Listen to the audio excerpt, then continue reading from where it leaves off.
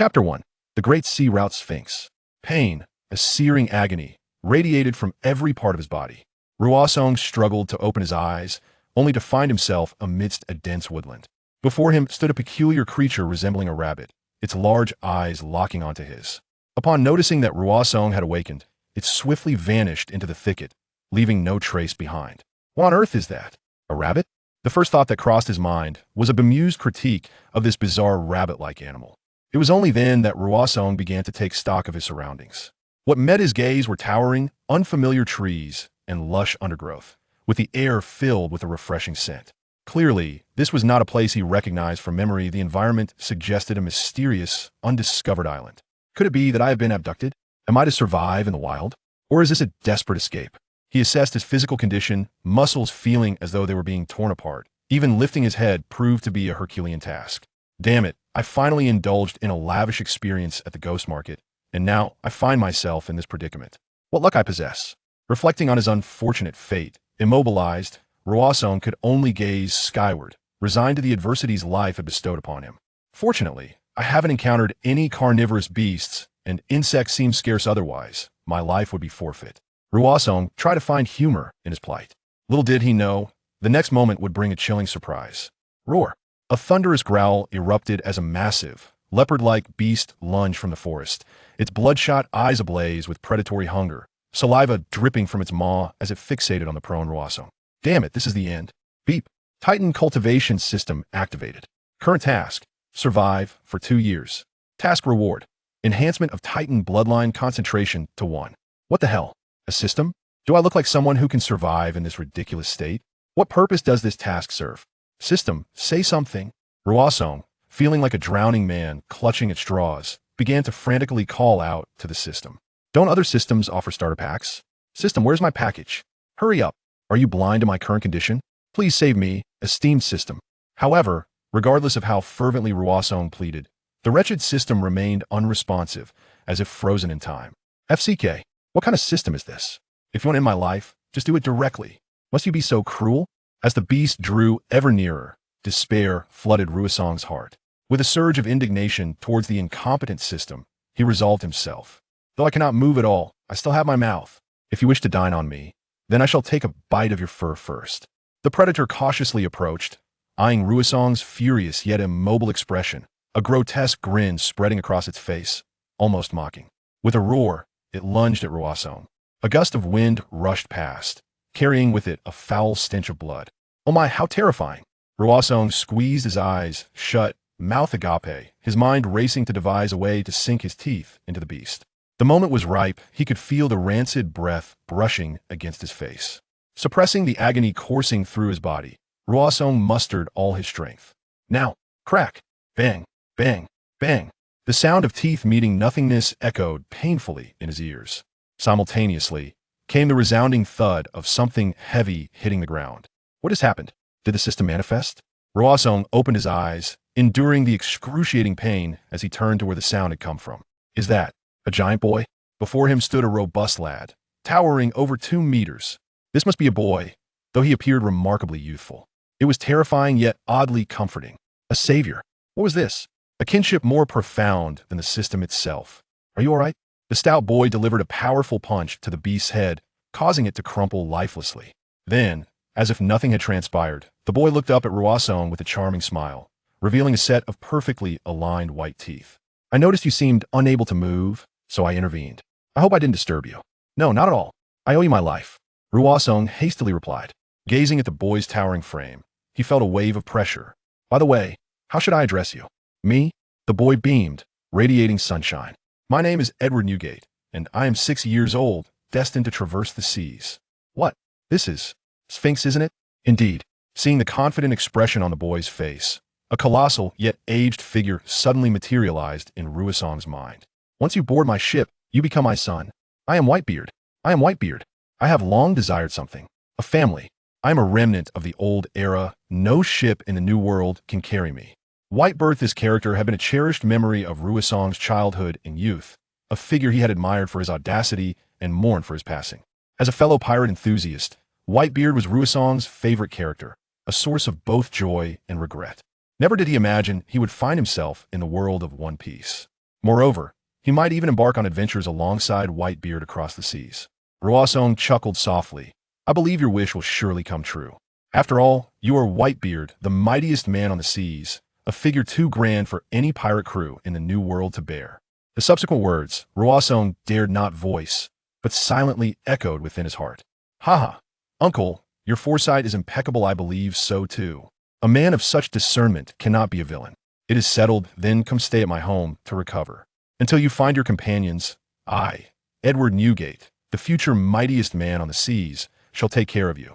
The 6-year-old Whitebeard burst into joyous laughter, decisively choosing to look after Ruosong. Thank you so much. Ruosong expressed his gratitude.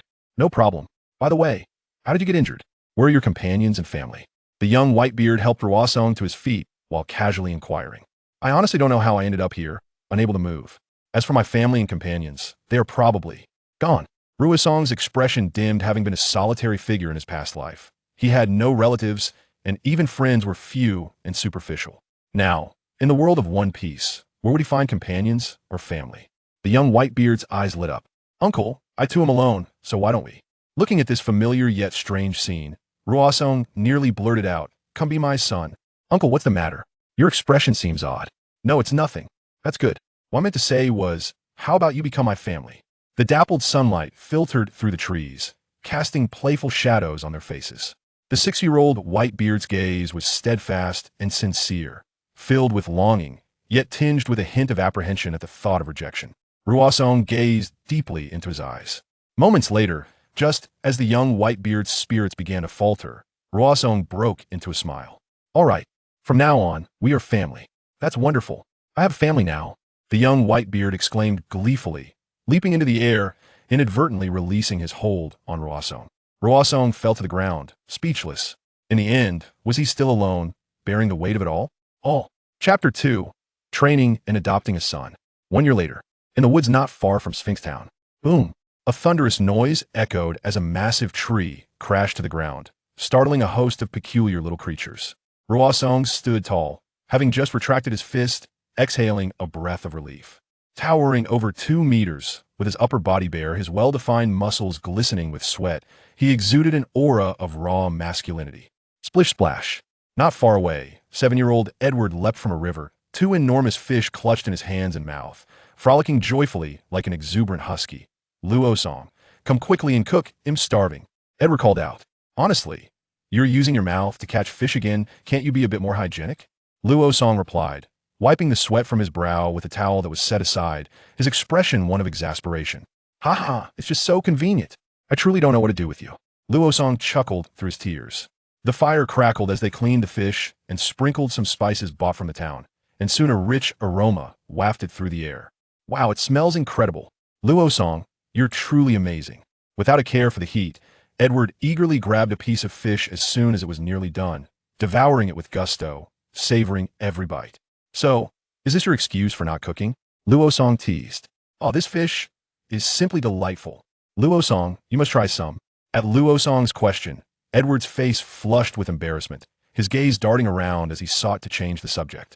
Speaking of which, how has your peculiar training progressed, Luosong? You seem to have grown much stronger. Edward inquired with curiosity. When it came to discussing his training, Luosong felt a twinge of regret due to system limitations. He was unable to impart his skills to Whitebeard. Roughly speaking, I'm not entirely sure of my current level, but I can assure you I'm not weak. Perhaps we could find someone to test our skills tomorrow? Absolutely. Let's target that black-haired trafficker. I've always found him insufferable for daring to set his sights on you. Luosong. We shall give him a proper lesson tomorrow. The prospect of action thrilled Edward, and he ate even more heartily. Luosong merely smiled. Nightfall by the riverbank. The river flowed melodiously, producing a clear and delightful sound. Luosong reclined on a large stone by the shore, a bitter herb root clenched between his teeth, humming a whimsical tune of his own creation. The bitter taste of the herb sharpened his senses, and under the caress of the night breeze, he appeared exceptionally refined in his solitude. Edward had long since retired for the night, leaving Luosong alone to reminisce about the past year's experiences. A thought crossed his mind, and a shimmering screen appeared before him, visible only to him. Titan Development System. Current task, survive for 2 years. Task progress, 51100. Task reward, Titan Bloodline concentration raised to 1. Current personal attributes. Name, Edward Luosong. Race, probably human. Strength, a somewhat exceptional ordinary human. Titan bloodline concentration, 0.1. Martial arts, killing technique Huaxia National Martial Arts Ming Jin Mastery Node. A martial art awakened from the host's memories. System, are you there? Hey, wake up, you useless piece of junk. Luosong sighed. Ever since Edward rescued him from the jaws of a beast, his system panel had changed, even auto-generating a unique martial art when he began to train. Yet, unlike other system hosts, no matter how he called out or even insulted it, this stubborn system refused to respond even once. Encountering a malfunctioning system is quite the predicament. He chuckled to himself without the chaotic tasks. His life had indeed been rather pleasant. Luosong touched a red tattoo on his chest, marveling at the wonders of fate. What began as a mere trinket purchased in a ghost market had led to such incredible adventures. Reflecting on his past as a solitary being, he now found himself part of a family with beloved characters from anime. How fortunate he was. Luosong smiled, feeling that perhaps this was the guiding hand of destiny. Having completely changed his environment, he could embark on a brand new life. Whitebeard dreams of having a large family. Well, my dream is set. I want every pirate to call me father, except for Whitebeard and his sons. After all, we're all family. They're all my nephews, ha. His boisterous laughter echoed into a nearby wooden house. Little Edward, fast asleep, rolled over, mumbling in his dreams. What kind of beast has such a lack of decorum, howling in the dead of night? Achoo! Who's thinking of me? Luosong rubbed his nose. Never mind. Let's wash up and get some rest tomorrow. We'll go collect our son. With that, he leaped into the water. The next morning, let's go. Edward, Big Brother will take you to collect our son. 7-year-old Whitebeard remained silent. Big Brother, what nonsense are you spouting? Ahaha, just kidding. Let's get going. With that, the two towering figures, both over 2 meters tall, strode side by side towards Sphinxtown. Their extraordinary height set them apart in this ordinary little town. Carrying an imposing presence, they made their way through the awestruck gazes of the townsfolk, heading directly to the only tavern in town, the Rotted Tavern, located at the heart of the town. The Rotted Tavern was owned by a one-eyed pirate who had lost a leg. It was said he once made quite a name for himself at sea, but having lost his leg, he settled in the remote Sphinx, where he was somewhat above the fray, unbothered by the local underground forces. Luosong, according to Uncle Amoeba's intel, that black-haired scoundrel usually comes to the tavern around this time for a drink and a meal. Edward remarked. Uncle Amoeba was the tavern owner who had once been a pirate. He had a good relationship with young Edward and had even invited him to join his former pirate crew, but Luosong had declined, citing Edward's youth as a reason. Very well. We shall wait to ambush him together. That scoundrel won't escape. Luosong nodded. Creak. The tavern doors swung open, with Edward leading the way to a table in the far corner. Luosong followed closely behind. In the corner of the tavern sat a small table occupied by a lewd-looking bald man. This was the notorious trafficker Blackhair, responsible for the destruction of countless families. In fact, when Luosong first arrived in Sphinx, Blackhair had laid eyes on him, but Edward had arrived just in time to thwart his plans. The Mumu Fruit in the World of Pirates Chapter 1. The Fateful Encounter, becoming a member of the Straw Hat crew on an unknown island. The ship of the Arlita pirates docked at the shore, taking a brief respite after a long voyage. Amidst the crew, Arlita strode across the deck, her fingers brushing against the railing, and with a furious shout exclaimed, "Why is there so much dust?" At that moment, a pirate hurried over, frantically gesturing. "I am terribly sorry, Miss Arlita. I have cleaned every corner of this ship from top to bottom. I will clean it again at once. Please, do not what?" Arlita glowered, turning to glare at the pirate. "Please do not strike me with the mace. I do not wish to die yet." Clang. Without hesitation, Arlita raised her mace and brought it down hard upon the pirate's head, sending him sprawling to the ground, unconscious. "Koby, what is the most beautiful thing in the vast ocean?" Arlita inquired, turning to Koby, who stood nearby. Koby scratched his head, cold sweat beading on his forehead, and replied nervously, "That would, of course, be you, Miss Arlita." Did I hear a sound? At that moment, in the depths of the forest, a wild-looking youth raised his head. His name was Ward, a title he bore in this world. He was a traveler. Having crossed over through a rather Glitch-D scenario, while attempting to save a girl from an oncoming truck, he was struck and transported to another realm. As a seasoned fan of One Piece, having watched it countless times, Ward quickly realized he had arrived in the world of One Piece. His childhood dream was to embark on adventures alongside Luffy in this universe. After growing up, he encountered many fanfictions, where some expressed disdain for those who followed the main character, deeming it mere sycophancy. However, for Ward, such notions held no significance. This was his dream, the impractical aspiration of his youth. He believed every fan of One Piece, particularly those who had grown up with it, had fantasized about adventuring alongside Luffy in their teenage years. Now that he found himself in this world, Why not fulfill that childhood dream? Why must he strive for grand achievements?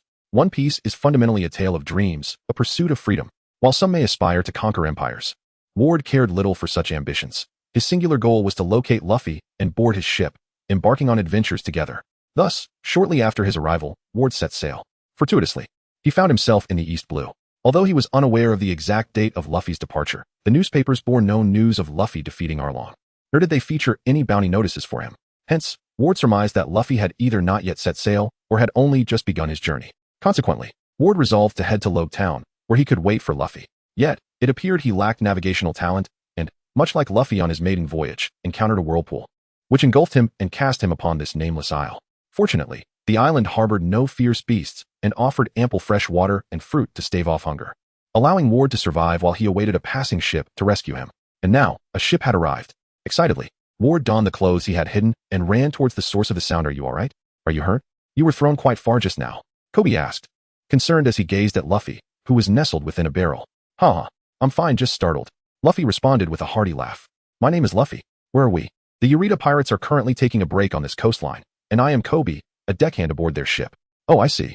Well, that information is of little consequence. Luffy emerged from the barrel and exclaimed, Huh? Do you have a small boat to spare? My ship was swept away by the whirlpool. Luffy turned to Koby and inquired, Huh? A whirlpool? You encountered a whirlpool? Koby exclaimed in astonishment, his eyes widening. Indeed, it startled me quite a bit. Most people would have perished. Do you need a small boat? There is one, but... Just then, a voice interrupted, Huh? You too. Ward emerged from the forest, spotting Luffy and Koby. It suddenly dawned on Ward that the encounter between Luffy and Koby in the manga of One Piece was entirely different from that depicted in the animation. In the manga, they met on a small island. Could it possibly be this island? Ward thought, his eyes alight with excitement. Who are you? Luffy and Koby turned to Ward, inquiring with curiosity, Who are you? Ward introduced himself, I am Ward.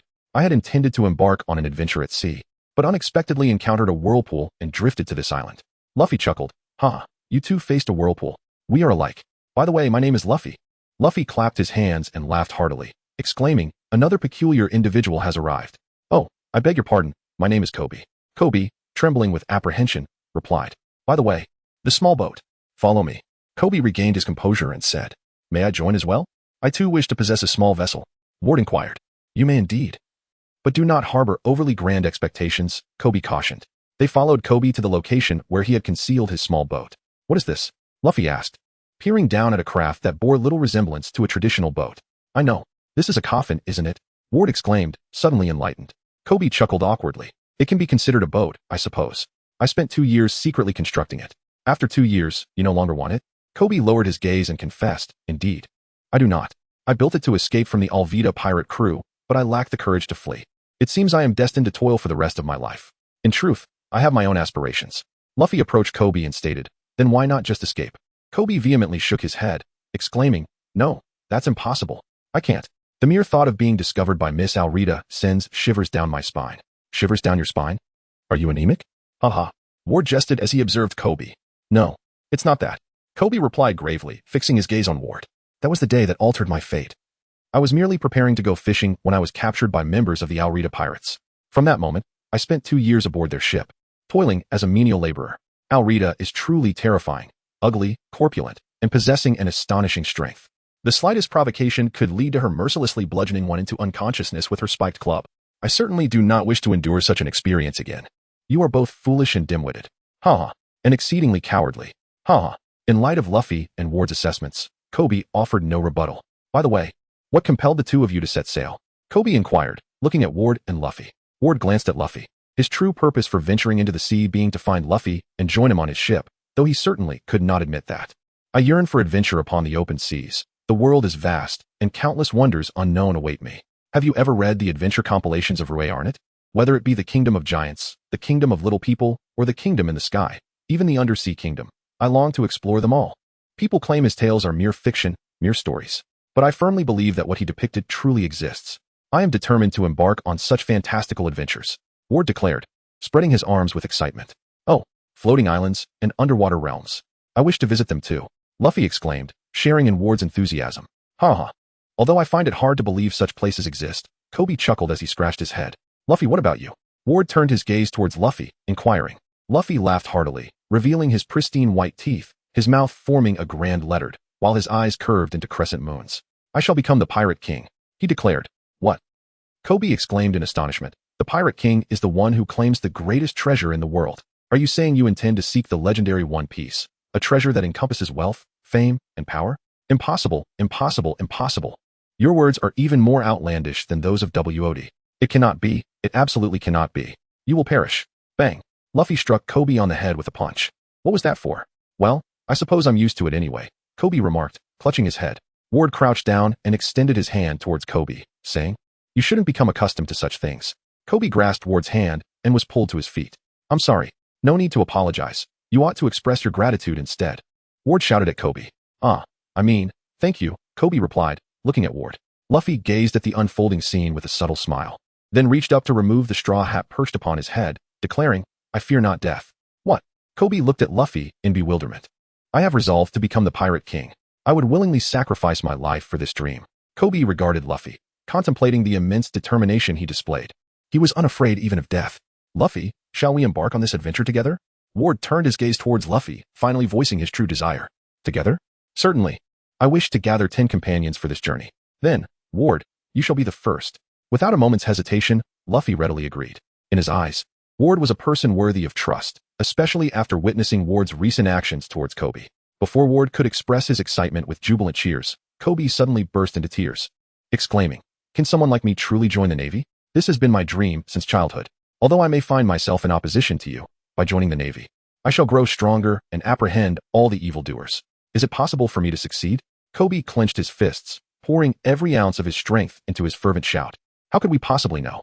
Luffy and Ward responded in unison. No, I must give it a try. Koby shook his head, shouting with all his might. Rather than toiling away here for a lifetime, I would rather risk everything to escape and join the Navy. Then, I will capture Miss Alrita. Before he could finish his words, an irritating voice emerged from behind him. Koby, who did you say you would capture? Unbeknownst to him, Alrita had appeared behind Koby, brandishing a spiked club, ready to strike him on the head. Wood release, pulling technique.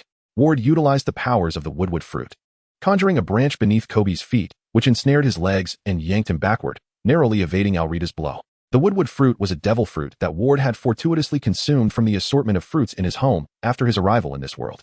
It could be said that Ward was exceptionally lucky to have a devil fruit appear in his dwelling. Had he not ingested this particular fruit, he would have been hesitant to embark on reckless maritime adventures. He might have waited months for a merchant ship to take him to Loguetown. However, under such circumstances, Ward knew he must find ways to strengthen himself. After all, venturing alongside Luffy required a modicum of strength. Although Luffy would never disdain his companions for their weaknesses, Ward was terrified of being inadequate himself. On his journey, Luffy faced formidable foes, where a moment's carelessness could lead to dire consequences. Thus, when Ward spotted a fruit that resembled a devil fruit at home, he consumed it without a second thought. To his astonishment, it turned out to be a nature-type devil fruit, albeit the weakest among them. Ward had conducted experiments and found it lacking in offensive capabilities, yet its supportive abilities were exceptional. However, he remained unperturbed, for the potency of a fruit's abilities could be enhanced through diligent development, provided one possessed sufficient creativity. Fortunately, Ward had numerous innovative ideas for the utilization of the woodwood fruit, inspired by the wood release techniques from Naruto. Although Ward had successfully rescued Koby, the ship he painstakingly crafted over 2 years, resembling a coffin, was utterly destroyed by Arlita. You thought you could escape from me? Arlita bellowed at Koby. Are those 2 ruffians bounty hunters you hired to capture me? It seems they are not Roronoa Zoro. Just before your demise. Let me ask you one last time. Wood release, binding technique. Before Arlita could finish her sentence, Ward conjured several branches from beneath her feet, ensnaring her. Arlita was taken aback. Wow, Luffy exclaimed, his eyes sparkling with excitement. Fat lady, stop chattering over there. It's quite bothersome. We are in the midst of a conversation, Ward said, addressing Arlita. Fat lady. Arlita's fury ignited as she forcefully broke free from the branches binding her. Ward, what was that just now? Those branches appeared out of nowhere. Luffy asked, brimming with enthusiasm. I am a wood human who has consumed the woodwood fruit. I can transform into various wooden forms. For instance, wood release, small boat technique. Ward manifested an object resembling a small boat upon the beach. Isn't that essentially creating a boat directly? Koby exclaimed in astonishment. Yes. I've attempted to set sail with the small boat I conjured, but it capsized the moment it touched the sea. I lack understanding of a boat structure. So what I create merely resembles a boat, but lacks the necessary components. A ship requires a keel to ensure structural stability. However, I am oblivious to these details. So I just shape the wood like clay without a keel or the structural integrity a real boat needs, making it incapable of carrying anyone. This was incredibly infuriating. Arlita was now beside herself with rage. She raised her spiked club, aiming it at Ward's head. Koby, witnessing this, was terrified. Luffy was taken aback. Although, as a rubber man, he was impervious to harm, he believed that a wooden person would indeed sustain injuries, especially considering that the small boat made of wood had just been shattered by Arlita. However, an unexpected turn of events unfolded. Arlita's spiked club pierced through Ward's body, which then disintegrated into a flurry of leaves.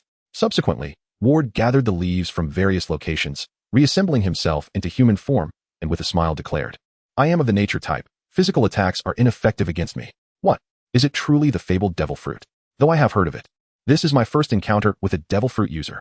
Arlita, now composed, realized that brute strength alone would not suffice against a devil fruit wielder. However, she was taken aback by the revelation that he was made of wood. From her pocket, Arlita produced a box of matches, igniting one and throwing it at Ward, simultaneously dousing him with a bottle of liquor. What? Ward was engulfed in flames. "Hey, Ward, are you all right?" Luffy exclaimed, his eyes wide with concern. "Water, water, water." Ward frantically searched for a source of water. He couldn't go to the sea. He needed fresh water. Ward then sprinted deeper into the forest, fortunate to remember a freshwater lake hidden within. "Koby, I ask you once more, what is the most beautiful thing in this vast ocean?" Koby clenched his fists, trembling with fervor, and replied, "It is the plumpest of ladies. Do not regret it. Do not regret it. I have spoken my truth. I shall fight for my dreams." "Well said, Koby." With a grim expression, Luffy approached Arlita. Bang! Luffy struck Arlita directly with a powerful punch. Thud! Arlita was severely impacted. "You glutton! I shall send you flying." Luffy glared furiously at Arlita, exclaiming, "You little brat." Arlita swung her spiked club, striking Luffy on the head. However, he remained utterly unscathed. "What?" Arlita was once again taken aback. "Are you also a devil fruit user?" Her voice changed, for she had never anticipated encountering 2 devil fruit users in a single day. "How dare you harm my first companion? This is outrageous. My clothes have been burned away. I feel so embarrassed." Soon, Ward dashed back from the forest. "Lend me your clothes," he declared. Wood style, garment borrowing technique. Ward utilized his ability to strip a pirate of his clothing and donned it himself. "Ward, are you all right?" Luffy exclaimed in astonishment at Ward. "Haha. No worries. Let us swiftly send this hefty lady flying." With a flourish, Ward conjured wooden bars to bind Alrita's hands and feet. Alrita struggled to break free, yet her efforts proved futile. "You cannot escape. This time, the wood is thicker and sturdier than before. All right, rubber gun." Luffy extended his arm and launched an attack towards Arlita. Just as Luffy was about to strike, Ward released the wooden restraints binding Arlita, sending her flying. In the 3rd chapter, at the naval base, the devilish Zoro remarked, "You actually consumed the gum fruit. It is truly astonishing." On a small boat, Koby looked at Luffy and exclaimed, "And you, Ward, you too have devoured the woodwood fruit. What a miraculous encounter to meet both of you." Koby gazed up at the sky. "Ha. However, the weakness of the woodwood fruit is exceedingly apparent. It can be ignited by a mere matchstick. It seems I must carry water with me from now on," Ward mused, taken aback by how glaringly obvious the vulnerability of his woodwood fruit was, as it was easily consumed by flames.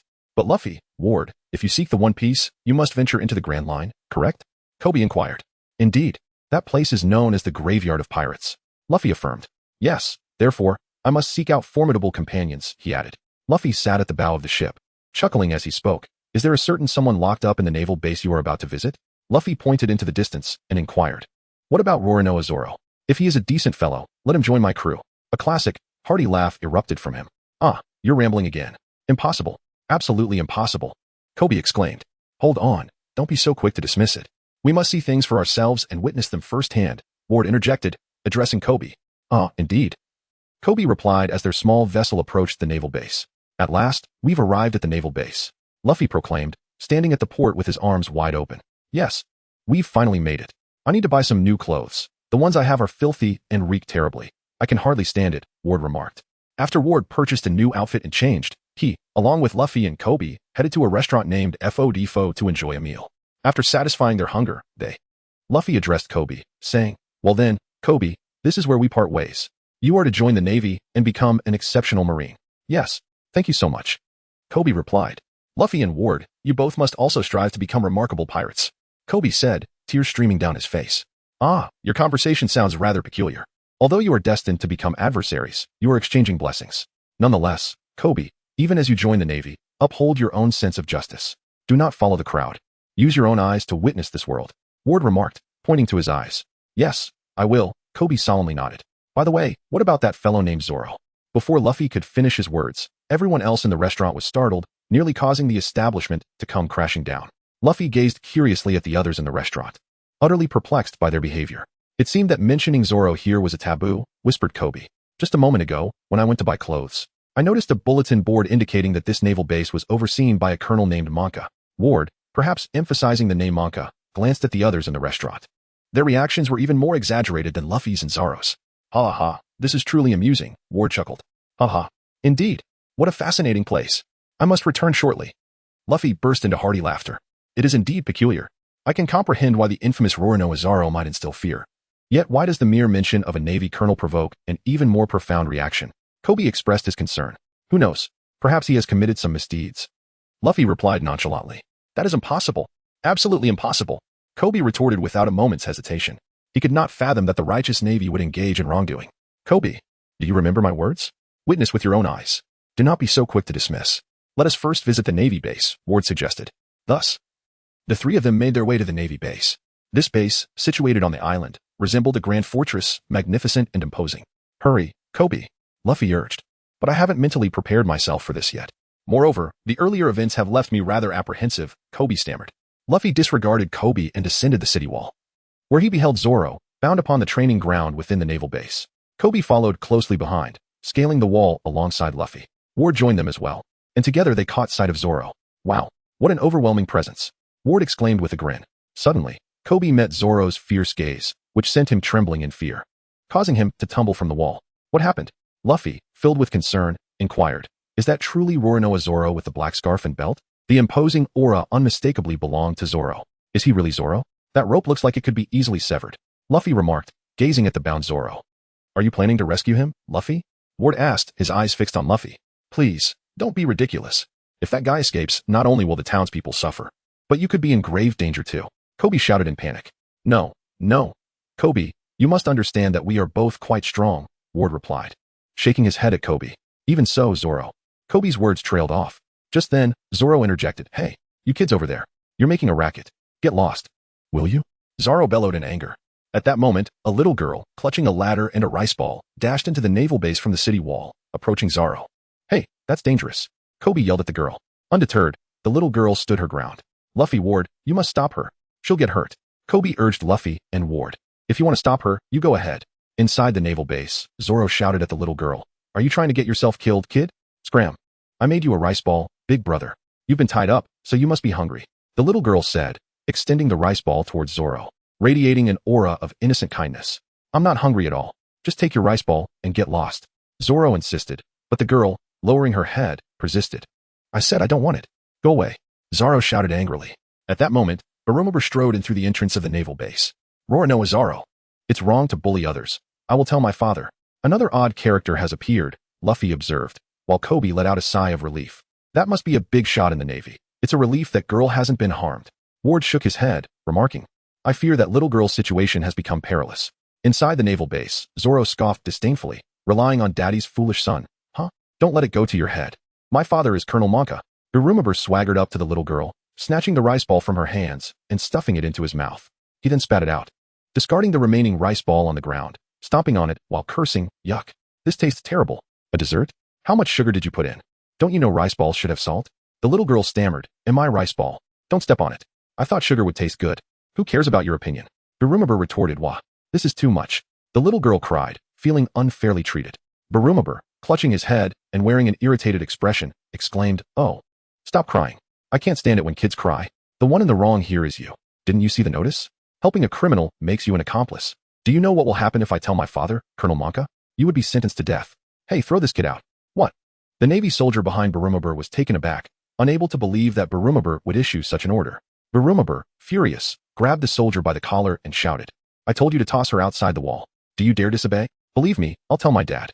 He'll make sure you pay for this. Realizing Urumabur had invoked his father, the soldier found himself powerless, praying that the little girl would remain unharmed, before reluctantly throwing her outside. Luffy, with quick reflexes, caught the little girl, who was unharmed. Are you all right? That guy was truly outrageous. Koby asked with concern, gazing at the girl. I knew it. Luffy was right. The Navy here is utterly incompetent. Ward exclaimed with a laugh. Ward, how can you still find this amusing? I never imagined there could be such despicable Navy personnel. Koby retorted angrily, his brow furrowed. Meanwhile, Luffy leaped into the Navy base and approached Zoro. You're still here. If he finds you, he'll inform his father. Zoro warned Luffy kindly. Is that so? Luffy replied with a smile. I'm currently looking for companions to set sail and embark on adventures as pirates. As pirates? Huh. You have willingly chosen to become a villain, Zoro scoffed. That's my choice. What's wrong with being a pirate? Luffy shot back in anger. Are you planning to release me and have me assist you? I have no such intention, as I've heard you are a rogue. You want to be a pirate, yet don't seek out rogues as companions? You are quite peculiar. Zoro chuckled at Luffy's words. However, let me make this clear. I will not aid you. I made a pact with that scoundrel. I will stay here for a month and survive. Only then will he release me. My utmost priority is to live and accomplish my own goals. Oh, is that so? But if it were me, I would surely starve to death within a week. I am not like you. Go find your companions elsewhere. Upon hearing these words, Luffy comprehended Zoro's intention. He had no intention of pressing the matter further and turned to leave. Just then, Zoro called out to him. Hey, wait a moment. Could you assist me in picking up the rice balls on the ground? Luffy picked up the rice ball that was covered in dirt and remarked. Would you like to eat this? This rice ball has turned into mud. I'm starving, and your incessant chattering is driving me crazy. Hand it over to me. With that, Zoro opened his mouth wide. Luffy tossed the dirt-covered rice ball into Zoro's mouth. Tears streaming down his face, Zoro swallowed the morsel whole. Please convey this message to that little brat. The rice ball was delicious. Thank you for your hospitality. Upon hearing Zoro's words, Luffy broke into a smile and nodded. Subsequently, Luffy shared the rice ball with Zoro and conveyed his gratitude to the young girl, who was overjoyed. The girl then revealed to Luffy the truth about Ward, Koby, and the trio's predicament. It was all the fault of Montcar's son. That day, Zoro had defended me by striking Montcar's dog, which led to his capture. What kind of crime is that? Koby exclaimed, utterly perplexed. The young girl continued. Montcar's son is exceedingly wicked. He exploits his father's authority to condemn anyone he finds displeasing to death. This is precisely why everyone is so afraid. She added. Do you wish to meet the same fate as Zoro? In 3 days, I will witness his public execution. At some point, Belliamet had approached their street and overheard their conversation, shouting in anger, 3 days? Didn't you promise Zoro that he would be released in a month? Huh. Who do you think you are? When I say 3 days, I mean 3 days. The month-long promise was clearly a ruse to deceive you. And you actually believed it. What a mindless beast. He laughed uproariously. Upon hearing these words, Luffy angrily raised his fist and swung it towards Bellamy's head. Are you truly intending to oppose the Navy? Bellamy exclaimed in fury. Luffy. Koby intervened, restraining him. Ward Koby, I have made my decision. I shall have Zoro as my comrade. Luffy declared, his fists clenched tightly. Ward seized Bellamy and tossed him towards the group of Navy soldiers accompanying him, saying, Take your fool back home at once. You will regret this. I will return and tell my father. Bellamy shouted, pointing at Luffy and Ward. Consequently, Luffy, Ward, and Koby once again made their way back to the Navy base. Hello, why are you here again? If it's to persuade me to become a pirate, you might as well give up. Luffy, go to that building and retrieve Zoro's sword. He may just agree to join you, Ward suggested to Luffy. Is that true? Luffy, filled with excitement, inquired. Of course, the pirate hunter Zoro is renowned as a swordsman in the East Sea, and a sword is the very essence of a swordsman's life. Thus, upon discovering his life, he will naturally follow you. Ward gazed at Luffy with sincere eyes as he spoke. Very well. I shall go at once. With that, Luffy extended his arm and soared towards the castle-like structure. Chapter 5. The Broken Dream of a Promised Oath. His arm extended? What on earth is happening? Zoro exclaimed in astonishment as he watched Luffy fly away. Luffy has consumed the gum-gum fruit, making him a rubber man. As for me, I have ingested the woodwood fruit. Thus I am a wood man, Ward explained, transforming part of his body into leaves. Zoro was momentarily taken aback, but soon regained his composure, declaring, Regardless of who you are, I cannot leave. I must accomplish what you deem impossible. You have been deceived by that scoundrel Bellamy. He has no intention of honoring his agreement with you and plans to publicly execute you in 3 days. What? Mr. Ward, please hurry and rescue Mr. Zoro. Koby, who had entered alongside them, began untying Zoro. Koby, aren't you aspiring to become a Marine? If they see you assisting us, you won't be able to join, Ward remarked. Surprised, Koby shook his head, stating, I have had enough. The Marines here do not resemble the ideal I envision. Oh, I see. Just then, a Marine on the rooftop noticed Ward and Koby unbinding Zoro. How could they have been discovered so quickly? Ward glanced up at the Marine on the roof. Bang! The Marine fired at Ward, but the bullet passed harmlessly through his body and struck the ground behind him. What on earth is your body made of? Zoro asked incredulously. I am a user of a Logia-type fruit, rendering all physical attacks ineffective against me. With that, Ward and Koby successfully untied Zoro. All right, Koby. Take Zoro and find a place to rest. I will wait here for Luffy to return with me, Ward instructed. Planning to escape? This is where it ends for you. Sinners, you 3 are traitors defying Colonel Monka. It's time for your execution. Unexpectedly, the Marines quickly rushed downstairs, raising their guns at Ward, Zoro, and Koby. Bang, bang, bang. The Marines fired collectively. Ah, this is the end. Koby trembled, tears streaming down his face. But I do not regret it. I have done what I wish to do. I will never regret it. Zoro, in a state of urgency, realized he could not elementally transform and could not afford to be hit by a bullet. Do not worry. Wood release. Wood pillar wall. A row of wooden pillars arched up from the ground, forming a protective barrier around Ward, Zoro, and Koby.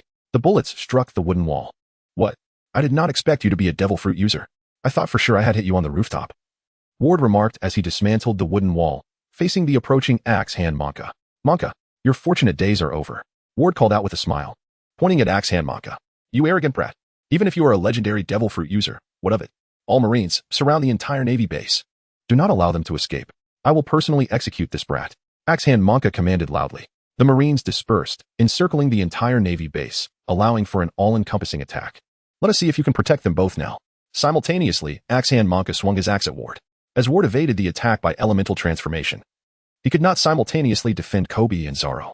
I am at my wit's end. Damn it. Prepare. A Marine ordered. Ah, this is truly the end, Koby thought, foam gathering at his mouth as he fainted from fear. Meanwhile, Zoro, observing the rows of gun barrels, felt a surge of anxiety. I absolutely cannot die here. I have promises to fulfill. Zoro was engulfed in memories of his childhood, recalling a pact made with his friend Kuina. Zoro had vowed to wield Kuina's sword, striving to become the world's greatest swordsman. Rubber, rocket. Meanwhile, Luffy, witnessing everything from the window above, leapt directly out of the window. Bang, bang, bang. Luffy stood resolutely between Zoro and Koby, deflecting every bullet aimed at them. Haha, completely ineffective, he declared, bouncing the bullets back with ease. That straw hat wearing fellow. Monka grimaced as he glared at Luffy. Is he also a devil fruit user? What is up with your body, kid?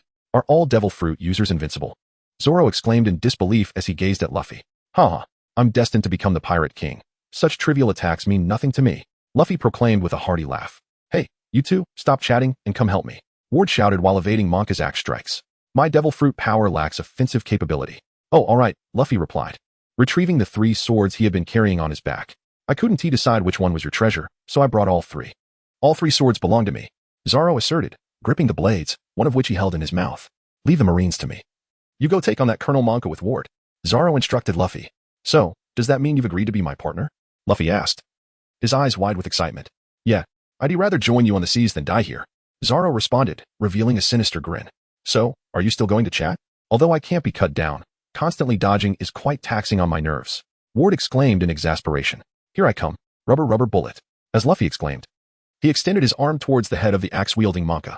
In that fleeting moment, Monka momentarily ceased his assault on Ward to evade Luffy's strike. This brief interlude granted Ward a precious opportunity for retaliation. Hey, wood release, silent binding technique.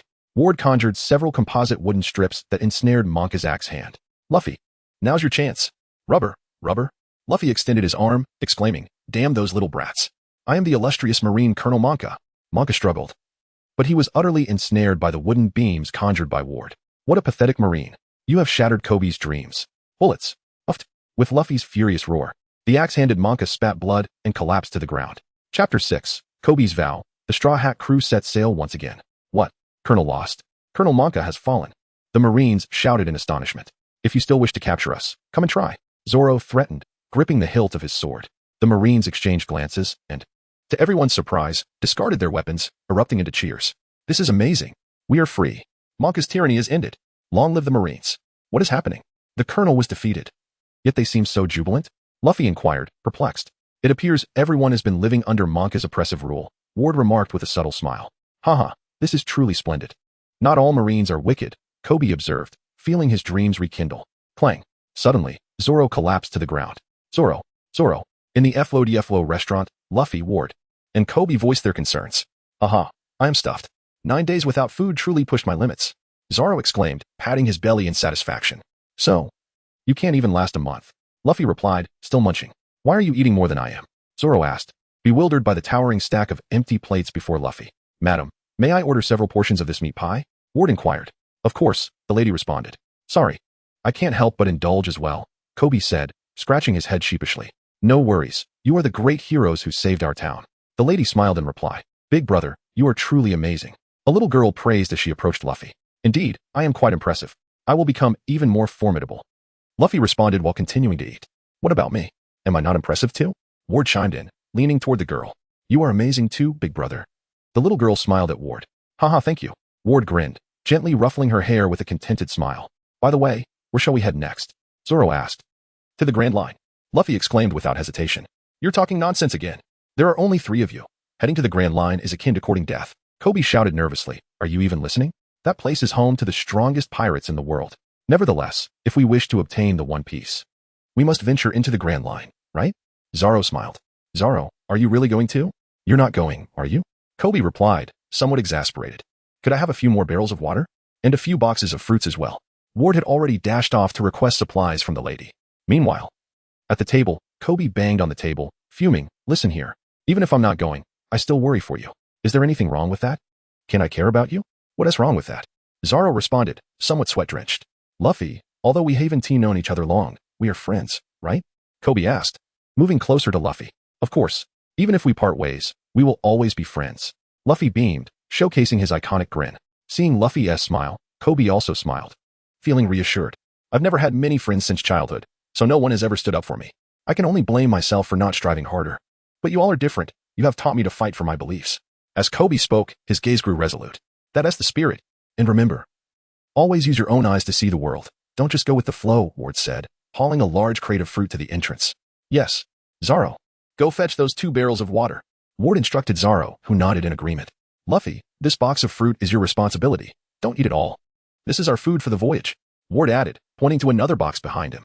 All right, I promise not to finish it. Luffy shouted. Just then, a marine soldier barged into the restaurant. I heard you are pirates. Is that true? He inquired. Yes, we just found our second companion, Luffy said, pointing at Zoro. The soldier adjusted his military cap and stated, while we sincerely thank you for helping us defeat Monka and saving our town and naval base, you are still pirates. As the Navy, we cannot overlook this. Please leave at once. We have been quite courteous and have not contacted headquarters. Hey, Navy, what do you mean by this? Weren't you all too scared to speak when Monka was around? They are our benefactors. The townspeople expressed their discontent at the soldier's words. Well then, let us take our leave. Thank you for the hospitality, and Luffy, Zoro, and Ward clutched their fruits and water buckets, preparing to depart. A marine officer entered the room and inquired of Koby, aren't you all comrades? Koby, taken aback, momentarily struggled to respond, we are not allies. Please wait. The marine called out to Luffy, Zoro, and Ward, is what he says true? Upon witnessing this, Luffy set the box of fruit down on the ground and pointed at Koby, exclaiming, I know this guy. He used to serve as a lackey under a rather plump and foul-smelling female pirate. If I recall correctly, her name was Alrita. Luffy continued, let me tell you. She was quite the brutish figure, and he endured 2 years of that. Enough. Enough. To Luffy's surprise, Koby struck him squarely in the face. You scoundrel. How dare you hit me? Luffy delivered a backhanded punch to Koby. Enough. I will not allow you to cause any more trouble in this town. I have realized that you are no longer my companions. Now, leave at once, shouted the marine, pointing at Luffy. Koby lay on the ground, contemplating. He deliberately provoked me into hitting him for my sake. In the end, I am still relying on him. How is this any different from before? I am truly worthless. Rising to his feet, Koby resolutely declared to the marine, please allow me to join the Navy.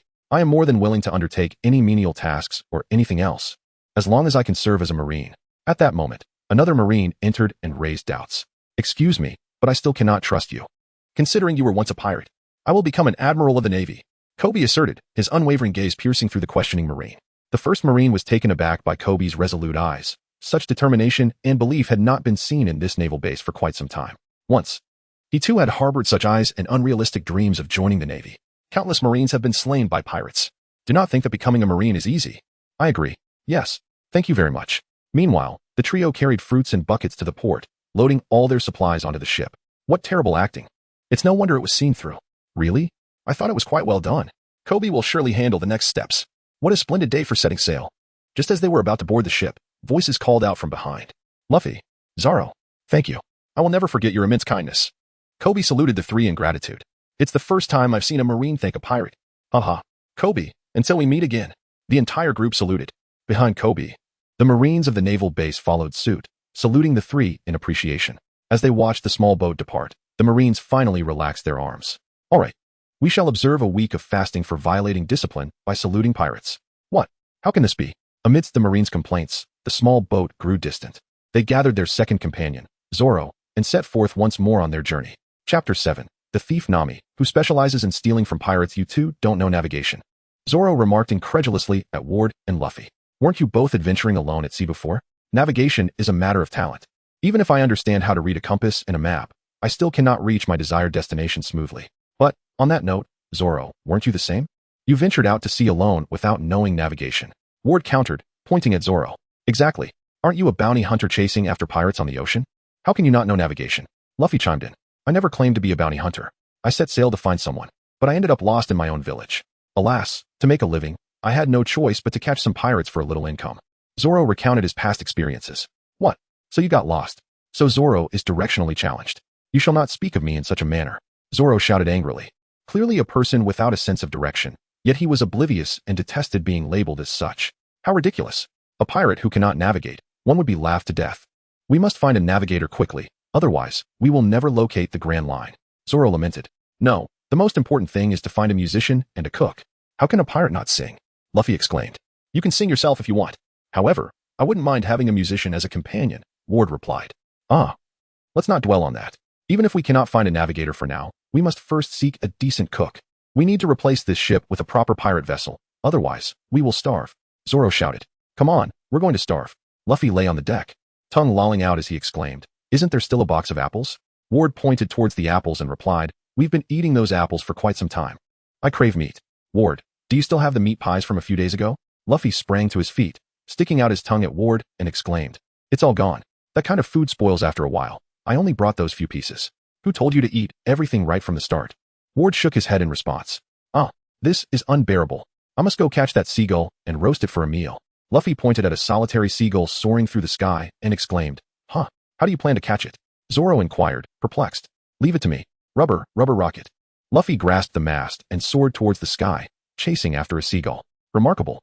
However, upon closer inspection, it became evident that the seagull had clamped its beak onto Luffy's head. The once predator had now turned into prey. What a fool. Helpless. Both Ward and Zoro had no choice but to paddle vigorously in the direction of the seagull.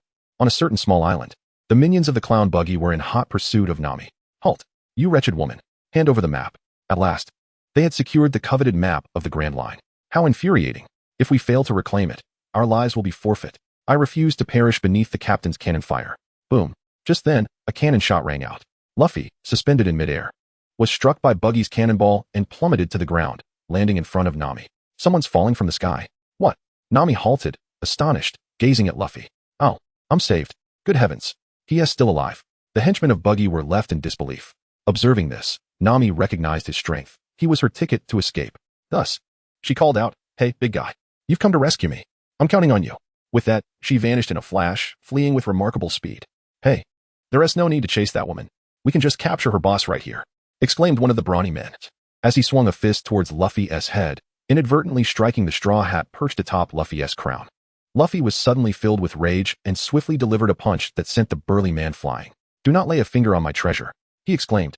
In a matter of moments, Luffy dispatched the remaining pirates with ease. Nami, witnessing the scene, hurried back and remarked, You were truly remarkable. To think you could defeat a sword-wielding foe with nothing but your bare hands. Luffy turned to Nami and inquired, Who are you? I am Nami. A thief who specializes in robbing pirates, she replied. Shall we collaborate? Robbing pirates? Indeed. I exclusively pilfer treasures from pirates. Let us join forces. You are bound to amass wealth. Seeing Luffy's formidable strength, Nami was eager to have him by her side for their collaboration, as it would provide a means of escape in the event of danger. No, I prefer not to work with you. Luffy turned and began to walk away. Hey, wait a moment. Nami relentlessly pursued him. Then, pointing at the straw hat atop Luffy's head, she inquired, By the way, what kind of hat is that? You seemed quite upset when it got a little damaged earlier. Is it very expensive? Luffy gently touched his straw hat and exclaimed, This is my treasure. Oh, is it truly a treasure? Does it contain gemstones? Could it possibly be a treasure map? Frustrated, he added, I'm quite busy. Subsequently, Luffy and Nami ventured into an unoccupied house. Oh, so you and your companions have become separated. How many of you are there? Just 2. Is this your home? No. I'm a wandering thief. This place is certainly not my home. The townsfolk have likely fled in fear of the clown Buggy, leaving behind a plethora of empty houses. Is he really that terrifying? What about that pirate named Nami? Nami is I, and the pirate is Buggy. Really, do not conflate me with that detestable pirate. Calm down. Luffy consoled. My goal is to amass 100 million berries and then purchase a village. 100 million berries? Even among pirates, such wealth is rare. I already have a plan. Behold, this is a map of the Grand Line. Once I enter the Grand Line, I will encounter many more pirates. And those pirates will undoubtedly be wealthier. What do you say? Would you consider collaborating with me? You possess strength, and I possess navigational skills. Together we shall surely profit immensely. Nami tapped her arm, signifying her formidable sailing capabilities. You are a navigator and intend to venture into the Grand Line? How splendid. We also wish to traverse the Grand Line. Luffy exclaimed jubilantly upon hearing this. Really? Nami felt a surge of excitement, envisioning her plan's success. Well then, consider yourself our navigator. Become part of our pirate crew. However, Luffy's subsequent words doused Nami's enthusiasm with cold water. Oh, what? So you are pirates? Never mind. Forget I said anything. What has happened to this world? People have all gone mad to become pirates. It's utterly incomprehensible. What is wrong with being a pirate? Let me tell you. In this world, my greatest disdain is reserved for pirates. I only care for money and oranges. Meanwhile, on the ocean, Ward and Zoro encountered the unfortunate subordinates of the clown Buggy. They were subsequently led to the island. Zoro, that guy Luffy is robust and should be fine. Let's capture the clown Buggy first, and then we can head to the naval base to exchange for some money, shall we? Buggy has a bounty of 15 million. Ward whispered devilishly into Zoro's ear. Upon hearing the figure of 15 million, which could buy copious amounts of alcohol, Zoro agreed without a second thought. All right, let's go. Chapter 8. Trembling Hands. The resolve of a pirate. Without hesitation, Ward and Zoro dashed toward Buggy's hideout. However, Ward underestimated Zoro's lack of direction. Though they could clearly see Buggy's pirate flag flying atop a building just a few streets away, Zoro somehow managed to run in the opposite direction. Ward began to suspect that Zoro was deliberately toying with him. Enough already. There must be a limit to your ineptitude. You are the king of lost causes. Ward finally shouted at Zoro in frustration. Huh? What did you say? Who is the king of lost causes? Dare to repeat that? Zoro retorted angrily. Just look. Ward exclaimed, grabbing Zoro's head and pointing towards Buggy's flag. It's right there. Why are you turning left and right and spinning around? I know it's there. But we can't just charge in recklessly. There are houses as well. At Zoro's words, Ward was taken aback. Zoro was indeed correct. Oh dear. How could I let him lead me astray? Would release. Binding technique. Ward swiftly used branches to bind Zoro. Hey, what are you doing? This is to prevent you from wandering off again. I will guide you. And so, Ward dragged the bound Zoro toward Buggy's hideout. At that moment, in Buggy's hideout, Nami had tied up Luffy and presented him to Captain Buggy. I have brought this thief to you, Captain Buggy, along with the map. You dare deceive me. Nami playfully stuck her tongue out at Luffy. Buggy, however, was delighted, exclaiming, well done. But what is this? Nami replied with a fake smile. I had a quarrel with my captain. I have had enough. Please allow me to follow you. Huh. Buggy paused, then burst into laughter. What an amusing woman. Very well. I agree. Nami secretly rejoiced, thinking, success. Now Buggy's treasure and the Grand Line map will be mine. With the Grand Line map retrieved and a new companion added, Buggy raised his cup in celebration. Let us drink and revel. Soon, Buggy's subordinates joined in the revelry. Nami followed suit, drinking alongside the others and winning every drinking contest. She mused to herself, this is too easy. My tolerance is far greater. If I keep this up and incapacitate everyone, I can effortlessly obtain the map and treasure. These pirates really lack intellect. Crack, crack. Behind Nami, the sound of Luffy gnawing on the iron bars of his cage echoed. Captain, how are you feeling? Nami crouched before Luffy with a smile. Stop the chatter, let me out. I'm hungry, bring me something to eat. Nami promptly shoved a chicken leg into Luffy's mouth. Delicious. You truly are a good person. I should definitely have you as my partner. Luffy devoured a chicken leg, exclaiming with delight. I absolutely refuse. Nami shouted in exasperation. Do you even comprehend your current predicament? They will undoubtedly sell you off. However, she added, if all goes well, I shall procure the key and set you free. The Navi Luffy's eyes widened with joy as he responded, really? Then hurry and let me out. At that moment, the clown Buggy approached Luffy, bursting into laughter. Haha. Your subordinate is truly remarkable. Luffy curled his lips in defiance, retorting, stop spouting nonsense. She is not my subordinate. Indeed, it is understandable that you would say such things, considering she has betrayed you. The consequences of stealing my treasure are dire. I have resolved to execute you. With that, the clown Buggy turned to his subordinates and bellowed, brothers, bring forth the specially crafted Buggy bomb. Soon after, one of his men wheeled out a cannon. Its barrel aimed directly at the cage containing Luffy. Nami, it is your turn. Use this Buggy bomb to obliterate your former captain. As a testament to your loyalty to me, swear allegiance to conquer the world by my side. The clown Buggy spread his arms wide, calling out to Nami. Nami hesitated, beads of cold sweat forming on her forehead as she glanced at Luffy. Kill that guy. Me. Forget about it, Captain Buggy. I would rather drink. Let us go and have a drink instead. Buggy glared down at Nami with a malicious gaze. In that instant, she was stunned. This was not at all what she had planned. She had no desire to take a life. Do it. Do it. Blast him away. Kill him. Kill him. Kill him. Buggy's crew began to chant, creating a ruckus. What a disaster. How did it come to this? If I do not kill him, I will be the one to perish. But, even if he is a pirate, can I truly slay him without cause? Would I not then be no different from this band of pirates? Nami, Don't dampen everyone's spirits. Light the fuse. Buggy shouted. Helplessly, Nami picked up a match, her hands trembling uncontrollably as she approached the cannon. Her hands were shaking. Luffy calmly addressed Nami, stating that it was reckless to engage with pirates without sufficient determination and preparation, which led to their current predicament. Nami retorted with a sneer, questioning the notion of determination. What determination? Is it the casual resolve of a few individuals? Is this truly the kind of determination required to be a pirate? Wrong. It is the resolve to stake one's very life. A pirate seized the match from Nami's hand and exclaimed, "Stop dawdling. Can't you even light a fire?" Newcomer. He then proceeded to ignite the match for her. Just as the fuse was about to catch fire, Nami struck, knocking the pirate unconscious. Nami, what on earth do you mean by this? The furious clown Buggy shouted. I am merely acting under duress. I refuse to ally myself with pirates who would slay the most important person in my life. Nami shouted in anger. So that is why you despise pirates. Nevertheless, Nami, the fuse has been lit. This is bad. Luffy, in a state of panic, shouted as he watched the fuse nearly consumed by flames. Kill her. The minions of the clown Buggy launched an attack against Nami. Damn it. Nami found herself unable to spare a hand to extinguish the fuse. Just as the fuse was about to burn out and the cannon was on the verge of firing, a sudden intervention occurred. Wood release. Cannon adjust technique. A wooden structure sprouted from beneath the cannon's muzzle, elevating it. The buggy ball soared over the cage that imprisoned Luffy, ultimately plunging into the depths of the sea. Phew. We finally made it. Ward and Zoro gasped for breath.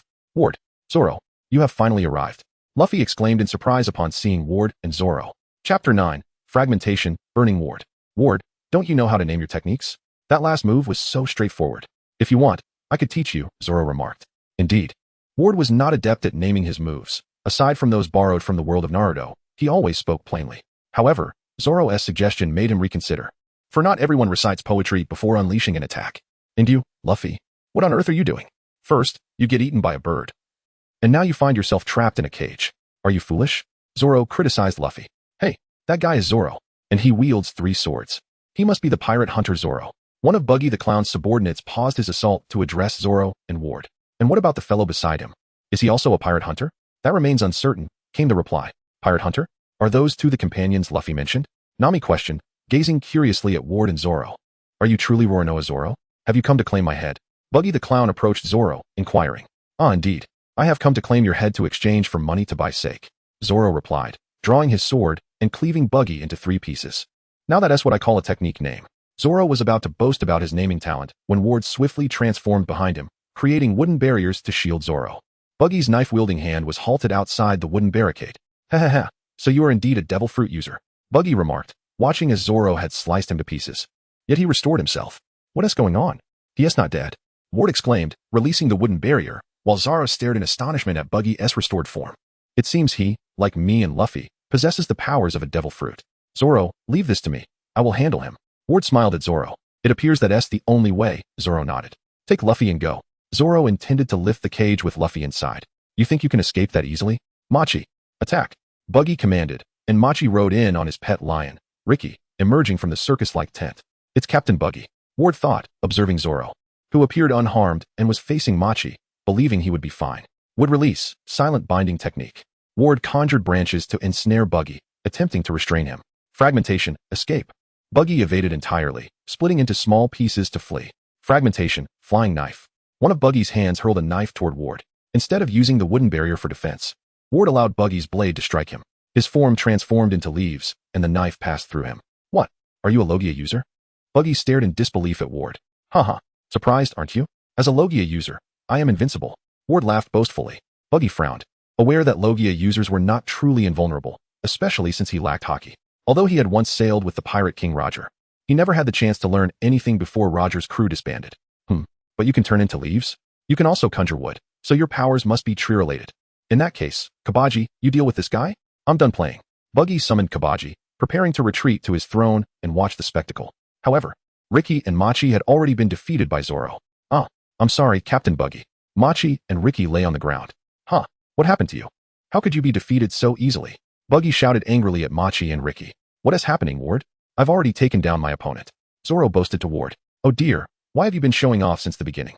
I'm facing a devil fruit user, mind you. Ward cried out. Aren't you a devil fruit user as well? Though I am a devil fruit user, my powers lack offensive capability, and he can fragment himself. He has quite a challenge. Ward replied helplessly. Captain, are you calling me? Kabaji finally emerged from the circus-like tent, riding a unicycle. Oh, Kabaji, you're finally here. Go and eliminate that guy with your best move. Buggy instructed Kabaji. Oh, my best move. Kabaji instantly understood Buggy's meaning and threw a bottle at Ward. Hey, didn't you hear? I'm a Logia user, or did you not know that Logia is immune to physical attacks? As he spoke, Buggy's hand flew toward Ward. Of course we know. Then, the bottle and the hand collided with Ward's leaf-like form, and Buggy crushed the bottle. The liquor inside splashed over Ward. Buggy understood well that without mastering hockey, one must exploit the weaknesses of a Logia user. As a user of the wood fruit, Ward's weakness was undoubtedly fire. Flame. Kabaji unleashed fire toward Ward. Ward ignited in flames. Concerned that fire alone might not suffice to engulf Ward, Buggy had Kabaji throw a bottle of liquor. Water. Water. The burning Ward leaped from the rooftop, desperately seeking a source of water. Ward. Luffy shouted anxiously. Having witnessed it before, he was acutely aware that Ward's Achilles heel was fire. Zoro, don't mind me. Go save Ward. Oh, you wish to rescue someone. Shattered blade. The clown Buggy struck Zoro's waist with a flying knife from an unexpected angle. Ah, ha. This is the fate of those who oppose me. Buggy the clown. You lot, launched them into the air. Cannons were aimed at Zoro, who was trapped in a cage along with Luffy and Nami. With a resounding boom, Zoro, Luffy, and Nami vanished amidst the explosion. Chapter 10, The Pet Shop. The priceless treasure of puppy Shosho clatter, clatter, clatter. Outside a shop, Ward turned on the faucet, extinguishing the flames engulfing him. Ah! A roar echoed from the sky behind him. Ward turned to look. Clang.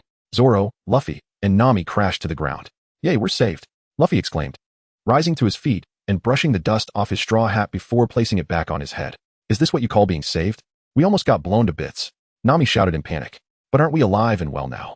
Luffy retorted, pouting. While his statement held truth, Nami couldn't help but recall that perilous moment they had just experienced. Luffy positioned Zoro and Nami behind his cage, thereby saving their lives. When the cannonball exploded, it sent the three of them flying, yet it also afforded them a narrow escape. Alas, Zoro was not as fortunate. Having already been pierced in the abdomen by the clown Buggy, the subsequent blast left his body in dire straits. Zoro, your injuries are severe, Ward exclaimed anxiously as he lifted Zoro. Ah, Ward, you're here. Are you alright? And Zoro, are you okay? Luffy widened his eyes in astonishment as he gazed at Ward. I'm fine, but Zoro is in serious trouble. His injuries are quite severe. I recall there being a first aid kit in that house. Let us carry him inside, so I can tend to his wounds. Although Nami was not a professional physician, she had acquired some essential first aid techniques to ensure her survival on the vast ocean. She was also familiar with common ailments encountered at sea and knew how to treat them. Together, Ward and Luffy lifted Zoro and brought him into the house, where Nami performed a simple bandaging. The three of them urged Zoro to rest well before stepping outside. Not far from the door, they stumbled upon a pet store, where a small white dog awaited them. Ward and Luffy approached to play with the dog. You two are truly something. Do you still have the leisure to play with a dog at a time like this? Nami remarked, hands on her hips, exasperated at Ward and Luffy. Ouch, that hurts. Don't bite me. The little dog playfully nipped at Luffy, who clutched his finger in complaint. Well, in the eyes of that clown Buggy, we've probably perished by now, so there's no need to worry, Ward reassured Nami as he stood up. What terrible luck I have. This outing yielded neither maps nor treasures, and I nearly lost my life in the process. Nami lamented with her hands thrown up in resignation. Don't say that. After all, you have gained such formidable companions. Ward replied with a smile directed at Nami. Luffy was still playing with the dog. Nami retorted angrily, who are you calling partners? I would never ally myself with pirates. She continued, you are all the same. At that moment, Ward patted Nami's shoulder and pointed at Luffy and the little dog. Shoo shoo, saying, though Luffy aspires to be the pirate king, he is not like the pirates you have known before. Nami gazed at the unfolding scene, somewhat entranced. Oh, so that's how it is. Is this shop your treasure? To guard it all alone is truly impressive. I too have something precious that I must protect. Luffy gently patted the head of the little dog, Shio, and then looked up at the brim of his straw hat, smiling as he spoke. In truth, Nami had long since realized that Luffy was unlike any pirate she had encountered. After all, no other pirate possessed his endearing simplicity. Hey, which little rascals are you? This place is quite perilous. Hurry back to the hills. Do not let the minions of the clown Buggy catch you. At that moment, the mayor of the town, Butler, approached, calling out to Ward, Luffy, and Nami with evident concern. Uncle, who are you? Luffy raised his head, gazing at Butter with a look of confusion. I am the mayor of this small town, and my name is Butter. Are you newcomers? He inquired. Ah, we are pirates, Luffy replied candidly. What? So you are the subordinates of the clown Buggy? How ridiculous. I was just worried about you. Be gone at once. Especially stay away from Shio. Butter shouted angrily, brandishing the long spear in his hand. As Luffy evaded the thrusts of Buttle's spear, he exclaimed, What are you doing, old man? We are not underlings of that red-nosed clown. Buttle, momentarily taken aback, soon regained his composure and retorted, Nevertheless, you are pirates. You must leave this town at once. We do not welcome your kind here. Luffy implored. Please, my companion is injured. We should at least wait until they recover. Buttle bellowed in fury. Who cares about your companion? It is because of you vile pirates that the people of this town have been rendered homeless. Buttle had no patience for pirates. Now, old man. There's no need to be angry, Ward interjected, approaching Buttle. It is the crew of the clown buggy that is responsible for this situation. Even if you drive us away, they will remain. He continued. Our friend was also injured by Buggy. And as the saying goes, the enemy of my enemy is my friend. Could you perhaps enlighten us about what transpired in this town? Buttle recounted the events that had unfolded. Nami, filled with indignation, exclaimed, how despicable. Buggy treats the lives of the townsfolk as if they were mere trifles. Indeed, Ward replied. Though we managed to escape to the hills without any fatalities, Shioshio still comes to this pet shop daily to guard it. I worry for her safety and descend each day to check on her. Buttle approached Shioshio, gently stroking her head. Why does she guard this shop? Nami inquired, perplexed. Because it is her owner's legacy, Buttle explained. A legacy? Was it taken by Buggy? Nami asked, her mouth covered. No, little girl. I just mentioned that Buggy has not harmed anyone in our town. He merely frightened us away with cannon fire. Shioshio's owner passed away from illness 3 months ago and did not return from the hospital. Since then, Shioshio has sat at this shop in trance every day. Oh, I see. So she is waiting for her owner to return, Nami mused. Initially, many believed that. However, I disagree. Shioshio is a clever dog. She must understand that her owner is no longer alive, and her vigil over this shop signifies that it holds immeasurable value to her. Chapter 11. The Special Buggy Bullet. The remaining treasure Nami found herself utterly vulnerable to such a poignant tale. She felt an overwhelming urge to embrace and pet the small dog, Shioshio. However, Shioshio remained vigilant, preventing Nami from succeeding. To Nami's astonishment, Luffy had previously mentioned that this shop was a treasure to the little dog. How did you know that this shop is Shioshio's treasure? Nami couldn't help but ask Luffy. Luffy chuckled foolishly, exclaiming, I feel it. Haha. He then bent down to play with the little dog, Shioshio. Huh?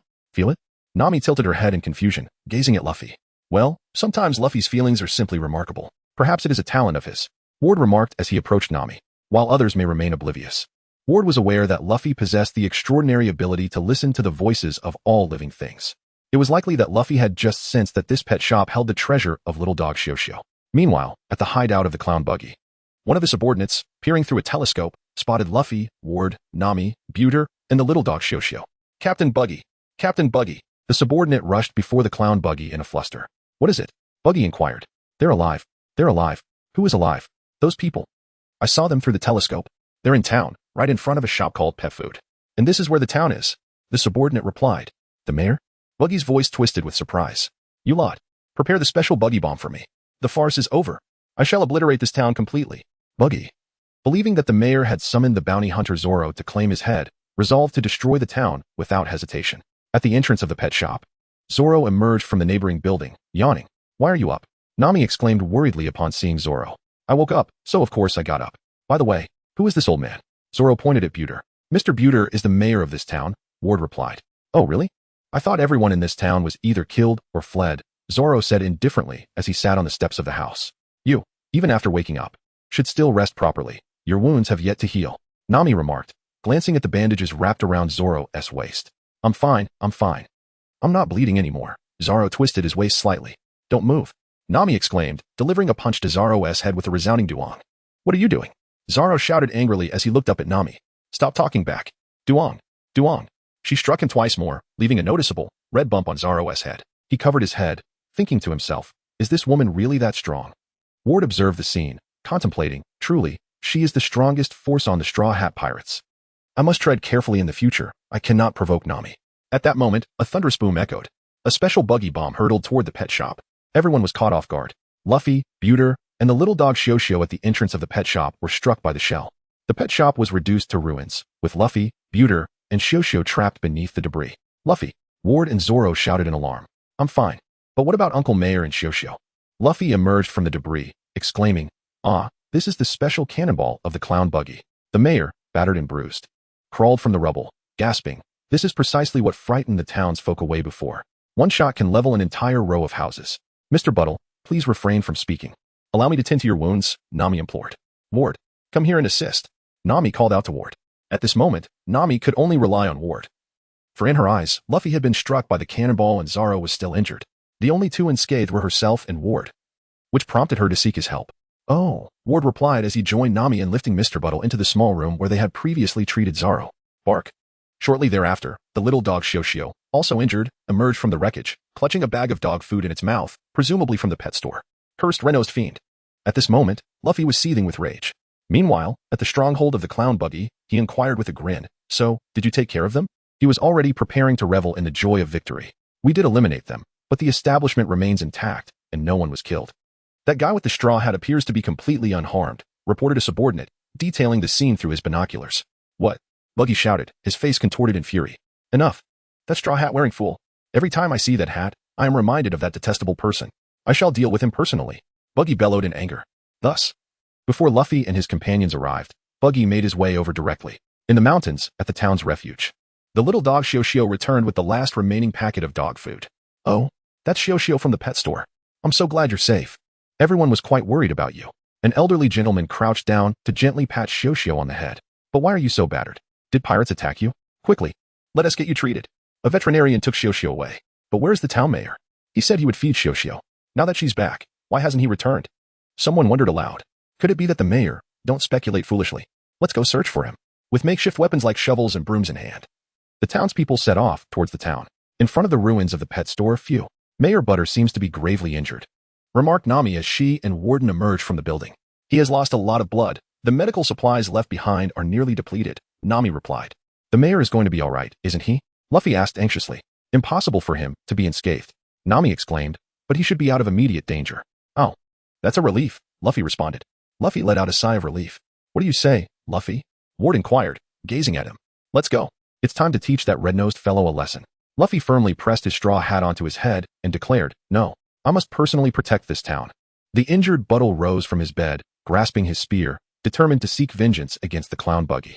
In the town, Buggy himself led the charge to confront Luffy. The two parties soon encountered each other on the street. "You little straw hat brat," exclaimed Buggy. "You insufferable red-nosed fiend." The two exchanged heated insults upon their meeting. "Who are you calling a red nose?" Luffy retorted. Buggy then unleashed his splitting knife, sending his hand, wielding the weapon, soaring towards Luffy. Luffy directly delivered a powerful kick, sending the hand of the clown Buggy soaring through the air. Rubber, rubber. Just as Luffy was about to extend his arm to strike the clown Buggy, he heard the voice of Mayor Buttle from behind. "Stop, you little rascals. This is my town. It is my treasure. I shall protect it with my own hands." The crowd turned to see Mayor Buttle standing there with his spear, resembling a statue of Buddha. "Why are you, like Zoro, so disobedient? Moreover, your wound is oozing blood," Nami exclaimed anxiously, looking at Buttle. "Treasure? You claim this little town is your treasure? How laughable," sneered the clown Buggy. "Originally, this place was merely wasteland, beginning from scratch with only a few townsfolk participating in its development. However, gradually, more townspeople joined in, the land expanded, and shops multiplied. We worked tirelessly. All of this transformed the area into a port town of considerable scale. It was constructed by all of us, brick by brick. This is our town, our treasure." Mayor Buttle shouted with outstretched arms. Despite the agony from his wound, a smile remained on Buttle's face. "If I cannot protect my own town, what kind of mayor am I? I shall fight to the end.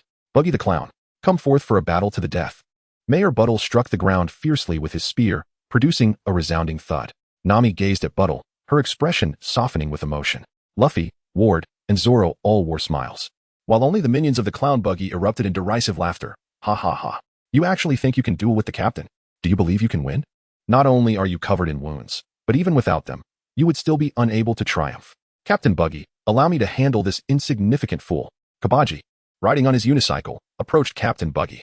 "Enough, Kabaji. The opponent has specifically requested to battle me. I shall teach this oblivious old man a lesson, making him understand that true treasure lies in gold and riches." Buttle, dragging his nearly lifeless body, charged toward the clown Buggy. "Ha ha. Come on, come on." Buggy the clown stood still, watching Buttle with laughter. Bang. Luffy knocked the mayor of Butel Town unconscious with a single punch. "What are you doing, Luffy?" Nami exclaimed, her eyes wide with anger. "The mayor is just too much of a nuisance," Luffy replied, stretching his body in anticipation. At that moment, he was eager for action. "What a splendid idea. If we ignore him, he'll certainly meet his doom. It's safer for him to remain unconscious," Zoro remarked. "Surely, there must be other alternatives. For instance, we could bind the mayor with ropes," suggested Ward, employing his manipulation to pull the mayor to the back. "Don't be reckless," Nami shouted. "Haha, you, the straw hat-wearing fellow, must find it quite amusing to hear that treasure is something to be found in a small town, right?" The clown Buggy inquired, looking at Luffy. "Not at all. I stand before you precisely because I resonate with the mayor's words," Luffy declared. Gum Gum Pistol.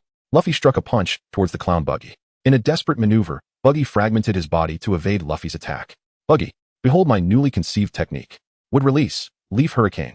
Ward raised his arm, unleashing countless leaves from his fingertips, targeting Buggy's disassembled form.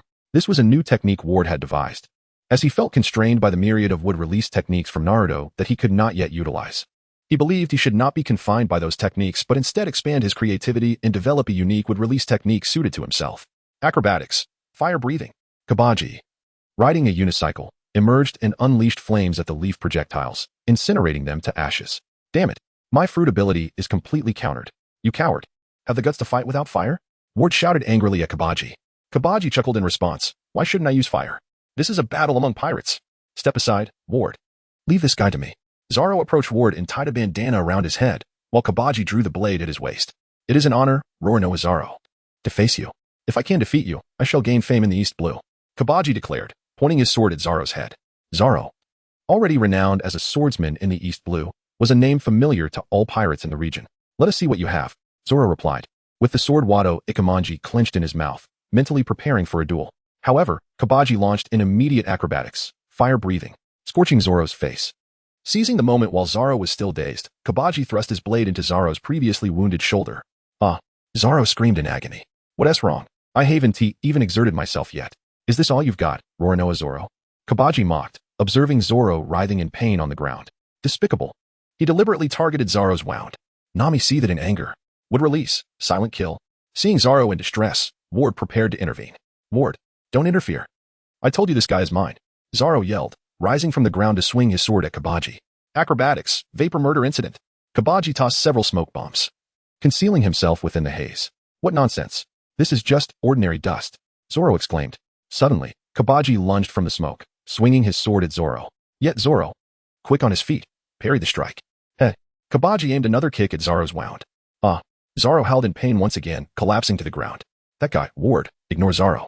Hurry and help. Nami urged Ward. Ward remained silent, observing Zoro, while Koby continued to taunt. What's the matter? A grown man crying out like that is quite shameful. Chapter 13, Tedious Acrobatics, Zoro's Fury. Despite such severe injuries, he insists on dueling. What madness. Ward, don't just stand there. At this rate, he'll be killed. Nami implored. No, this is Zoro's duel. He insisted on handling it himself. Ward replied, shaking his head. Honestly, you pirates are such unreasonable folk. If you want to help, I will. Nami declared, brandishing her wooden staff. Don't move. Zoro bellowed, startling Nami. What? I'm only worried about you. Huh. If you wish to court death, I shall oblige. Koby lifted his sword, charging at Zoro. With a resounding thud, Zoro delivered a powerful punch to Koby's face, knocking him off the unicycle. Huh. What? You're not a swordsman? Attacking without a sword? Koby exclaimed, bewildered. Cunning, aren't you? You enjoy kicking at my wounds, don't you? Is this enough? Zoro grimaced, deliberately deepening his wound with his own blade, blood gushing forth. What? He actually cut himself? Koby was taken aback, never having encountered someone so ruthless. This should satisfy you, right? I'll show you that I am entirely different from you, Zoro declared, once again clenching Wado Ikemanji in his mouth. So this is Zoro? You've underestimated me, Koby said, cold sweat trickling down his forehead. Truly, just watching is making me dizzy, Nami remarked, holding her head. Come on, go for it, Zoro, Ward shouted, raising his hands in encouragement. I cannot be defeated by someone who merely claims to be a swordsman, Zoro asserted, glaring at Koby. I see you possess a strong resolve. Rest assured, there are ample reasons for a wounded you to fall before me. Koby raised his sword, ready to finish Zoro off. You're mistaken. If I were to lose to someone after sustaining such minor injuries, my future would be bleak, Zoro retorted. Nami, seeing Zoro so spirited, decided not to concern herself with his fate anymore, especially after he had just yelled at her. Ward, let them battle. We'll seize the opportunity to sneak into their hideout and steal the treasure and the map to the Grand Line, Nami instructed. Oh, that sounds good. But first, I want to see Zoro and Koby's duel. Ward responded. Seriously? You were just ignoring him. I wasn't ignoring him. That was a man's oath. However, if Zoro truly falls, I will step in, Ward clarified. Fine. I'm at a loss for words with you pirates, Nami sighed, shaking her head. Nami did not wish to seek the treasure and the Grand Line map alone, then escape. But with a group of pirates guarding Buggy's hideout and her identity already exposed, infiltrating was impossible. Hence, she needed Ward's formidable assistance. Returning to the battle between Zoro and Koby, now, you shall experience my ultimate acrobatics, Zoro. Acrobatics, Godwind 100 tops. Koby mounted his unicycle and tossed dozens of spinning tops at Zoro, charging forth. Acrobatics, mountain climbing. Then, Koby astonishingly rode a unicycle up against the wall. Zoro wielded his sword, fending off the onslaught of the spinning top. It was evident that Koby had somehow ascended to the rooftop. Acrobatic summer fireworks. Koby leaped into the air. Such a flamboyant maneuver.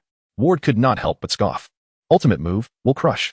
Ultimately, Koby aimed the tip of his sword downward and brought his entire self, along with the unicycle, crashing towards Zoro. In a moment of sheer desperation, Zoro managed to evade the unicycle's crushing blow. That's enough. I'm exhausted, Zoro panted heavily. Exhausted? It seems you truly are anemic. The victor has finally emerged. Yet, it is only natural. Given the severity of your injuries, it is quite impressive that you have made it this far, Koby remarked. But before he could finish his sentence, Zoro delivered a fierce kick, sending Koby tumbling from the unicycle.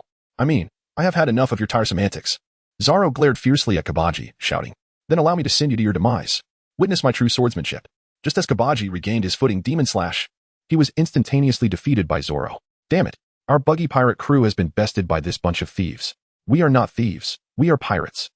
Zoro removed his bandana and lay on the ground, addressing Ward. Ward, the rest is up to you and Luffy. I'm going to sleep. All right. I understand.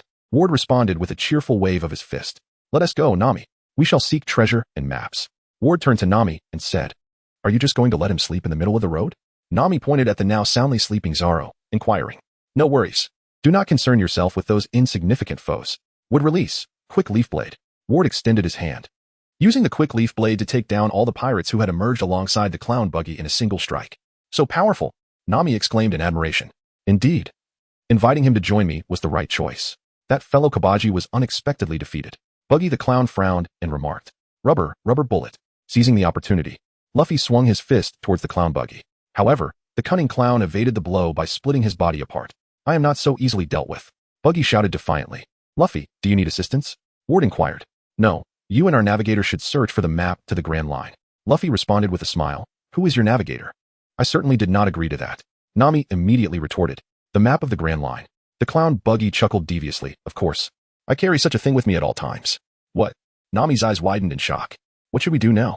Should we just take his treasure and leave? However, Luffy, Nami had just declared that as long as he could seize the map of the Grand Line from Buggy the clown, she would agree to be our navigator. Ward shouted towards Luffy. What? Is that true? Luffy's eyes widened in surprise as he looked at Nami. Nami thought to herself, well, it's done now. I might as well agree to them for the time being. It's merely a matter of guiding them to the Grand Line. At that point, I can steal all the treasures on their ship, Nami, seeing the situation, reluctantly nodded and replied, it is true, but the condition is that you must truly obtain it. That is certainly the case. With unwavering confidence, Luffy responded. Chapter 14, The Clown Buggy, Shattered and Blocked. Are you pirates? Inquired the clown buggy. Indeed. Quickly, bring forth the map of the Grand Line.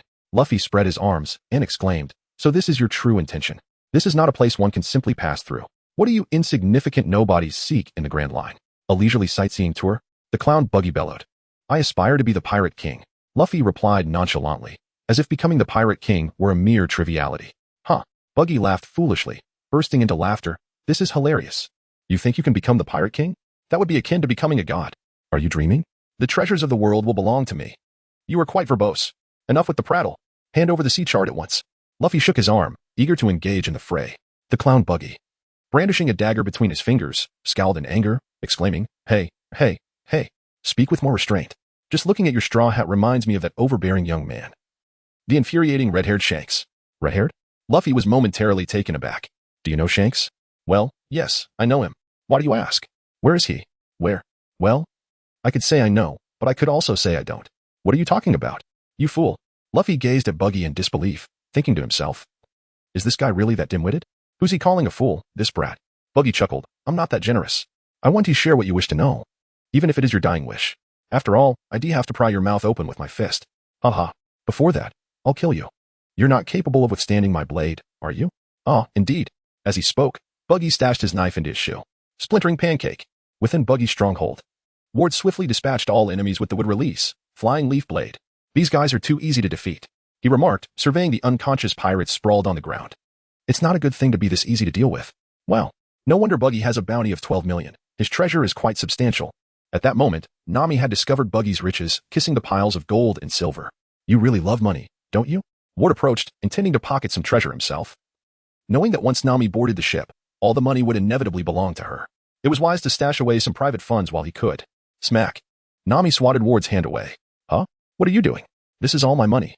she protested, wrapping her arms around the chest of treasure. At that moment, her eyes gleamed with the symbol of wealth. Boom, boom, boom. Suddenly, the sounds of fierce battle erupted outside. Nami and Ward crouched by the rooftop railing, peering down. What a terrifying battle. It feels like a dream, Nami exclaimed, her eyes losing their sparkle as she watched Luffy and Buggy clash. Noticing Nami's distraction due to the fight, Ward seized the opportunity to stealthily pocket a few gold coins. Meanwhile, below, the battle between Luffy and Buggy raged on. Damn it, I can't land a hit, Luffy exclaimed, desperately holding onto his hat with one hand. Splintering cannon. Buggy launched his hand towards Luffy's head, wielding 3 flying knives. Luffy seized the wrist of the clown Buggy, only to be taken aback as the hand split once more, leaving only the fingertips and the blade between them lunging towards Luffy. Luffy tilted his head in an attempt to evade the attack. Yet he still sustained a cut on his cheek and the straw hat adorning his head. Luffy seized his straw hat and shouted furiously, "You scoundrel!" The clown Buggy smirked and replied, "What is this? Have I disfigured you, and now you're displeased?" Luffy shouted through gritted teeth, "How could you have damaged the straw hat?" The clown Buggy looked utterly bewildered, thinking, "It's just a broken hat. What is the big deal? This is my treasure. I shall never forgive the one who dares to ruin it." Luffy's eyes widened and his mouth gaped as if he intended to devour the clown Buggy, roaring in fury. Nami, witnessing this scene, recalled the words exchanged during her initial encounter with Luffy.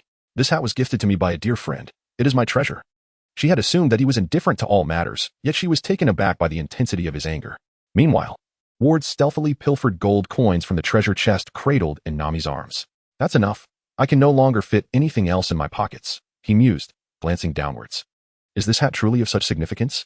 Buggy the clown slyly maneuvered one hand behind Luffy, then swiftly drove a knife through the straw hat, leaving a gaping tear. "If it means that much to you, then you ought to protect it properly." Buggy cackled loudly. Luffy gazed at the straw hat, a tempest of fury igniting within him. His face darkened as he charged towards the clown Buggy. "Haha, what kind of treasure is this tattered straw hat? It is the very hat with which I swore my oath to Shanks." "What? If that's the case, then this hat belongs to Shanks? No wonder it feels so familiar. I once sailed alongside that fellow on the same pirate ship, which means we were brothers during my apprenticeship as a pirate." Upon hearing the clown Buggy audaciously claim to be the brother of Shanks, Luffy's anger intensified. "Shanks is a paragon of masculinity. How dare someone like you assert such a connection?"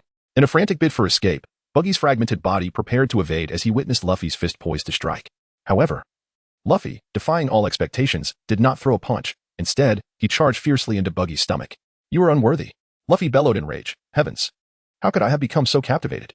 Nami, regaining her composure, glanced down at the treasure chest, and then at Ward, inquiring, "Ward, you didn't pilfer it, did you?" "No. Let's not dwell on that for now. The battle is nearing its conclusion," Ward replied. With a flourish of his technique, he executed the wood release, wood prison technique, ensnaring the fragmented body of the clown Buggy and confining it within a completely sealed wooden box. Now, the pieces of Buggy's body could not return. "Damn it! How dare you treat my treasure in such a manner?" Luffy seized the face of the clown Buggy and squeezed it fiercely. "It hurts. Do not ever utter the words you are Shanks' brother again. I care not for the nature of your relationship with Shanks. I shall speak of him as I please. For that is my freedom. Now, let me show you the extent of my power." Luffy raised his fist. "How infuriating. Splintered into pieces, The clown Buggy attempted to summon his body back, only to realize that it seemed to be confined within a sealed box. Rubber bullets. Luffy struck the clown Buggy's face with great force. Chapter 15. We are pirates, the mayor's final gratitude. "Buggy, are you searching for your body? It is all right here." Ward descended, kicking the wooden crate he had conjured with a sneer. "Damn brat, release my body." Buggy the clown bellowed. "I apologize, Luffy, for interrupting your battle." Ward offered his apologies. "It's fine. I have finished anyway. Look." Luffy raised the map in his hand. "Hiki, Nami, it seems you will be joining our crew now." Luffy smiled at Nami and said, "I understand. But this is merely a partnership." Nami, clutching a chest of treasures, replied, "Then let us proceed to strike you, you rascal." Luffy turned his head to gaze at the jester Buggy, who was reduced to nothing but a head, hands, and feet. Rubber, rocket cannon. Luffy sent the clown Buggy flying. "What about his body? Let's send that flying too." Then Luffy aimed his gum-gum rocket at the wooden crate containing Buggy and propelled it into the air. "Haha, I've won." Luffy approached his tattered straw hat and declared. He then bent down to pick it up and placed it upon his head. "Is that hat really so precious?" Nami inquired. "Indeed, it is, but never mind. I can wear it again. Besides, having sent Buggy flying has eased my anger." Luffy stifled his laughter and said, "Hey, Zoro, wake up. It's time to go." Luffy approached Zoro, gently patting his face while exclaiming, Have we settled everything?" Zoro sat up and inquired. "Oh, both the treasure and the sea charts are in our possession." Zoro, with one hand pressed against his forehead and a pained expression on his face, lamented, I can't go on any longer." "Of course, if you could still walk in such a state, you wouldn't be human." Nami interjected, exasperated. "Why do you include me in this?" Luffy gazed at Nami with a hint of displeasure and remarked, "You are the most likely." Nami shouted back, "Come on. I will carry you." Utilizing wood release, binding technique, Ward hoisted Zoro onto his back and conjured branches to bind himself and Zoro together. By the way, we must also awaken the mayor. Luffy gazed upon the unconscious figure of the real butler sprawled on the ground. At that moment, a group of local residents approached, inquiring, "What has transpired? Has there been a mutiny among the pirates?" "Oh, it is merely the townsfolk. I initially presumed they were remnants of the pirates." Nami replied with a nod. "Ah, it is the mayor." The residents, upon discovering the prostrate butler, cried out in alarm, "What has happened? Mayor, please awaken. How dreadful. He is covered in wounds. What on earth transpired? Surely, it must be the pirates' doing." Filled with righteous indignation, the townspeople prepared to confront the pirates in a battle to the death. "Ah, I apologize. That gentleman was defeated by me," Nami confessed. Luffy, in his naive manner, responded. "What?" The expressions of the townsfolk darkened as they glared at him with fury. "Hey, who told you to say that?" Nami shouted at Luffy. "You saw it yourself." "Yes, I did see it, but there was a reason for it." The residents, brandishing their weapons, indignantly exclaimed. "You lot have brought the mayor to this state, and you still wish to argue. Who exactly are you? Are you pirates?" "Ah, we are pirates." Luffy replied without a moment's hesitation. Nami was left utterly speechless. "You fool," she scolded Luffy in exasperation. "Haha, let us hurry and leave." Ward laughed heartily, then turned to carry Zoro as they dashed towards the port. "Haha, indeed. Let us make haste." Luffy also began to run. Alas, what terrible misfortune. Nami followed suit, already regretting her decision to join Luffy's crew. "We must not let them escape, for the sake of the mayor's vengeance." The townsfolk pursued fervently. "Why must things be made so dire?" Nami exclaimed in confusion. "Aha, what a splendid mayor indeed." Luffy chuckled. "Huh? Everyone is so enraged for the mayor. No matter how we explain, they are bound to be furious. This way." Ward pointed towards an alley and dashed inside. Luffy and Nami hurriedly dashed inside as well. Entering the narrow alley. What woof. The little dog, Shioshio, unexpectedly blocked the residents at the alley's entrance. "Shioshio? Hey, Shioshio, get out of the way. They are wretched pirates." "What woof? Why are you obstructing the path, Shioshio?" "What woof? What woof?" Goodness. With Shioshio's assistance, the four managed to escape to the port successfully. "Ah, that scared me to death. Thank goodness for Shioshio. We finally made it out. Get on board." Ward tossed Zoro onto Nami's ship. "Be gentle, you fool." Zoro shouted angrily. Sorry, Ward apologized. "Is this your ship? It's so cool and beautiful." Luffy exclaimed in delight as he gazed at Nami's vessel. "I don't think so, and I stole it from pirates." Nami shook her head and replied. "Haha, is that so?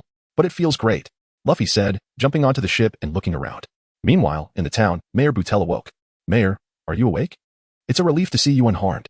What on earth happened in the town, Mayor?" The residents bombarded the mayor with questions. The mayor was momentarily bewildered upon seeing the unconscious pirates lying there. "They were like this when we arrived. Didn't you see anything? By the way, for suspicious characters were here a moment ago." The mayor recalled something and angrily exclaimed, "Those four brats. Are they still alive? That scoundrel dared to assault an old man like me. How outrageous. We just chased those rascals away. But it's infuriating. They seem to be mocking us. How could such people understand our feelings?" The residents also shouted in anger. "Silence." Mayor Butel suddenly bellowed. "Only I have the right to criticize them. No one else is allowed to speak ill of them." With that, the mayor removed his armor and ran towards the port. "Ah, Mayor." Leaving the residents standing there in bewilderment, unsure of what to do. At the port, preparing to set sail, raising the sails, Luffy pouted in displeasure, saying, "Why does it have the insignia of that clown Buggy? I stole the ship from them." "Stop. Don't go. I still have so much to say." The mayor ran to the port, shouting at the ships that had already set sail. "Ah, it's the mayor." Everyone turned to look at the shore. "Wait, children."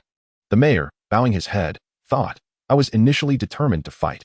In despair, I just wanted to end it all, but..." The mayor raised his head, took a deep breath, and, with tears streaming down his face, shouted, "Thank you. Thank you all," with smiles all around. The Straw Hat crew set sail once more. Chapter 16. A desolate island filled with rare creatures. 16 complete. Luffy raised his hand, triumphantly donning his straw hat.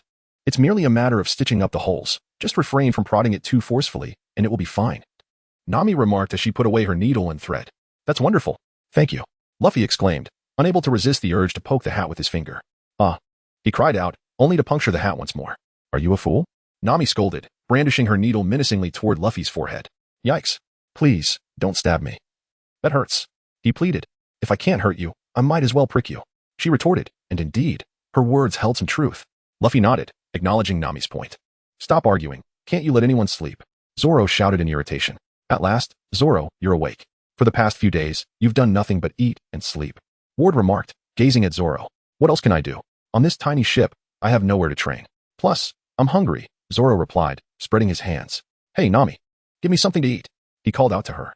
You all are truly thoughtless. Setting sail without bringing water and food? You underestimate the vastness of the sea. Nami exclaimed. It was a hasty departure. Ward countered. Here, there's only a little apple left.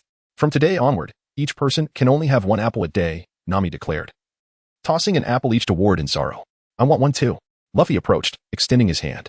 Here, is there any meat? No, you fool, Nami replied. Then took a bite of her own apple. 1 apple a day, and we'll surely starve to death, Ward said, his expression growing gloomy. Don't worry. My navigation skills are foolproof. In a day or 2, we should reach the next island. Hopefully, we can find a more suitable ship there. I think I see it. As Nami spoke, Luffy peered through the telescope and caught a glimpse of a distant island. Let's go. Luffy paddled towards the direction of the small island. Hey, wait a minute. That's an uninhabited deserted island, Nami exclaimed. However, Luffy paid no heed to her warning. Even if it were a deserted isle, he yearned for a thrilling adventure. Soon, the 4 of them arrived at the desolate island. We've arrived. But all there is on this island is a forest. There's nothing else at all. Luffy stood upon the land of the island, smiling as he spoke. Nami, with a hint of exasperation, remarked, I have already told you, this island is desolate. It is unlikely we will find any companions here. We could at least gather some fruit. Even if it is merely a day or 2's journey, I cannot endure living on just an apple a day. Ward, patting his stomach, agreed. Indeed, that's true. Very well, I shall accompany you in search of some fruit. Nami nodded in agreement. Hey, Zoro, come down. Luffy called out towards the ship. Phew. He has to sleep. I'll go wake him. Luffy was about to awaken Zoro, but was stopped by Nami, who insisted that he should be allowed to sleep, as he was an injured party. Thus, the trio Ward, Luffy, and Nami set off into the depths of the forest. Upon entering, they were greeted by the sight of a peculiar dog with a chicken's head. What on earth is this? They all pondered momentarily before continuing deeper into the woods. As they ventured further, an array of bizarre creatures appeared before them. Snakes with horns, pigs with whiskers, and lions with snouts reminiscent of swine. This forest is utterly strange. These creatures are simply outrageous, Nami exclaimed, clutching her head in bewilderment. Ha, this is amusing. Luffy chuckled heartily. Oh, look, there is even a cat with rabbit ears. Ward exclaimed as he caught sight of the peculiar feline. What in the world is happening? Nami found herself at a loss for words. Suddenly, an odd voice echoed through the trees. Do not advance any further. What was that? Me? I am the guardian of this forest. The guardian of the forest? Indeed. If you wish to survive, you must leave this place at once. You are pirates, aren't you? Yes, they admitted. Listen, if you take another step forward, the forest's wrath will be upon you. Who do you think you are? I don't believe you. Then prepare to face the forest's punishment. No sooner had the words left his mouth than a bullet hurtled towards Luffy, who deftly deflected it. In a swift motion, Luffy turned and extended his arm, pulling a box from the underbrush. What an odd box with a wild hairstyle, Ward remarked, observing the box's peculiar adornment. How rude. This is my naturally curly hair, not a wild hairstyle. The box retorted with indignation. It's a talking box, Luffy exclaimed in delight. At this point, I wouldn't be surprised by anything that appears in this forest, Nami said, shaking her head. The box, now introduced as Uncle Box, recounted his tale. Once a pirate himself, he had aimed to retrieve treasure from the mountaintop within the forest. However, his crew had seemingly forgotten him, leaving him behind as they set sail. In a moment of panic, he tumbled off the cliff and into the very box he now inhabited. 2 decades had elapsed since that fateful day. Luffy attempted to extricate Uncle Box, but to no avail. It seemed they had become inseparable. You 3 are pirates? Are you in search of treasure? Do you possess a treasure map? Uncle Box inquired. I hold the map to the Grand Line. I seek the One Piece, Luffy declared, brandishing the map. What? The One Piece? You can't possibly be planning to venture into the Grand Line, can you? Let me see. Where's the Grand Line? Uncle Box leaned closer to Luffy, scrutinizing the map. Here, the Grand Line is marked here, in this boxed area. It clearly states Grand Line. Ward pointed out. I see. I can't read maps at all. Uncle Box laughed, joining Luffy in merriment. Are you truly pirates? Never mind, Ward, hand over the map. I shall explain it to them, Nami said, exasperated. Ward passed the map to Nami. You both must know of the Red Line, right? Yes. The land that separates the seas? Exactly. This world is divided into 2 oceans. The land that divides these 2 seas is known as the Red Line. From its central town, the path that encircles the world in a vertical direction is the Grand Line. To this day, only the pirate King Joel D. Roger has conquered this treacherous route, which is renowned as the most perilous sea in existence. The One Piece lies somewhere along this path, traversing the world. Ward elaborated, following Nami's lead. Oh, so if we circumnavigate the globe, we can attain the One Piece. Luffy exclaimed with excitement. Ward shook his head in response. It merely indicates that the One Piece is somewhere along that route. There is still much to uncover. However, if one truly manages to visit every island along the Grand Line, they are certain to discover it. Stop with the nonsense. It's not that simple. That route is also home to the pirate graveyard. I've witnessed pirates returning from the Grand Line, their spirits utterly broken, resembling the living dead. It was a heartbreaking sight. They must have faced unspeakable horrors, encountering either fearsome pirates or some malevolent forces, yet they never spoke of it. You can imagine the terrifying experiences they had on the Grand Line, right? Do you understand? Attaining the One Piece is utterly impossible. Uncle Box painted a grim picture of the Grand Line's dangers. However, Luffy appeared unfazed, even slightly exhilarated as he proclaimed, "Is that so? There must be a way. Gather whatever we can, and if we find it, we shall flee." That is the essence of being a pirate. Nami, too, was indifferent. Her current goal was merely to lead Luffy and the others to the Grand Line, then steal away with their riches. We cannot know what the Grand Line truly is until we experience it ourselves, right? Ward spread his arms wide. Uncle Box gazed at the trio, momentarily lost in thought. Once, he had been a passionate youth, but now he had become an old man. Consequently, he felt compelled to share his secret with these young pirates. Do you know why I have not left this lonely island? Uncle Box then revealed to Ward, Luffy, and Nami that he had always been unwilling to leave, yearning for the treasure atop the mountain. Yet, having fused with the box, he lacked the ability to climb it. Uncle Box hoped that Luffy could retrieve the treasure for him. Thus, the trio followed Uncle Box to stand before the small mountain. Luffy extended his arm and soared upwards. Discovering the treasure chest. A total of 5. Embracing the chests, Luffy exclaimed, "Well done. Toss them down. Just don't hit me." Haha. At that moment, the old man was filled with exhilaration. The knot of 20 years was finally about to be unraveled. "No," Luffy shouted resolutely. What nonsense are you spouting? Quickly, throw down the chest." Nami yelled angrily. Ward patted Nami on the shoulder, shaking his head as he said, "Let it go. I guessed as much." The old man with the chest approached Nami and added, "I should have known." Nami looked at him in confusion. "Actually, I had my suspicions long ago. Perhaps I was just trying to avoid thinking about it." As he spoke, the old man began to weep bitterly. "It's empty, isn't it?" Nami's eyes lost their luster. On one hand, she grieved for the lost treasure, and on the other, she felt sorrow for the old man with the chest. "Haha, don't be so downhearted. Old man, haven't you waited for us for 20 years? After waiting here all this time, you should be off in search of One Piece with us. Let us be pirates once more." The old man stared at Luffy, momentarily stunned, and asked, "Are you inviting me?" Although he was delighted by the invitation, he declined. "Even though the treasure is gone, I must continue to guard this forest." "Why?" Luffy inquired. "This forest is home to many rare animals. More people come to this island for the rare animals than for piracy. After 20 years, I've grown to love those creatures. I cannot abandon them. Please accept these fruits as my token of gratitude." "But that is not right. The chest is empty," Nami protested. "No, you have unburdened my heart after 20 years. Though the chest is empty, my spirit feels lighter." "Haha, you will surely find good companions. You will undoubtedly obtain One Piece and acquire the entire world." The old man blessed the trio. "Ah, I will. Farewell, old man." After bidding farewell, the small boat once again set sail towards the Grand Line. Chapter 17, Syrup Village. The young man who lies on the coastline of Syrup Village, a new day began. Usopp, the village's young man, stood on the edge of a cliff, gazing at the shoreline. The sunlight filtered through the leaves, casting dappled shadows on the path, while birds chirped merrily in the trees. This was a tranquil little town. "Good morning. Good morning." The villagers exchanged smiles and greetings. The sweet air of the bright morning was refreshing. Suddenly, a cacophony erupted. "Oh no. Everyone, it's bad. Pirates have entered the village." Usopp screamed as he rushed back from the coast. "Pirates! Pirates are coming. Run for your lives." "What pirates? Pirates are coming? Hey." Usopp is screaming again. Isn't it about time he did something productive? The villagers sat at home, unmoved, accustomed to such antics. "I'm just kidding. Haha." Usopp suddenly stopped, laughing heartily. An irate villager stormed out of his house and hurled a frying pan at Usopp. Clang. "You rascal. You're going to get a good talking to today." The villagers mobilized, ready to teach Usopp a lesson. "All right. Come on. You little brat. Stop right there. Haha. Come chase me."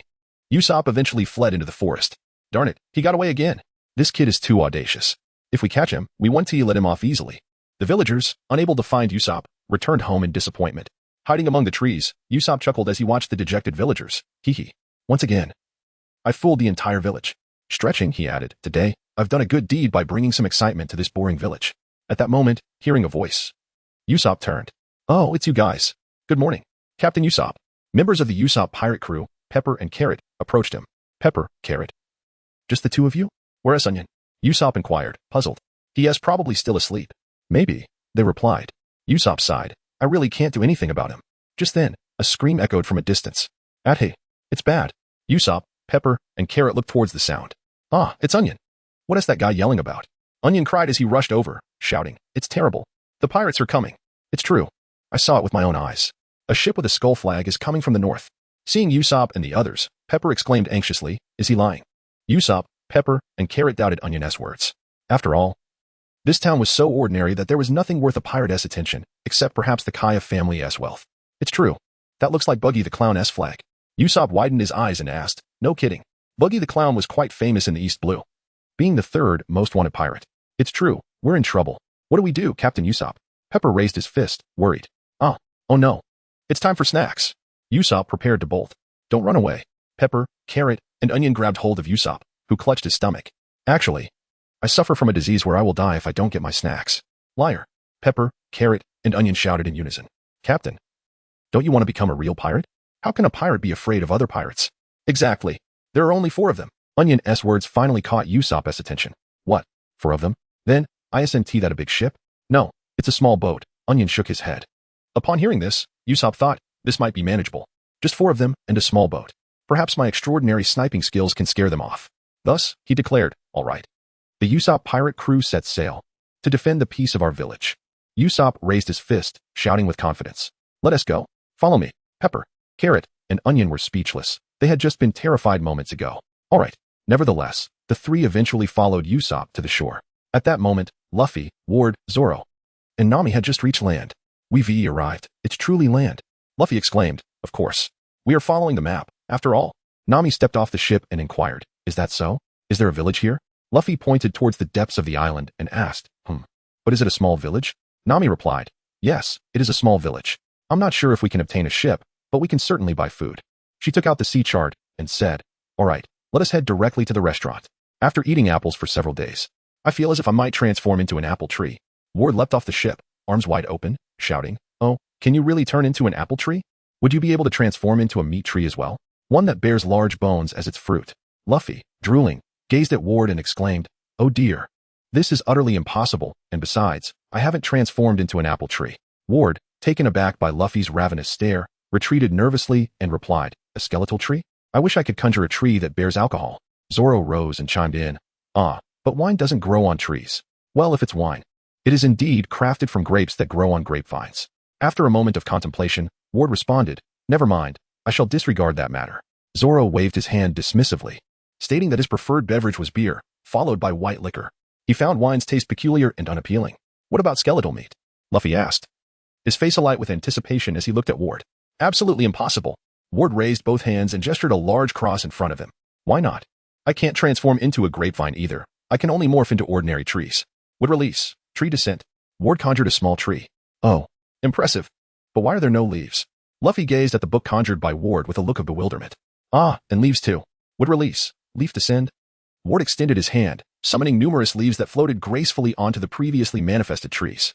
That's more like it. Now, enough of this nonsense. Weren't you all eager to have a meal? Nami exclaimed. Chapter 18. The pirate crew of Syrup Village, Captain Usopp. Although he appeared nothing like a pirate, that devilish ability to conjure trees surely belonged to someone of their ilk. Usopp said, somewhat flustered. Speaking of which, it's time for juice, he thought, attempting to make his escape. Yet before the trio of Pepper, Carrot, and Onion could intervene, Zoro spotted Usopp and his companions. By the way, I've been quite curious about who those fellows are, Zoro inquired, pointing at Usopp, Pepper, Carrot, and Onion on the hillside. Hey, wait for me. Why did you run off first? Usopp intended to claim he was afflicted with a malady that would be fatal if he missed his juice, but upon turning back, he found Pepper, Carrot, and Onion had already fled. We've been discovered. The trio shouted in panic as they made their escape. Usopp, beads of cold sweat forming on his forehead, glanced at Luffy, Ward, Zoro, and Nami. I am the captain of the pirate crew of this village, Usopp. People call me Captain Usopp. I advise you to abandon your assault on this village. I command an army of 80 million, Usopp declared, rising to his feet with fervor. Preposterous. Nami retorted without hesitation. I've been found out. Usopp shouted in a flurry, clutching his head. You admitted it, Nami remarked, exasperated. Oh dear, I've unwittingly revealed myself. You clever, foul woman. Usopp suddenly slipped, tumbling down the hillside. Would release. Crooked neck tree technique. Ward conjured a crooked tree to catch Usopp. I'm perfectly fine. Usopp exclaimed in astonishment as he stood steadily on the ground. You're quite entertaining. Luffy looked at Usopp and burst into hearty laughter. Upon hearing Luffy mock him, Usopp indignantly exclaimed, Hey, how dare you make fun of me? I am a man of dignity. Everyone refers to me as the proud Usopp. Subsequently, Luffy, Ward, Zoro, and Nami accompanied Usopp to a restaurant named Meshi for a meal. What? Searching for comrades. So you are looking for companions and a grand ship, Usopp declared. Indeed. Luffy responded while devouring meat. That sounds like a grand adventure. Usopp exclaimed excitedly, noting that while it may not be a grand sailing vessel, it was the only place in the village that had a ship. Where's that? He inquired. In this village, there stood a mansion belonging to an extraordinarily wealthy individual, whose owner was a pitiable young girl. She was frail and bedridden, suffering from chronic illness. Why is a girl the owner of such a mansion? Usopp pondered. Approximately a year ago, her parents passed away due to illness, leaving her with a substantial inheritance. However, no matter how wealthy she was, her circumstances were truly tragic. As Nami listened to Usopp's tale, she lowered her gaze. With a sigh, she slammed her hand on the table and said, "Enough? Let us not seek a ship here. We should explore elsewhere." Luffy chuckled and said, "Indeed. There's no rush for us, and besides, we have already feasted on meat. Let us gather a bounty of meat and return." Just moments ago, Usopp inquired. "Weren't you all saying you wanted to find companions?" "Yes. Do you have anyone suitable in mind?" Usopp proudly pointed to himself with a thumbs up, exclaiming, "I can be your captain. No need for that." Luffy, Ward, Zoro, and Nami collectively rejected Usopp's plea. "Don't jump to conclusions so quickly," Usopp exclaimed. "But Ward, aren't you capable of conjuring trees? Could you not simply manifest a ship?" Nami inquired, casting a glance toward Ward. If Ward could indeed produce a vessel, it would spare them the trouble of searching far and wide for one. Unfortunately, that is not feasible. I am unable to create objects with intricate details, especially a ship. To conjure something, I must possess a clear understanding of its specific structure, and even then, I cannot guarantee a perfect replication. For now, please accompany me outside, Ward instructed. The four followed Ward as they temporarily exited the dining area. Would release, 3 rooms and 2 halls technique, Ward exclaimed, summoning a house from thin air. Wow, impressive. They gasped. Ward opened the door with a smile, inviting, "Please, step inside my 3-room, 2-hall abode and take a look." Luffy, Zoro, Nami, and Usopp entered the room, only to discover it was completely barren, akin to a house stripped bare. Where's the chamber? Where's the hall? Is this merely a shell of a dwelling? Ward clapped his hands, and the imagined house evaporated, leaving them once more in an open space. Well, it appears this is the reality. What I can conjure is but an empty vessel, devoid of structural integrity. Thus, at my current skill level, I am incapable of manifesting a ship capable of sailing. Ward spread his arms and declared, "I see. Well, I didn't truly expect to rely on you anyway," Nami remarked as she returned to the dining area. Meat. Meat. I could devour 3 more plates," Luffy exclaimed, raising 3 fingers, and followed her back to the dining room. "Another pitcher of beer for me," Zoro shouted as he strode into the dining area. "Oh, don't be disheartened," Usopp consoled, patting Ward on the shoulder. "Huh, why are you comforting me?" Ward stared blankly at Usopp. With a sigh, Usopp retreated to the dining room, leaving Ward alone, bewildered in the wind. "What is this?" "I merely wish to demonstrate that I cannot create a ship," Ward muttered as he returned to the dining room. Meanwhile, not far from the village, in a lavish mansion, Kaya lay in bed and said, "Clautel, Miss Kaya, do you have any instructions?" Kuro inquired as he entered the room. Kaya gazed out the window and said, "I wish to see Usopp." "That is impossible, Miss Kaya. How could you wish to meet such a man full of lies? Your medicine is placed here. Please rest well." With that, Kuro exited Kaya's room. Kaya, observing a tree outside, murmured to herself, "Why hasn't Usopp come today? Ah, this is bad. It's already this late." Usopp glanced at the clock in the dining room, panicking as he hurried out. "Haha, I enjoyed chatting with you all. If you ever wish for me to be your captain, feel free to seek me out." "Not a chance." As the 4 of them teased, Usopp exited the dining area. "What an amusing fellow," Luffy chuckled. "However, it seems a ship is out of the question. Let us take a breather and procure some food before departing," Nami suggested. At that moment, in the village, Green Pepper, Carrot, and Onion rushed to the restaurant's entrance. "Hey, Onion, did pirates really enter this establishment?" Green Pepper and Carrot inquired. "Yes, I saw it. Just now, it transformed into a house at the entrance and then vanished, surely the work of those pirates. We must rescue our captain." Chapter 19. The Girl Trapped in the Mansion, Usopp's Fury Usopp Pirate Crew, at your service. Green Pepper, Carrot, and Onion burst through the door, shouting towards Luffy, Ward, Zoro, and Nami. "What?" Nami turned to look. "The captain is not here. Could he have already fallen victim?" Green Pepper, Carrot, and Onion said, their faces grim and anxious. The trio approached the dining table, raising their wooden swords as they demanded, "Hey, you pirates, what have you done to our captain Usopp? Return our captain to us." Luffy, after patting his stomach, exclaimed, "Ah, this meat is truly delectable."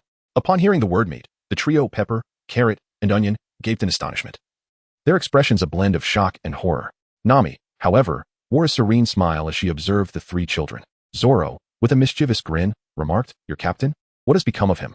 "We have devoured him," Ward chimed in, lifting a bone and declaring, "Behold, this is your captain." "Ah, The big bad wolf. Pepper, Carrot, and Onion's eyes widened in disbelief as they shouted towards Nami before fainting. What are you staring at? Nami shouted in exasperation. Laughter erupted from Ward and Zoro. It's all your fault for spreading such nonsense. After a brief interlude, Pepper, Carrot, and Onion regained consciousness. Nami elucidated the true circumstances to them. So that's how it is. I thought you were cannibals, they exclaimed. Not at all. But where has Usopp hurried off to? Ward inquired. He must have gone to the mansion, Carrot replied. Is it the mansion of that ailing girl? Nami asked. Indeed. What could he possibly be doing there? To deceive. Pepper, Carrot, and Onion chorused in unison. That simply cannot be. Luffy pouted. He is incredible, right?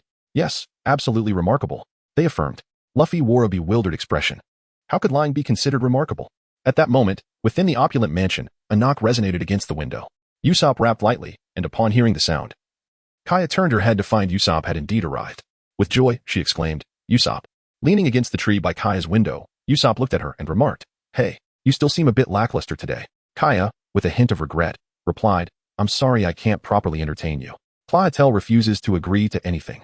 But he isn't a bad person. Usopp wiped his nose and said, No worries. I actually prefer sitting in the garden. Your mansion feels a bit stifling to me. After all, I am a brave warrior of the sea. Kaya, brimming with excitement, asked, What adventure story will you tell today? Today, I'll recount the tale of my battle with a gigantic goldfish in the South Sea when I was 5. A goldfish. What a surprise, especially its extraordinarily large excrement. I thought it was Rudy and just went for it. Usopp narrated his fabricated adventure, while Kaya listened, laughing heartily. Though she was aware that all these tales were mere fabrications of Usopp's imagination, for Kaya, who had been confined to her room, these moments of laughter were her only source of joy each day. Meanwhile, at the Meshi restaurant, Green Pepper, Carrot, and Onion explained the situation to the trio. So that is how it is. He really is remarkable, Luffy exclaimed, dawning realization illuminating his face. Oh, so he has been visiting the young lady every day for the past year to tell her stories, to uplift her spirits. Nami smiled, adding, I really admire the captain's meddlesome nature. Green Pepper remarked. I appreciate his enthusiasm. Carrot chimed in. I like his boasting. Onion stated. You all truly admire him. Don't you? Ward said, somewhat exasperated. Meddling and enthusiasm are one thing, but enjoying his boasting is quite another. So, has the young lady perked up? Luffy inquired. She is getting there, all thanks to the captain. Carrot nodded in response. Great. In that case, let us head to the mansion and borrow a ship. Luffy rose to his feet, raising his fist and shouting fervently. Nami retorted, No way. Didn't we just agree not to go? However, once Luffy made a decision, no one could dissuade him. With no other option, the group reluctantly followed the trio led by Chingjiao to the entrance of Koya's opulent mansion. What an impressive estate! Ward exclaimed in awe. Indeed, it seems they are truly wealthy, Nami echoed, though she lamented that her thievery was limited to pirates. Otherwise, she might have amassed the 100 million berries she needed in a single heist from this grand residence. Let's go inside, Luffy declared, stretching his arm over the wall and vaulting in. Is this really okay? Nami said, covering her face. Oh well, we can't stop him. Let's just go in too. Zoro remarked, glancing at Luffy. Come, I shall assist everyone in, Ward proclaimed, using his power to summon a great tree beneath their feet, allowing the branches to lift them over the wall and into the mansion. Meanwhile, Usopp was regaling his companions with tales of adventure. Captain, Chingjiao shouted. Huh, Usopp turned, surprised to see the 7 of them, and exclaimed, What brings you here? The 3 pointed at Luffy, saying, This person asked us to bring them along. Who? Koby peered out curiously. Luffy, upon seeing Kaya, inquired, You must be the young lady. Usopp, witnessing this, hurriedly approached Luffy and exclaimed, Ah, these individuals have come specifically seeking me after hearing my tales. They are the new members of the Usopp pirate crew. No, Luffy immediately refuted. I am here to find you. I have a request. Luffy gazed at Kaya as he spoke. A request? Directed at me? Kaya asked. Indeed. We seek a grand vessel. Luffy proclaimed, spreading his arms wide. At that moment, Kuro emerged, shouting furiously, What are you doing there? Your actions have placed me in quite a predicament. The butler is infuriating. Usopp nervously remarked. He then turned to Kuro and said, Klahadore, these individuals are the young lady's guests. I will explain everything to you shortly. Kuro raised his hand, interrupting Kaya's response. He then addressed everyone, saying, Get out, all of you. I have nothing more to discuss. Luffy, with a naive grin, addressed Kuro. I would like to borrow a grand ship. Absolutely not. Kuro replied without a moment's hesitation. He then turned to Usopp and remarked, You must be Usopp, am I correct? Upon hearing Kuro's words, Usopp shuddered in fear. Kuro spread his arms and scoffed. I have heard quite a bit about you. You are quite the celebrity in your village. Haha, thank you. You may call me Captain Usopp. It is a title of admiration, Usopp declared proudly, crossing his arms over his chest. Enough. I have no time for your nonsense. By the way, your father is a pirate, correct? That makes you the son of a despicable pirate. Whatever you do is of no concern to me, but I implore you to keep your distance from Our Lady, Kuro said with a scowl, pushing up his glasses with a palm. Ward observed Kuro and thought to himself, this guy is truly amusing, berating himself like that. Luffy exclaimed in astonishment. That guy's father is a pirate. Usopp, visibly enraged, glared fiercely at Kuro. Kuro continued to taunt. You and my lady are simply from different worlds. Speak up. Do you want money? How much? Name your price. Kaya, upon hearing this, was infuriated and shouted, Kira hater. You have gone too far. Apologize to Usopp. Kuro shrugged. Is it necessary to apologize to such a barbarian? I'm merely speaking the truth. He turned to Usopp and continued, it's pitiful, isn't it? You must hate him deeply. That pirate father who abandoned your family and ran away. Don't you dare insult my father again. Usopp roared. Kuro smirked. What, are you upset? Aren't you fond of lying? You could easily say your father is out at sea conducting business. With that, Usopp landed a punch on Kuro's face, knocking him to the ground. Look at you. Resorting to violence so easily, just like father, like son, Kuro retorted from the ground. Be quiet. I take pride in having a pirate for a father. I am proud that he is a brave warrior of the sea. You are correct. I am a boastful liar, but I will never hide the fact that I have pirate blood coursing through my veins. I am the son of a pirate. Usopp clenched his fists, summoning all his strength, as if every cell in his body was shouting in unison. Kuro, still on the ground, continued to mock. A pirate is a brave warrior of the sea? What a twisted notion. Yet, it cannot be denied that you are indeed the barbaric and shameless offspring of a pirate, resorting to violence whenever you're angry. In the end, you are merely scheming to get close to my lady for her wealth. What did you say? Usopp shouted angrily. Just because your father is a pirate gives me every reason to be suspicious. Usopp seized Kuro by the collar, raising his fist in a threatening manner. Do you still wish to speak? Enough, Usopp. Stop it. Kira hater is not a bad person, Kaya said, lowering her head, her face obscured by her hands. Upon hearing Kaya's words, Usopp felt his heart shatter. Kuro shrugged off Usopp's grip, saying, get out of here. Without looking back, Usopp stormed out of the mansion, declaring, you won't need to tell me twice. I shall not return. Kaya watched with concern as Usopp's figure receded into the distance. Ward glanced at Kaya, thinking, how can she worry and say such things? After all, Kuro has treated her this way. How could a mere servant expect to remain? Then Ward turned to Kuro, contemplating. Everything you say reflects your own character. No wonder your words sound so appealing. Meanwhile, Pepper, Carrot, and Onion shouted in unison, you despicable butler. Our captain is not like that. You scoundrel. Scoundrel. Luffy echoed. Zoro smacked Luffy on the head, admonishing, what are you doing joining in? Kuro bellowed angrily. You all better get out of here. At that moment, Kuro was indeed furious. After all, the pirate who resorts to violence and anger is none other than himself.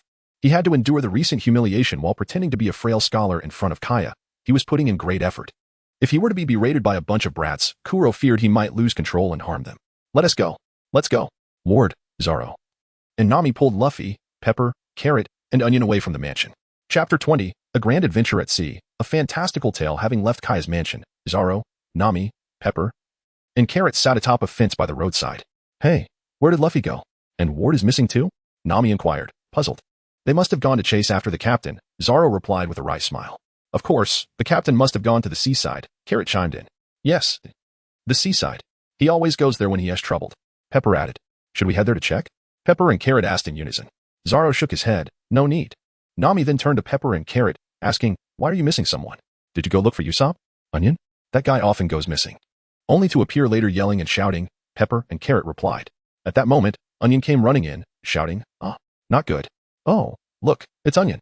Carrot laughed, pointing towards the source of the noise. Not good. Oh no.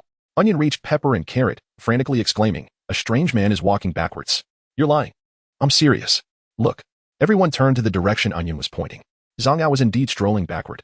He looked at Onion, Pepper, Carrot, Zoro, and Nami, asking, who said I'm a strange person? I'm not strange at all. Nami remarked, no matter how you look at it, you're a peculiar person. Zhang shouted angrily. Nonsense. I'm just a passing hypnotist. A hypnotist? How impressive. Could you show us? Yes, perform a spell for us. Onion, Pepper, and Carrot eagerly urged Zhang. What?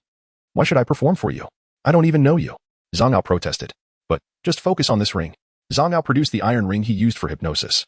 Looks like he is going to perform after all. Zoro remarked. Zhang, swinging the ring with a rope attached, said, when I say 1, 2, Zhang, you will all fall asleep. Are you ready? Zhang, Onion, Pepper, and Carrot focused intently on the ring, their pupils following its movement. 1, 2, Zhang. In an instant, they all fell asleep. How did he even hypnotize himself? Zoro exclaimed in disbelief. Meanwhile, by the seaside. So this is where you are. Luffy suddenly swung down from a tree, gazing at Usopp and exclaiming, wow. Would release. Leaf instantaneous technique. Suddenly, a flurry of leaves fluttered past Usopp, transforming into Ward. Hey, you too. Don't scare me like that. Can't you greet me normally? Usopp shouted in frustration. Haha. Luffy leaped down from the tree, saying, Your father must be Jesus Burgess. How do you know that? Usopp asked, astonished as he looked at Luffy. I met him when I was a child. Luffy replied with a smile. What? You really met my dad? Usopp exclaimed. Yes. You look just like him. No wonder I feel so close to you. But I just remembered. Where is he now? Well, I don't know. But he must still be on Shanks the Red-Haired ship. Jesus Burgess is also one of my favorite pirate crew members. Luffy revealed his iconic D laughter, indicating that he was truly elated. Is it true? It turns out he is aboard Shanks' ship, that red-haired one. Shanks. Usopp finally grasped the situation, his eyes widening as he exclaimed. Luffy was startled by Usopp's appearance. His eyes widening as he inquired, What? You know Shanks? Surely, everyone knows him. That Shanks is a world-renowned pirate. Usopp exclaimed. So my father is aboard the ship of such a formidable figure. Speaking of your father's prowess, it is indeed his exceptional marksmanship. Luffy reminisced about the time spent with Jesus Burgess. Jesus Burgess was indeed an extraordinary pirate. Do you truly believe that? Haha, that is splendid. Usopp also broke into a joyful laugh. Usopp turned to Ward and inquired, Have you met my father? Ward shook his head, indicating he had not. Then what brings you here? Usopp asked, perplexed. I heard the stories you shared, so I came to ask if you have ever read the works of Rue Arnott. Ward replied, gazing at Usopp. Rue Arnott? Usopp tilted his head in contemplation. Are you referring to the adventures of Rue Arnott? I read it during my childhood. Such fantastical tales. Giants' countries, little people's realms, and the like. Aha, I long to see them myself. Usopp gazed out at the sea, his eyes sparkling like stars. Luffy gazed at Usopp and said, Although I have not seen it, I have heard Ward speak of it, and there is also the Sky Island. Sky Island. Oh, that seems rather fanciful. Usopp exclaimed. Giants and little people at least exist in this world, but a Sky Island? He then chuckled and added, If it truly exists, I would certainly want to see it. At that moment, Luffy found himself completely enamored with Usopp, admiring this very spirit of his. Haha, indeed. Hey Ward, were you just wondering if I have read that book? Usopp asked, looking at Ward with curiosity. Actually, I wanted to express that I too aspire to write a grand adventure story like that. A whimsical, fantastical tale that would undoubtedly be labeled as a fabrication by the world. Ward exclaimed, spreading his arms in excitement. I heard the story you told to Kaya about catching a gigantic fish was quite remarkable. Could you elaborate on that for me? What? You wanted to hear my story? Haha, have a seat, have a seat. I will recount it in detail. Thus commenced the storytelling of Usopp's adventures. Luffy and Ward were both filled with excitement. After a while, Usopp finished recounting several tales and stood up, gazing out at the vast expanse of the ocean. He remarked, In this boundless sea, there lie countless grand adventures unknown to us. I feel an immense sense of pride that my father can live so courageously upon these waters. Yet, that despicable butler's words have wounded my pride deeply. I loathe him as well. Luffy nodded in agreement. I was almost compelled to throw a punch at him. Ward responded with a nod. In truth, had it not been for the necessity of borrowing a ship, Ward had considered sending Kuro flying just moments ago. However, such actions would prove futile, as people tend to believe only what they see directly. Kaya was no different. She had firmly convinced herself that Kuro was a good person, a notion that would not waver regardless of what he might say. The only way for Kaya to recognize Kuro's true nature would be for him to reveal his fangs before her own eyes. Luffy turned to Usopp and inquired, By the way, will you not seek out that young lady in the future? Usopp, seated on the ground and gazing up at the sky, sighed and replied, Who can say? As long as that butler is willing to humble himself and offer an apology, I would certainly go. Is it that butler? Luffy pointed towards the beach below the cliff and inquired. Usopp glanced over and nodded, replying, Yes, that's the butler. But why is the butler here? The plan to assassinate Miss 21 and Ward's attack strategies were discussed. Hey, Zango, I told you not to do anything conspicuous in this village, yet here you are. Asleep in the middle of the road, Kuro shouted angrily at Zango. Zango, equally irate, retorted, Nonsense. I'm not at fault and won't draw attention. On the cliff, Usopp, Luffy, and Ward lay flat on the ground, secretly observing what Zango and Kuro were up to below. And there's a strange person beside him. Is he also a butler? Luffy asked. Usopp shook his head. I've never seen him before. Who is he? At that moment, Ward began to ponder.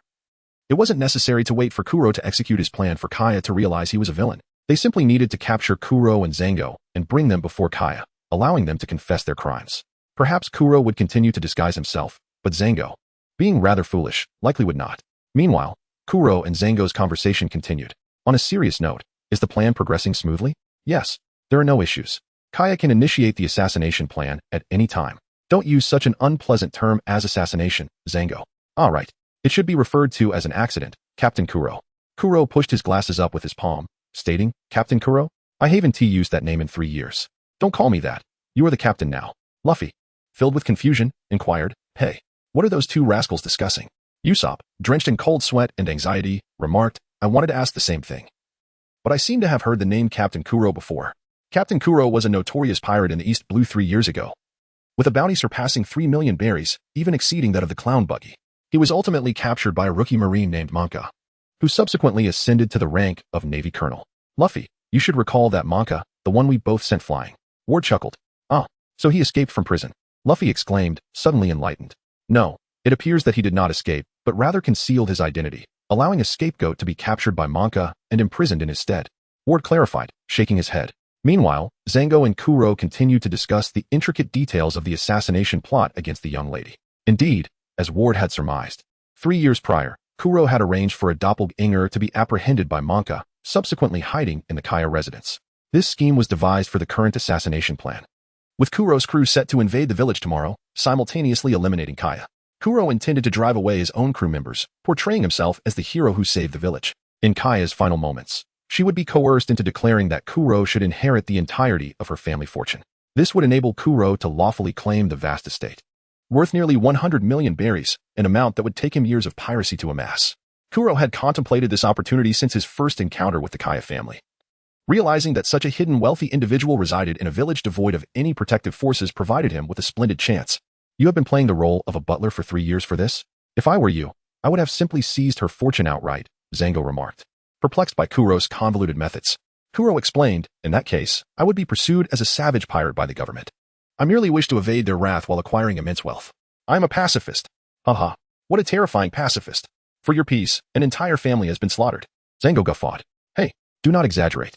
Kaya's parents did indeed succumb to illness. I had not anticipated it. Nevertheless, it saved me from having to get my hands dirty. Kuro adjusted his glasses and said, regardless, this matters little. Just signal me quickly. Our ship has been anchored at sea for a week. The crew is becoming restless. Zango insisted, pointing at Kuro. At that moment, atop the cliff, Usopp panicked, exclaiming, this is bad. This is dire. That guy has been plotting this for a long time. Since 3 years ago, he has been scheming for Kaya's fortune. That champion was none other than Captain Kuro. He is still alive. I hit him. I will be killed. Kaya will also be killed. The entire village will be devastated. This is disastrous. Usopp's face darkened as he cradled his head, utterly at a loss. Usopp glanced at Luffy, who stood up. Hey, don't stand up. You'll be seen. Usopp hissed. Ward also rose. Ward, what about you? Usopp exclaimed, frantic. Luffy, are we doing this? Now. Immediately. Ward questioned Luffy. Ah.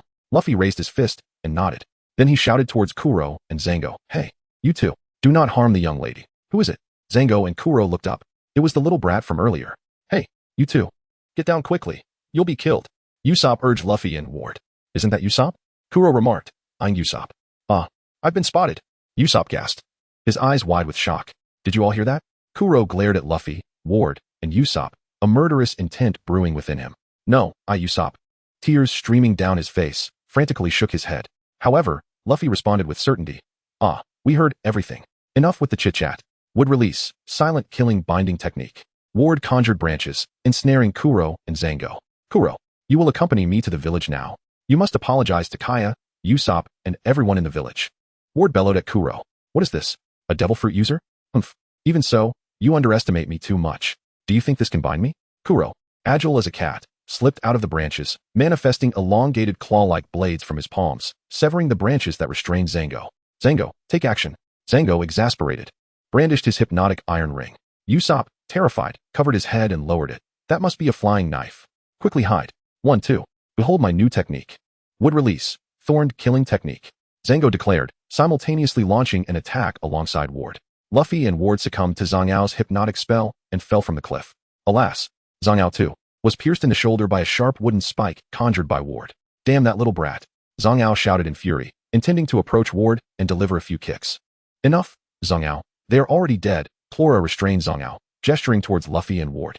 Luffy's head was firmly lodged within the rock, while Ward's waist was impaled by a sharp stone. To Kuro, it seemed certain that they were doomed. How pitiful. I certainly have no intention of taking their lives.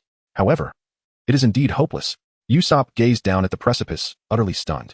It was over. Truly over. They had both been killed. Zango turned to Usopp and inquired, what about the other one? Shall we eliminate him? Kuro shook his head, stating, there's no need. Whatever he says will not be believed by anyone.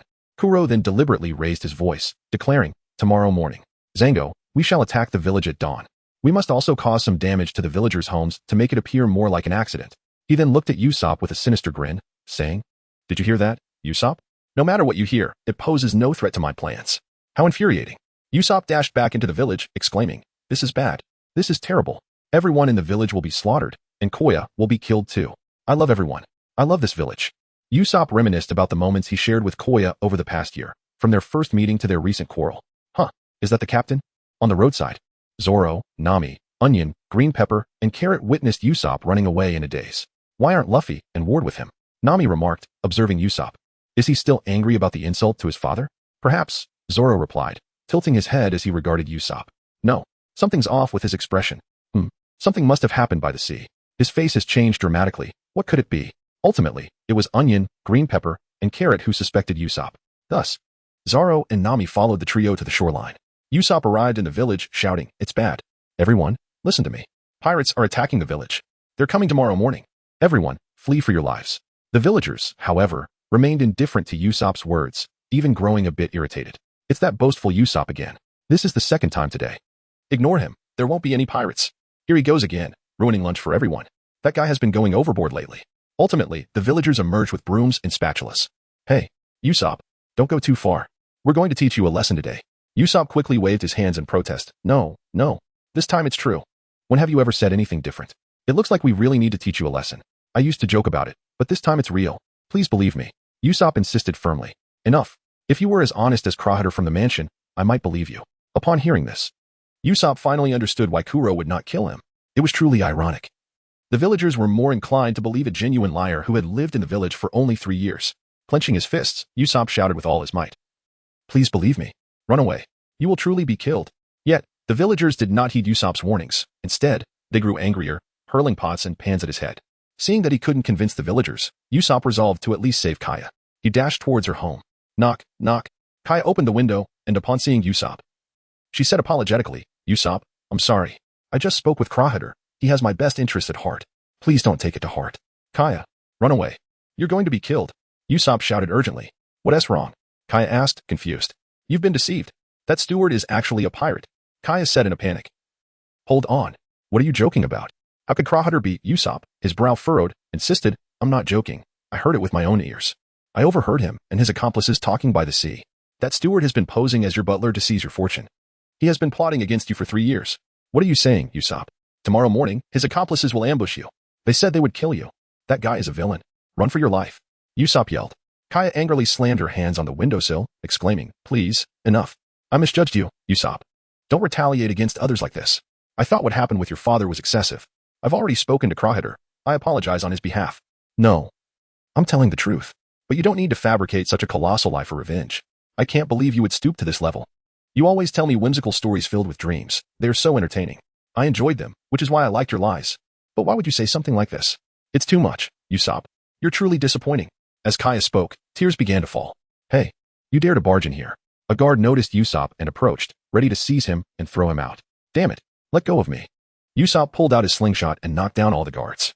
He then grabbed Kaya's arm, attempting to forcefully take her away. Even if the villagers could not be saved, he at least wanted to rescue Kaya. However, Kaya slapped Usopp across the face. Usopp was stunned. He never expected the usually gentle and kind Kaya, who had never resorted to violence, would do such a thing. Even when physically confronted, she refused to believe Kuro was a bad person. "Enough, Usopp. You are the real villain." In that moment, Usopp understood that even if he forcibly took Kaya away, she would ultimately return when he wasn't looking. He didn't want to imprison her. Just then, Mary approached, raising a gun and aiming at Usopp's arm, threatening, "I won't let you hurt the young lady anymore." Usopp, clutching his injured arm, lowered his head and fled. Why? Why won't anyone believe me? Why? By the seaside, Onion, Green Pepper, and Carrot yelled at Luffy and Ward. Did they just die? Phew. No, not at all. They're just sleeping, Zoro said, exasperated. Seriously. How can they fall asleep in a place like this? Those two are truly worrisome, Nami said, holding her head in disbelief. Wait, they're asleep? But even if Big Brother Luffy isn't dead, Ward, Zoro walked over to Ward and kicked him on the head, his head transformed into leaves. See. He won't die. Onion, Green Pepper, and Carrot exclaimed in disbelief. Ultimately, Zoro and Nami managed to wake Ward and Luffy. Hey, what happened? How did you end up sleeping in a place like this? Zoro inquired. Luffy sat on the ground, tilting his head in perplexity, exclaiming, "How peculiar. I should be on the cliff. Oh no, I must hurry to buy some meat, or else the shopkeeper will run away." With that, Luffy dashed towards the village. "Hey, Luffy, let us catch up with you as we walk," Ward yawned, stretching his limbs. "Is that so? I can't believe that butler turned out to be a pirate," cried Onion, Green Pepper, and Carrot in indignation. "Let us not dwell on that for now. Let us buy the meat first," Luffy shouted. "And beer," Zoro added. "Wait, Luffy. You're running too fast. Do you even have any money?" Nami called out. After all the money was in her pocket. At that moment, they spotted Usopp, who was downcast and staring at the ground. Usopp noticed them too, quickly turning away to discreetly wipe away his tears, concealing his gunshot wound behind his back to avoid alarming Onion and the others. "Ah, it's you guys," Usopp exclaimed, his eyes widening in surprise as he pointed at Ward and Luffy. "How are you two still alive?" Luffy, with a grin, tugged at his cheek and declared, "That degree of impact cannot possibly harm me, for I am a rubber man. I possess the powers of a natural-type fruit. Physical damage is ineffective against me. Would release, thorned killing technique." As he spoke, Ward demonstrated before Usopp, transforming into a sharp wooden spike that pierced through his own chest. With arms wide open, Ward chuckled. "See, I am completely unharmed. Truly remarkable." Usopp, gazing at Luffy and Ward, couldn't help but exclaim, "Ah, if we don't hurry to buy meat, it will be too late. The shop is about to close. Nami, lend me some money." Luffy stretched out his hands towards Nami. "Remember to purchase not only meat but also some vegetables." Nami retrieved money from her pocket and responded to Luffy. "Is the shop really closing?" Usopp inquired, puzzled. "Eh? Is that not the case? Haven't they fled yet?" Luffy asked Usopp with confusion. Usopp paused for a moment, glancing at Onion, Green Pepper, and Carrot, then forced a smile. "Haha, why would they run away? Luffy, stop joking around." Luffy tilted his head, a look of bewilderment adorning his face. Zoro and Nami wore similar expressions. Ward, however, understood the reason behind Usopp's words and merely stood by, watching Usopp's performance unfold. At that moment, Onion, Green Pepper, and Carrot shouted, "Captain, we all understand now. That Clahatel fellow is a pirate. So it's all right. We will explain everything to the villagers. Even if they do not believe in the captain, they will surely trust us." Upon hearing the words of Onion, Green Pepper, and Carrot, Usopp felt a surge of emotion within him. Yet, he was reminded of Kai's earlier words and that stinging slap. Shaking his head, Usopp burst into hearty laughter. "Haha, what nonsense. As usual, it's just a fabrication. That butler infuriated me, so I simply labeled him a pirate." Upon witnessing the scene, Luffy, Ward, Zoro, and Nami fell into a contemplative silence. Meanwhile, Onion, Green Pepper, and Carrot were momentarily taken aback. They then expressed their indignation, exclaiming, "What the heck? It was all a ruse. I thought something significant was about to unfold. It turns out that both Luffy and Ward were merely acting on the captain's orders to deceive us. I am beginning to harbor some disdain for the captain. So am I. Although that butler is quite detestable, the captain should not resort to deception that inflicts harm." With that, Onion, Green Pepper, and Carrot departed in disappointment. Once they had completely left, Ward turned to Usopp and remarked, "Now that they are gone, I presume your objective has been achieved. Pray tell, was the hypnotist vanquished by my new technique? I spotted a pool of blood on the beach before I arrived." Usopp shook his head, replying, "No. Your wooden stake merely lodged itself in the hypnotist's arm." He then sat down on a large stone by the roadside, revealing his injured arm without pretense. "I enjoy spinning tales, which is why everyone inherently distrusts me. I have been so naive." Zoro looked at Usopp and inquired, "Enough of this. The truth remains the truth. The pirates will surely come tomorrow, won't they?" "Indeed, they will come," Usopp affirmed. "However, everyone believes this to be a fabrication. They think tomorrow will be just like any other day, a tranquil one." With renewed resolve, Usopp rose to his feet, clenched his fists, and bellowed, "Thus, I shall confront the pirates by the sea. I will transform this event into a mere tale. As a liar, this is the only path I can tread." He then pressed his hand firmly against his gunshot wound, enduring the pain as he declared, "Even if my hand is pierced by a bullet, even if I am pursued with a broom, this is the place that birthed and nurtured me. This is my beloved village. I must protect everyone." Zoro sighed and chuckled. "You truly are a good-hearted soul. Who would have thought you would drive away the children just to fight alone without involving others?" Luffy swung his fist with enthusiasm and declared, "All right, we shall assist you." Nami, giving an okay gesture, chimed in, "However, the treasure shall belong to me." Yet, Ward, feeling dejected, lamented, "Why did I miss? I was focused on aiming directly at Zhang Ao, and I even fell asleep due to being hypnotized." Zoro patted Ward on the shoulder and encouraged, "Do not be disheartened. Let us discuss our battle plan." Although Zoro was aware of their collective strength, caution was still necessary when facing an entire pirate crew. Usopp, taken aback, inquired, "Are you willing to fight alongside me?" "Why?" Luffy responded, "It's because there are numerous enemies." Zoro pointed at Usopp's trembling legs and remarked, "Your expression clearly reveals your fear." "Damn it. Stop shaking," Usopp exclaimed, fiercely pounding his legs with his hands. I am a brave warrior of the sea. Huh. You've never even been to the sea, yet you call yourself a brave warrior? Ward chuckled. So what if I'm scared? My opponent is Captain Kuro, with a bounty of 15 million berries. Of course, I am terrified. And what of it? I do not seek your sympathy. Laugh if you wish, but leave me alone. Usopp shouted, mouth agape. Zoro spread his hands, indicating, we do not pity you. Rather, we admire your courage and wish to assist you. Luffy pouted as he turned to Usopp and asked, who would be willing to sacrifice their life out of sympathy? Usopp burst into tears. 24 new techniques, the towering tree, 24 at night. Within the elegant mansion of Kaya, Kuro inquired, where is the lady? She is already rested. She seems quite exhausted. I never expected such a thing to occur while I was in town. That fellow Usopp is truly a headache. Kuro loosened his collar. Kaya shrugged her shoulders, smiling helplessly. Exactly. And of all things, to call you a pirate. Haha. One doesn't need to be clever to lie. Kuro turned with a sinister smile, indeed. He adjusted his glasses and noticed a gift package on the table. What is this? Kaya replied with a smile. That is a gift from the lady to you. Tomorrow, oh no, it's already today, is the anniversary of your arrival here. As she spoke, tears welled in Kaya's eyes. The lady personally designed and customized it for you because she noticed your eyes were slipping. The lady is truly a thoughtful and gentle person. Kuro opened the gift and laughed. Haha, it truly is an anniversary. He took the new glasses and approached the window, gazing at the bright moon above. The moon tonight is remarkably luminous. Such nights always stir one's emotions. Saying this, Kuro threw the new glasses gifted by Kaya to the ground and crushed them underfoot.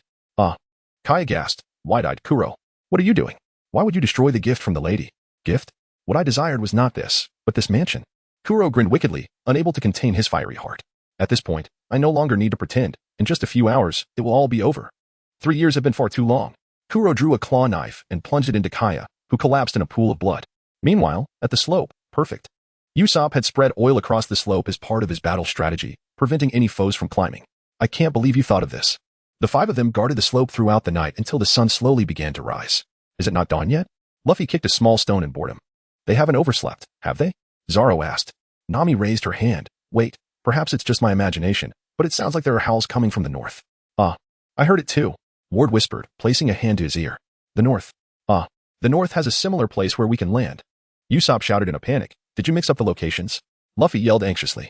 They had been conversing here, believing they could land right here. Before Usopp could finish, Luffy dashed toward the north.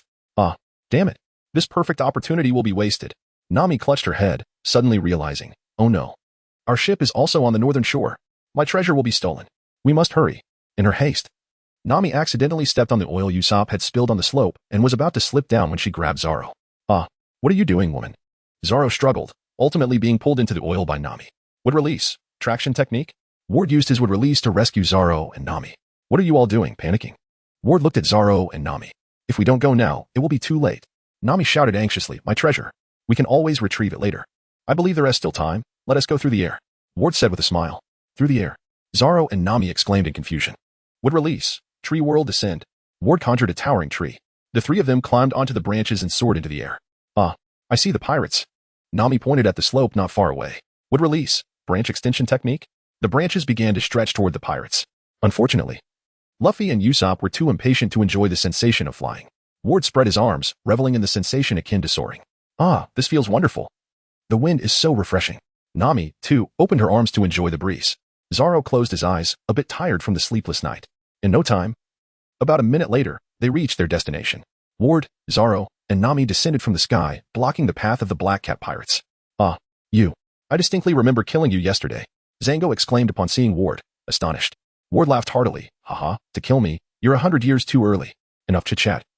Would release. Flying leaf quick blade. Ward extended his palm toward the group of pirates, unleashing countless leaves that sliced through their bodies like blades, knocking them all down.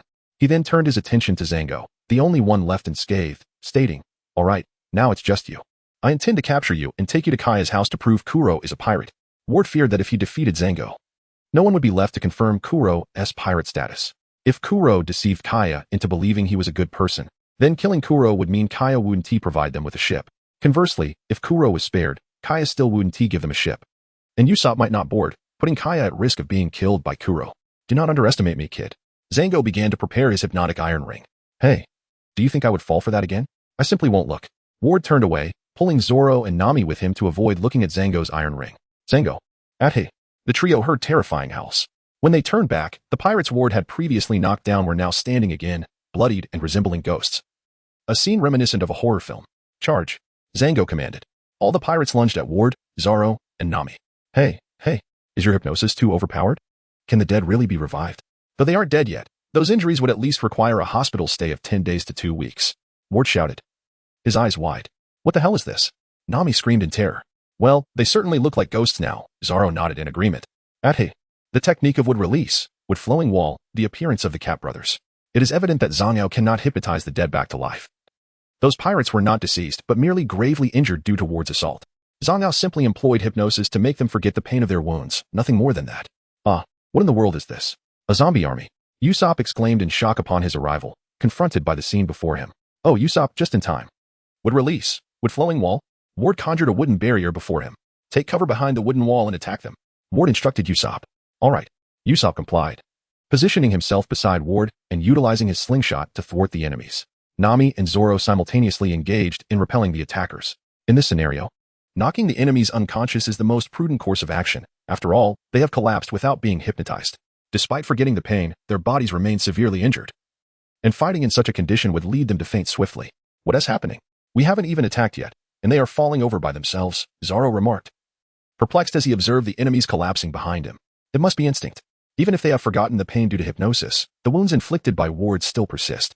If they lose too much blood, they will undoubtedly faint, Nami speculated, retreating behind Ward's wooden wall. Let us just wait for them to faint on their own. Nami shouted to Zoro. Yes, battling enemies that resemble zombies is rather pointless. Zoro sheathed his sword and joined Nami behind the wooden wall. Wood release, wood flowing wall.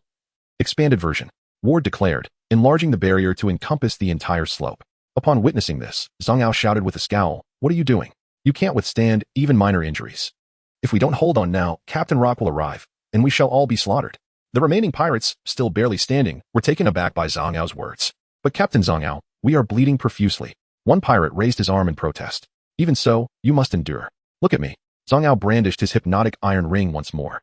When I count to 1, 2, Zhang, you shall transform into immensely powerful beasts, capable of enduring even while bleeding without fainting. 1, 2, Zhang. Roar. The Black Cat pirates roared once again. Here they go again. Nami expressed her anxiety. Do not worry. Did you not just say that even if the brain forgets the pain, the body does not? They will soon collapse on their own, once they are all unconscious. I will bind Zhang, Ward reassured her. I haven't slept all night. I'm utterly exhausted. I'm going to rest, Zoro declared, leaning against the wooden wall and dozing off. Ward, had you mentioned your strength earlier, I would not have been so concerned. Usopp shouted at Ward. Usopp, you scoundrel. You didn't even inform me which way is north. At that moment, Luffy finally arrived, angrily shouting at Usopp. It's you, Luffy, who ran off without letting me finish speaking. Usopp retorted. That may be true, but what are you all doing? Luffy inquired, puzzled. We are waiting for the enemies to self-destruct, Nami replied. Self-destruct? Luffy extended his arm and leaned against the wooden wall, gazing into the distance. The scene on the slope resembled a nightmarish procession from a ghost story. Are they all zombies in his pirate crew? He has fallen. Luffy, filled with confusion, inquired. They had initially been defeated by Ward, only to be forcibly revived by the hypnotist. I see, but it appears to be utterly ineffective. Luffy exclaimed as he leaped down from the wooden wall, grinning. Thus, we shall take this opportunity to rest. A night without sleep has indeed left us rather fatigued. Ward yawned as he spoke. Meanwhile, on the slope, Zhang shouted anxiously, what are you all doing? Can't you even walk? Get to it. Just then, with a loud cry, a pirate stumbled and fell. Zhang, holding his forehead in frustration, muttered, it seems this is beyond us. Little Cat brothers, it's your turn. He called out to his pirate ship. Captain Zhang seems to be calling us. Sam, said Brook. Indeed, let us go, replied Sam as they both jumped down from the pirate ship. At that moment, in the mansion, Close sat at the entrance, hands supporting his glasses, visibly irritated. Why the delay? These fools should know the fate of those who thwart my plans, yet they dawdle. He stood up and headed towards the sea. Onion noticed Close's departure. Why is the mansion steward going to the sea so early? Onion, what are you doing here? Questioned Green Pepper and Carrot upon spotting him. Shoo. Onion placed a finger to his lips and whispered, look. Green Pepper and Carrot then noticed Chloe as well. That steward indeed has issues. I was pondering yesterday that the captain is not one to harm with lies, so I came out early to see what was amiss. It turns out, just as the captain said, the steward went to the sea ahead of time. He continued, since earlier, strange sounds have been coming from the shore. But the distance from the village makes it hard to hear clearly. However, there is definitely something going on. So, the pirates have truly launched an attack. Is the captain fighting alone? We must help him. The trio of Onion, Green Pepper, and Carrot concluded their discussion and resolved to head to the shore to aid Usopp in battle. Meanwhile, at the shore, with a crash, Baroque and Sam tore through the wooden wall created by Ward. Ah, oh. Nami, Zoro, Usopp, Luffy, and Ward were startled, especially Ward, who had not anticipated his wooden wall being smashed. So it was you who defeated members of the Black Cap Pirates? But their fates do not concern us, Baroque declared. Baroque, do not say that. They are, after all, our crew, though it truly does not matter much, Sam interjected. Regardless, prepare to meet your end. Baroque and Sam charged towards the 5. Chapter 26, The Little Cap Brothers Defeat and Koya's Resolve. Haha, just in time. I was worried there wouldn't be a fight, Luffy exclaimed, eager to engage. What a nuisance. I was having such a good sleep. Zoro shouted angrily. Wait, my wooden wall was actually shattered? Ward lamented, feeling dejected. Oh. Do not take it to heart, Ward, Usopp consoled. Indeed, leave it to Luffy and Zoro now, Nami added as she approached Ward to offer comfort. Ward thought to himself. Why are you comforting me? I am a natural fruit user, not one of your weak trio. Inside the mansion, you fools. You mock me. Mock my pirate lineage. I will kill you all. Usopp shouted. Stop, Koya. I will kill you. Koya awoke with a start from her nightmare. Huff, huff. Sitting up, she pressed her hand to her forehead, panting, I don't understand. Why did Usopp do that? As she spoke, Koya exited her room. Clarhardle, are you there? Normally, Chloe would have come to wake her for breakfast, but today he did not, leaving Koya puzzled as she sought him out. Upon opening Chloe's door, she discovered Mary lying in a pool of blood. Mary. Koya rushed over, kneeling beside her. What happened? Wake up, Mary. Don't die. As Koya shook her, Mary coughed up the blood lodged in her throat. Cough, cough. Mary sat up briefly before collapsing again. Phew. Young miss, I am relieved you are all right. Koya, seeing Mary's feeble state, burst into tears, responding, of course, I am fine. What are you saying? Mary pouted, her voice laced with anger. It was Clarhardle. He injured me. Koya gasped in disbelief. Ah, it was him? Koya recalled the memories of the past 3 years with Clarhardle, realizing he was an honest, kind, and somewhat timid individual, someone who would never resort to violence even when angry. Impossible. You jest. A pirate. So what Usopp said yesterday. Now that I think about it, it truly was like that. He discovered the secret and desperately tried to save us. Yet none of us believed him. How ironic. We sheltered a true villain while driving away a brave youth who risked everything for the sake of the villagers. Koya's head hung low, tears streaming down her cheeks as she lamented. What have I done to him? Then Koya shouted, someone help. Mary, do not shout. Everyone in the house has been on holiday since yesterday. This was Clarhardle's decision. I initially thought he was meticulous, but it seems he deliberately drove everyone away. Koya felt a wave of despair wash over her. Mary, mustering her strength, sat up against the wall, saying, please, do not panic. You have not been killed by Clarhardle yet, so there is still time. Think calmly about what you should do now. I just heard Clarhardle left. So if Usopp's words ring true, he must be seeking his accomplices. This means not just us, but others in the village are also in danger. If Clarhardle aims for the treasures here, then let him have them. Those things are not worth sacrificing lives to protect. Kaya wiped away her tears with her arm and replied, all right. Meili gazed at Kaya and said, the cruelest truth is that only you can stop Clarhardle now. Are you capable of that? Though it was not her duty, Kaya shook her head, placing her hand over her heart, and declared, no, this is my responsibility. Such matters cannot be evaded. She resolved to confront Clarhardle. Subsequently, Kaya tended to Meili's wounds, equipped herself with a handgun, and stepped outside. Kaya believed that she must personally resolve this situation. She could not allow Clarhardle to wreak havoc upon the village. At the slope, Luffy and Zoro effortlessly defeated the feline brothers, Buggy and Sam. Ah, you two imbeciles have been vanquished. Zango bellowed in despair. No, Captain Zango. It is they who are far too powerful, Buggy and Sam, battered and lying on the ground, explained. Now, it is your turn, Hippotist, Zoro declared, pointing his sword at Zango. Let me take him down, Luffy shouted, swinging his fists. Wait, Luffy, Zoro, we need to capture him to explain the situation to Koya. Have you forgotten? Ward interjected, addressing Luffy and Zoro. Seeing this, Zango produced a hypnotic iron ring. Look at me. When I count to 3, Zango, you will forget your pain and become even stronger. 1, 2, Zango. Upon uttering these words, Buggy and Sam sprang back to their feet, invigorated as if they had been energized. Roar. Buggy and Sam shouted in unison. Roar. Luffy echoed their cries. What? How did you get hypnotized too? Zoro exclaimed, bewildered by Luffy's reaction. That fool. Nami groaned, covering her face in disbelief. Haha. Well, it is Luffy after all. Not surprising in the least, Ward chuckled awkwardly. Luffy swung his fist once more, knocking both Buggy and Sam to the ground. However, this confrontation also made Luffy stronger. Usopp looked at Luffy and exclaimed, all right. This should be the end, Ward declared, would release, silent binding technique. At last, Ward managed to bind Zanga with wood. Yet before Ward could make a move, Luffy suddenly went berserk due to hypnosis, flailing his fist wildly. Hey, Luffy, wake up, Zoro shouted, but when he couldn't rouse Luffy, he had no choice but to try and knock him out. However, Luffy was not easily subdued. and Zoro found himself struggling to keep up. Hey, don't just stand there. Help me out, Zoro yelled. Ward attempted to bind Luffy again with the wood release, silent binding technique, but Luffy quickly broke free. Bang. In the end, it was Nami who took advantage of Luffy's moment of inattention and knocked him unconscious. That woman is truly terrifying, Zoro exclaimed in shock. Huh?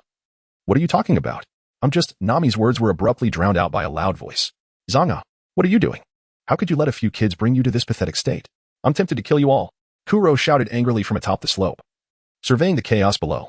Chapter 27, Gale of Flying Leaves, Kuro's defeat would release, silent binding technique. Ward conjured wood beneath Kuro's feet, binding him tightly. Although Kuro was restrained, he utilized his formidable agility to shatter the wood with his clawed blades, freeing himself. Why are you still alive? Kuro questioned Ward, perplexed. Oh dear. He appeared on his own, Usopp exclaimed, hiding behind Ward. Ward smiled and explained, I am a wood human, having consumed the woodwood fruit, a natural-type devil fruit. So you should understand. Kuro nodded, acknowledging, I never expected you to be a natural-type devil fruit user. However, that won't stop my plan. My scheme, Kuro's plan, has never failed. Kuro adjusted his glasses with a smirk. That is impossible, for I am invincible as a natural type. With that, Ward charged towards Kuro. Can that guy even fight in close quarters? Zoro asked, observing Ward. Nami shook her head, stating, I don't know. Ward has always attacked with that technique called Flying Leaf Quick Blade. This is my new technique. To prevent misfires, I'll do it up close. As Ward reached Kuro, he raised his hand toward Kuro's face. Wood release, thorn killing technique. A sharp wooden spike sprouted from his palm, lunging at Kuro. Kuro swiftly dodged the attack, countering with his clawed blades to sever Ward into wooden splinters while simultaneously swiping at Ward's neck. However, Ward's neck transformed into leaves, rendering Kuro's strike ineffective. Natural types can elementalize. You cannot harm me, Ward shouted defiantly. He then turned and launched another attack with the wood release, thorn killing technique. Yet again, Kuro evaded. I know that, but what if you're deceiving me? However, it is confirmed. You are indeed a natural-type devil fruit user, Kuro said, keeping his distance from Ward. This is troublesome. Natural-type users cannot be harmed by physical attacks.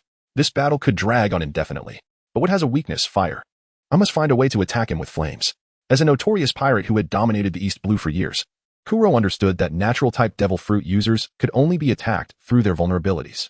Fortunately, the weakness of Ward's woodwood fruit was evident. Fire. If he could use flames, everything would be manageable. However, Kuro lacked the means to ignite an attack, so he set his sights on his pirate ship. Surely, there must be something aboard that could start a fire. Kuro sprinted towards the sea. Zoro, stop him, Ward shouted. All right. Zoro unsheathed his sword and intercepted Kuro. Looks like I'll have to eliminate you first. Kuro sneered at Zoro, Nami, and Usopp on the slope. Wah. Nami and Usopp hid behind Zoro. Enough. Hero Hartle. Kaya writhed, calling out to Kuro. Everyone turned to look at Kaya. Usopp, seeing her in distress, shouted, Kaya, what are you doing here? Kuro also looked at Kaya, somewhat surprised. Miss, how did you come to be here? Kaya replied, Mary has told me everything. Oh, that man is still alive? I thought I had killed him. Kuro remarked while adjusting his glasses. Kaya, noticing Kuro's ominous tone, became alarmed. She clenched her fists, hoping to muster courage and strength. Then she turned to Usopp and said, Usopp, I'm sorry. Perhaps you 1T forgive me, but I truly couldn't believe Hero Hartle was a pirate. Usopp shouted back, Stop it.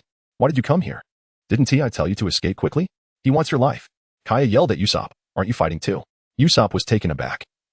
Although he had indeed knocked out a few zombie-like foes with his slingshot upon arrival, he reasoned with himself that this could count as fighting. Kaya continued.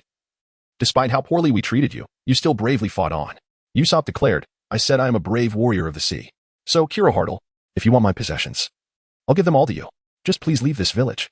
Kaya turned to Kuro, shouting, Kuro, just take my belongings and leave. Kuro smirked coldly at Kaya. It seems you have misunderstood, Mississippi. What I desire is not merely wealth, but stability. I have spent 3 years here earning the villagers' trust, and that brings me great comfort. To ensure this opportunity succeeds, I must eliminate you, and you will leave a will for me to legally inherit your assets. Enough. Spare me your nonsense, Kuro. Would release, Flying Leaf Quick Blade. This time, Ward shifted his approach, rather than attacking with a sharp wooden spike. He opted for a broader attack with the Flying Leaf Quick Blade, which would be more effective against a swift opponent like Kuro. Indeed, this time, Ward's Flying Leaf Quick Blade grazed Kuro. How about that? You can't completely evade this, can you? You little brat. Kuro shouted furiously, preparing to unleash his deadly technique. Let this all come to an end, Kuro. I have devised the means to defeat you. With a sudden exclamation, Clock vanished from sight. No. Captain Clock. Zango, bound to the side with wooden restraints, cried out. What? Usopp, Nami, and Zoro were all struck by Clock's lethal attack. Ward, with a grave expression, extended his palm towards the slope and exclaimed, Zoro, Nami, Usopp, get away. Usopp, Nami, and Zoro, accompanied by Luffy, retreated to the seaside. Excellent. Here it comes. Would release, flying leaf storm. Ward conjured countless leaves from his palm, creating a colossal leaf tornado that surged towards the slope. This overwhelming storm, encompassing the entire width of the slope, was inescapable even for Clock's speed. As anticipated, Clock was swept into the tempest of leaves, enduring a barrage of leaf blades until the storm subsided. Clad in wounds, Clock collapsed to the ground. Chapter 28. Usopp's Lies, the Inheritors of Lies Huff. Huh. Have I fallen asleep? But why do I have a large bump on my head? Did I hit it somewhere? Luffy awoke from his slumber, seated upon the ground, gingerly touching the bump on his head. Perhaps that's it. You must have been too exhausted and simply collapsed, Nami offered, her tone tinged with a hint of guilt. Haha, indeed. But I'm so hungry. I want to eat meat. Luffy exclaimed with fervor. I too wish to indulge in a drink. Let us go, Zoro chimed in. Haha. Allow me to treat you all, Usopp joyfully proclaimed. Thus, Luffy, Zoro, Nami, and Usopp ascended the slope. The despicable butler has been defeated. At that moment, Onion, Green Pepper, and Carrot emerged, raising their hands in jubilant cheer. Hey, Onion, how did you all end up here? Usopp exclaimed in astonishment upon spotting them. Apologies, Captain. We noticed that the butler was sneaking towards the seaside early this morning, and feeling intrigued, we followed. Onion, Green Pepper, and Carrot explained. Usopp paused for a moment, then chuckled. Well, regardless, the wretched butler has been vanquished, and that is what matters most. The trio exchanged glances, then erupted into laughter. Let us inform the villagers of this event. Usopp shook his head, indicating otherwise. No, about what transpired here. Could you refrain from mentioning it? What? Why should we keep it a secret? They protested. Indeed, Captain, you fought to protect the village. Everyone will surely regard you with newfound respect. You are the village hero. Onion, Green Pepper, and Carrot exclaimed, perplexed. Kaya, too, spoke with urgency. Usopp, you must dispel the misunderstandings that linger.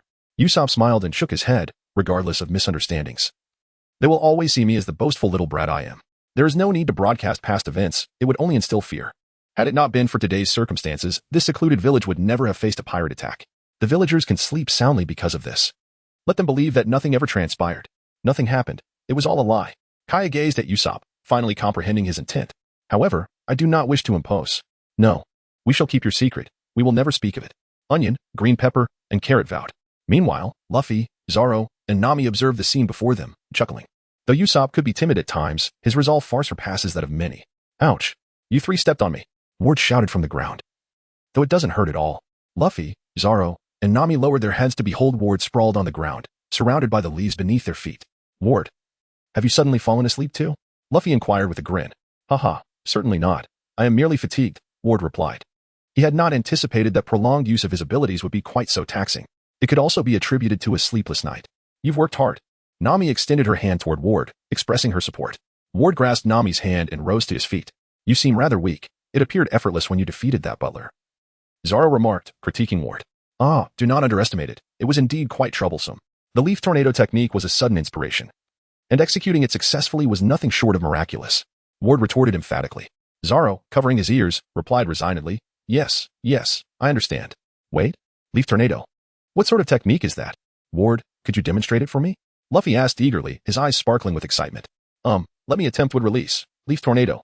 Ward extended his palm towards the empty slope. Yet, nothing transpired. Is that it? Luffy inquired uncertainly, gazing at the slope. It seems it was executed, Zoro commented. Hold on. It must be because you haven't eaten. Let us go have a meal first. All right. I'm famished, Luffy exclaimed, raising his hand enthusiastically. Thus, Luffy, Ward, Zoro, and Nami made their way towards the village, while Usopp observed the entire scene. After their meal, Ward successfully demonstrated the leaf tornado for Luffy, who found it exhilarating. In gratitude for their assistance, Kaya consented to provide a ship for the Straw Hat crew's use. The following morning, in the woods, Usopp was approached by Onion, Green Pepper, and Carrot. Captain Usopp, what brings you to us? They queried. You're here. You didn't team mention yesterday's events to the villagers, did you? Usopp asked. Of course not. The captain forbade us from speaking of it, so we remained silent. Well then, that's good.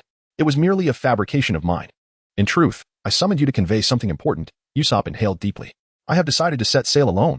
I aspire to become a true pirate. The trio, Green Pepper, Carrot, and Onion, were taken aback by Usopp's declaration. After encountering those individuals, I have resolved to leave this village. There is but one reason. The pirate flag is calling to me. No, don't go, Captain. They pleaded. Do you remember this place? It is where we first met. We have shared so much. What are your dreams? To run a tavern. To become an exceptional carpenter. To be a novelist. Do not forsake your dreams so easily. Let us pledge here together to persevere for the realization of our dreams. Today, The Usopp pirate crew officially disbands. Usopp cried, tears streaming down his face. At that moment, by the seaside, Luffy, Ward, Zoro, and Nami beheld the vessel gifted to them by Kaya, the Going Merry. "My Mary," Ward exclaimed, tears streaming down his face upon the side of the ship. "Mr. Ward, there's no need to be overly emotional. You've helped us immensely. It's only fitting that we present you with a ship," Mary replied with a smile directed at Ward. Wiping his tears with his arm, Ward responded, "Ah, indeed. What a splendid ship it is. May I board and take a look?" Nami exclaimed with excitement. "Of course. From this moment on, it belongs to you. Allow me to give you a tour of the Going Merry," Mary said, leading Nami aboard. All the essentials for their voyage had been meticulously prepared and placed on the ship, Kaya informed Luffy. Luffy responded with a smile, "Thank you. You are truly reckless." Zoro retorted, "What do you mean by reckless? It should be thoughtful." Ward chimed in, "Luffy, if your literary skills are lacking, there's no need to force yourself to use idioms." Luffy retorted, "I have learned from my grandfather." Although Luffy learned some knowledge from his grandfather, it seems he did not grasp it very well. Nevertheless, for a mischievous child like Luffy, being able to read is nothing short of a miracle. After all, in the world of pirates, not everyone has the opportunity to attend school. Of course, Zoro must have studied. Otherwise, how could he recite poetry before launching an attack? Such literary finesse cannot be achieved without education. At that moment, a cry for help echoed from the slope. "Ah, help me." Usopp's voice rang out. He tumbled down the slope, bundled up like a snowball in his luggage. "Usopp!" Kaya shouted in concern. With a thud, Luffy and Zoro extended their feet, kicking Usopp in the face, bringing his rolling to a halt. "Thank you," Usopp exclaimed as Kaya looked at him earnestly. "You still intend to set sail, Usopp?" Usopp nodded, affirming, "Yes, before my resolve wavers, I must embark on this journey. Do not try to hold me back. That won't happen. I've had this feeling for a while now. I too find it quite lonely," he added. Usopp burst into laughter, calling out to Kaya, "When I return, I will regale you with tales of adventures even more unbelievable than lies." Kaya smiled and nodded, replying, "Yes, I will be waiting for you." Usopp turned to the four on the Merry and said, "Take care of yourselves, until we meet again." Luffy leaned against the railing, perplexed, and inquired, "Why?" Usopp, spreading his hands in exasperation, expressed, "You truly are heartless. I shall also become a pirate, and we will undoubtedly cross paths upon the sea." Zoro pointed at the deck of the Merry and asserted, "What are you babbling about? Hurry aboard." Ward approached the railing, gazing at Usopp with a smile, and remarked, "I have yet to tire of your tales." Nami also smiled. Usopp was momentarily taken aback. Luffy gazed at Usopp and, in an utterly commonplace tone, stated matter-of-factly, "Haven't we always been partners?" Usopp widened his eyes in astonishment. "I am the captain, aren't I? What nonsense are you spouting?" "I am the captain." Luffy appeared ready to leap down and engage in a brawl with Usopp, yet in the end, they all exchanged knowing smiles. Kaya and Mary stood quietly to the side, smiling as they observed the unfolding scene. Onion, green pepper, and carrot concealed themselves within the forest, gazing at the distant Merry ship sailing away. "The captain has departed," said one. "Indeed, but as long as he is with those people, I find solace in that." Another responded, "I've never encountered such formidable individuals before. It's inevitable. He had expressed his desire to become a pirate long ago. The villagers will surely miss him," came the reply. "This is all so sudden. The captain always brings life to the village." Suddenly, Green Pepper chuckled and remarked to Onion and Carrot, "I have an idea." Meanwhile, by the seaside, Kaya sat against a tree, watching as the Merry ship drifted further away. "Mary, Usopp has truly worked hard," Kaya said thoughtfully. Mary turned to Kaya and inquired, "Are you referring to Clyodor?" "No." Kaya replied with a gentle smile, shaking her head. Mary gazed at the receding ship and mused, "You were actually wishing to retain Usopp, weren't you?" "My lady, I have heard a tale from Usopp's childhood. Shortly after his father left the village, his mother passed away. It is said that on the eve of her death, she heard him exclaim, 'Pirates are coming! Pirates are coming! Father has returned to take us away.' He promised that once she recovered, they would set sail together, perhaps out of loneliness, even after his mother's passing." He continued to call out for Nami. He yearned for the day when his father's pirate ship would appear on the horizon to take him away. The villagers often say that his fabrications are laced with deep-seated wishes. Having also lost your parents, he cannot simply turn a blind eye. Therefore, I implore you to remain strong in order to repay him for all he has done for you." Upon hearing Usopp's story, Kaya was moved to tears. Yet, she quickly wiped them away and resolutely stated, "Yes." At that moment, not far away on the Merry ship, the crew raised their glasses in unison, proclaiming, "To new ships and new companions. Cheers." Luffy, Kroll, Zoro, Nami, and Usopp sat together, reveling in their joyous camaraderie over drinks. Meanwhile, within the village, Qingjiao, Huru, and Yongsong stood united. "We must act in place of our captain. Mermaid, do you have any instructions for us, madam? Pirates have arrived. I aspire to become a doctor." "Haha, you have set forth a noble ambition." Chapter 29, The Artist and the Sniper, Orange Juice and the Chef. The pirate flag is complete. Luffy raised the pirate flag he had painted all morning and exclaimed, "Ha ha ha." After much contemplation, I have decided to use this as our emblem. With great excitement. Luffy exclaimed, our emblem? Ward, Zoro, Nami, and Usopp found themselves at a loss for words. What do you think? Luffy gazed expectantly at the four, hoping for a unanimous it's great. However, Usopp's blunt remark struck Luffy like a thunderclap. Luffy, your drawing is terrible. Allow me to demonstrate true artistic skill. Usopp then crafted a flag for the Usopp Pirates. Hey, this is completely different. Luffy and Zoro lightly tapped Usopp on the head. Usopp, ever playful, redrew it, creating a flag for the Straw Hat Pirates that would one day be renowned worldwide. This is splendid. Nami praised Usopp's creation. Haha, I have been a great artist, creating masterpieces on the walls of others since childhood. Usopp boasted with pride. Don't be too pleased with yourself. The neighbors will scold you. Ward quipped, it's alright. I've become accustomed to it. You shouldn't get used to such things. Afterward, Usopp adorned the ship's sails with the Straw Hat Crew's emblem, completing the merry-go. The pirate ship. Exhausted from their labors, Zoro, Nami, and Usopp reclined on the deck. I'm utterly exhausted. Suddenly, a cannon fired from the bow of the ship. What is happening? Zoro asked as he stood up. Well, since there's a cannon on board, I thought I'd practice a bit, Luffy replied, though it seemed his aim was off. What? Usopp hurried toward the bow. Shooting is my specialty. Let me give it a try. First, Ward conjured a long wooden track, leading straight to a small rocky hill. Boom. The cannonball was launched, striking the summit. Oh, impressive. Luffy clapped in delight. No, you can't use such a cheat-like method for shooting. Ward dispelled the track. Let me show you true shooting technique. Usopp waved his hand dismissively. Ward cleared the track and said, this time, aim for the base of the mountain. No problem. I'll just adjust based on what just happened. Usopp made slight adjustments to the cannon's angle. Then, boom. The cannonball struck the base with precision. Remarkable. A direct hit. Far superior to Ward. Luffy exclaimed in astonishment. Usopp, equally surprised, said, wow, I actually hit it. Did you see that? Usopp then swelled with pride, boasting, I told you I aim with exceptional accuracy. If you admire my skills, feel free to call me captain. Luffy chuckled and declared, all right. I've made my decision. You shall be the sniper. For now, I'll allow you this opportunity. If you prove to be inept, you must promptly relinquish the captain's seat to me. Usopp raised his hand in affirmation. Very well, Luffy nodded, his expression earnest. Subsequently, the group made their way into the ship's dining area, which also served as an open kitchen. Seated at the table, Luffy raised a finger and earnestly proclaimed, I have pondered this matter. Before we embark on the Grand Line, we require another member. Nami glanced towards the adjacent kitchen and remarked, indeed. Such a lovely kitchen is a rarity. If there were a salary involved, I could certainly contribute to the long voyage. True, while I can cook myself, it is undoubtedly better to have a professional, Zoro agreed. Surely everyone concurs that a pirate ship cannot do without a musician. Luffy nodded in agreement. You dolt. I thought you occasionally engaged your brain. What do you consider pirates to be? Faced with their scrutiny, Luffy responded, perplexed. Aren't pirates simply meant to sing and dance together? Then you should consider becoming a circus performer, Zoro retorted. Absolutely not. Luffy countered defiantly. At that moment, a furious shout erupted from the deck. You pirates. Come out here. I shall slay you all. The sound of crashing objects echoed, prompting Luffy to storm out in anger. Hey, who are you? What does it matter who I am? Johnny shouted as he swung at Luffy. Usopp and Nami leaned against the doorframe, peering outside at the unfolding chaos. Zoro inquired, how many adversaries do we face? Just one, Nami replied. No need to worry, let Luffy handle it alone, Zoro stated. Would you care for some orange juice? Ward inquired, emerging from the kitchen with a glass. Is there any alcohol? Zoro asked. Let us refrain from drinking so early.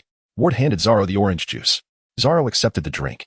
Grimacing, I detest sweet beverages, before taking a sip. It's not overly sweet, rather a bit tart, he remarked. I too am not fond of sugary drinks. Ward responded with a smile.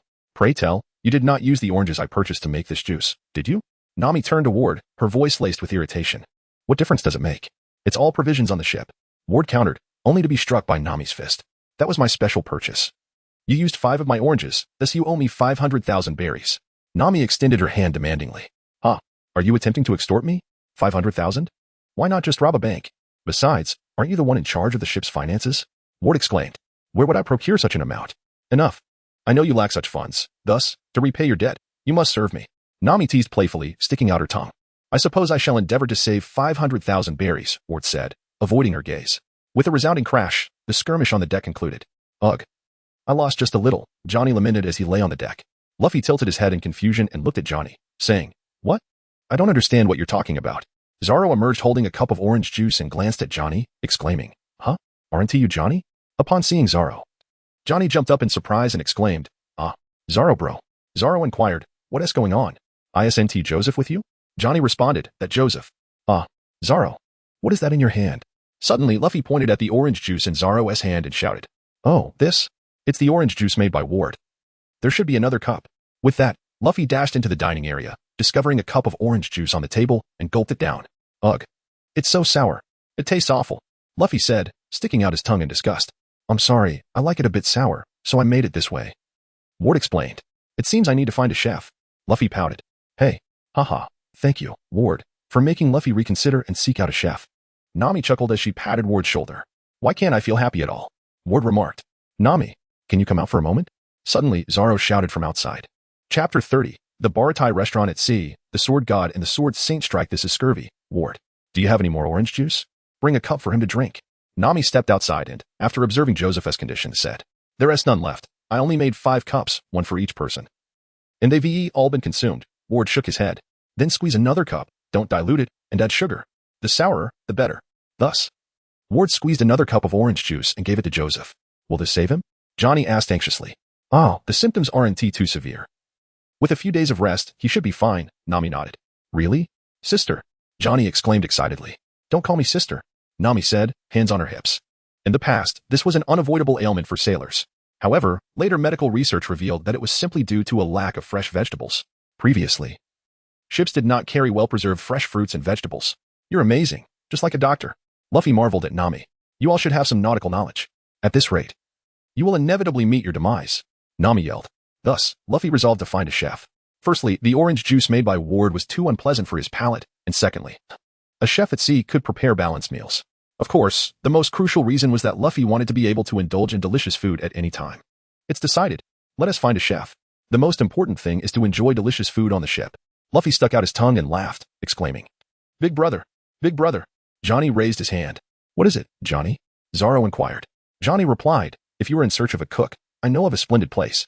However, I cannot guarantee that they will be willing to join this ship." "A restaurant at sea?" "Indeed, it is merely a 2 or 3 days sail away. But one must exercise caution, for it lies quite close to the Grand Line, where nefarious individuals often lurk.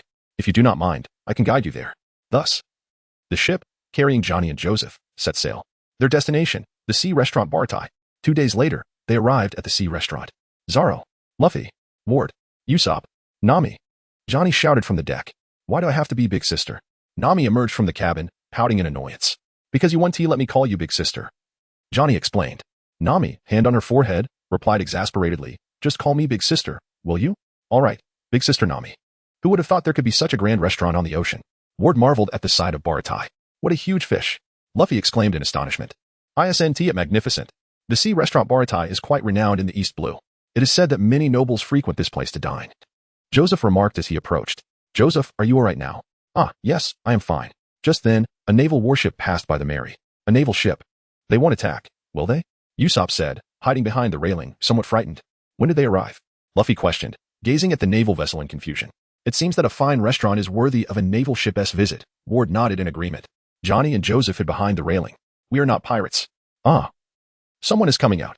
From the naval warship, Colonel Fimbity of the Navy headquarters emerged from the cabin. He gazed at the pirate flag of the Mary and remarked, "I have never seen that pirate flag before. I am Colonel Fimbity of the Navy headquarters.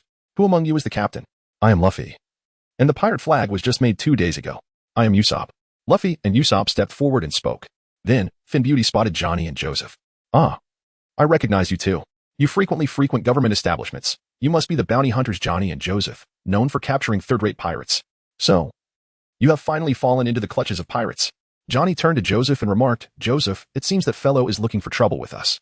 Joseph, lighting a cigarette, retorted, "Capturing third-rate pirates? How unflattering. It appears necessary for us to silence this reckless individual, Johnny. Little Navy, prepare to experience our might." With that, Johnny and Joseph drew their swords and leaped from the Mary into the Navy's warship. However, within moments, Finbeauty had pummeled Johnny and Joseph back with just 2 punches. Bruised and battered, they lay on the deck, with Johnny lamenting, "You truly are pathetically weak." Luffy looked at Johnny and Joseph, saying, "You two are quite formidable. Even we suffered a bit." Johnny and Joseph retorted, "What on earth are you doing?" Zoro gazed at Johnny and Joseph in disbelief. Ward approached Johnny and Joseph, crouched down, and said, "It's all right. In my heart, you both remain the Sword God and the Sword Saint." Johnny and Joseph exchanged glances and asked, "Brother Ward, do you truly mean that?" Of course. The Sword God Johnny and the Sword Saint Joseph. Ward helped them to their feet. And the three then began to dance joyfully together. "Haha, shall we dance? Count me in. I want to join too." Luffy has also joined the fray. So, what are you all doing? Zoro was left utterly speechless. At that moment, Nami noticed a bounty poster that had fallen from Johnny. One particular poster caught her attention. Upon picking it up, her expression changed dramatically. Meanwhile, aboard the naval vessel, Finbooty, do not torment the weak. Let us depart.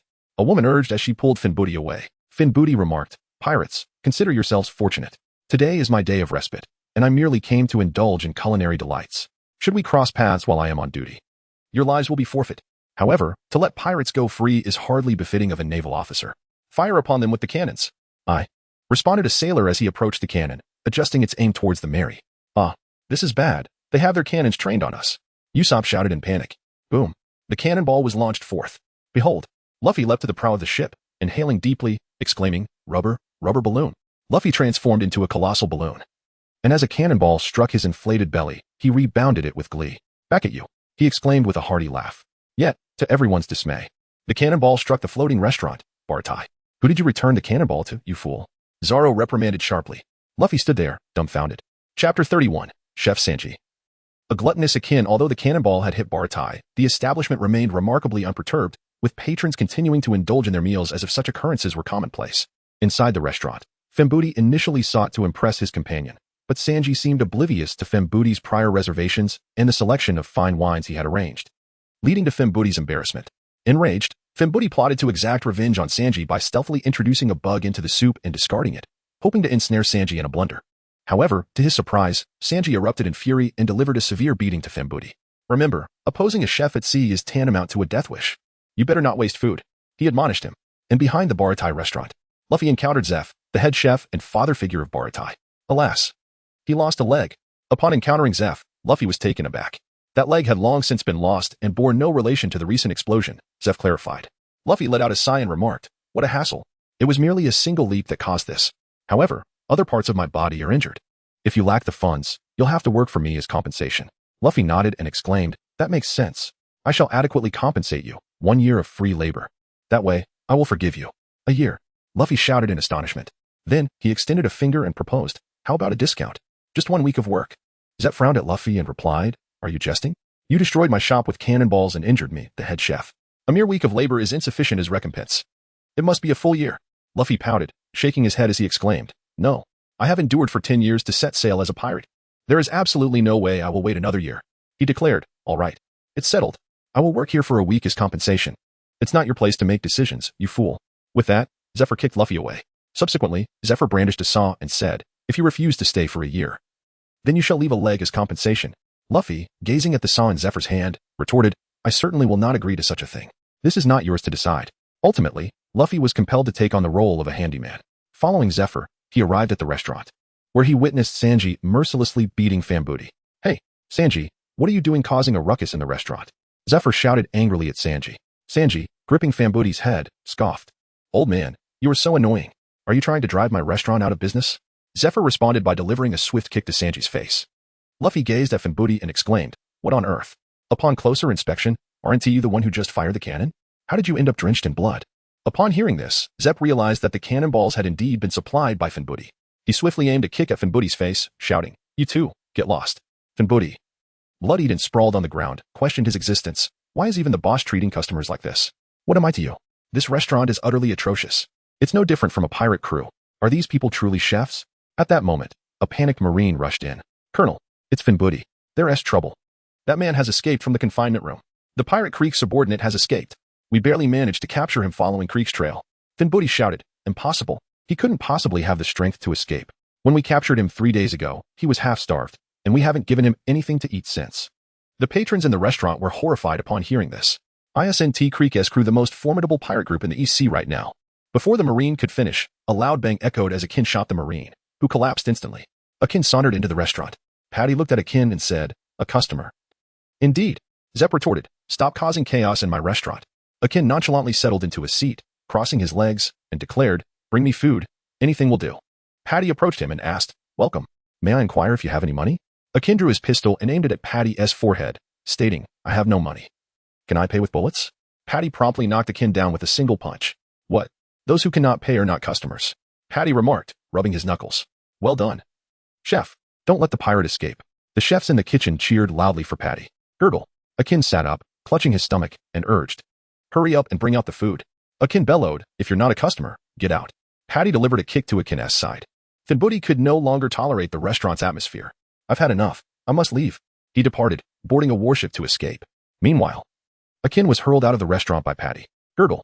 Akin lay on the deck outside, his stomach growling incessantly. Just then, Sanji emerged with a bowl of fried rice. Placing it before Akin, saying, eat up. Akin glanced at Sanji and then at the fried rice, before eagerly diving in. It's delicious. This is the best meal I've ever had in my life. Tears of gratitude streamed down Akin's face. Isn't it delicious? Sanji smiled. Luffy gazed upon the scene with a smile and exclaimed, I have discovered a splendid chef. He then shouted towards Sanji, this is truly wonderful. Let him feast to his heart's content. Hey, chef, join us as our companion. Become the cook on my pirate ship. Luffy extended an invitation to Sanji. Huh. Sanji gazed at Luffy in utter bewilderment.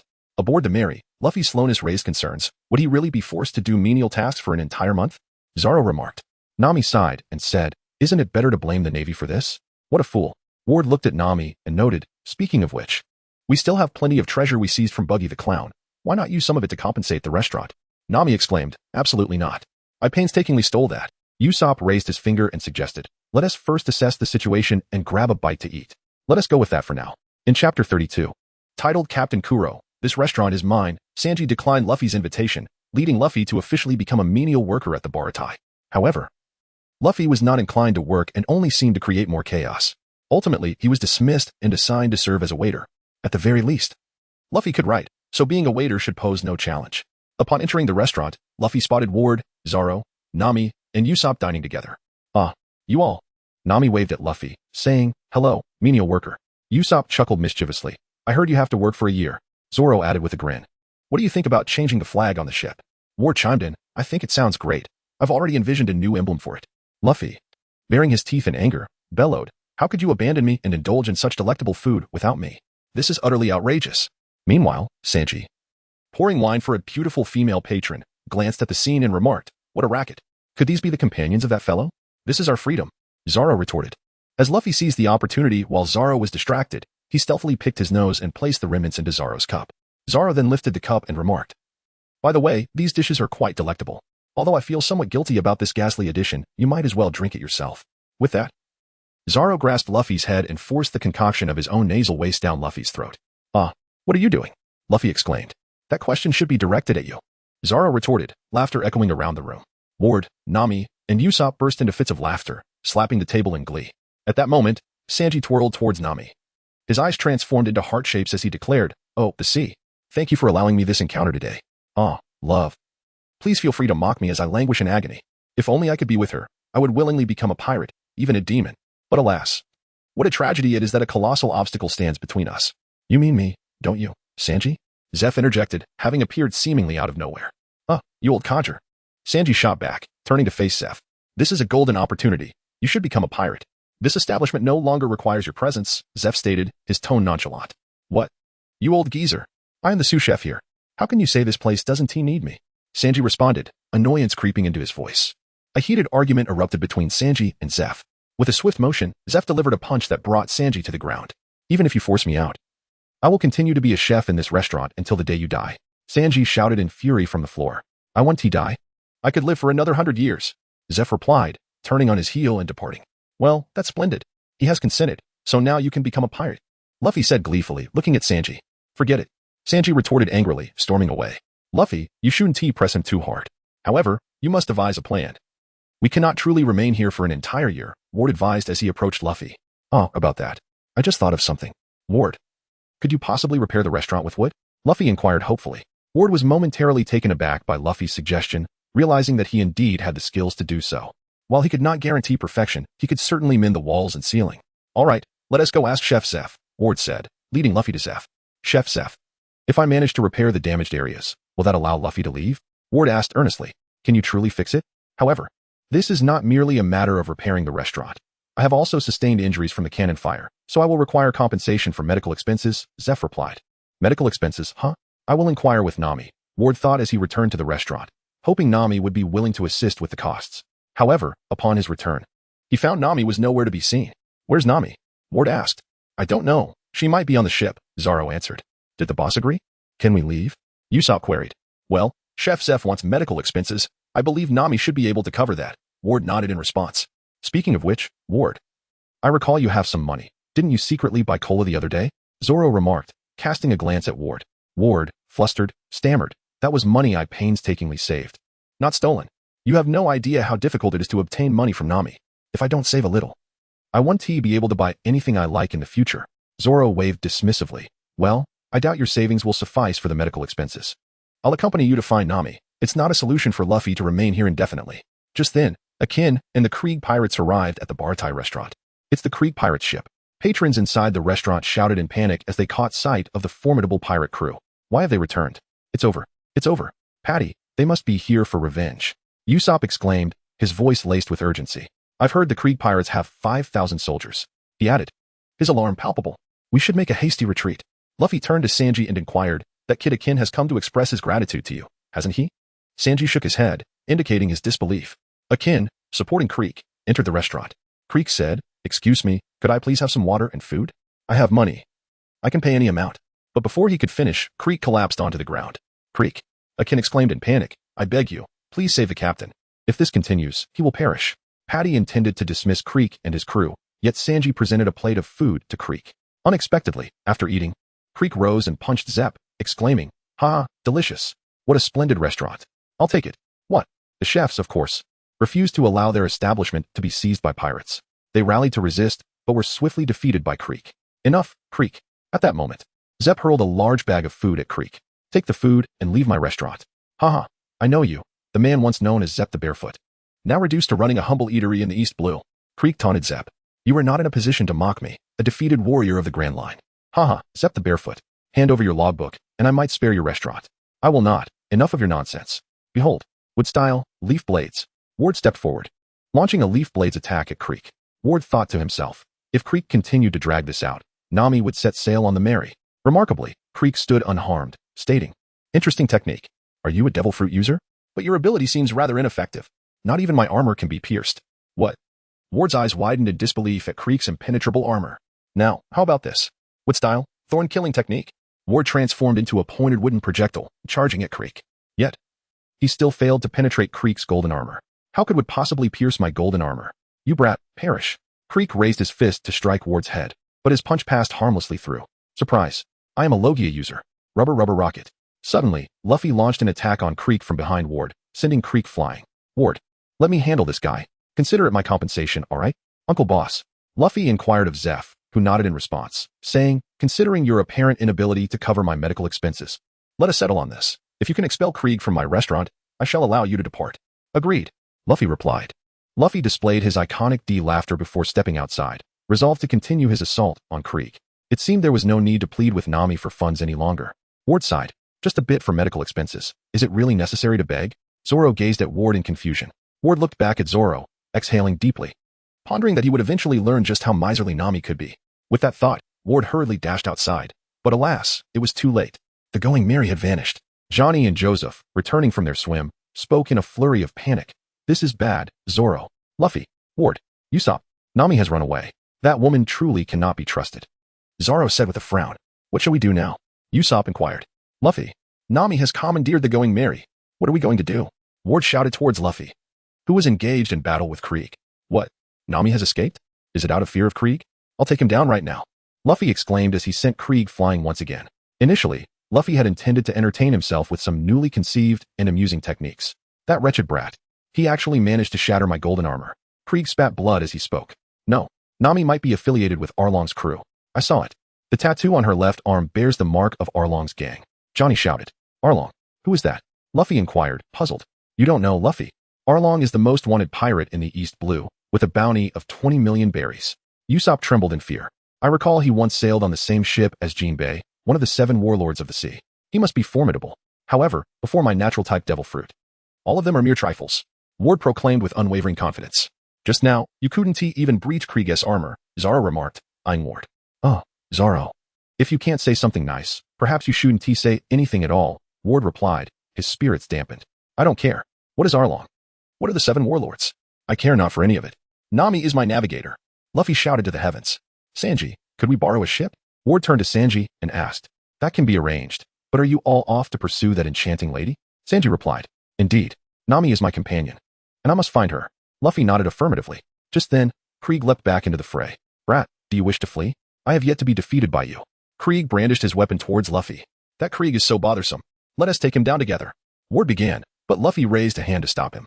Ward, Zoro, Usopp. Along with Johnny and Joseph, you all pursue Nami. I shall take care of this fellow. I promised my captain that I would defeat him as compensation. Rest assured, I will vanquish him swiftly and catch up with you. With a smile, Luffy addressed Ward, Zoro, and Usopp. However, just as Ward, Zoro, Usopp, Johnny, and Joseph were about to depart, Hawkeye suddenly appeared, effortlessly cleaving the already dilapidated ship of Krieg in two. Upon seeing Hawkeye, Zoro became exhilarated. Apologies, everyone. Hold on a moment. Zoro disembarked from the small vessel and rushed to stand before Hawkeye. Hawkeye, my purpose in setting sail is to find you and defeat you. As he spoke, Zoro removed the bandana from his left arm and tied it around his head.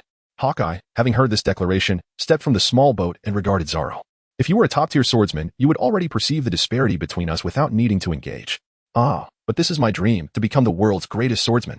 I must challenge you, Zoro declared, drawing 3 swords. Your courage is commendable. Do reveal your name, nameless swordsman. I am Roronoa Zoro. Very well, Roronoa. Let me accept your challenge. Hawkeye retrieved a small dagger from the cross he wore across his chest. Upon witnessing this, Zoro felt insulted and retorted. I did not embark on this journey to contend with such a toy. You are only worthy of facing me with that dagger. Do not underestimate me. Zoro angrily charged at Hawkeye. Yet, no matter how Zoro attacked or the techniques he employed, all were effortlessly countered by Hawkeye with the small dagger. Cold sweat beaded on Zoro's forehead as he thought, impossible. There can't be such a vast difference in strength. After years of arduous training, I cannot even best him with a mere dagger. Ceasing his assault, Zoro resolved to utilize his ultimate technique, believing that if he could not defeat Hawkeye with this, he would concede. 3-sword style, 3,000 worlds. As Zoro launched his attack, Hawkeye recognized that this move could not be thwarted with his dagger alone. Drawing the supreme sword, Black Knight, from his back, Hawkeye struck down, not only parrying Zoro's attack but also shattering the 2 swords in Zoro's grasp, leaving only the Wadakamanji, which Zoro clutched in his mouth, intact. I've lost, Zoro thought. He sheathed his swords and slowly turned his back, spreading his arms wide. Hawkeye, puzzled, inquired. What are you doing, Roronoa? The wounds on my back are the disgrace of a swordsman. Zoro shouted. Very well, I shall grant you this. Hawkeye swung his black sword, Knight, directly toward Zoro. Thus, Hawkeye began to appreciate the swordsman named Roronoa Zoro. My name is Dracula Mihawk. You are not yet at death's door. Understand yourself. Understand the world. Grow stronger, Roronoa. In the years to come, I shall await you on the throne of the world's strongest. Try to surpass this sword with your newfound strength and indomitable spirit. Strive to surpass me, Roronoa. Chapter 34, Zoro's Vow, I will not be defeated again. What? Zoro. Luffy widened his eyes and shouted with his mouth agape. He then rushed towards Hawkeye, intending to deliver a blow. However, Hawkeye swiftly evaded the attack. Is he a friend of the young swordsman? Luffy exclaimed. Ah, rest assured, he is still alive, Hawkeye replied nonchalantly. Zoro. Luffy cast his gaze in the direction of Zoro. Ward, Usopp, Johnny, and Joseph carefully lifted Zoro onto the small boat. Big brother, please respond to us, Johnny exclaimed anxiously. Hurry. Quickly apply the ointment to the wound and bandage it. Johnny and Joseph retrieved a vial of medicine and bandages from their pockets. You actually carry these items with you? Ward inquired as he took the medicine and bandages. Well, we are bounty hunters. Injuries are inevitable. But enough about that. How is big brother Zoro? Johnny asked. Looking at Zoro. I feel all right, Ward replied. All right? With such a severe wound, it's a miracle he isn't dead. Usopp shouted. Mihawk turned to Luffy and asked, Kid, what is your objective? Luffy gazed at Mihawk, furrowing his brow as he declared, the Pirate King. Mihawk replied with a smile. That is a path more arduous than surpassing me. Luffy, with his tongue sticking out in a fit of anger, shouted, I don't care. I will surely succeed in the future. What about Warden, Usopp, and Zoro's situation? Luffy gazed at the small boat and inquired. It's nothing, Ward replied. Nothing at all. However, he is still alive, merely in a temporary state of unconsciousness. Usopp shouted. Big brother, please, respond to us. Johnny and Joseph wailed inconsolably. At that moment, Zoro awakened. Raising his sword, Enma. Zoro? Can you hear me, Luffy? I can hear you. Zoro responded. I must have caused you great concern. If I cannot even become the world's greatest swordsman, it would surely burden you, wouldn't it? Huh. As he spoke, blood trickled from Zoro's mouth. Big brother, please, do not speak any further. Johnny and Joseph cried out in alarm. I absolutely refuse to be defeated again. Zoro lamented, clutching his head in agony. Before I defeat him and ascend to the rank of the great swordsman, I shall never concede defeat again. Do you have any objections, Pirate King? Luffy responded with a hearty laugh. Hee. No objections. Mihawk smiled and remarked, a commendable team. I anticipate our next encounter. Having said that, Mihawk departed on his small vessel. Ward, Usopp, go after Nami. Luffy shouted at Ward and Usopp, relieved to know that Zoro was unharmed. We will certainly bring Nami back. Usopp replied. Luffy, here is your hat. Ward conjured a branch to hand Luffy his straw hat. Once we gather 6 members, we shall venture into the Grand Line together. Absolutely. Let us go. Luffy responded with a grin. Thus, Ward, Usopp, Johnny, and Joseph, accompanied by the severely injured Zoro, made their way to Cocoa Village. What a calamity. The entire town lies in ruins. What kind of power is this? Upon reaching the island of Cocoa, they were horrified by the debris of the coastal town. What are you afraid of? There are still the 2 of us, Ward said, grasping Zoro's hand and addressing Usopp and the others. Zoro is gravely injured. And even without his injuries, he could not possess the strength to obliterate an entire town. Johnny remarked, observing Zoro's wounds. I feel this wound is nearly healed. It's just the right time to stretch my legs, Zoro declared, donning his clothes and leaping off the ship, immediately staining his freshly worn attire with blood. You're clearly not well. Zoro, don't overexert yourself. Johnny and Joseph exclaimed with concern. It's all right, even if Zoro is incapacitated. As a user of the natural fruit, I will surely defeat Arlong, Ward confidently proclaimed, patting his chest. Johnny and Joseph exchanged glances and sighed. Are you really all right? Well, Ward, there's no need to push yourself. Let's just wander around and gather information until Luffy arrives, Usopp suggested as he placed a reassuring hand on Ward's shoulder. Hey, you underestimate my abilities. I defeated Kuro. Ward brushed Usopp's hand away. Usopp's eyes widened as he recalled. Yes, Kuro was indeed defeated by you. Though you often appear weaker than I, you are undeniably strong. No joke, I'm incredibly formidable, Ward boasted, puffing out his chest. In truth, we need not engage Arlong. Luffy merely requested that we retrieve Nami, Zoro stated. Hey, Zoro, are you afraid? Ward teased as he approached Zoro. It's understandable to be frightened, especially given your injuries. Leave the rest to Ward. Usopp chimed in alongside Ward. Haha, Usopp, from what you just said, I thought you were going to say you'd handle it. Ward quipped. Haha, just kidding. I am quite aware of my limitations, Usopp replied proudly. There's no need for such pride, Zoro sighed, rubbing his forehead. My head aches. What's wrong, brother? Zoro, we should find a place to rest. I wonder if there's a hospital in the town ahead. Johnny and Joseph called out around Zoro. Zoro was left speechless, feeling their concern despite his own well-being. So where do we go now? Well, as Usopp suggested, let us just explore. Perhaps we will stumble upon Nami. Ward clapped his hands enthusiastically. Although everyone doubted the simplicity of Ward's plan, they agreed to wander aimlessly. For they had no knowledge of Nami's whereabouts. Thus, Ward, Zoro, Usopp, Johnny, and Joseph arrived at Cocoa Village. Though it appeared to be an intact village, it lacked any semblance of life. Every household had tightly shut its doors and windows, as if fearing an impending monstrous attack. This village is quite peculiar, Usopp remarked. Indeed, Zoro concurred. Johnny and Joseph also surveyed their surroundings with curiosity. At that moment, Ward dashed towards a grove of orange trees. There are oranges over there. You all stay put while I fetch some. Meanwhile, the story continues. Luffy has triumphed over Krieg, restoring peace to Baratai once more. My life as a handyman has come to an end. I had made a promise with the old man. Luffy approached Sanji and expressed this sentiment. Indeed. Congratulations are in order. Sanji leaned against the ship's railing, smoking a cigarette. However, before Luffy could finish his thought, Sanji swiftly interjected, stating, I refuse to go. I have no desire to become a pirate. I shall remain here as a chef. I am aware that the old man recognizes my culinary skills, and thus, I have resigned myself to this fate. Yet, it seems your hands have not surrendered. Although Luffy verbally claims to have given up, his hands remain steadfastly gripping Sanji. After this incident, I find myself unable to leave this place any longer. There is no one I can truly rely on. Yet, I will inevitably return to the Grand Line one day. Luffy exclaimed with enthusiasm, then let's go now. Sanji shook his head, indicating that the time was not yet ripe. Turning to Luffy, Sanji eagerly inquired, are you familiar with Alabasta? Luffy was taken aback and replied, I don't know. Sanji let out a sigh and exclaimed, what? You don't know? It's that miraculous sea. He animatedly explained to Luffy. Luffy was joyfully engaged in discussion with Sanji. A scene that did not escape the notice of Zeph. At that moment, Zeph had made up his mind. He would ensure Sanji's departure, even if it meant forcing him away. Sanji was a gifted individual, not destined to spend his life in this modest restaurant. When lunchtime arrived, the chefs at Baratai enacted a display of wastefulness, discarding the dishes prepared by Sanji. This infuriated Sanji, prompting Zeph to intervene and expel him. Take that little brat away. Zeph commanded Luffy, directing him towards the Grand Line, which was Sanji's aspiration. Take Sanji with you? I refuse. Luffy resolutely declared. What? Zeph looked at Luffy with confusion and inquired, what do you mean, kid? Isn't your ship in need of a chef? Are you dissatisfied with him in some way? As Luffy savored the dishes prepared by Sanji, he responded, how could I possibly be dissatisfied? I truly wish he could join us. However, he insists on remaining here as the chef. Therefore, regardless of what you all say, I cannot take him away. Zeph understood Luffy's intention and remarked, What you mean is that he must personally agree, correct? Precisely, Luffy affirmed. Meanwhile, Sanji, concealed outside the door, overheard the entire conversation. In truth, he comprehended that the earlier performance was merely a ruse to incite his disdain for them, prompting him to depart. Once Luffy finished his meal, he prepared to leave. Well then, I shall take my leave, uncle. And to everyone else, farewell. Luffy waved his hand and called out. However, the moment he stepped onto the ship, he was taken aback. By the way, do you know where Ward and the others have gone? Luffy turned to Zeph and the others and inquired. How could we possibly know such things? You are their captain, after all. Is there no transponder snail? Zeph shouted in exasperation. There is no transponder snail. Luffy shook his head. Luffy suddenly found himself in a state of panic. What should he do now? Where could he possibly search for them? To Arlong Park. That beautiful lady must be part of Arlong's crew. She is certain to return there. At that moment, Sanji emerged. Sanji, I'll accompany you, Luffy exclaimed. You don't seem like the type to navigate the seas, Sanji retorted, but I am not joining you merely to assist in your quest to become the Pirate King. I have my own ambitions.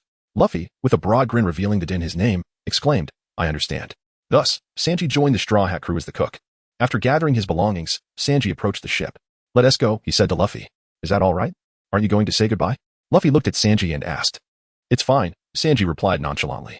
At that moment, Zeph shouted towards Sanji, Hey, Sanji, don't catch a cold.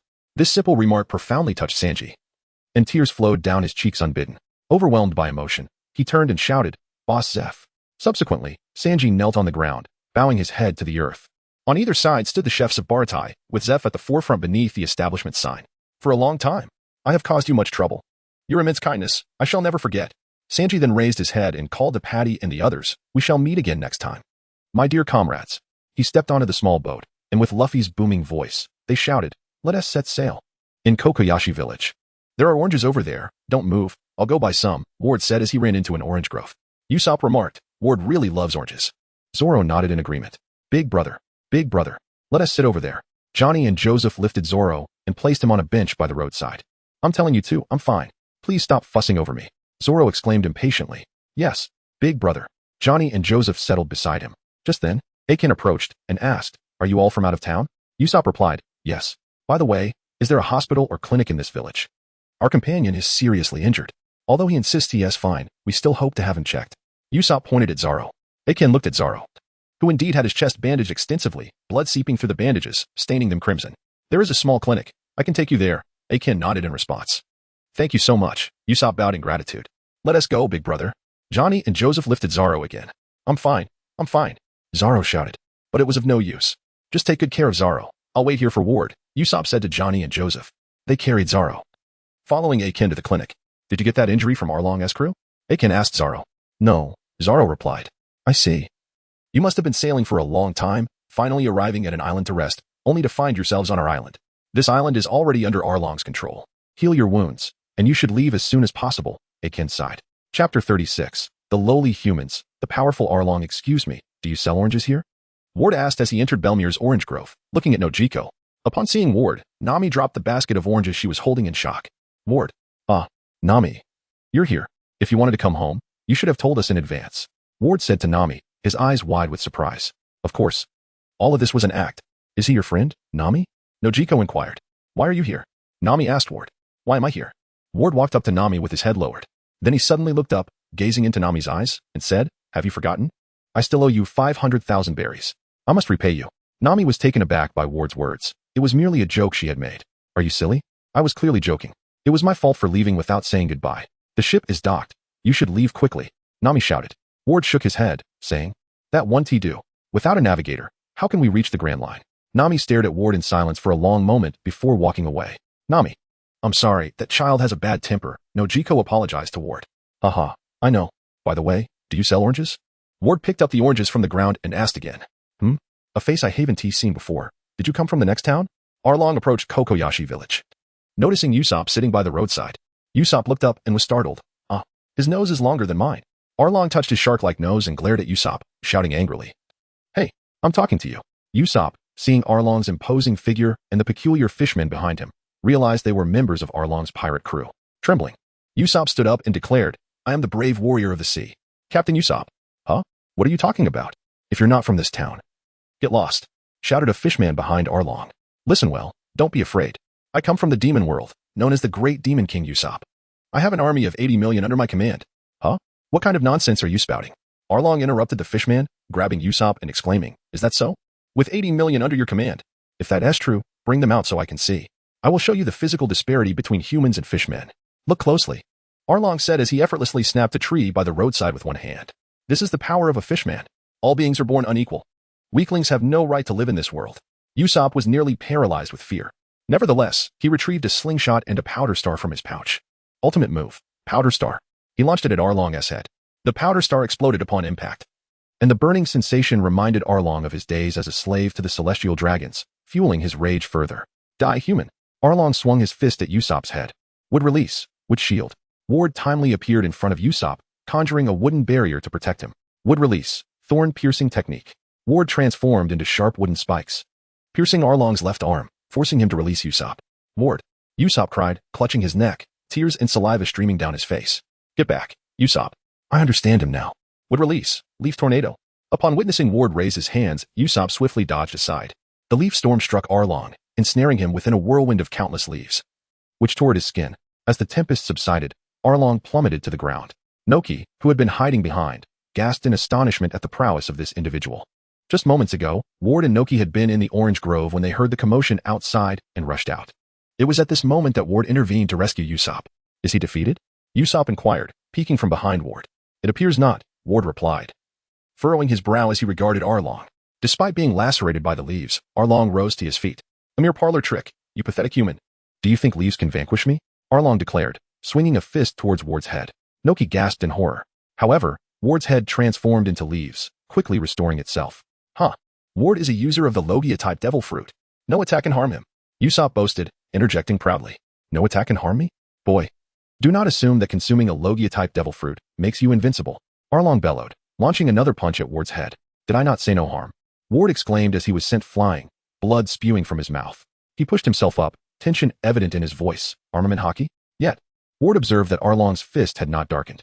To think you mastered armament hockey before entering the Grand Line.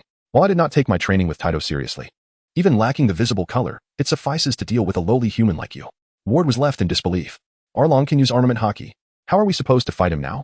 Perhaps Luffy can awaken his abilities early and make it easier for us, Ward mused internally. Run, Usopp. Ward shouted as he sprang to his feet and fled. What? Ward, how can you run faster than I can? And how could he hit you?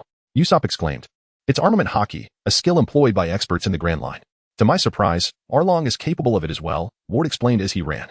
Arlong, clutching his arm where Ward had injured him, yelled angrily, You lot, pursue them. You must kill those two lowly humans. With that, his subordinates gave chase. In the midst of their escape, Ward and Usopp encountered Zoro, Johnny, and Joseph emerging from the clinic. Dr. Naga was conversing with Zoro, although I have stitched your wounds. You must refrain from vigorous activity. Ideally, you should rest for several days, but given the circumstances in our village, I cannot keep you. Zoro, Johnny, Joseph, run. Ward shouted to them. Huh? What? The fishmen are chasing us. Usopp echoed. Fishmen? Dr. Naga, spotting the pursuing fishmen behind Ward and Usopp, hurriedly retreated indoors. Fishmen? Perfect. Let us slay them and take Nami back, Zoro declared, reaching for his sword to fight. However, Johnny and Joseph restrained him, urging him to run with Ward and Usopp. The five Ward, Zoro, Usopp, Johnny, and Joseph took refuge within the forest, evading the pursuit of the fishmen. What on earth is happening? Zoro queried. Ward and Usopp then recounted the events to Zoro. Is that Arlong truly so formidable? He was able to strike even you, Ward. Johnny exclaimed in panic. So, you can be hit by armament hockey? Zoro asked Ward. Indeed. Regardless of whether one wields a Logia or Paramecia type, as long as they can use armament hockey, they can inflict damage. For instance, Luffy's rubber fruit renders him impervious to blunt force. However, if an attack imbued with armament hockey strikes him, it can indeed hurt him, Ward clarified to Zoro. I see. So you fled? Zoro inquired further. I had no choice. Unlike you. I cannot survive such grievous wounds and keep moving, Ward lamented. Just then, a tremendous noise erupted from the sky. A ship, Ward shouted, pointing upwards. Is it heading our way? Indeed. Run. With a resounding crash, the ship plummeted towards Ward and Zoro, leaving them no time to evade. Ah, Ward, Zoro. The ship shattered upon impact, and both Ward and Zoro emerged from the rubble. Fortunately, I am a user of a Logia-type fruit. Otherwise, I would have been doomed. Ward remarked, still shaken. What on earth are you all doing? Zoro yelled angrily. Wow, we are truly fortunate. Usopp, Johnny, and Joseph exclaimed. Huh, you're unscathed. But what of Nami? She is our comrade, and we must ensure her safety, Luffy shouted. Who is a comrade? Nami's cold voice interjected, having appeared unexpectedly. Nami. having heard the commotion in Kokoyashi village and returned to learn of the situation from Noki, had pursued them. Luffy pressed down on his straw hat and exclaimed, "What are you talking about? You are our companion. We are here to bring you back." Nami crossed her arms over her chest and retorted, "Companion? That is laughable. It's merely a frivolous alliance of convenience, isn't it?" Suddenly, Sanji leaped forth, his eyes transformed into hearts, and excitedly waved, "Nami-san. It's me. Do you remember? Let us set sail together." Zoro seized Sanji and shouted, "Step back.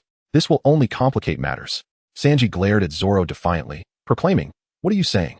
Love is like a storm. It arrives unbidden and cannot be halted." "Huh, what nonsense are you spouting?" The two began to bicker. "Can you take your quarrel elsewhere?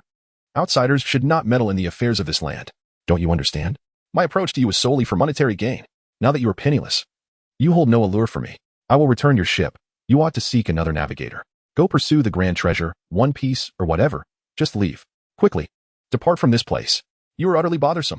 Nami had heard from Nokigo that Arlong had managed to strike Ward. Ward, a natural-type devil fruit user, had always been impervious to physical attacks. Thus, Arlong's ability to defeat him speaks volumes of his prowess. Moreover, because Usopp and Ward had offended Arlong, he had ordered their execution. This urgency drove Nami to find them, hoping to persuade them to leave. Nami's expression turned dark as she faced the group. "Farewell," she stated. With that, Luffy lay down on the ground. "Luffy," the others called out in confusion. "Sleeping," Luffy said, closing his eyes nonchalantly. "Sleeping? In a situation like this?" Luffy explained, "I have no desire to leave this island, nor am I interested in the events unfolding here. I am simply tired. Therefore, I shall sleep." Nami, glaring at Luffy in anger, shouted, "Then do as you please. Go ahead and meet your demise." Ultimately, Nami departed. "Although our time serving you has been brief, our guiding duties conclude here. We have no intention of being slain by Arlong and his crew. Farewell. Take care, my brothers." "You too." Johnny and Joseph left thereafter. Back at Nami's home, Noki asked, "You've returned. Did you meet your companions?" "They are not my companions, Noki. I'm exhausted. Please do not disturb me," Nami replied, collapsing onto the table and falling asleep. Noki observed Nami with a smile, remarking, "It seems those individuals are genuinely here to retrieve you. No wonder you hastily departed. Companions must be a most painful word for you." Noki then exited the house in search of Luffy, Ward, Zoro, Usopp, and Sanji. "You are still here. Arlong has issued a decree for your execution," Noki exclaimed upon spotting Ward and Usopp. "Noki? Who is that?" Luffy rose, pointing at Noki in inquiry. "Nami's sister," Ward replied. Sanji gazed at Noki, his eyes turning into hearts, exclaiming, "Nami's sister? What a beautiful lady. So what? We are well aware that Arlong is hunting us," Zoro remarked, directing his gaze at Noki. "Arlong is formidable. You two should comprehend that well," Noki stated, looking at Ward and Usopp. "Haha, that was merely a tactical retreat on my part," Ward declared defiantly, hands on his hips. "Is that so? I am only sharing this information with you because it is evident that you genuinely regard Nami as a companion. I will reveal everything, the complete story and its implications. However, should you choose to seek death, that is of no concern to me." "Ah, I choose not to listen. I am going for a walk." Listening to Nojiko's words, Luffy turned and left. Nojiko, confused, asked what was happening. "Don't mind him. That's just how he is. Just talk to us," Zoro waved off. Understanding now, Nojiko realized why Nami felt utterly helpless. She then recounted everything about the island to Ward, Zoro, Usopp, and Sanji. Since that fateful day 8 years ago, she had not shed a tear in front of anyone, nor would she ever ask for help again. She could no longer bear to witness innocent victims, like their mother, brutally slain by Arlong. At just 10 years old, Nami, engulfed in despair, resolutely decided to struggle for survival on her own. Can you fathom the agony of such a choice? Chapter 38, Furious Luffy. "Don't make my navigator cry." As Nojiko narrated the tale of the past, Colonel Mouse of the East Blue Navy arrived in Kokoyashi village, seizing all the hard-earned money Nami had saved over 8 years. Through the colonel's words, Nami realized that Arlong must have informed him of the hidden treasure's location. Enraged, she stormed to Arlong Park to confront him. "Arlong, Arlong, Arlong. It was you who told Colonel Mouse to break the agreement, wasn't he it?" Arlong, with a sinister grin, pinched Nami's face and taunted, "Me? Break the agreement? Nami, do you want the villagers of Kokoyashi to perish?" Powerless against Arlong, Nami fled back to Kokoyashi village in tears. Meanwhile, Ward, Zoro, Usopp, and Sanji had also arrived at Kokoyashi village, where they found Luffy sulking in a corner. "Ward, make me a windmill," Luffy exclaimed. "Huh, a windmill?" Ward replied, taken aback. "Yes, a windmill. That old man had one on his head. It was amusing. So I want one too. Would release. Small windmill technique." Ward conjured a wooden windmill but remarked, "It doesn't T-spin. Do you want it? Doesn't T-spin? Never mind." Luffy responded. Meanwhile, Nami returned to the village to witness the villagers, led by Aiken, preparing to confront Arlong for revenge. Putting on a brave face, she said, "Everyone. It's fine. It's just 100 million berries. I can save up again.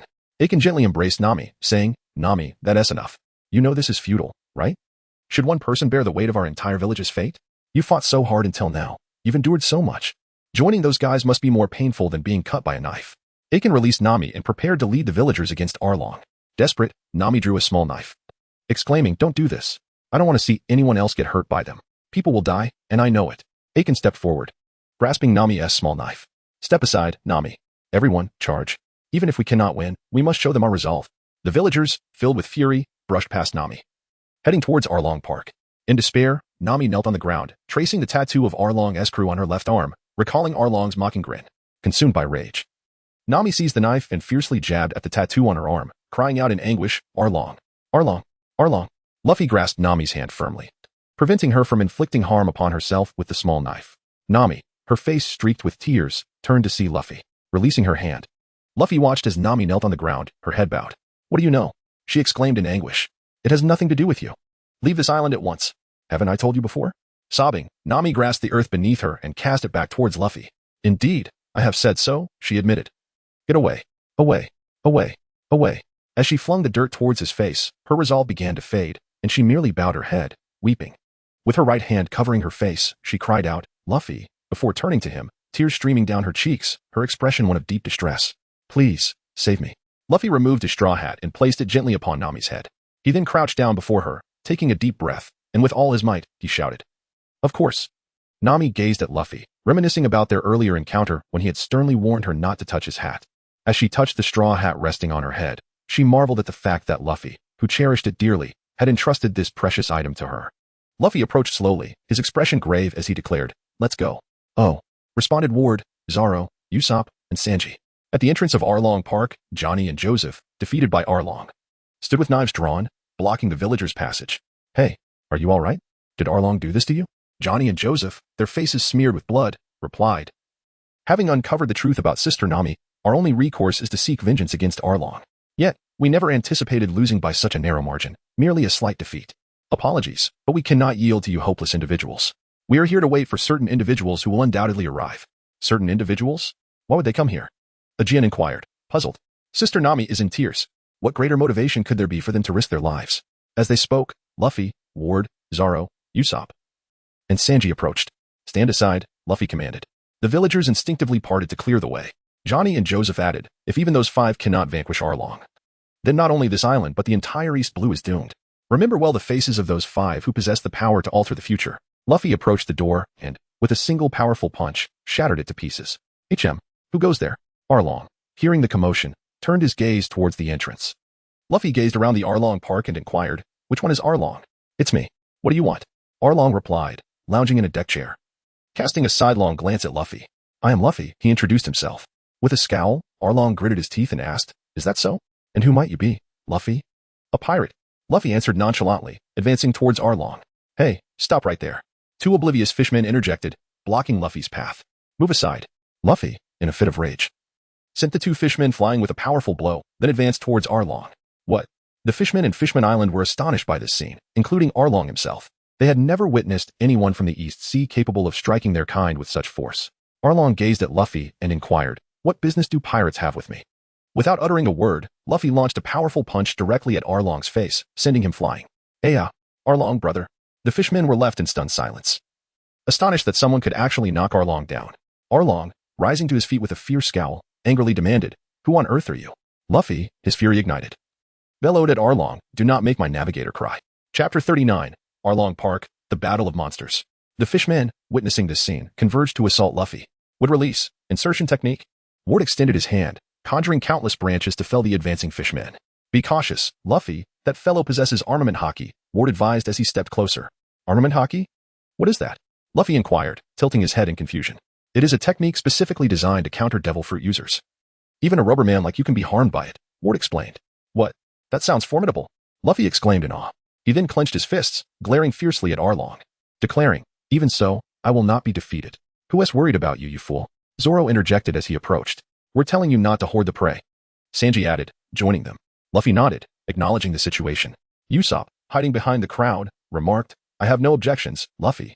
If you wish to defeat them all, so be it. Pirates, I see now what your true connection is. Arlong rose, declaring, So, from the very beginning, you had your sights set on Nami, huh? Haha. But what can 5 inferior beings possibly achieve? Little 8 shouted, "You pathetic fools, how dare you stand against Brother Arlong? Prepare to become fodder." He transformed his mouth into a trumpet and summoned the sea cow, Mumu. However, upon seeing Luffy, Mumu froze in fear.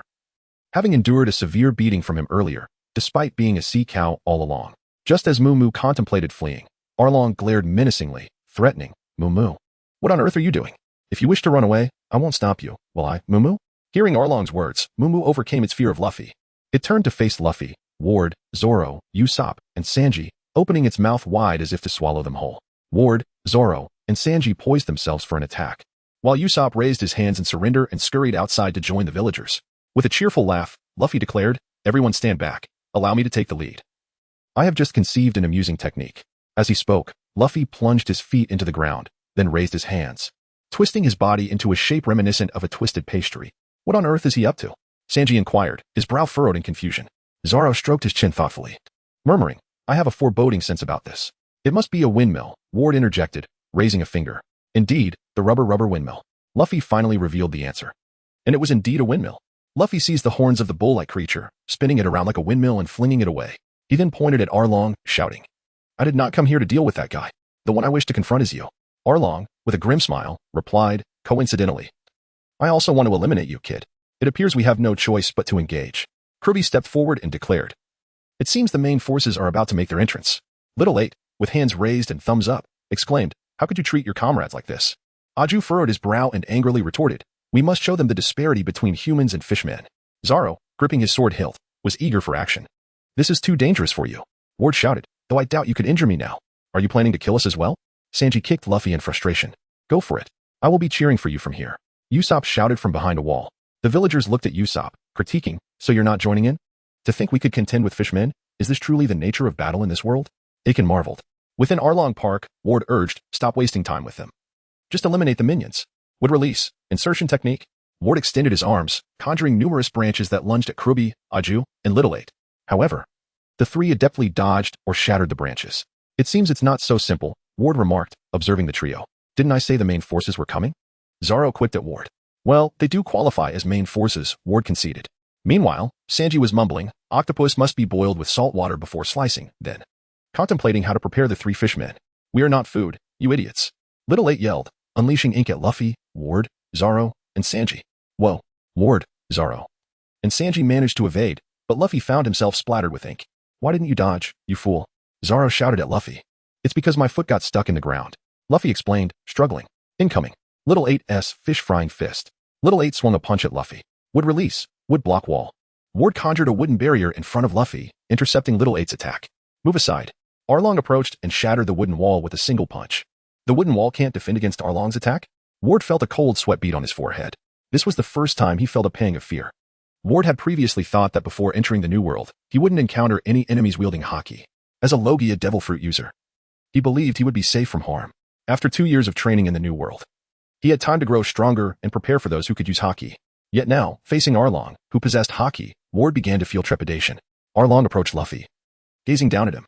"Did you truly believe you could defeat us? Let us play a game. I've heard that those with devil fruit powers cannot move in the sea. Yet now, you appear to be powerless even without your devil fruit abilities." Arlong seized Luffy and the ground beneath him, hurling him into the ocean. "Luffy, I'm coming to save you." Sanji immediately jumped into the water. "I'll pursue him." Koby followed closely behind, leaping into the sea to intercept Sanji. Chapter 40. Ward's resolve. "Let me pay the price, Nami. Only you two remain. I'll deal with you first, natural element brat." Arlong advanced on Ward, lifting him effortlessly. Ward intended to use his elemental form but was caught off guard when Arlong's hands, imbued with haki, grasped him. "You can join him in the sea." Arlong tossed Ward towards the water's surface. Would release. Fluttering leaves technique. Just as Ward was about to touch the water, he transformed into countless leaves that floated into the air, above Arlong's head, resuming his human form. Ward extended his palm towards Arlong's head. Would release. K in New York 10. Numerous wooden rectangular prisms emerged around Ward's arms, pinning Arlong to the ground. Although Ward was aware of the would-release techniques from Naruto, the ability to utilize them was another matter entirely. Techniques like Thousand Hands or Buddha transformation were beyond his capability. He currently couldn't even conjure a boat or a house, let alone intricate wooden sculptures for combat. Even the technique he employed now, would release, K in New York 10, was merely a rudimentary imitation. In Naruto, Hashirama could subdue the Nine Tails with this technique due to the nature of chakra, which countered the beast. But in the world of One Piece, there was no chakra to be found. It was merely wood. Thus, when Arlong exerted force, he easily pushed away the wood pressing down on him. Boring trick. Do you think giving your technique a grandiose name makes it powerful? Are you jesting? Arlong scoffed, swinging a fist at Ward and sending him flying. Ward. Zoro attempted to help Ward up, but Little 8 and Aju stood in his way. Don't forget about us. Little 8 and Aju confronted Zoro. Zoro smirked. It seems I must defeat you first. He placed his hand on the hilt of his sword. Meanwhile, Usopp, hiding behind the wall, ready to slingshot. He knew Zoro was gravely injured and shouldn't be fighting. However, if Zoro didn't engage, was he expected to step up? Usopp certainly didn't believe he could defeat a fishman as formidable as a monster. Thus, all he could do was assist Zoro in battle. Ultimate technique. Fire Star. Usopp aimed at Aju with his Fire Star. The bullet struck Aju squarely in the face. You damn brat. I'll take you down first. To Usopp's surprise. His actions angered Aju, who charged at him. Usopp fled with Aju in pursuit. Zoro wore a wry smile. It seems no one will interrupt our battle now. Though Zoro does not voice it, he is acutely aware that his current physical condition makes it quite arduous to contend with two opponents. However, were Usopp not to divert Aju's attention, Zoro would exert every ounce of his strength to vanquish both Shachi and Aju. After all, he has just sworn an oath of invincibility to Luffy. How could he possibly break his vow at the outset? Nami finally steadied her emotions and arrived outside Arlong Park. She felt compelled to assist Luffy and his comrades in battle. However, upon her arrival, she was taken aback. Every fishman within Arlong Park had been defeated, leaving only Arlong and Shachi standing. Shachi was engaged in combat with Zoro, while Ward lay on the ground, bloodied, in his prone state. Ward thought to himself, this is utterly hopeless. Arlong surpasses me in both power and speed. If only he lacked Haki, perhaps I might have had a chance to defeat him using my fruit's abilities. But for now, I shall remain here and wait for Luffy to rise and conquer Arlong. After all, it would be futile to seek death. Nami turned to ask Akin and Nokigo, where is Luffy? He was thrown into the sea. But it's odd he has resurfaced yet. Nokigo replied, that guy is a devil fruit user. He cannot swim. Why didn't you mention this sooner? I just arrived. Let us go rescue him. He is likely the only one capable of defeating Arlong, Akin said. Akin and Nokigo departed, intending to circle around Arlong Park and dive into the depths to retrieve Luffy. Nami's gaze fell upon Arlong, who, noticing her, broke into a sinister grin. Haha, Nami. Are these weaklings your companions? How pitiful. They consume a Logia fruit and consider themselves invincible. This is, without doubt, the most amusing joke I have heard all year. Arlong laughed, striding toward Ward. Nami, shall I eliminate this Logia brat right now? Just like I did with Belmare back in the day. I could kill him before your very eyes. Arlong declared, raising his fist toward the incapacitated Ward. Ward, get up. Zoro shouted anxiously, noticing the peril. Seizing the opportunity while Zoro was distracted, Shachi launched a flurry of blows at him. Yet, Zoro quickly regained his composure and defended himself with his sword. Die. A frightened Ward stared at Arlong's fist, paralyzed with terror. He shut his eyes, recalling the adventures he had embarked upon in the moment he was struck by a truck while saving a young girl in his past life. Bang! With a deafening crash. Ward was not struck by Arlong's fist. Trembling, he opened his eyes to see Nami standing before him, having taken the brunt of the attack. I want to allow you to kill again. I will not permit you to slay my closest companion, Arlong. Nami shouted fiercely, glaring at him. Haha. Who would have thought that the little girl who once cried would grow into someone like this? How delightful, Nami. Fear not. I shall spare your life. But I will break your legs and proceed to slay each of your beloved companions before your eyes. Afterward, you will spend the rest of your days bedridden, drawing maps for me. I am a kind-hearted fishman. As long as you obey me, I will not trouble you. But you have forced my hand, Nami. With that, Arlong seized Nami by the head, lifting her off the ground while preparing to strike with his other fist. Damn it. Zoro, restrained by Shachi, could do nothing but feel his heart race with anxiety. Nami, tears streaming down her face, bit her lip and glared defiantly at Arlong. Become my tool, Nami. Arlong bellowed, swinging his fist toward her legs. Bang. Both Nami and Arlong stood in stunned silence at the sight before them. Ward had risen, using his body to shield Nami from the blow. Gah. Ward's body was thrown back, but he quickly regained his footing, bloodied yet resolute. I apologize, Nami. My weakness has brought you harm. I had vowed to repay my debt to you, yet here I am, a fool. I did not set sail to lie down. How could I forget this most crucial truth? Even if it costs me my life, I will fight for my comrades. This is the very reason I joined Luffy's crew. Ward clenched his teeth, glaring at Arlong. Now, let me repay the debt with my life, Nami. Chapter 41, The Fierce Struggle of Ward, Zoro, Sanji, Arlong, Shachi, and Crocodile in the vast ocean. Sanji was locked in combat with Crocodile. Fighting a fishman in the water was not an ideal choice. Yet Sanji found himself with no alternatives. He yearned to shake off Crocodile and dive to the seabed to rescue Luffy, for if Luffy remained submerged, he would surely drown. Thus, Sanji refrained from unleashing his full might against Crocodile. However, upon seeing Nokigo and Akin descending with hammers, he was momentarily distracted, spotting them attempting to aid Luffy. He realized the urgency of the situation. Akin swung his hammer, but the buoyancy of the water hindered his efforts to lift the stone from beneath Luffy. When they attempted to haul Luffy ashore, they were thwarted by the weight of the stone. Yet, in the process, Nokigo discovered Luffy's ability to stretch. He managed to pull Luffy's head above water. Akin hurriedly performed CPR, urging Luffy to regain consciousness before it was too late. Seeing this, Sanji felt a surge of relief and resolved to confront Crocodile with renewed seriousness. Fishman karate. Arm blade slash. Crocodile lunged at Sanji's neck. Do not let your focus waver while fighting me underwater. And as for those in the village, your efforts are futile. Crocodile directed his attention to Akin, swimming toward him. Sanji quickly pursued, executing a powerful kick. You think I will allow you to pass? You scoundrel. Crocodile frowned at Sanji. Do you still intend to fight me in the water? Merely holding your breath will require every ounce of strength from a lowly creature like you. Very well. I shall end your life in this watery grave. Meanwhile, within Arlong Park, Arlong observed Ward with glee. Haha. You wish for death so desperately. I shall grant your wish, you inferior human. Would release, advent of the tree world. Ward conjured a towering tree beneath him, ascending to the air before leaping down toward Arlong. Arlong looked up at Ward, smirking. Do you still wish to use that trivial technique against me?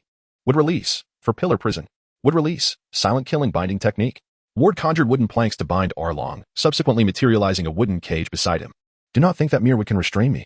Arlong exerted his strength, breaking free from the silent binding technique and shattering the four-pillar prison.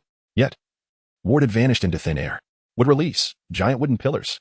Ward reappeared behind Arlong, summoning colossal wooden pillars that pressed him towards the newly formed towering tree, constricting him. It's just wood. Arlong clenched his fists, determined to shatter the wooden restraints. Would release, cutting technique. Ward transformed numerous branches from the giant pillars, piercing into Arlong's body. Ah! Arlong cried out in agony. Nearby, Little Eight, alarmed, shouted, Brother Arlong. Subsequently, Little Eight produced 6 swords from seemingly nowhere, declaring, I must take this seriously. Zoro, noticing this, replied, Is that so? Just in time, for I too wish to defeat you earnestly. In truth, Zoro had felt a sense of relief when Ward had uttered that phrase. He had fully acknowledged Ward's capabilities. Zoro then removed the headband tied around his left arm and donned it upon his head, biting down on the sword Wado Ikamanji. Johnny and Joseph, realizing Zoro was a 3-sword style swordsman, tossed their swords to him, urging, Big brother, catch. Zoro received the swords. Not good. I'm about to faint. His body moved, and the fever that he thought had subsided flared up again. Little Eight dashed towards Zoro, exclaiming, Let me show you the barrier that a mere 2-armed human can never surpass. Only I, with my 6 arms and supple, graceful form, can wield the 6-sword style. Octopus leg unique sword. Little Eight raised the 6 swords, swinging them at Zoro. 3-sword style, sword wolf style. Zoro adeptly dodged all of Little Eight's attacks while simultaneously shattering the swords in his hands.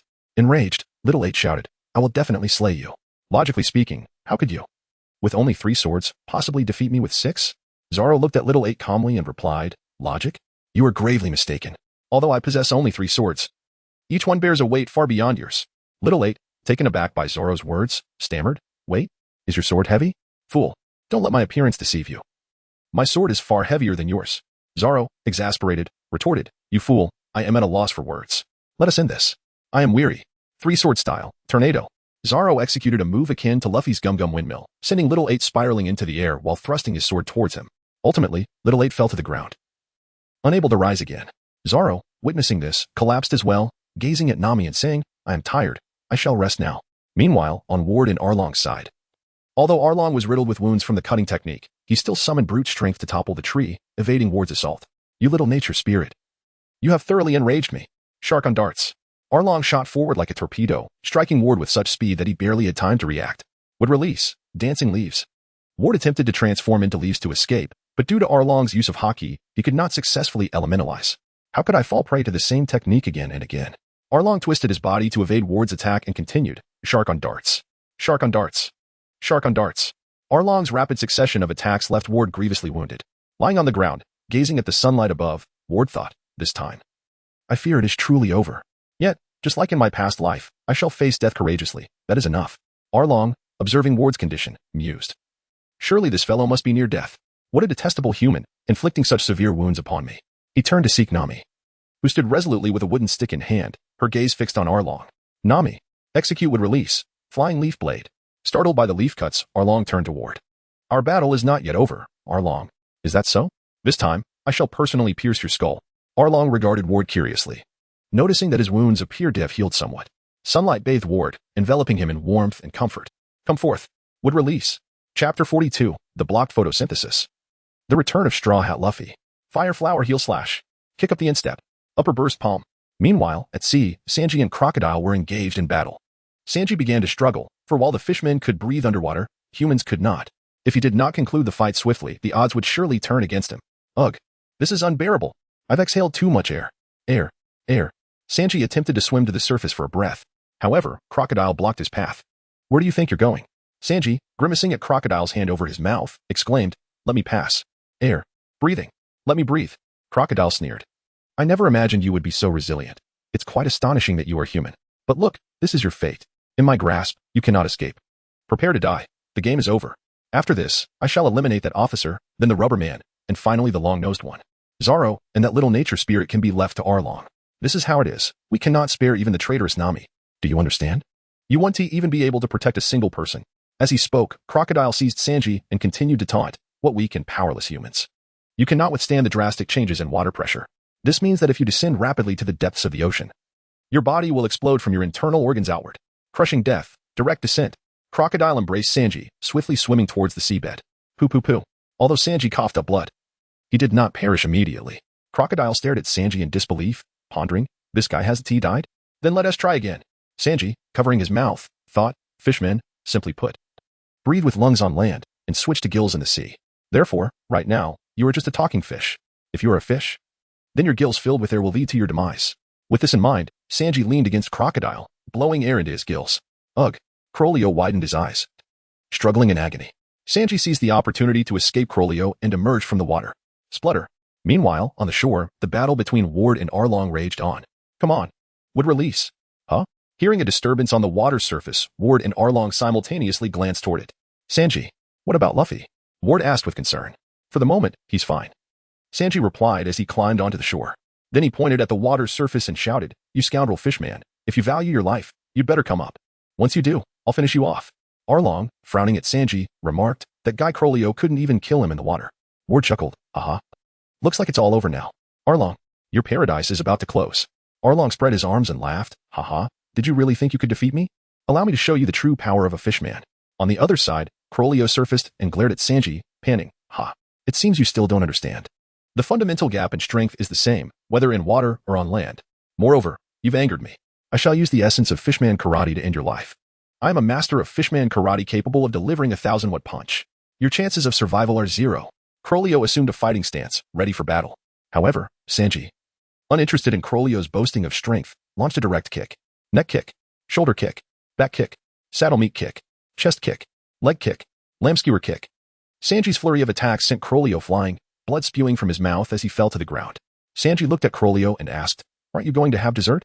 Seeing Crolio defeated, Arlong shouted angrily that curly-haired guy actually harmed my companion. Would release. Thorn-killing technique? Ward intended to take advantage of Arlong's distraction to finish him off in one blow, but to his surprise, Arlong reacted swiftly, dodging Ward's attack and countering with a punch that struck Ward. Ha, that doesn't hurt at all. Arlong. Ward coughed up blood, lifting his head with a smile directed at Arlong. Arlong furrowed his brow, observing that Ward's condition was peculiar. Despite being pummeled and bleeding, Ward's body showed no signs of deterioration, and some visible wounds even appeared to be healing. Shark on darts. Arlong sent Ward crashing against the wall. Ward spat blood again. However, this time, he struggled to stand. Ah, damn it. Ward braced himself against the ground, but found himself utterly drained. What was happening? Just a moment ago, he felt invigorated. Ward looked up at the sky, noticing a cloud obscuring the sun. Arlong also gazed upward. And they both simultaneously realized, could it be photosynthesis? As a wood human who had consumed the woodwood fruit, Ward should theoretically possess the photosynthetic abilities inherent to plants.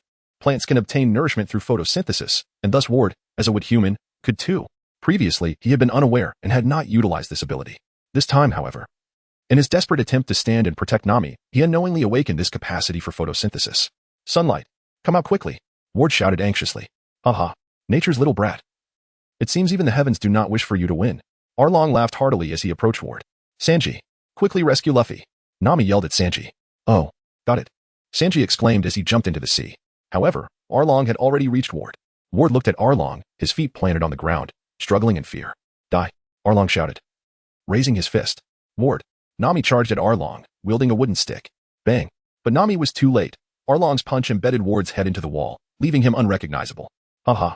Nami, did you see that? This is the fate of those who defy me. Once again, you let someone dear to you die before your eyes. Arlong turned to Nami, arms wide, laughing maniacally.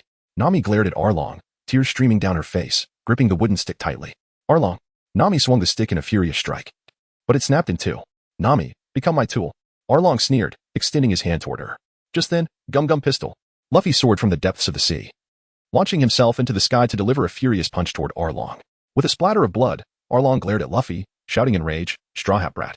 Luffy stood before Arlong, pressing his hat down, his face darkened with fury as he bellowed, How dare you harm my friends? You shall perish. Chapter 43. I, who know nothing, can defeat you. 43 Usopp's Hammer. Usopp's Hammer. Usopp's Hammer. Using his cunning, Usopp managed to bring down Django. With raised hands, he rejoiced, We've won. We've triumphed over the fishman, though his face was bloodied and his body bruised. Usopp took pride in having defeated a fishman through his own strength. Even I can achieve what I set my mind to. Do you see that, you scoundrel? Do not underestimate me. After a brief respite, Usopp returned to Arlong Park. There, he beheld the chaotic aftermath of the battle and Luffy confronting Arlong. You wish to kill me? Straw Hat Kid, you truly overestimate yourself. In the presence of fishmen, the strength of you inferior humans is utterly insignificant. Arlong swung his fist at Luffy, who met the blow head-on, then extended his arm to send Arlong crashing into his own abode. Luffy turned to Usopp and exclaimed, Usopp, go rescue Ward. He is gravely injured. Where is Ward? Usopp searched for a long time but could not locate him. Over there. Follow me, Nami urged, guiding Usopp towards Ward. At that moment, Ward's head was embedded in the wall, a beam of sunlight illuminating his feet. Oh my god, is that Ward? I thought he was some peculiar species of fishman. Usopp gasped upon seeing Ward's face. However, it was much better than before. At least his nose resembled a nose and his eyes looked like eyes. Nami anxiously gazed at Ward and remarked, Was he not in a worse state just moments ago? Help me pull him out and into the sunlight. Nami surmised that Ward's facial features had somewhat recovered, likely due to the sunlight. Together, Nami and Usopp exerted their strength to extricate Ward and positioned him in the sunlight. Nami leaned over Ward, listening intently. There was still a heartbeat. What shall we do now? With such severe injuries, how can we help him? Usopp inquired in a panic. Nami sat up and replied, We can only wait. Wait? Usopp echoed. Yes, during the battle, there was a time when Ward, despite being severely wounded, appeared invigorated, and some of his injuries seemed to heal gradually. I suspect it's due to photosynthesis. After all, he is a wood human. Just as Luffy, being a rubber human, possesses the properties of rubber, Ward, as a wood human, likely possesses the characteristics of plants, including photosynthesis. Luffy shouted anxiously, Is Ward all right? Usopp replied, Well, at least he's still alive. Luffy chuckled softly and said, Is that so? Well, that's good. At that moment, Arlong emerged from the house, declaring, One by one, you have truly provoked my wrath. Rest assured, I shall make another attempt on your companions' lives. This time, it will not merely be their heads that are crushed, their hearts will be shattered as well. Arlong had not anticipated that Ward would possess such remarkable vitality. Despite his head being nearly obliterated, he still clung to life. And now it appeared he had even regained some strength, truly a monstrosity. However, Arlong was convinced that if he were to crush Ward's heart alongside his head, there would be no possibility of survival. Luffy stretched his limbs and declared, You no longer stand a chance, for I shall eliminate you first. Arlong, with a grim expression, glanced at Luffy and replied with a smirk, You truly possess a bold tongue, kid. You are utterly unaware of the fundamental disparity that lies between us. Luffy gazed at Arlong with a bemused expression and said, The fundamental difference? Is it the chin? Your little buddy is rather elongated, isn't he? Oh, I see. It's the webbing. Johnny and Joseph stared in astonishment, exclaiming, Surely, our elder brother is jesting. No, I believe he is quite earnest. It pertains to race. Jaws of the Sea. With that, Arlong lunged at Luffy. During their fierce confrontation, Dr. Nikeo delivered a punch from the opposite side of Arlong Park and stepped into the fray. Allow me to assess his injuries, Dr. Nikeo stated as he approached Ward. Dr. Nikeo, but Ward's condition, yes, I am aware. This lad possesses the powers of a devil fruit. Otherwise, he could not have survived such grievous wounds, let alone recover. At present, I am merely assisting him in healing, ensuring his recovery proceeds swiftly. With that, Dr. Nikeo commenced his healing efforts on Ward. While the battle between Luffy and Arlong raged on, Arlong gripped Luffy's neck with one hand, opening his mouth wide, intent on biting off Luffy's head. Luffy directly reached out and pulled his own head down. For being a rubber man, his entire body was capable of stretching. Consequently, Arlong bit down on the stone pillar, shattering his teeth in the process. What a fool. To bite down on a rock, is he seeking his own demise? His teeth will surely break. Usopp laughed heartily. However, Arlong's teeth quickly regenerated, and he proceeded to crush the stone pillar, causing the entire ceiling to collapse as a result. Taking advantage of the moment, Luffy distanced himself from Arlong. Arlong gazed at Luffy and proclaimed, The strength inherent to fishmen is a gift from nature. Indeed, you humans have not been bestowed with such power by the heavens, which relegates you to a lower status. Our city is destined to exist in a realm of its own. Usopp nodded in agreement, remarking, Indeed, this is not something humans can achieve through mere training. Which side do you stand on? Although Arlong's words contained an element of truth, Nami interjected with a sarcastic remark. Luffy picked up a stone and crushed it, exclaiming, "So what? What is there to be smug about? I can shatter stones without even using my teeth." Arlong, infuriated, charged towards Luffy. "Humans are a foolish, inept, and useless species. What can you do if you sink to the depths of the sea and cannot rise by your own strength?" Luffy gazed at Arlong, who was rushing towards him, as he picked up the 2 knives from the ground and declared, "It is precisely because I am incapable of doing everything alone that I require comrades."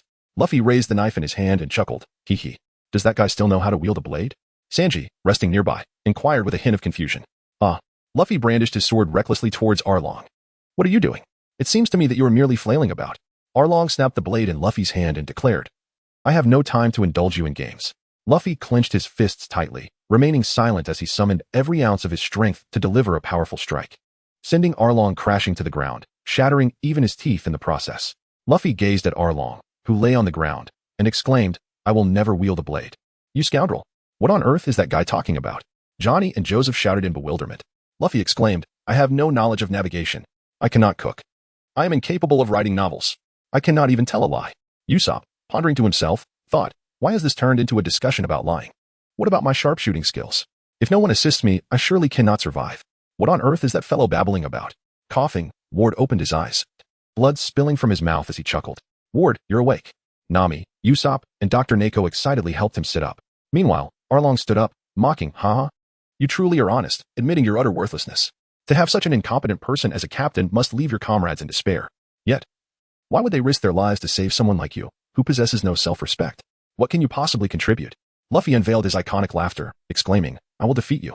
Ward gazed at Luffy with a smile, pondering, "Do you believe I am merely a character in a novel?" Indeed, during our first encounter, I did convey such a notion. Perhaps it is fitting. "Luffy, Ward, you are awake." Luffy turned his head, astonished at the sight of Ward. Arlong observed Ward with a furrowed brow, astonished at how swiftly Ward had recovered. "This is merely the prologue of an adventurous tale. We must triumph over our foes with great flair." Ward shouted towards Luffy. Luffy responded with a hearty laugh, "Of course." Chapter 44. The Collapsing Arlong Park. Nami is my comrade. Take him down, big brother Luffy. Johnny and Joseph raised their hands in cheer. "Haha." Nami looked at Luffy and laughed. Sanji smiled and remarked, "That's only natural, you fool." Zoro, lying on the ground, said, "If you die, I want to forgive you." Usopp raised his thumb and exclaimed, "Leave the cover mission to me." Arlong, with his shattered teeth, grew a new set and shouted, "Nonsense, fool. Sharks can continuously grow teeth, and they are even stronger than before." As he spoke, Arlong reached into his mouth and pulled out a tooth. "I can grow countless teeth. Countless." Holding the extracted tooth, Arlong declared, "Now you understand, don't you? The fishmen are an exceptionally superior race." Luffy gazed at Arlong in astonishment and exclaimed, "Wow. Incredible. I've just thought of a brilliant technique. Iron tooth skill." With that, Arlong lunged at Luffy, brandishing his formidable teeth as a weapon. Luffy deftly evaded Arlong's assault, while simultaneously snatching the tooth from Arlong's grasp. He then placed the tooth in his own mouth, exclaiming, "Look, I have sharp teeth too." Johnny and Joseph were left speechless, remarking, "What kind of bizarre trick is this? To what extent are you prepared to jest?" In a fit of rage, Arlong retaliated with a fierce bite, striking Luffy's shoulder. It's all your fault for playing around." Johnny and Joseph shouted in unison. Luffy retorted, "I am not playing around. Iron teeth attack." This time, Arlong joined the feigned assault, lifting the floor and stirring up clouds of dust, obscuring Luffy's vision before bringing him down to the ground. Ultimately, Arlong's teeth sank into Luffy's arm. "Ugh," Luffy grimaced, letting out a pained cry. "Wow, brother's arm is going to be crushed." Luffy screamed in agony. Gathering his strength, he firmly planted his feet on the ground, gritted his teeth to endure the pain, and then turned to slam Arlong, who was biting his arm, down to the ground, simultaneously shattering Arlong's teeth. Luffy extracted his arm from Arlong's mouth. His arm is intact," Usopp exclaimed in astonishment. Luffy had merely taken a step back, and his arm could have been severed. Ward chuckled as he observed Luffy. Arlong, gazing at Luffy, recognized that Luffy's physical resilience rivaled his own. Previously, Ward had solely relied on the powers of his devil fruit, yet Luffy possessed genuine prowess. Even if he employed the very technique that had just defeated Ward, it was uncertain whether it would vanquish the formidable opponent before him. Contemplating this, Arlong plunged into the water. Luffy turned his head in confusion and inquired, "What about that guy?" "In the water, Luffy," Usopp shouted in warning. "I can achieve tremendous acceleration in the sea. No one can stand in my way." Shark on gear. Arlong spun his body like a torpedo, hurtling towards Luffy. Well, Luffy was unceremoniously hurled into the house behind him. What on earth, this place? Luffy sat on the ground, gazing curiously at the papers within the room. Nami, covering her mouth, remarked as she observed Luffy's recent entrance. That is the measurement room. Arlong entered the house, wielding a serrated knife, and approached the measurement room. He looked at Luffy and said, "These are not ordinary papers. They are sea charts that Nami has painstakingly crafted over the span of 8 years. For a fisherman, acquiring data about the ocean is as effortless as reaching into one's pocket. The challenge lies in the fact that no one in the world can draw with such precision as she does. That woman is a genius. There is no greater folly or misfortune than to squander one's own talents in vain." Luffy, with his head bowed, picked up a pin that had fallen to the ground, stained with blood. Arlong pressed his serrated knife against Luffy's neck and continued, "For Nami. Continuing to draw sea charts here is the greatest joy. Of course, the sea charts she creates serve my ambitions. Once I possess the charts of the entire world, it will mark the day of my dominion over the seas. At that point, the world shall transform into my empire. And this small island, this East Blue, will be my launching pad. Can you truly exploit it to such an extent, you wretch?" Luffy placed the pin on the ground, gripping the serrated knife firmly by its handle. Arlong was perplexed, unable to discern why he could no longer maneuver the serrated knife. He then witnessed Luffy effortlessly crush it with his bare hands. Utilizing? Luffy, with a scowl upon his face, glared furiously at Arlong. Arlong, taken aback, stared at Luffy in disbelief. What have you reduced her to? Outside, tables, nautical charts, and everything within the room had been hurled out by Luffy. It appeared a fierce battle was underway, as Johnny and Joseph lamented. Nami, witnessing the scene, covered her mouth, tears streaming down her face as she murmured her gratitude. Ward, with a smile, remarked, "It seems to be coming to an end." Cough, cough. Before he could finish, blood spewed from his mouth. "Do not move. Though you may appear healed on the surface, you still harbor severe internal injuries," Dr. Naka urged as he supported Ward. Ward nodded, pondering that even with photosynthesis, recovery could not occur so swiftly. In the measurement room, Arlong shouted anxiously, "Stop this at once. This is his ambition. Without these nautical charts, how can he dominate the world?" As Luffy discarded the room's contents, he sensed Nami's sorrow, her pain manifesting in the charts she had labored over for 8 long years. "You destroyed the charts Nami painstakingly drew for 8 years. Arlong seized Luffy by the neck. Ugh. Arlong bit into Luffy's neck. "Straw Hat Kid, you have gone too far." Luffy extended his hand, and the pain from the ninja's bite made him firmly grip Arlong's long nose. The significance of the Great Sea Chart and the greatness of the fishmen were of no concern to him. "However, I have finally comprehended what torments Nami. This very room is the root of all her suffering. I shall obliterate the place she detests." Rubber. Arlong adjusted his nose, darkening his expression as he declared, "Do not become overly complacent. Do you truly believe that Nami and her inferior race can destroy my paradise?" Shark on gear.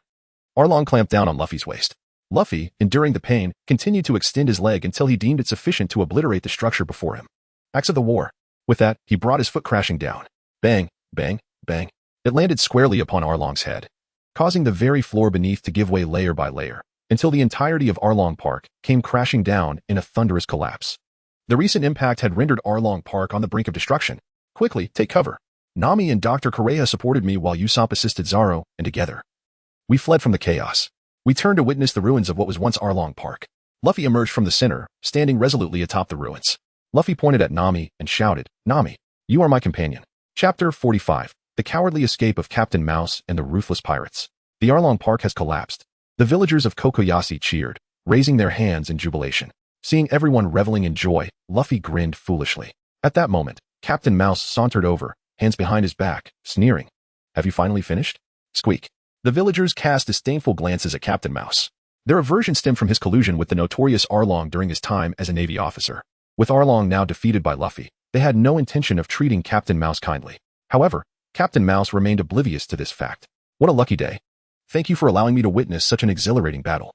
Though it was by chance, I never expected these fishmen to be vanquished by such obscure pirates. But thanks to you, the money that should have gone to Arlong, along with the treasures hidden in Arlong Park, now belongs to me. All weapons down. The merits you have earned will be claimed by me, Captain Mouse of the 16th Division of the Navy."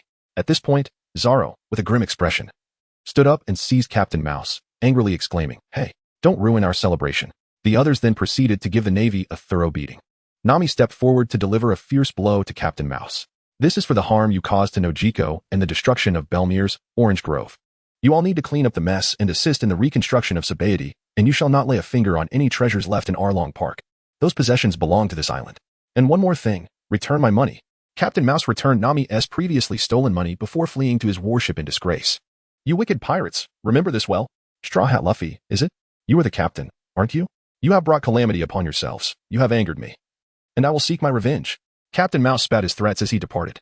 How does he know I will become the Pirate King? Luffy pondered. What if calamity really does befall us? No worries, replied Aiken. We have become pirates. Surely, the Navy will pursue us. Aiken observed Luffy, Ward, Zoro, Usopp, and Sanji quarreling on the shore, adding, I never imagined we would be saved by pirates. Dr. Naka laughed. It's truly incredible. The villagers of Kokoyasi rushed out of Arlong Park, shouting, Hey, we can't just celebrate for ourselves. We must tell everyone on the island about this great news. Arlong Park has been destroyed. Nami hurried to Belmir's grave, gazing at the tombstone with a heavy heart. It's all over now, Belmir. Though it took 8 years. We have finally attained our freedom. Aiken and Nojiko also approached the grave. Noticing them, Nami asked, Aiken, Nojiko, what do you think? If Belmir were alive, would she stop me from becoming a pirate? Aiken shouted anxiously, of course she would. How could she allow her beloved daughter to become a pirate? Nojiko sighed. Even if she tried to stop you, would you listen to her? Nami playfully stuck out her tongue, declaring, absolutely not. Suddenly, a series of anguished cries erupted outside Dr. Naka's clinic. Sanji inquired, still at it? The earlier screams belonged to Ward, and now it was Zoro's turn. Given the severity of their injuries, it was remarkable that they were even still conscious. As for Ward, his devil fruit powers exceeded all expectations, and Zoro, in his condition, was certainly risking his life. Sanji took a puff of his cigarette, pondering the situation within the clinic.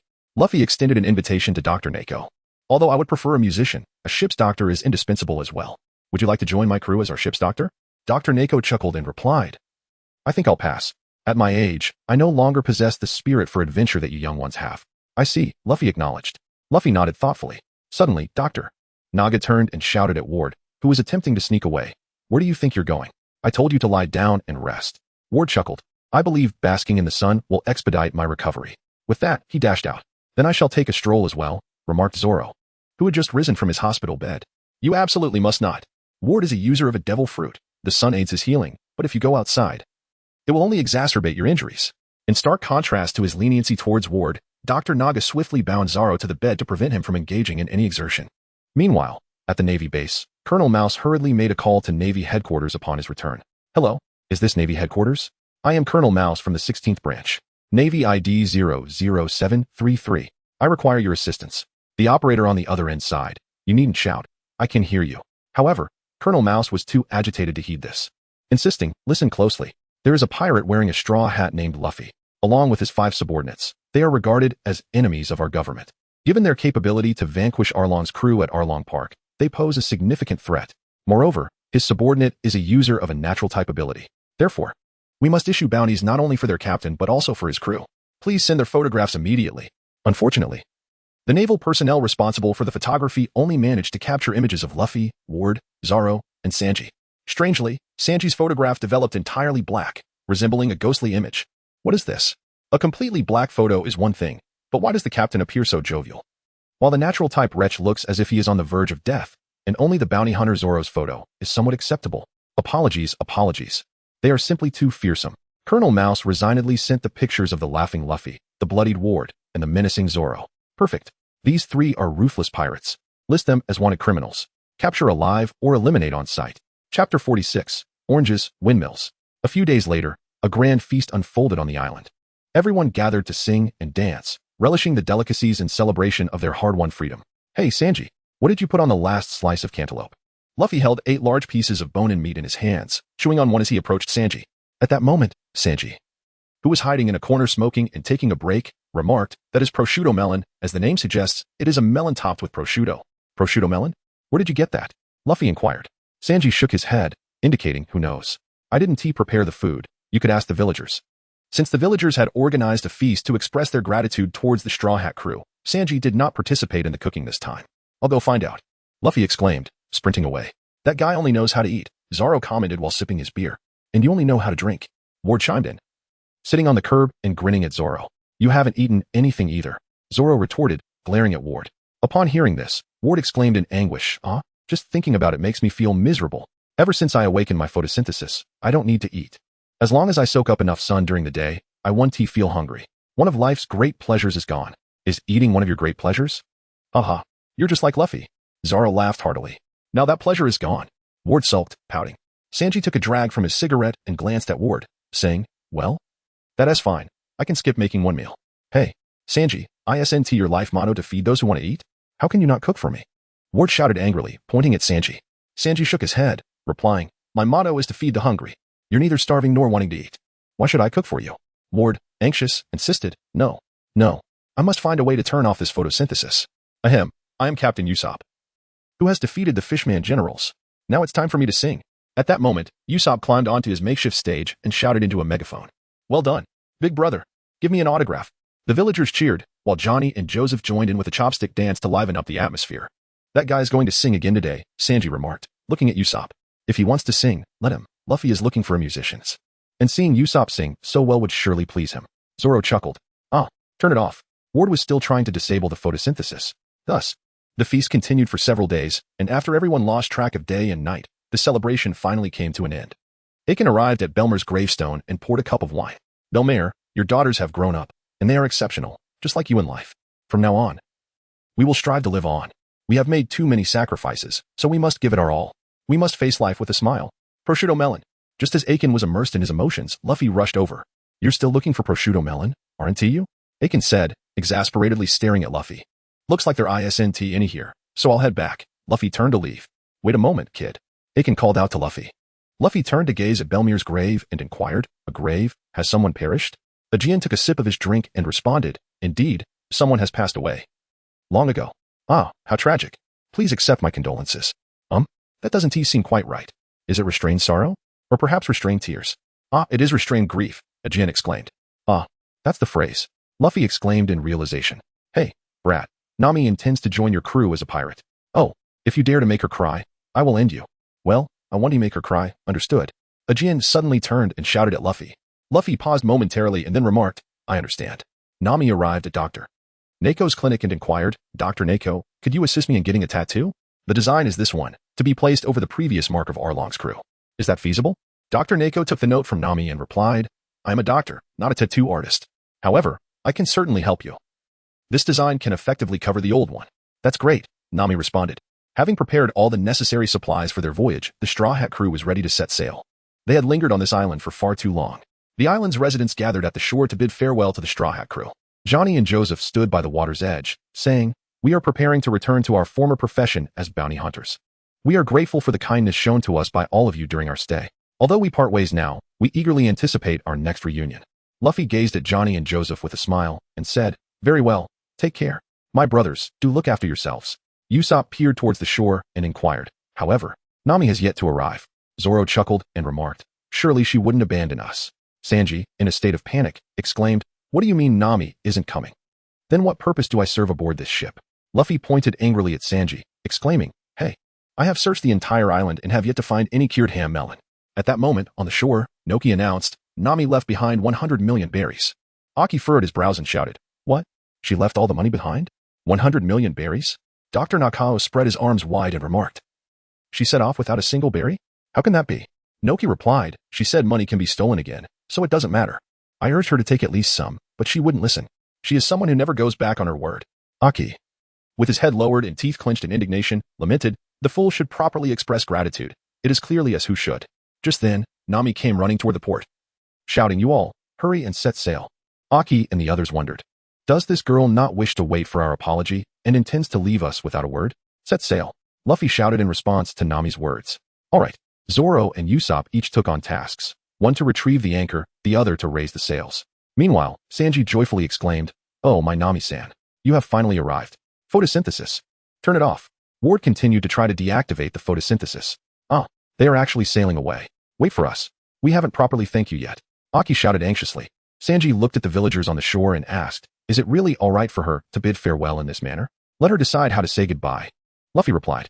At that moment, Nami dashed into the crowd, weaving through a series of twists and turns, and finally leaped onto the merry-go with a grand jump.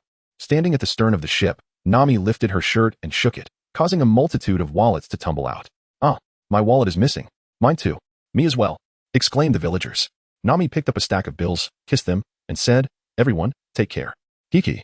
Hey, you little rascal. How dare you? The villagers shouted angrily. Usopp, sweating, remarked, Wow, she truly is one of a kind. Zoro, with a furrowed brow, said, Who knows? She might end up selling herself one day. Sanji gave a thumbs up to Nami, saying, Miss Nami, you are amazing. Luffy laughed heartily, exclaiming, Ha ha ha. And Ward, Photosynthesis is irrelevant. You little thief. Return our money. Truly, you are always welcome to return. Take care of yourself. Thank you all. In the midst of their scolding, the villagers ultimately transformed their words into expressions of gratitude. A Jian turned to Luffy and said, "Kid, do not forget the promise you made to me." Luffy solemnly nodded. Nami gazed at the distant island. "Belmare, I'm leaving." She raised her arms and laughed heartily. "Goodbye, everyone. I'm off." The ship sailed further away. Nami composed herself and returned to the bow to reunite with her companions. Suddenly, Ward shouted, "It's off." Finally turned off. Photosynthesis. Sanji helplessly remarked, "All right. Guess I'll have to cook another meal." "Hey, Ward, did you not see my touching farewell?" Ward shook his head in protest. "I did watch. Just because I was busy turning off photosynthesis doesn't mean I was paying attention. In the end, I took everyone's wallets as a farewell. Truly spectacular. What a magnificent conclusion to the prologue of my adventure." Ward gave Nami a thumbs up. "All right, I believe you. By the way, if the novel makes money, don't forget to return the 5 million I'm owed." Nami pointed at Ward. 5 million? Wasn't he at 500,000? Ward exclaimed. "Of course. That has interest. After all these days without repayment, it totals 5 million. I suppose I'll just have to keep working to pay that off, haha." On the island, they watched the going merry fade into the distance. Everyone sat on the ground, bidding farewell to the ship. Johnny and Joseph raised their arms to wave goodbye. Nojiko laughed heartily. "I've truly been outsmarted by her. My sister is something else. You must live happily." At that moment, Dr. Naga handed the note that Nami had given him to Aiken. What is this, Doctor?" Aiken inquired, puzzled. "This girl, she's forgotten her pain after healing. And now I've got this tattoo. What is this symbol? It's supposed to be an orange and a windmill." Aiken looked at the design, reminiscing about the past. Nojiko turned to Aiken, asking curiously, "Aiken, where's your windmill?" Aiken smiled and gazed at the departing going merry, saying, "Haha, I don't need it anymore." Wah wah wah wah wah. "Hey, Aiken, stay away from Nami." Belmare shouted angrily at Aiken while holding baby Nami. Aiken awkwardly scratched his head and chuckled. "What? I just wanted to see little Nami smile." Belmare retorted, "Aiken, your face is too terrifying. You frightened Nami to tears. That is not my fault." Later, Aiken found a windmill to wear on his head. As the wind blew, the windmill spun. Aiken approached Nami once more, saying, "How about this? With this, she'll surely smile at me. From now on, I'll keep this on. Hey, little Nami, could you smile at me?" Aiken, even with the windmill. Nami still won tea. Haha. Ah, she smiled. Under the clear blue sky, with a gentle breeze, the windmill spun ceaselessly. Chapter 47. The notorious rogues of the East Blue, Luffy, Ward, and Zoro's first bounty. "Why has the price gone up again?" "Your goods are too expensive," Nami exclaimed, handing over 100 berries to the newsbird. The newsbird could only express its sorrowful resignation. After all, it was merely a messenger. And the prices were dictated by the company, beyond its control. "Next time, I want tea by it," Nami said angrily to the newsbird. "Getting upset with it won't tea help. It doesn't tea set the newspaper prices," Ward remarked. "Exactly, it's just a couple of newspapers," Usopp chimed in. Nami, spreading out the newspaper, protested, "I have to buy this every day. It adds up to quite a sum." Usopp looked at Nami, saying, "Aren't you supposed to be saving money now?" Nami shouted at Usopp, "I'm saving for myself now. I refuse to be a destitute pirate." "Hey, quiet down. I'm currently developing my new secret weapon, the Chili Star." Just as Usopp spoke, Luffy crashed into him, causing the chili water in Usopp's hands to splatter all over his face.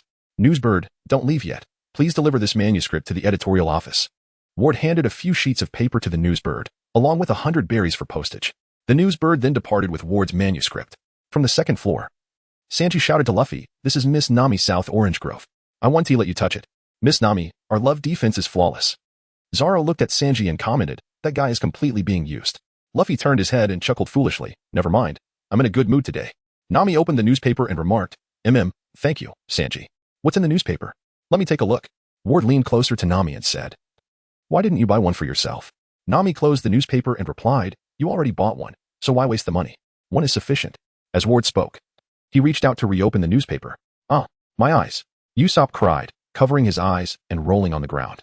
Luffy arrived at the bow of the ship, standing atop the Mary, and raised his hand to shout, "Ah, we are about to enter the Grand Line. All right, let me show you." Nami handed half of the newspaper to Ward. "Remember to return it to me after you read it." Then Nami turned her attention to the newspaper in her hands, noting that Vila had experienced a coup. Indeed, the world was far from peaceful. "Oh, this is a bounty notice. A bounty notice," Ward exclaimed as he picked up 3 bounty papers. "What?"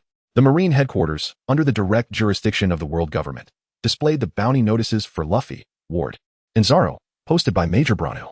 In the East Blue, where the average bounty was 3 million berries, they had defeated pirate crews with bounties exceeding 10 million. Such a bounty is undoubtedly insufficient. Our mission is to eradicate the seeds of evil in their infancy to prevent future calamities. Subsequently, a general from the Marine headquarters delivered a passionate speech in the square. "Those lacking courage may leave now. This is a bastion of peace in the era of pirates, and cowardice shall not be tolerated. The weakness of the populace is not a crime. Justice resides here. as long as there are stubborn forces of evil upon the seas. We, the Marines, must exert every effort to cleanse them from existence, in the name of absolute justice. On the Mary, the crew laughed heartily. Wow, we have become wanted criminals. And with a bounty of 50 million berries. Luffy, holding his bounty poster, laughed with excitement. Ward, glancing at his own bounty, chuckled. I never imagined Luffy's bounty would be 50 million berries. My 18 million and Zoro's 6 million seem rather ordinary in comparison. As he spoke, Ward handed Zoro his bounty poster. 6 million, huh? Come to think of it. I have captured several pirates with a bounty of 6 million right here in the East Sea, Zoro reflected, recalling his days as a bounty hunter. Nami, covering her face, exclaimed, it seems you all remain blissfully unaware of the gravity of the situation. Our heads are being targeted. With such a staggering bounty, the Navy headquarters will surely take notice. More formidable bounty hunters will also set their sights on us. The strongest bounty hunter in the East Sea is Zoro, so there's no need to worry. Ward reassured Nami, standing beside her. Even if we need not fear bounty hunters, the Navy will inevitably return. Nami shouted. Sanji, sulking in the corner, grumbled, we have all fought, so why do I not have a bounty? Usopp pointed at Luffy's bounty poster, inadvertently revealing his own head in the background, and exclaimed, look, my head will soon be known around the world. It might even captivate many.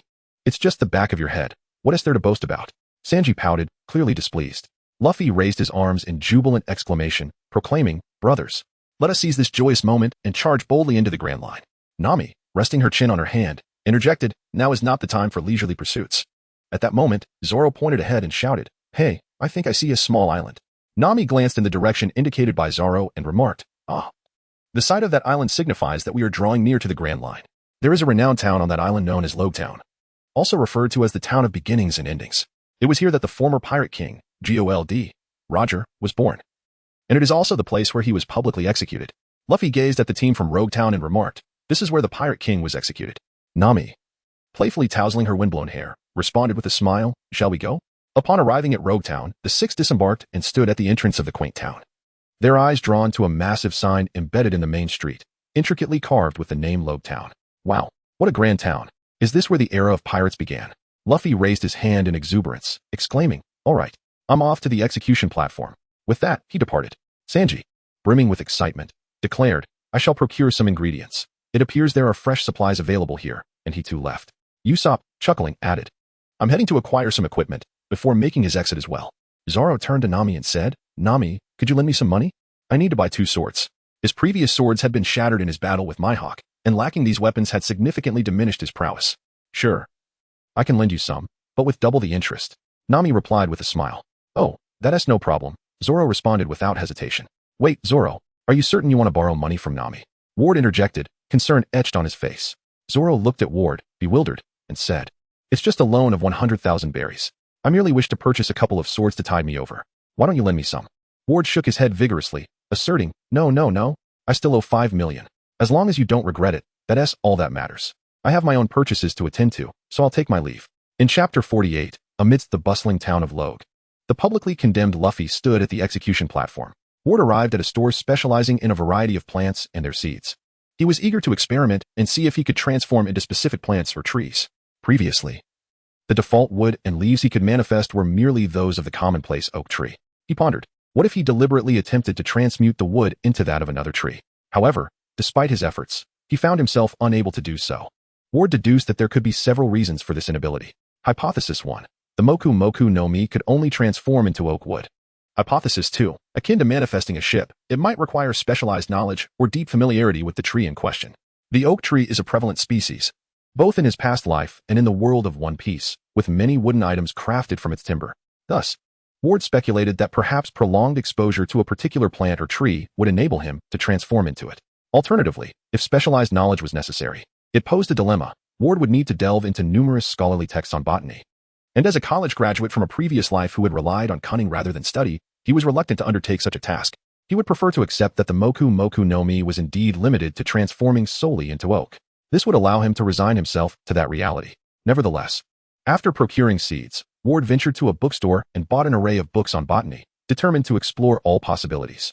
Meanwhile, Zoro arrived at the weapon shop with 100,000 berries, intent on acquiring the legendary sword, Sandai Kitetsu. He resolved to gamble against fate and the sword's curse.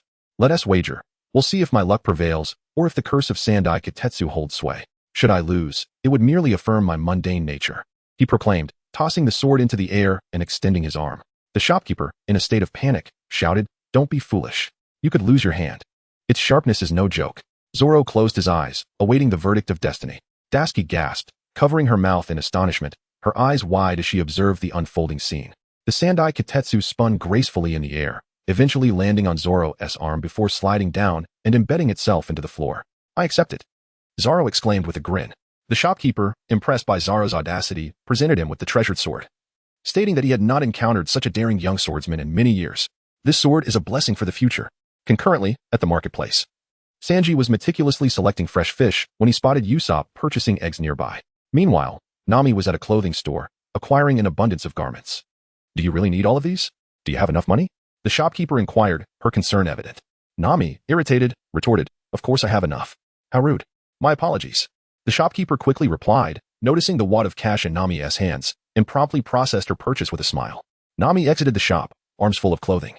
As the shopkeeper bid her farewell, "Come again soon," Nami gazed up at the clear blue sky. The air feels different. It seems rain is imminent. "I had hoped to browse a bit longer," she mused, turning back into the store. "Excuse me, do you have any plastic bags?" "A plastic bag? But it's not raining outside," the shopkeeper replied, puzzled, yet she handed over the bags for Nami's clothes. And at the heart of the city, upon the renowned execution platform of One Piece, the spectacle unfolded. At this moment, Luffy stood atop the execution platform, gazing into the distance. Well, is this the view that the Pirate King beholds? Is he about to meet his end? Just then, several guards approached the base of the platform, brandishing megaphones and shouting, "Hey, kid, get down from there immediately." Luffy tilted his head in curiosity, questioning the police officer. "Why?" The officer began to explain. "That is a special execution platform under the jurisdiction of the world government." Before he could finish his sentence, Arlita swiftly struck the officer down with a spiked club. "At last, I've found you, Luffy. It's been ages. Surely, you haven't forgotten my face?" Arlita inquired, gazing at Luffy on the execution platform. "Absolutely stunning. Truly a breathtaking beauty," exclaimed the onlookers, both men and women alike, captivated by Arlita's exquisite charm. Luffy gazed at Arlita with a look of confusion and inquired, "I don't recognize a beauty like you. Who are you?" Arlita, covering her face, replied, "It seems you have forgotten me, but I could never forget you. For you were the first man to strike this beautiful visage. Back then, your powerful punch stirred my heart."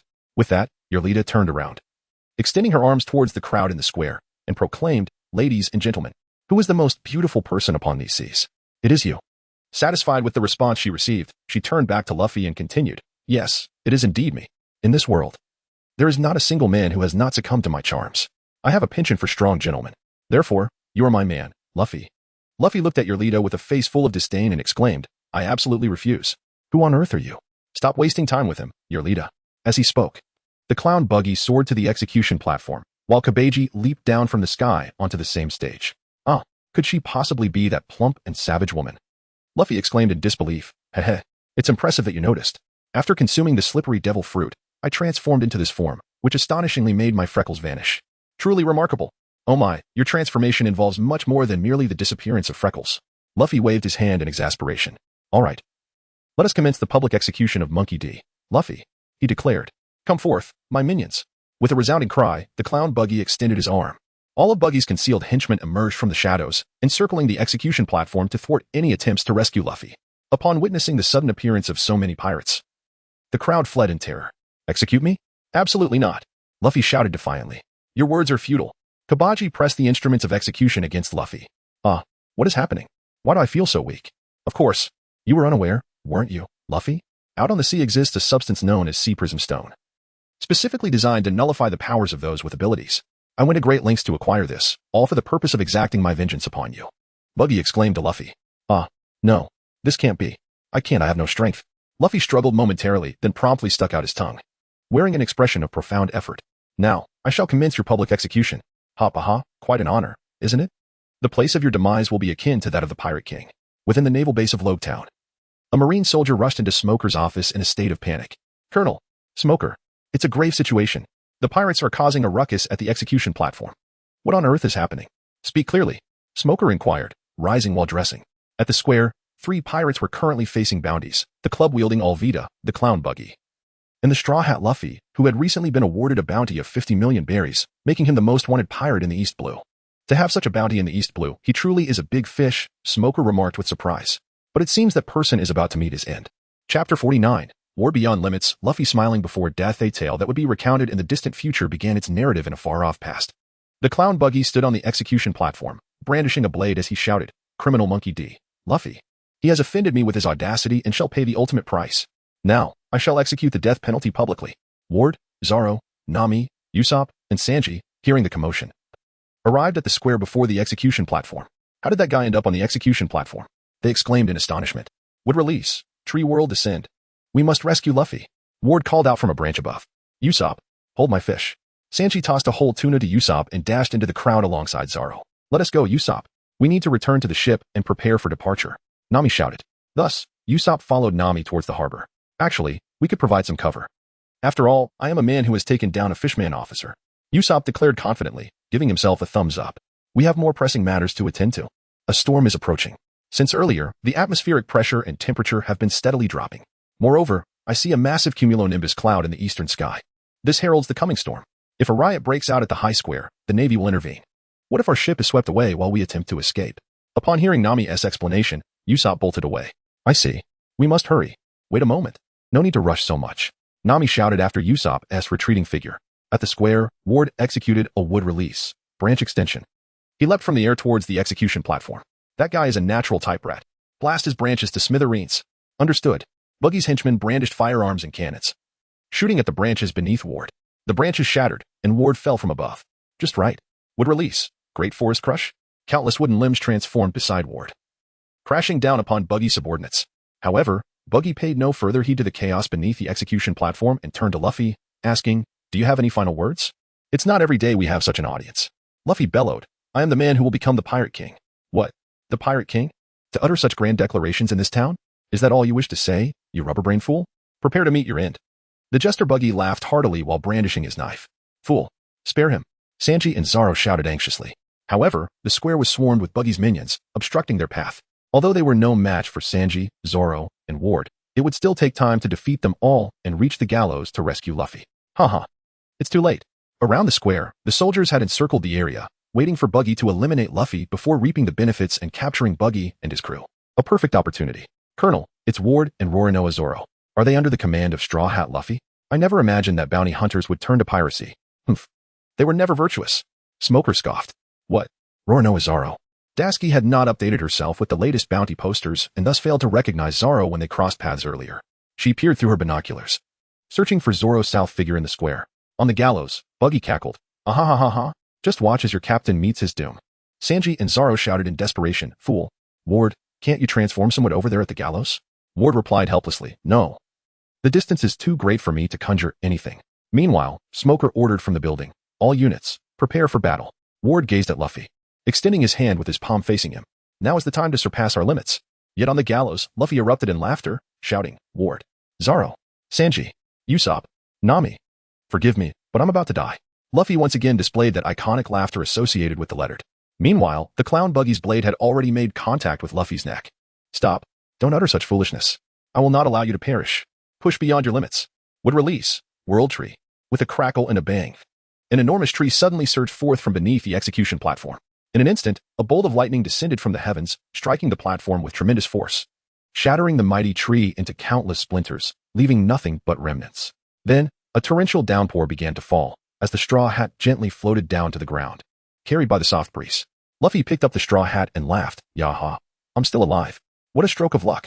The members of the Buggy pirate crew were left in utter disbelief, not to mention that in the final moments, Ward truly transcended his limits and conjured a tree. What was the subsequent thunder all about? "Hey, Ward, can you also summon thunder?" Sanji asked with a puzzled expression. No, Ward shook his head. At that moment, Ward felt somewhat speechless, thinking to himself, "I've already summoned a tree. Please spare me the thunder." Sanji continued, "Do you believe in gods?" "I'm afraid I am an atheist," Ward replied, shaking his head. "So am I," Zoro chimed in. "Stop overthinking it. Even without the thunder, Ward would have likely saved Luffy in the end. We need to make a run for it. Surround the plaza." The Navy forces were mobilizing. "Run for your lives." Upon witnessing the scene, Luffy took off running. Oh, Ward, Zoro, and Sanji followed suit. Smoker observed the fleeing Luffy, a frown creasing his brow as he pondered. He is actually smiling, even in this final moment. Is it because he believes his comrades can transform into a tree to save him? No, that tree cannot rescue him. Even if a tree were to materialize, the sea stone shackles binding the straw hat lad would remain intact. The true savior of the Straw Hat Boy was the thunderbolt that shattered his sea stone restraints. The Straw Hat Boy was fully aware that, at that very instant, he had embraced death and prepared himself, hence his smile. Captain, please give the order to apprehend the pirate. Hey, have you ever seen a pirate smiling on the execution platform? Smile? Surely not. Regardless of how formidable a person may be, they would invariably turn pale in the face of death, ultimately succumbing in despair. Yet, he smiled. That Straw Hat Boy. Just like Gold, Roger, the Pirate King, who smiled on the execution platform 22 years ago. Chapter 50, The Beginning of a Legend. These are events that cannot be averted. The inherited will, the dreams of humanity, the tides of the era. As long as humanity continues to pursue the answer to freedom, these events are utterly unstoppable. Pirates, you say? Perhaps so, Dragon remarked with a smile. On the street, Zoro gazed at the sky and remarked, the wind is picking up. Luffy, holding onto his hat, pointed at the relentless navy pursuing them, exclaiming, those fellows are truly persistent. Should we stop to deal with them? Sanji replied, forget it. We can't defeat them all. Besides, Miss Nami has instructed us to return to the ship as soon as possible. No worries. On a day like this with such heavy rain, I happen to have a new move that is quite suitable. Ward declared as he retrieved several seeds he had just purchased from his pocket. He then turned and scattered them towards the navy. Wild plants. Before their eyes. The seeds Ward had sown transformed into gigantic plants, obstructing the navy's path, with some vine-like plants ensnaring numerous sailors. Wow, this move is fascinating. Does that mean I can have my meals in larger portions in the future? Luffy asked excitedly, his eyes gleaming with anticipation. Rice is not a plant. How could I enlarge it? If you only wish to eat radishes, I could indeed conjure a colossal one for you, Ward responded, producing a carrot seed. The seed then morphed into a carrot, gradually expanding until it became so large that Ward had to toss it to the ground. It ultimately grew into a carrot towering higher than the surrounding buildings. While I don't despise carrots, I certainly don't want to eat only carrots, Luffy remarked. At that moment, Sanji spotted the formidable Dazbone standing in their way, his eyes widening in shock. Roronoa Zoro, Daz shouted. I never expected you to be Roronoa. Even more surprising is that you have become a pirate. You have mocked me. I shall not forgive you. Hearing this, Sanji anxiously called out to Zoro, you scoundrel, what have you done to that girl? Zoro ignored Sanji, focusing instead on Daz, saying, I also did not expect you to be a marine. Daz drew his sword, aiming it at Zoro, declaring, I want to reclaim my treasured sword, Yuru. Come and try. Zoro flashed a devilish smile as he unsheathed his sword, ready to confront Daz. You all go ahead. Zoro shouted. Understood. You dare lay a hand on a lady. You scoundrel. Sanji yelled in anger. Let us go. Luffy and Ward carried Sanji away. Sanji, she is our enemy. Even if you refrain from harming any woman, you shouldn't interfere with others, Luffy admonished. Sanji retorted, I know, but just looking at that guy Zoro is infuriating. Ward mused, for now. At least you still refer to him as Zoro. Soon, Zoro defeated Dasky, pushing her against the wall and declaring, no matter what happens, I shall never relinquish this blade to you. With that, Zoro sheathed his sword and turned to leave. Farewell, I must be on my way. Dasky, feeling humiliated, shouted in rage, why don't you just kill me? Is it because I am a woman? Zoro, upon hearing her words, was reminded of Kuna from the past. Angrily, he turned back and pointed at Dasky, exclaiming, your very existence is utterly irritating. Do you know? Your face resembles that of my deceased friend. Not to mention, even your tone is identical to hers. You, with your loud mouth, stop mimicking others. Dasky, perplexed yet furious, retorted, huh? Why are you acting like a child? How rude. I am who I am. This is how I have lived until now. I do not know what your dear friend was like, but I should be the one surprised. Meanwhile, at the harbor, Smoker was already waiting on his motorcycle for Luffy and the others to arrive. Ah, here comes Straw Hat Luffy. And Ward. Who are you? Luffy shouted. I am Smoker, a colonel from the Navy headquarters. I will not allow you to escape the sea. With that, Smoker raised his hands, conjuring smoke to ensnare Luffy. What the? Sanji attempted to kick at Smoker, but it passed through his body. Sanji, step back. It seems he is a Logia user. Let me, also a Logia user, handle this.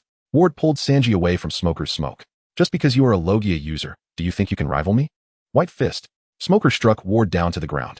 No way, are you kidding me? You can use Haki too. Ward exclaimed from the ground, pointing at Smoker. Is Haki now a standard for entering the Grand Line? This plot is off. Smoker looked at Ward, asserting, I am a colonel from the Navy headquarters. What are you questioning? Ward replied, this is cheating. We encountered another colonel from the Navy headquarters named Fambity, and he was quite weak. Fambity? That guy who only knows how to flirt? He has long neglected his training. I am nothing like those decadent Navy officers. No pirate shall escape my jurisdiction in Loguetown. Gum Gum Pistol. Luffy threw a punch, yet his fist passed completely through Smoker's body. Smoker seized Luffy by the neck and remarked, your head is worth 50 million? I suppose defeating Arlong was merely a stroke of luck. Ward, feeling anxious, pondered the weaknesses of Smoke. Sanji, what do you think Smoke fears? Wind. Sanji replied, indeed. Dragon spoke with a deep, magnetic voice. Everyone turned to see Dragon, clad in a black hood, approaching slowly. What is the matter? Who is it? I can't see.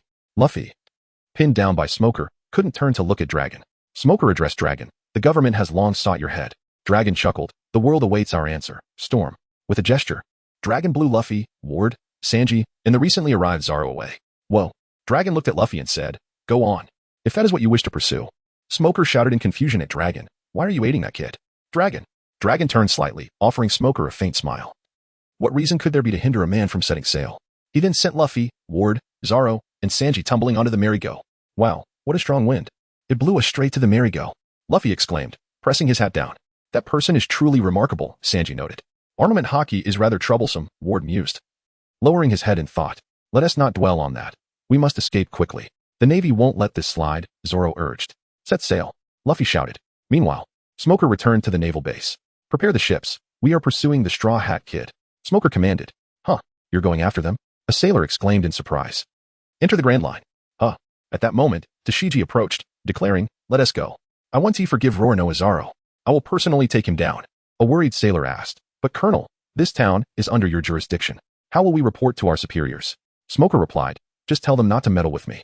Meanwhile, in Loguetown, the clown Buggy declared, I shall settle the score with that insufferable rubber man. Let us sail into the nostalgic Grand Line. On the sea, the Straw Hat crew had been sailing for some time. Whoa, the ship feels like it's about to capsize. Look at that light. Nami pointed towards a distant lighthouse. That's the navigation light. The entrance to the Grand Line lies just beyond that light. What do you think? Nami turned with a smile. Sanji brought over a bucket and placed it in the center of the deck. All right, let us perform a ritual to enter the Grand Line. Oh, everyone gathered around the bucket. For the sake of finding all blue. For becoming the Pirate King. For becoming the greatest swordsman. For charting the world map. For penning the greatest adventure story. For becoming a brave warrior of the sea. With a resounding clang, the 6 of them lifted their feet and struck the bucket. Let us set sail. Towards the Grand Line. Chapter 51. The Incredible Reverse Mountain. The giant whale, I see Reverse Mountain. Ward shouted. It's enormous. Luffy gasped in awe. Wait, what is that shadow behind the mountain? Usopp inquired. That's the red line, Nami explained. It's obscured by clouds, stretching endlessly. We're going to be sucked in. Steady the helm, Luffy yelled. Ward, Usopp, and Sanji rushed to the helm, shouting, leave it to us. Nami and Zoro marveled. Incredible. It's like a dream. The ocean is truly climbing a mountain. Tilt it slightly to the right. Right. Right. Push. However, with a snap, the helm broke. No worries. I'll fix it. Wood release. Growth technique. Ward grasped the remaining half of the helm and extended the broken part. The ship successfully navigated through the Torii Gate at the entrance of Reverse Mountain. Phew, that was terrifying. Can you all be a bit more careful? Nami sighed in relief. But we made it through successfully. Luffy raised his hand in jubilant celebration. Oh.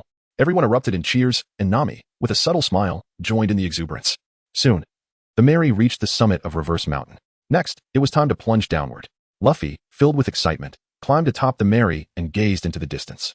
Oh, I see the Grand Line. Here it is, the greatest ocean in the world. Charge ahead, whoosh. At that moment, a series of strange cries echoed from below the mountain. Hey, what is that sound? Did you hear anything? Zoro inquired, alert. Who cares, let us go.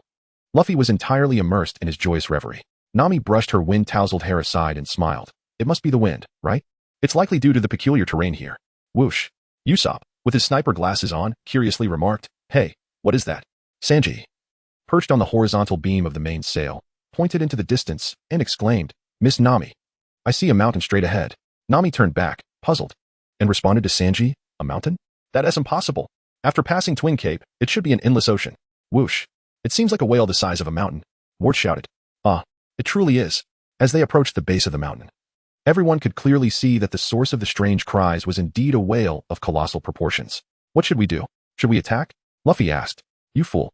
Attacking it would be like an ant trying to shake a tree. How could we possibly fight it? Nami shouted in exasperation. Luffy, filled with indignation, exclaimed. But it's blocking our path. Steer the ship. Let us navigate around it.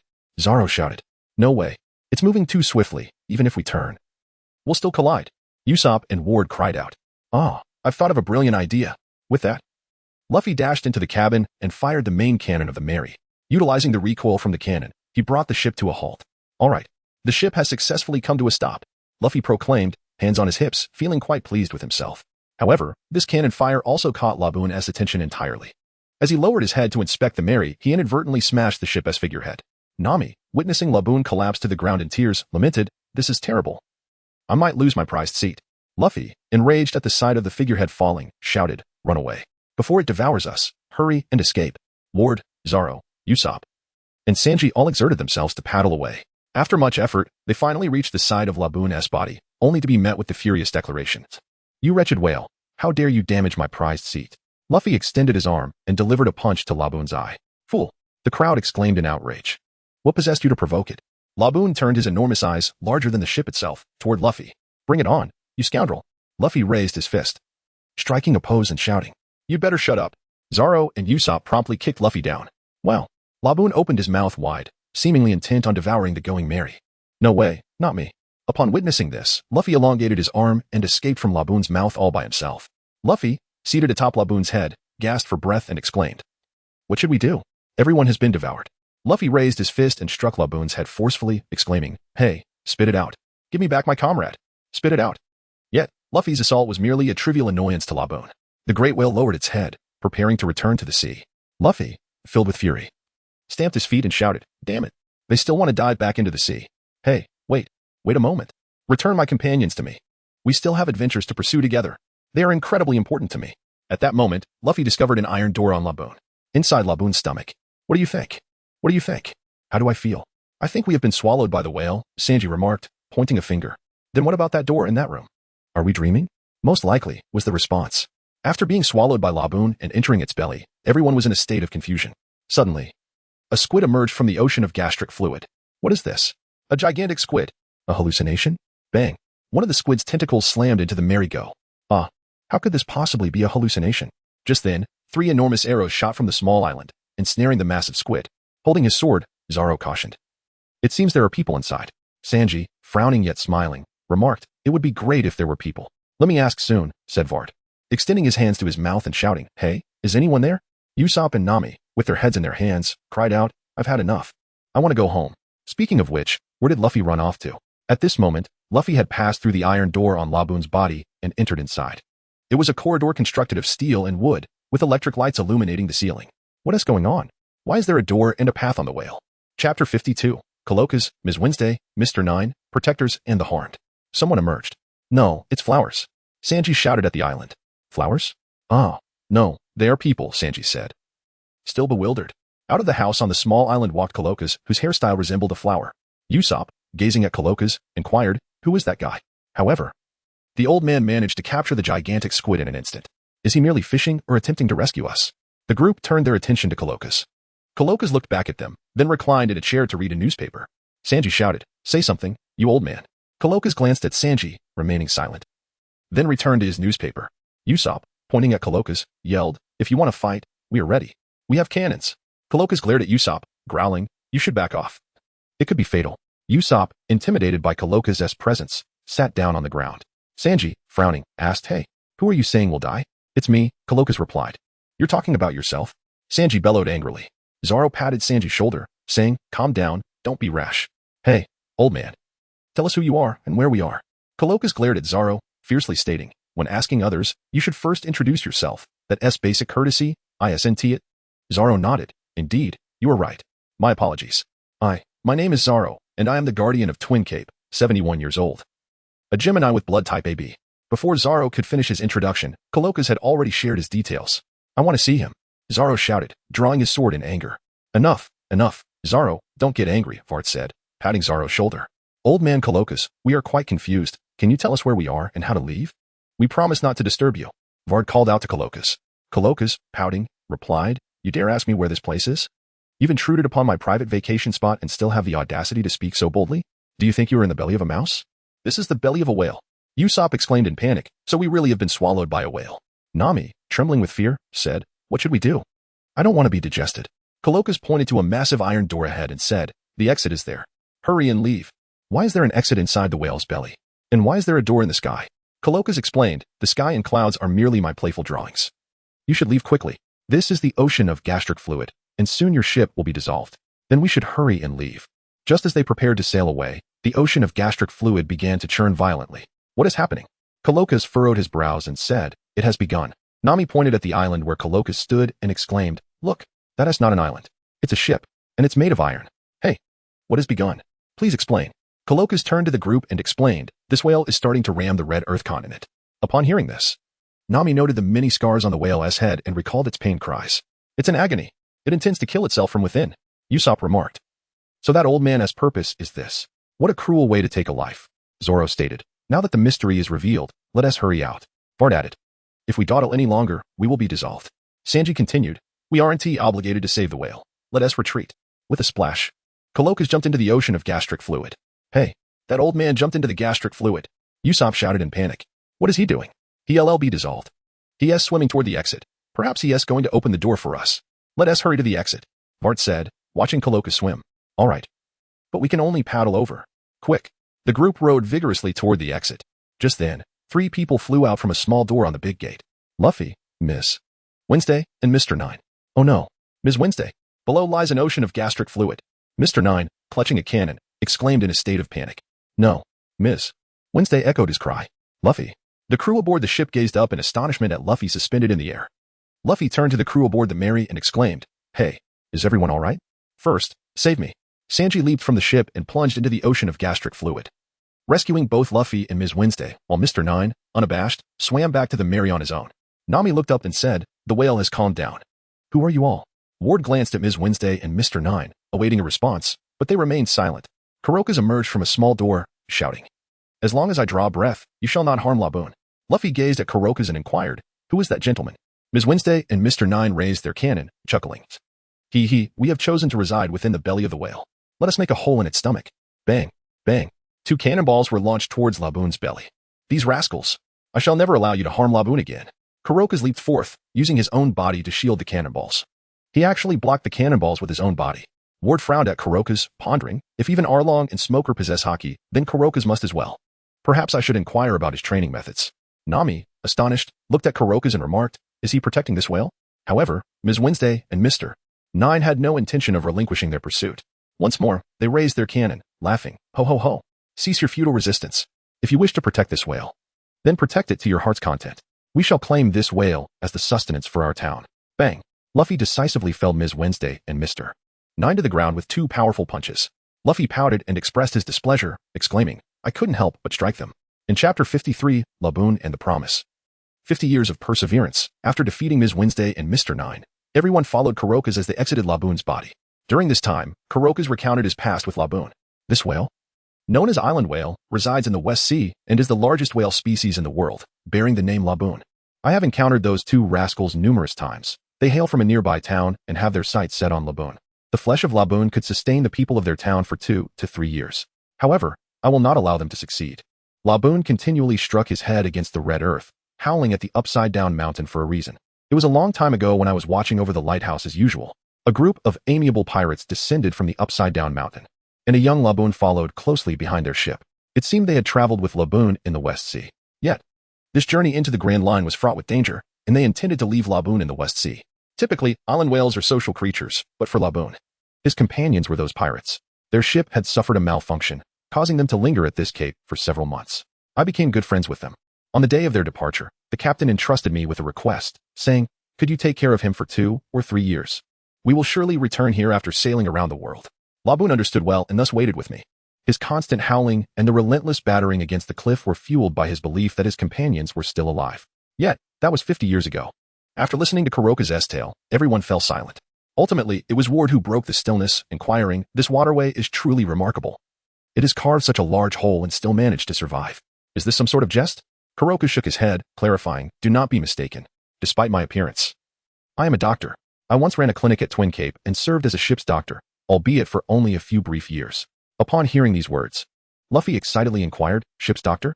Is that truly the case? Then please become our ship's doctor. Following his encounter with Arlong, Luffy had come to appreciate the significance of having a physician on board, especially as they would inevitably face increasingly formidable foes. It was only prudent to enlist a skilled doctor to tend to their wounds. However, Kuroka's promptly declined Luffy's proposal, admonishing him not to speak foolishly. I am not like you. I no longer possess the strength for frivolous endeavors. Nami, noticing several syringe-like objects around the corridor, asked, Doctor, did you create these for the treatment of the whale? Kuroka's approached the door and replied, Indeed, its immense size renders external treatment impossible. I am about to open the door. The moment he did, the water in the corridor was swiftly drawn away, causing the Mary and Kuroka's iron ship to be swept out of Laboon's body. At that instant, Ms. Wednesday and Mr. Nine regained consciousness and leaped into the sea to escape. Hey, wait. Who are you? Luffy called out from the railing, gazing at Ms. Wednesday and Mr. Nine. What does it matter to you who we are? Ms. Wednesday shouted back, pointing at Luffy. Mr. Nine restrained Ms. Wednesday, saying, Hold on, Ms. Wednesday. If they are pirates, then doesn't that establish a connection? Ms. Wednesday smiled faintly and replied, You have a point, Mr. Nine. This is indeed quite relevant to our company. Let us see what unfolds. With that, she declared, Farewell. You landlubber pirates. And you too, Kurokas. We shall ultimately seize this whale. After saying this, Ms. Wednesday and Mr. Nine swam away. Sanji watched Ms. Wednesday's retreating figure and remarked, Her name is Ms. Wednesday. She truly is a beautiful and enigmatic woman. Luffy picked up a piece of the log post from the deck, bewildered, and remarked, What is this? Did they drop this? He then sought out Ward and inquired, Ward, can you fix my figurehead? Ward picked up the severed head of the Mary and replied, I cannot. When I repaired the rudder, I merely allowed that half of the rudder to grow. How could the figurehead of the Mary possibly regrow? Even if it could, would the newly headed Mary still be the same Mary? He suggested, Let Usopp come to fix it. Just nail it back on. Luffy nodded in agreement, realizing it was indeed strange to replace the head of Mary. He decided to patch it up instead and went off to find Usopp. Ward had utilized the wood release, growth technique, merely allowing the wood to extend. Since the rudder was just a wooden stick, akin to a gear shift in a car, Ward could indirectly repair it through this growth. However, he could not replicate the expressive wooden carving that was Mary's head. Even if he could, he had no desire to do so. No two trees are alike. And neither are any two ships. A Mary with a different head would no longer be the Mary. Meanwhile, Nami turned to Kurokas and asked, Is this truly acceptable? By letting them go, they will inevitably return to hunt the whale. Kurokas shook his head, expressing, Even if we capture them, more scoundrels would come. Yet, it is astonishing that it has waited here for 50 years. Usopp, while mending Mary's head, exclaimed, Fool. This is the Grand Line. Those pirates who promised to return in 2 or 3 years have not shown up for 50. The answer is clear. They are dead, no matter how long they wait. They will never return. Sanji, smoking a cigarette, sighed and added, Indeed, it is disheartening. Usopp angrily shouted, How can you utter such discouraging words? Everything is still uncertain. Perhaps they will return. Don't you find this story poignant? A whale steadfastly honoring its promise to its companions. Kurokas turned to Laboon and stated, But the truth is harsher than one can imagine. They fled. I once ventured out into the Grand Line to search for that crew. And reliable intelligence confirmed that they escaped. What? They wouldn't just abandon this whale, would they? To leave, one must pass through the calm belt. Kurokas confirmed. Precisely, their fates remain unknown. However, even if they survived, they could never return to these waters. The seasons, weather, currents, and winds here are all unpredictable. All common sense is rendered useless. The terror of the Grand Line lies in its ability to manipulate the timid heart in an instant. Chapter 54, Luffy and Laboon's Promise. Destination Whiskey Peak. Since you know the truth, why not share it? This whale should understand human language, shouldn't it? Nami inquired. Kurokas closed his eyes and sighed, helplessly stating, I have laid bare everything to it, but it does not listen. From that moment, Laboon had been bellowing towards Reverse Mountain, determinedly ramming into the Red Line. Convinced that they would soon return from the cliffs opposing him. I have made several attempts to convey the actual circumstances of those pirates to him. But he steadfastly refuses to accept reality. This will truly elicit sympathy, waiting in vain. Indeed, look at the wounds on its head. If it continues to recklessly batter itself like this, it will surely perish. While our relationship is peculiar, we have lived together for 50 years. To this day, I cannot stand by and watch it die. Just then, Luffy suddenly let out a strange cry and dashed off. What? Luffy snapped the mainmast of the Mary and charged towards Labu's head. What on earth is that fool planning now? Is he attempting to scale a mountain with such recklessness? The onlookers exchanged incredulous glances, having grown accustomed to Luffy's foolish antics. Clutching the mast, Luffy reached the top of Labu's head, where he observed the still bleeding wound. Excellent, I've made it to the summit. The new injury must be right here. Behold my power. Gum Gum Flower Strike. On the cliffside, the spectators gazed at Luffy in disbelief. Is that our ship's mast? Indeed, it is the main mast. That imbecile. Don't destroy our vessel. Aggie. Labu cried out in agony. Enraged, he charged at Luffy, sending him crashing into the sheer cliffside. Luffy emerged from the cliff, shouting towards Laboon, We have achieved a draw. Luffy furrowed his brows and broke into a broad grin, exclaiming, Am I not strong? Labu gazed at Luffy in confusion. Luffy continued, We were unable to determine a victor, so we must engage in battle once more. Your companion may have perished, but I remain your adversary. After we have circumnavigated the Grand Line, we shall return to face each other. Upon hearing Luffy's words, Laboon was overcome with emotion, shedding tears as once again. After 50 long years, someone had made him the same promise. Then let us fight again. Laboon bellowed joyously, his voice echoing through the skies. The onlookers smiled at this scene, realizing that this was indeed Luffy's intention. However, they couldn't help but exclaim, Just don't damage our ship. Consequently, they couldn't resist giving Luffy a good thrashing. My apologies. Ward should be able to mend it, right? This time it is merely the mast. Just a massive piece of wood. Luffy, cradling his head, turned to Ward with a smile and inquired. Ward shook his head, indicating. Do you think the main mast is merely a colossal piece of wood? Its structure is quite intricate, the locations of the holes, the bindings for the sails, and their distances are all deliberate. Moreover, as I mentioned earlier, I can only extend the wood. Never mind, we shouldn't pressure Ward any further. I still recall the matchbox house he transformed into, Nami interjected. When it comes to ship repairs, we should seek a professional shipwright. She waved her hand, expressing her distrust in Ward's skills. Ward responded, don't say that. I can fix things like a broken rudder, damaged railing, or floorboards. I can also create minor objects. However, I cannot repair critical structures like the mast or those vital to the ship, as I am not a shipwright and lack knowledge of hull structure. All right. You lot don't seem to consider this. Let me handle the ship repairs from now on. Usopp proclaimed, raising his voice. And Luffy, could you please appreciate the Mary? It was a gift from Kaya. Usopp shouted at Luffy, somewhat irritated. My apologies. By the way, Usopp, do you know where the leftover paint from when we drew the Jolly Roger is? Luffy asked. Oh, the paint? I remember it being. Usopp began. And soon Luffy retrieved the paint and whimsically painted the Straw Hat Crew's emblem on the bull's head. Luffy's artistic skills were rather lacking. But thanks to the presence of the straw hat, it was still recognizable as the crew's insignia. Ah, excellent. This shall be our battle pledge. Luffy nodded approvingly at the emblem on the bull's head. Before we return to this place, be sure not to knock that symbol off with your head. Okay, Labu softly replied. Meanwhile, Nami was preparing to devise their next sailing plan using the Grand Line map obtained from the clown Buggy. Sanji was busy preparing lunch with the tuna he had purchased in Loguetown. Usopp was repairing the main mast while Zoro slept. Ward retreated to his room to write. Uncertain whether the manuscript he had sent with the newsbird had been received, yet understanding that writing requires continuous practice to improve. Suddenly, Nami exclaimed in alarm. Miss Nami. What is the matter? Lunch is ready, Sanji announced, placing several plates of dishes on Nami's table. The compass is broken. It can no longer indicate direction. Nami cried out in panic. Kuroka's approached and said, It seems you entered here without any knowledge. Are you courting death? Ah, it's food. Luffy beheld a table laden with a sumptuous feast and, in an instant, rushed over to indulge in the delectable spread. What is happening here? Nami inquired, glancing at Kuroka's. I believe I have mentioned that in this sea, all conventional wisdom is rendered futile. It is not that your compass is malfunctioning, but rather the magnetic field. Certain islands within the Grand Line are abundant in minerals, leading to a chaotic disruption of the entire navigational route's magnetic field. Moreover, ocean currents and wind directions are equally unpredictable. As a navigator, you should grasp the sheer terror of such a predicament. If one sets sail without any understanding, there is but one outcome. Is it time to eat? WD stepped off the ship and took a seat at the table, joining Luffy in his feast. Delicious. So good. Nami then asked Kuroka's, how then does one ascertain direction in this Grand Line? If we cannot determine direction, does that not render navigation impossible? Kuroka's elucidated. While sailing the Grand Line, a recording compass is indispensable. It is a special type of compass that can record magnetic forces. As Luffy munched on his meat, he inquired. Is it the peculiar compass? Could it be this? He then produced the log pointer he had previously discovered. Yes, this is it.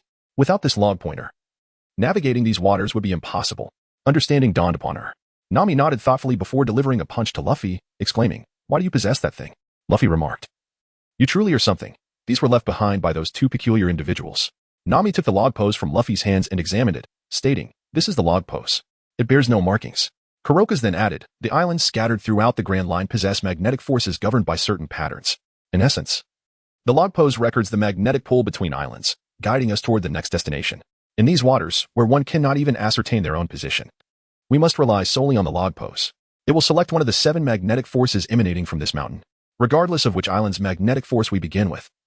It will ultimately converge into a singular route. The final island is called Raftel, the very terminus of the Grand Line. Historically, only the Pirate King and his crew have confirmed the existence of that island. It is a legendary isle. Could the great treasure be located there? Usopp inquired with excitement. I cannot say for certain. Although that notion is intriguing, no one has ever ventured there, Kuroka's replied, turning his gaze toward the horizon. Luffy chuckled and said, You'll know once you take a look. After acquiring the log pointer, the crew decided to enjoy a hearty meal before setting sail to continue their adventure. Just then, Miss Wednesday and Mr. Nine discovered that their log pointer was missing, prompting them to swim back. Without the log pointer, they could not return to Whiskey Peak. Miss Wednesday and Mr. Nine shamelessly approached Nami, pleading for her assistance to take them back to Whiskey Peak. Whiskey Peak? What is that? Nami inquired. It's the name of our town, they replied. You have quite the imagination. You were just attempting to kill that whale. Nami remarked to Ms. Wednesday and Mr. Nine. First, tell me who you truly are, and then I shall decide whether to assist you. Ms. Wednesday and Mr. Nine knelt before her, beseeching, We cannot disclose that. However, we wish to return to town, and we promise to repay your great kindness. Ms. Wednesday bowed her head and added, in truth, we do not wish to engage in such underhanded dealings, but our company's rules dictate secrecy. We trust in your integrity, which is why we are requesting your help. Kuroka's glared at Ms. Wednesday and Mr. Nine, saying angrily, do not heed them. They are not trustworthy. Yet Luffy looked at Ms. Wednesday and said, I understand. It's fine. Come aboard. Wait, Luffy, they are the ones who wanted to kill Laboon. Usopp shouted, trying to deter Luffy's decision. Yes, I know. I am quite upset about that too. But I sense they are not truly malevolent. They seem to be in a predicament, especially Ms. Wednesday. Luffy responded with a nod. That's just your intuition. Well, once Luffy makes a decision, there is no stopping it. From their appearance, they cannot harm us, Ward said, patting Usopp on the shoulder. Very well. It seems we are ready. The pointer is directing us towards Whiskey Peak, Nami said, examining the sea chart against the log pointer's indication. Is this all right? Are we really choosing this course for those two scoundrels? We will have to follow this route thereafter. Kuroka's questioned Luffy. Luffy chuckled and said, no problem. If I'm not satisfied, after I circle around once, I'll come back and choose another route to circle again. Kuroka's, upon hearing Luffy's words, smiled and replied, is that so? Then I wish you all the best. Well then, farewell, Mr. Flower. Let us go. Laboon, we're off. With a cheerful bow, the Straw Hat crew bid farewell to Kuroka's and Laboon, setting sail once more, their destination, Whiskey Peak. Kuroka's gazed at the departing Mary and sighed. Are they truly the pirates we have long awaited? What an extraordinary boy indeed. Right, Roger? Chapter 55, The Terrifying Grand Line. First round of the voyage concludes suddenly. Ward in the room shouted, what's wrong? Nami, who was also in the room, asked with curiosity, having just completed a novel. Ward realized he had completely forgotten to inquire with Kuroka's about hockey. Oh, it's nothing at all. I just finished a novel. Would you like to see it? Ward raised the manuscript in his hand. By the way, I still haven't received a reply regarding the novel you sent last time, Nami remarked, taking the manuscript from Ward. After all, we are pirates adrift at sea. Perhaps the news birds simply couldn't find me. Next time you buy a newspaper, could you please ask about it? Ward chuckled. Well, this time it's a story about Laboon, Nami exclaimed, her face brightening as she glimpsed the beginning of the novel. Yar, it's so cold. Miss Nami, it's snowing outside. You should bundle up to prevent catching a cold. Just as Nami was engrossed in the novel, Sanji entered the room. Wait, it's snowing outside. Nami turned to look out the window. Just moments ago, the weather had been warm and breezy. So how had it transformed into a chilly blizzard in the blink of an eye? And on the deck, Luffy, Usopp, and Ward are frolicking in the snow. Luffy crafted a snowman. There it is. Completed. Descending from the heavens, Mr. Snowman. Ward also joined in the creation of a snowman. I too fashioned a snowman. Take a look. Mine undoubtedly surpasses the rest. Usopp gazed at the snowman created by Luffy and Ward and remarked, Ward, I never imagined your snowman would outshine Luffy's. However, allow me to exhibit true artistry. In mere moments, Usopp skillfully sculpted an exquisite snow statue using the snow accumulated on the ship. Behold, my painstakingly crafted snow sculpture. The Snow Queen. Oh, how impressive. Luffy clapped his hands in admiration, then fashioned a snowball and smashed the head of Koya's snow sculpture. What are you doing? Usopp exclaimed as he kicked apart Luffy's snowman. Ah, Mr. Snowman. Luffy shouted. Let us team up. He mocked our snowman. Actually, I think my Mr. Snowman is far more appealing than yours, Ward. Hey. Soon, the trio of Ward, Luffy, and Usopp engaged in an all-out snowball fight. Meanwhile, Nami had bundled herself in a thick coat. Observing the three frolicking in the snow, she remarked, in this frigid weather, how can they still be so energetic? But I must admit, Ward's story is quite well written. Sanji, on the other hand, had been banished outside by Nami to clear the snow. He looked back at her from the snowy deck and asked, Miss Nami, how long do I need to shovel this love snow? Until the snow stops, Sanji. Understood. Sanji was completely enchanted by Nami's sweet words. Inside the cabin, Ms. Wednesday and Mr. Nine, both wrapped in blankets and shivering, asked, Hey, doesn't the ship have heating? It's freezing. Nami shouted back at them, Who cares about you? You're not guests. Get out there and shovel snow. Just then, a loud crack of thunder echoed from outside. Thunder? What is going on? How can there be thunder on a snowy day? Nami was bewildered, realizing that, just as Kuroka's had said, the weather system here was chaotic. Ms. Wednesday, her brow furrowed with concern, said, It seems you underestimated the Grand Line. Plus, no one has been at the helm since earlier. Is that all right? I just checked the heading.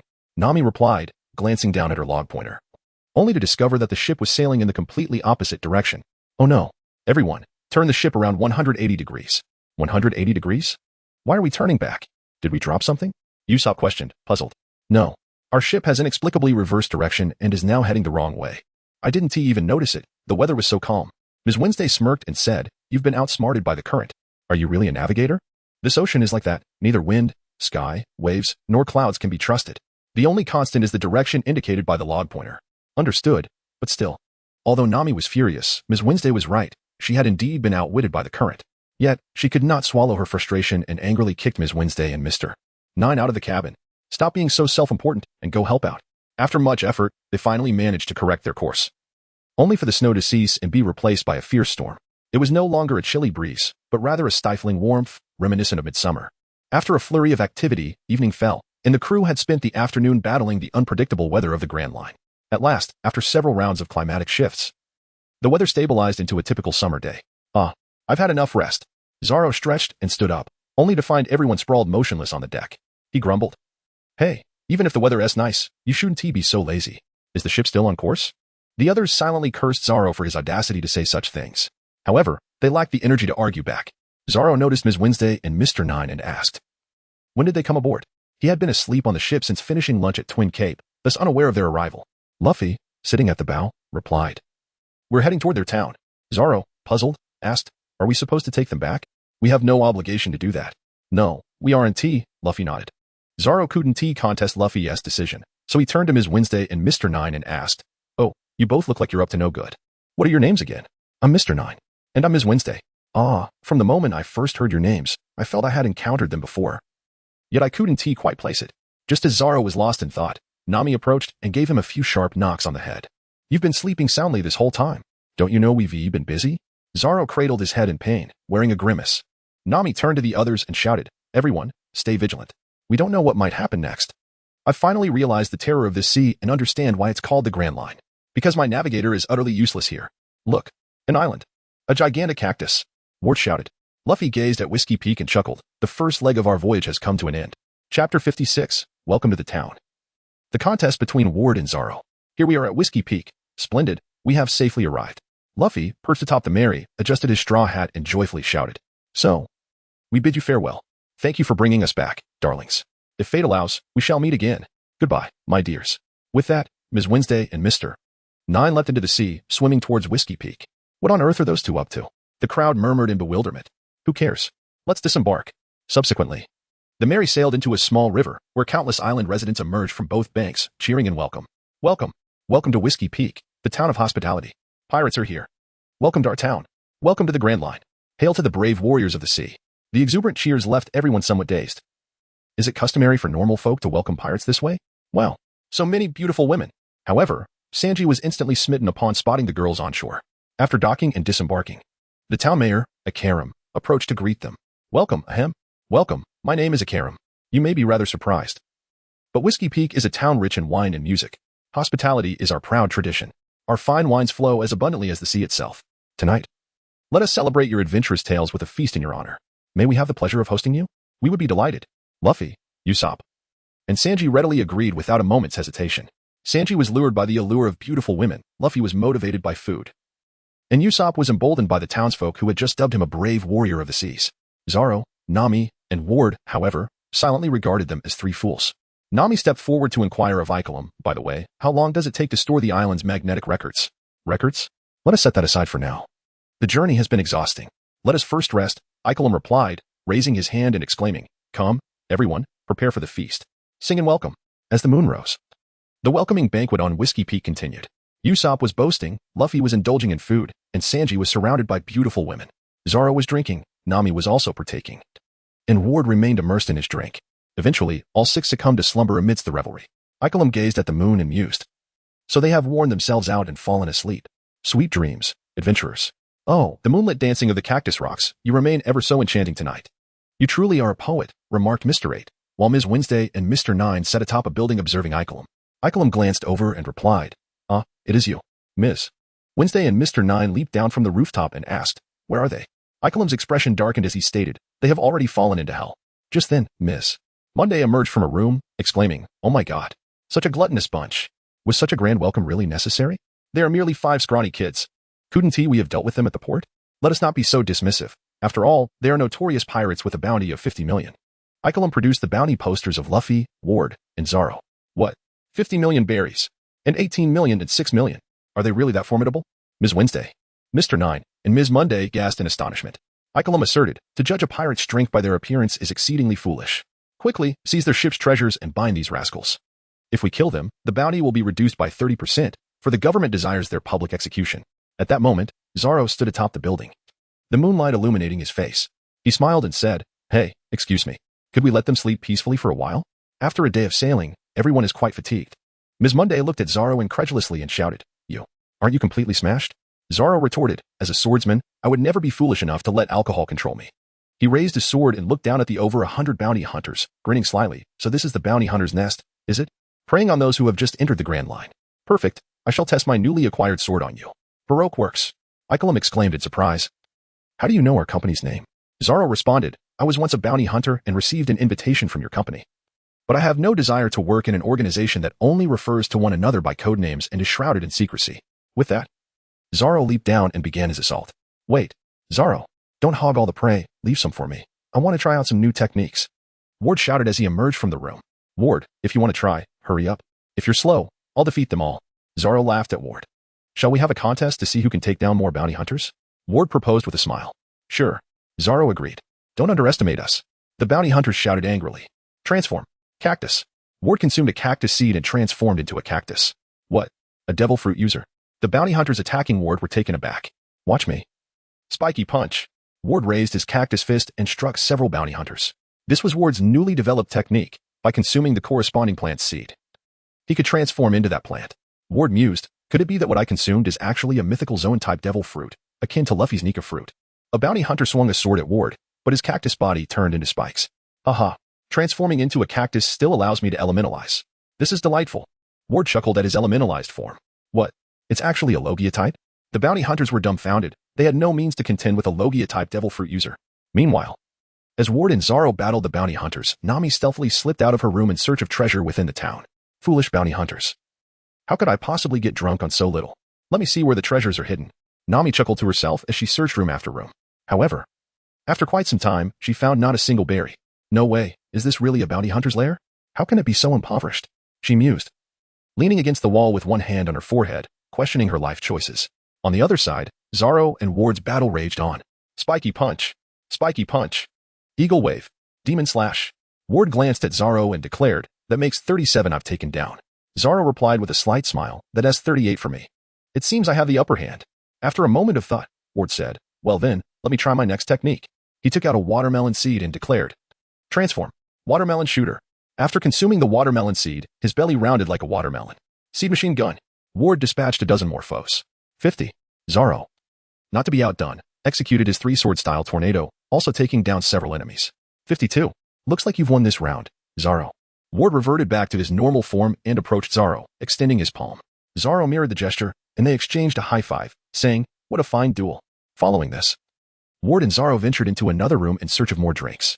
You truly have a penchant for alcohol, Ward remarked, eyeing Zoro. Aren't you enjoying it just as much? Zoro gazed at Ward and said, it's merely an act. I have long sensed that something was amiss here, so I decided to play along. However, your drinking capacity is impressive. Let us indulge in another round. With that, Zoro handed Ward a bottle of liquor. Very well. Meanwhile, on the battleground, Luffy emerged from a room after relieving himself. Why is everyone sprawled out here sleeping? Oh well, I'm quite tired too. I might as well take another nap. After finishing, Luffy lay down on the ground and fell asleep once more. Run, run, before they discover us. At that moment, some bounty hunters who had refrained from joining the battle prepared to flee. Who would have thought that the commanders with titles would meet such a dismal defeat? But where should we escape to? Anywhere. We must find a place to hide before they leave this small island. Clang. Miss Friday and Mr. 13 stood before the fleeing bounty hunters. Well, Miss Friday and Mr. 13, please, wait. We are not escaping. We merely need to use the restroom. However, Miss Friday and Mr. 13 were not inclined to listen to their excuses and prepared to take action against those attempting to flee. Hold on. Ms. Valentine and Mr. 5 appeared, halting Miss Friday and Mr. 13. It's quite lively in this little town at this late hour, Ms. Valentine remarked with a smile. To dispatch us here for such a trivial matter seems like overkill, Mr. 5 said, somewhat disgruntled. What? Who are you? The bounty hunters inquired. You ask who we are. How could someone without a designation possibly recognize our faces? Right, Mr. 5? Indeed, Ms. Valentine. The bounty hunters were dumbfounded, realizing they were in the presence of high-ranking officials. Having worked for so many years, they had never encountered such high-ranking personnel. Stop wasting time with them. We have more pressing tasks at hand. Nosebleed bomb. Mr. 5 picked his nose and hurled the contents, knocking all the bounty hunters to the ground. Let us go find those two traitors. Cough, cough. I cannot perish here. Icolum struggled to rise. I bear an important mission. Ms. Valentine and Mr. 5 stood before Icolum, stating, this is quite a sorry sight. So many of you have fallen to just 2 individuals? Ikelam raised his head in shock and exclaimed, Mr. Five. Ms. Valentine, are you jesting? Mr. Five questioned. Ha. This illustrates the gap between you and us. Ms. Valentine laughed heartily. Ikelam glared at Mr. Five and Ms. Valentine with a grimace and said, Are you here merely to mock us? That is indeed part of it. Ha. We are here to fulfill a mission. At that moment, Mr. Nine and Ms. Wednesday also sat up. Cough. Excellent. If you could assist us. Those fellows would be no match for us. Yes, please. Quickly deal with those 2. Mr. Five scowled and shouted angrily, Stop with your pointless jesting. You expect us to assist you? Do you think we would come all the way to the entrance of the Grand Line for such trivial matters? Mr. Nine asked in confusion. What? What exactly is the mission? Mr. Five looked at Mr. Nine and asked, Do you have no inkling? What crime could possibly warrant our boss sending us here? The boss told us, my secret has been discovered. Of course, we have no idea what kind of secret it is. Our company's motto is secrecy. We cannot investigate anyone's background within the company, let alone probe into the true identity of the boss. Ms. Valentine continued. Upon thorough investigation, we discovered that an important mission from a certain kingdom had infiltrated our Baroque works. Mr. Nine shouted in panic, Wait. Though I wear the kingdom's insignia, I am absolutely not the king. Ms. Valentine looked at Mr. Nine with an expression of disbelief. Not you. Ms.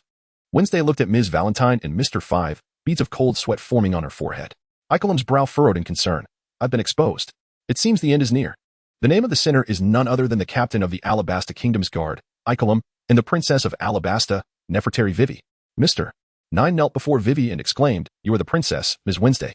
Vivi looked at Mr. Nine and asked, What are you doing, Mr. Nine? This is quite a chaotic night. You should just fight directly. Zoro leapt down from the building and grabbed Luffy. As Baroque works, we will eliminate you both. Chapter 58, Zoro's Promise. Watermelons cannot be elementalized. 58 Nosebleed Cannon. Mr. Five's nasal discharge caused a violent explosion, knocking down Mr. Nine and Ikelam, who had not managed to escape. Hey, this nasal discharge is quite dangerous. Zoro exclaimed in astonishment. Bloodied, Ikelam clutched Zoro's leg and pleaded, Swordmaster, having witnessed your strength, I have a request. Zoro shouted angrily, Stop begging. Who cares about you? Let go. Ikelam cried desperately, Those 2 possess special abilities. I cannot stop them. Therefore, could you please protect the princess? I beg you. Run fast. Run. Vivi mounted the swift horse and fled. She has escaped. She cannot get away. Let us pursue her, Ms. Valentine. Yes, Mr. Five. Ha. Mr. Five and Ms. Valentine chased after her. Ikelam continued to shout.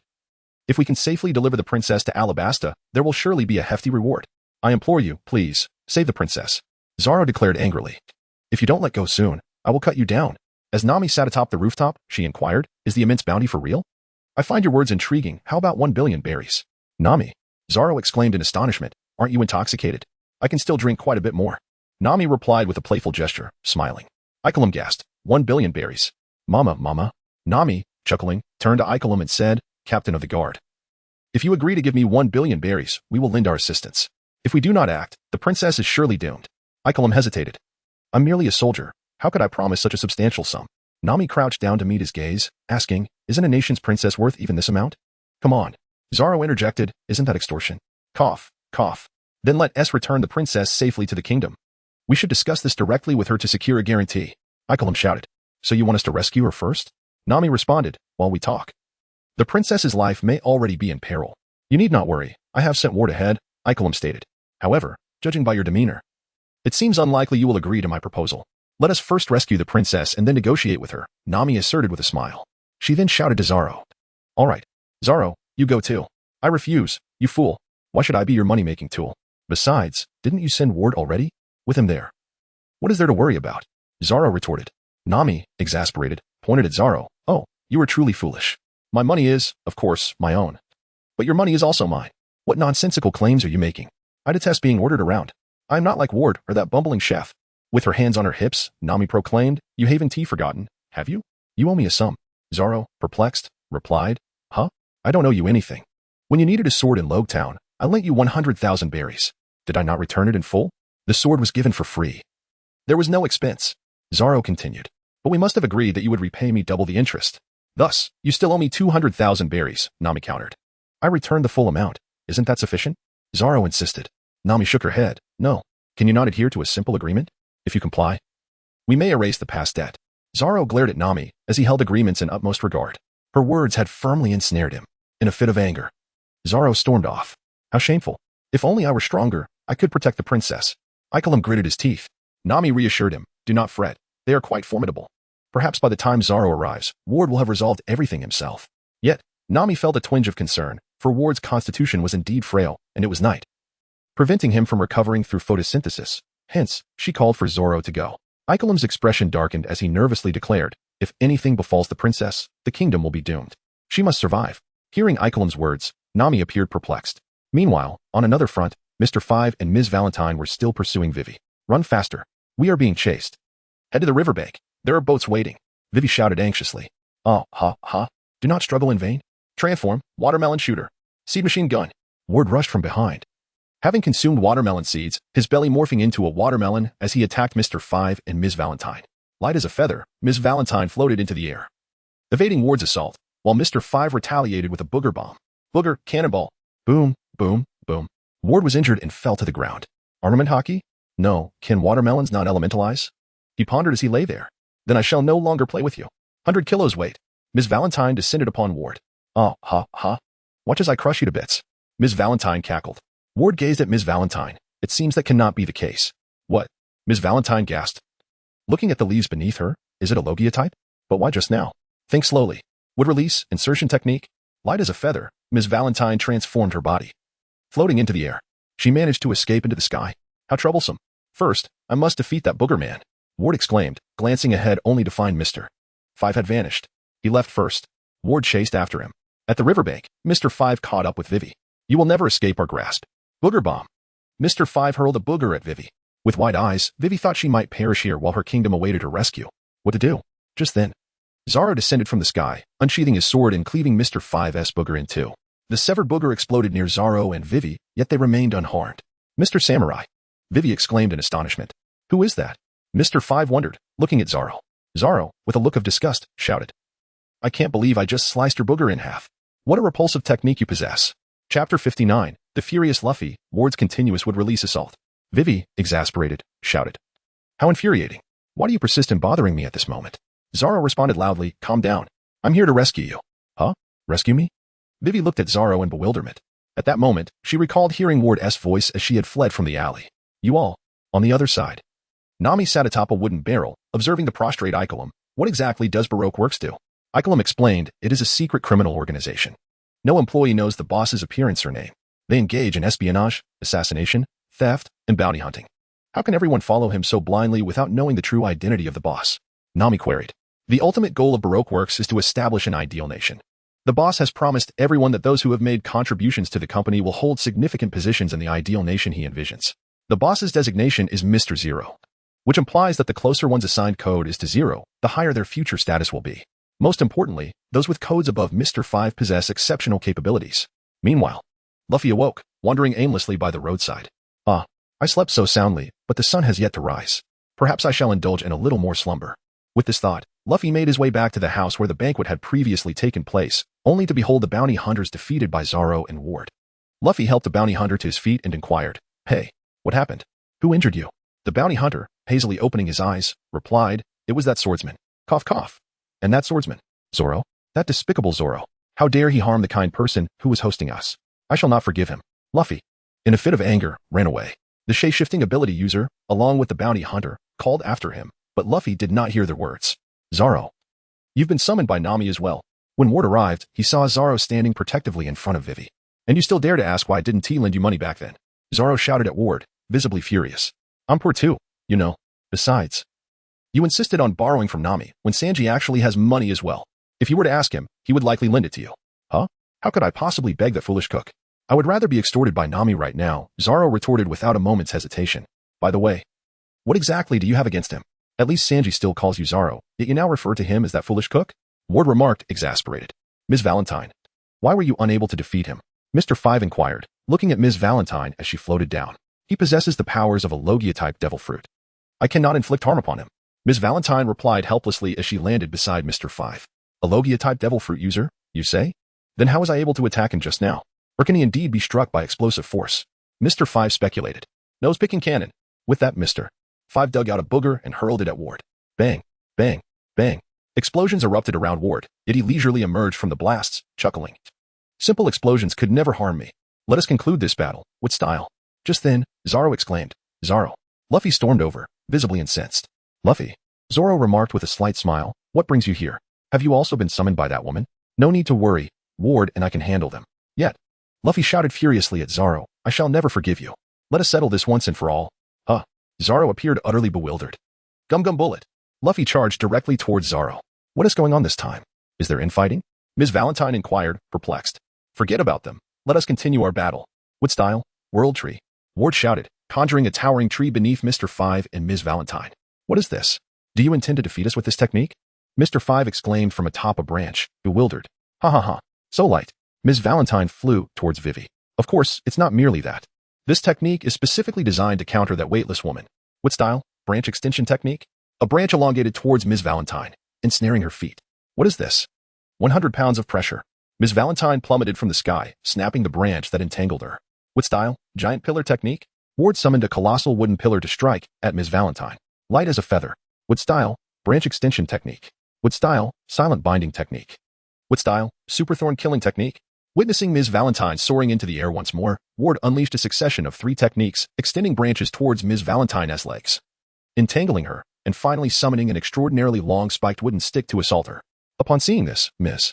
Valentine dared not use the weight pressure to break free from the binding branches, fearing that the spiked stick would pierce her. Nose pick, chain cannon. Mr. Five. Upon seeing this, extracted a booger to obliterate the spiked wooden stick. It seems I must first defeat you. What style? Cutting technique? Ward directed the branches of the great tree towards Mr. Five. Nose pick, chain cannon. Mr. Five dug out a tremendous quantity of boogers to destroy the tree conjured by Ward. No way, how's your nose capable of producing so much booger? Ward exclaimed in astonishment at Mr. Five. Ms. Valentine, capture the princess. Mr. Five shouted. Light as a feather. Ms. Valentine soared into the air once again. What style? Towering tree technique? Ward summoned a towering tree beneath his feet, elevating himself onto the branches. What style? Branch extension technique? Ward approached Ms. Valentine. Nose pick, chain cannon. Mr. Five hurled a booger bomb at the towering tree conjured by Ward, aiming to destroy it and make Ward fall. Transform. Cactus. Sharp punch. Ward leaped towards Ms. Valentine, delivering a fierce blow with his spiked fist. 100 pounds of pressure. Ms. Valentine attempted to flee to the ground. Ward reverted to his original form, executing with style, spherical enclosure. What style? For prison pillars. What style? Silent binding technique? What style? Cutting technique? Ward first conjured countless wooden rods to strike at Ms. Valentine and Mr. Five, then used a wooden cage to imprison Ms. Valentine, binding Mr. Five's hands with the silent binding technique, and ultimately employing the cutting technique to unleash a multitude of branches piercing their bodies. Thus, they were thoroughly defeated. Chapter 60, The Puppet Master of Baroque Works, Akorum's Fiery Demise. After Ward dispatched Mr. Five and Ms. Valentine, Nami intervened, halting Zoro and Luffy's battle. What on earth are you two doing? If Ward fails, we'll be left with nothing. 1 billion berries almost gone. Do you understand? Nami scolded, exasperated. As she grasped Zoro and Luffy, Vivi, utterly bewildered, asked, What are you talking about? Why are you trying to save me? By the way, I need to discuss something with you. Would you be interested in a deal? Nami inquired, gazing at Vivi. A deal? Subsequently, she explained the situation to Vivi and Luffy. Luffy burst into laughter, exclaiming, Ha ha ha ha ha. So that's how it is. Why didn't you mention it earlier? I thought you had beheaded them because you found their hospitality lacking. Zoro, visibly irritated, retorted, Do not compare me to you. Luffy continued to laugh heartily, exclaiming, Ha ha ha. Do not take it to heart. To which Vivi replied, While I am immensely grateful for your rescue, it is impossible for me to offer you 1 billion berries. Nami, taken aback, remarked, Aren't you a princess of a great nation? A mere 1 billion berries should be trivial. Vivi then elaborated, Have you heard of the kingdom of Alabasta? It is one of the few great nations along the Grand Line. Once, it was a land of peace and prosperity. However, in recent years, revolutionary sentiments have begun to emerge among the populace. The people have risen in revolt, plunging the nation into chaos. One day, I inadvertently heard of an organization named Baroque Works. Through investigation, we discovered that the uprising was incited by the machinations of a certain group. Beyond this, all information remains elusive, rendering us unable to take action against that organization. Thus, I implored Igarum, who has cared for me since my childhood, to accompany me in infiltrating Baroque Works, in hopes of uncovering some trace of their intentions. I believe that this endeavor will lead us to the source of the threat against our kingdom and unveil their ulterior motives. Zoro remarked, You are indeed a courageous princess. Nami, puzzled, inquired, But isn't Baroque Works' goal to establish an ideal nation? Vivi clenched her fists and responded, Indeed. Although the leader hints to the employees that the company aims to create a utopia, the true objective of Baroque Works is to seize the kingdom of Alabasta. If we do not hasten back to our homeland and reveal the truth to the public, suppressing the people's uprising, we shall fall into Baroque Works' scheme. Nami nodded in understanding, saying, I see now. With the country in turmoil, there is no money, is there? Luffy inquired with a smile. So who is the mastermind behind it all? Vivi, flustered, quickly waved her hands and insisted, "You'd best not ask about the true identity of our boss. Please, don't inquire.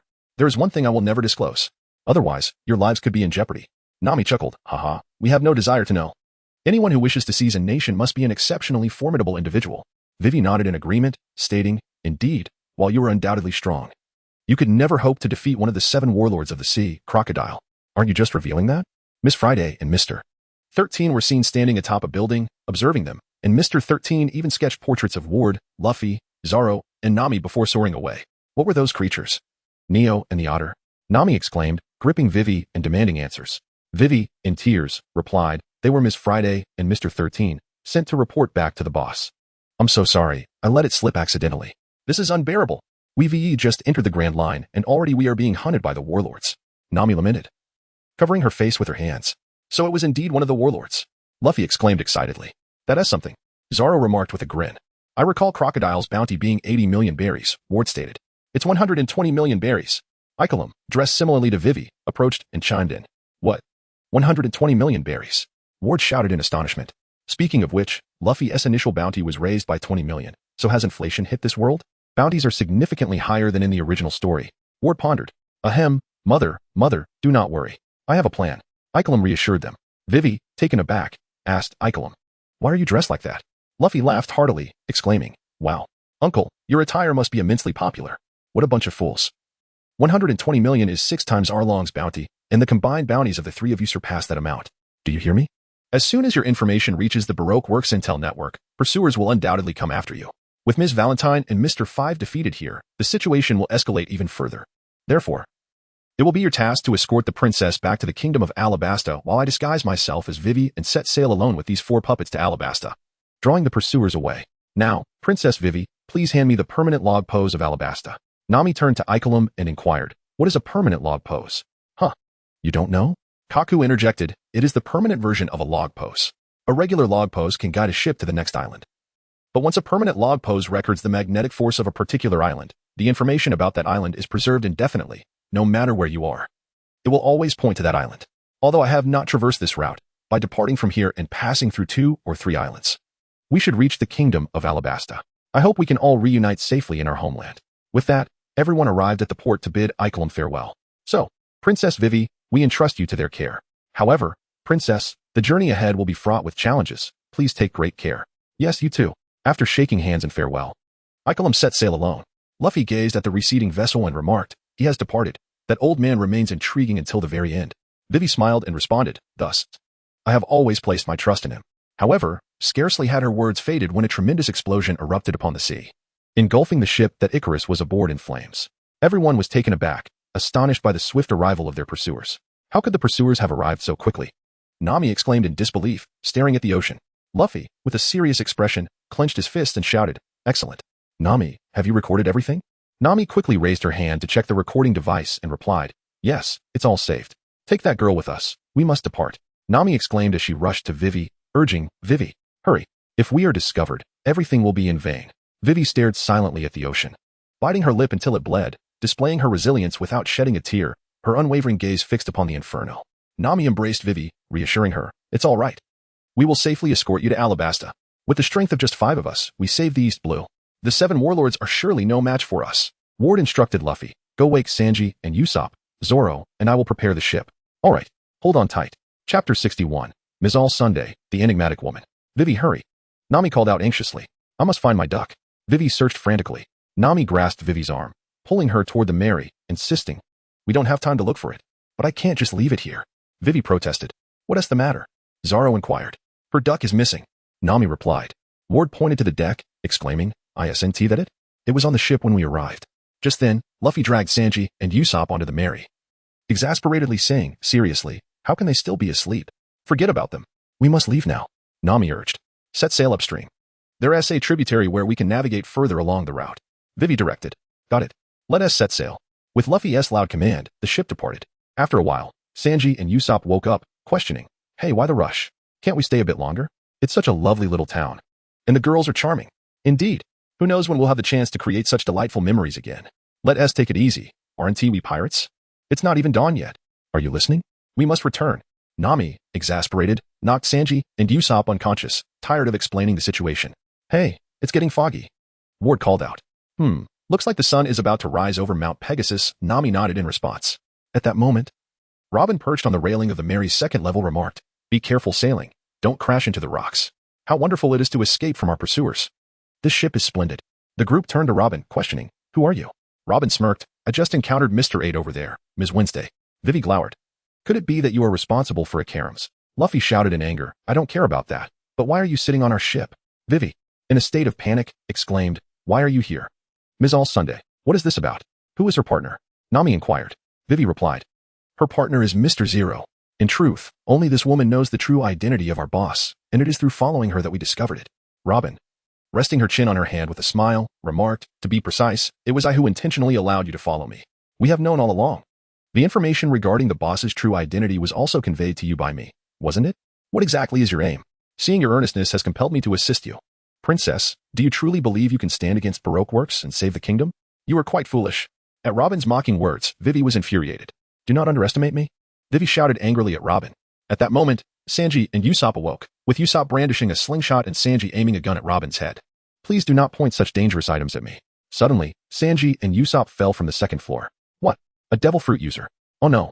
After falling, Sanji, upon closer inspection, found himself enamored and exclaimed, Wow, isn't that the super beautiful big sister? I sincerely apologize for just now aiming a gun at you.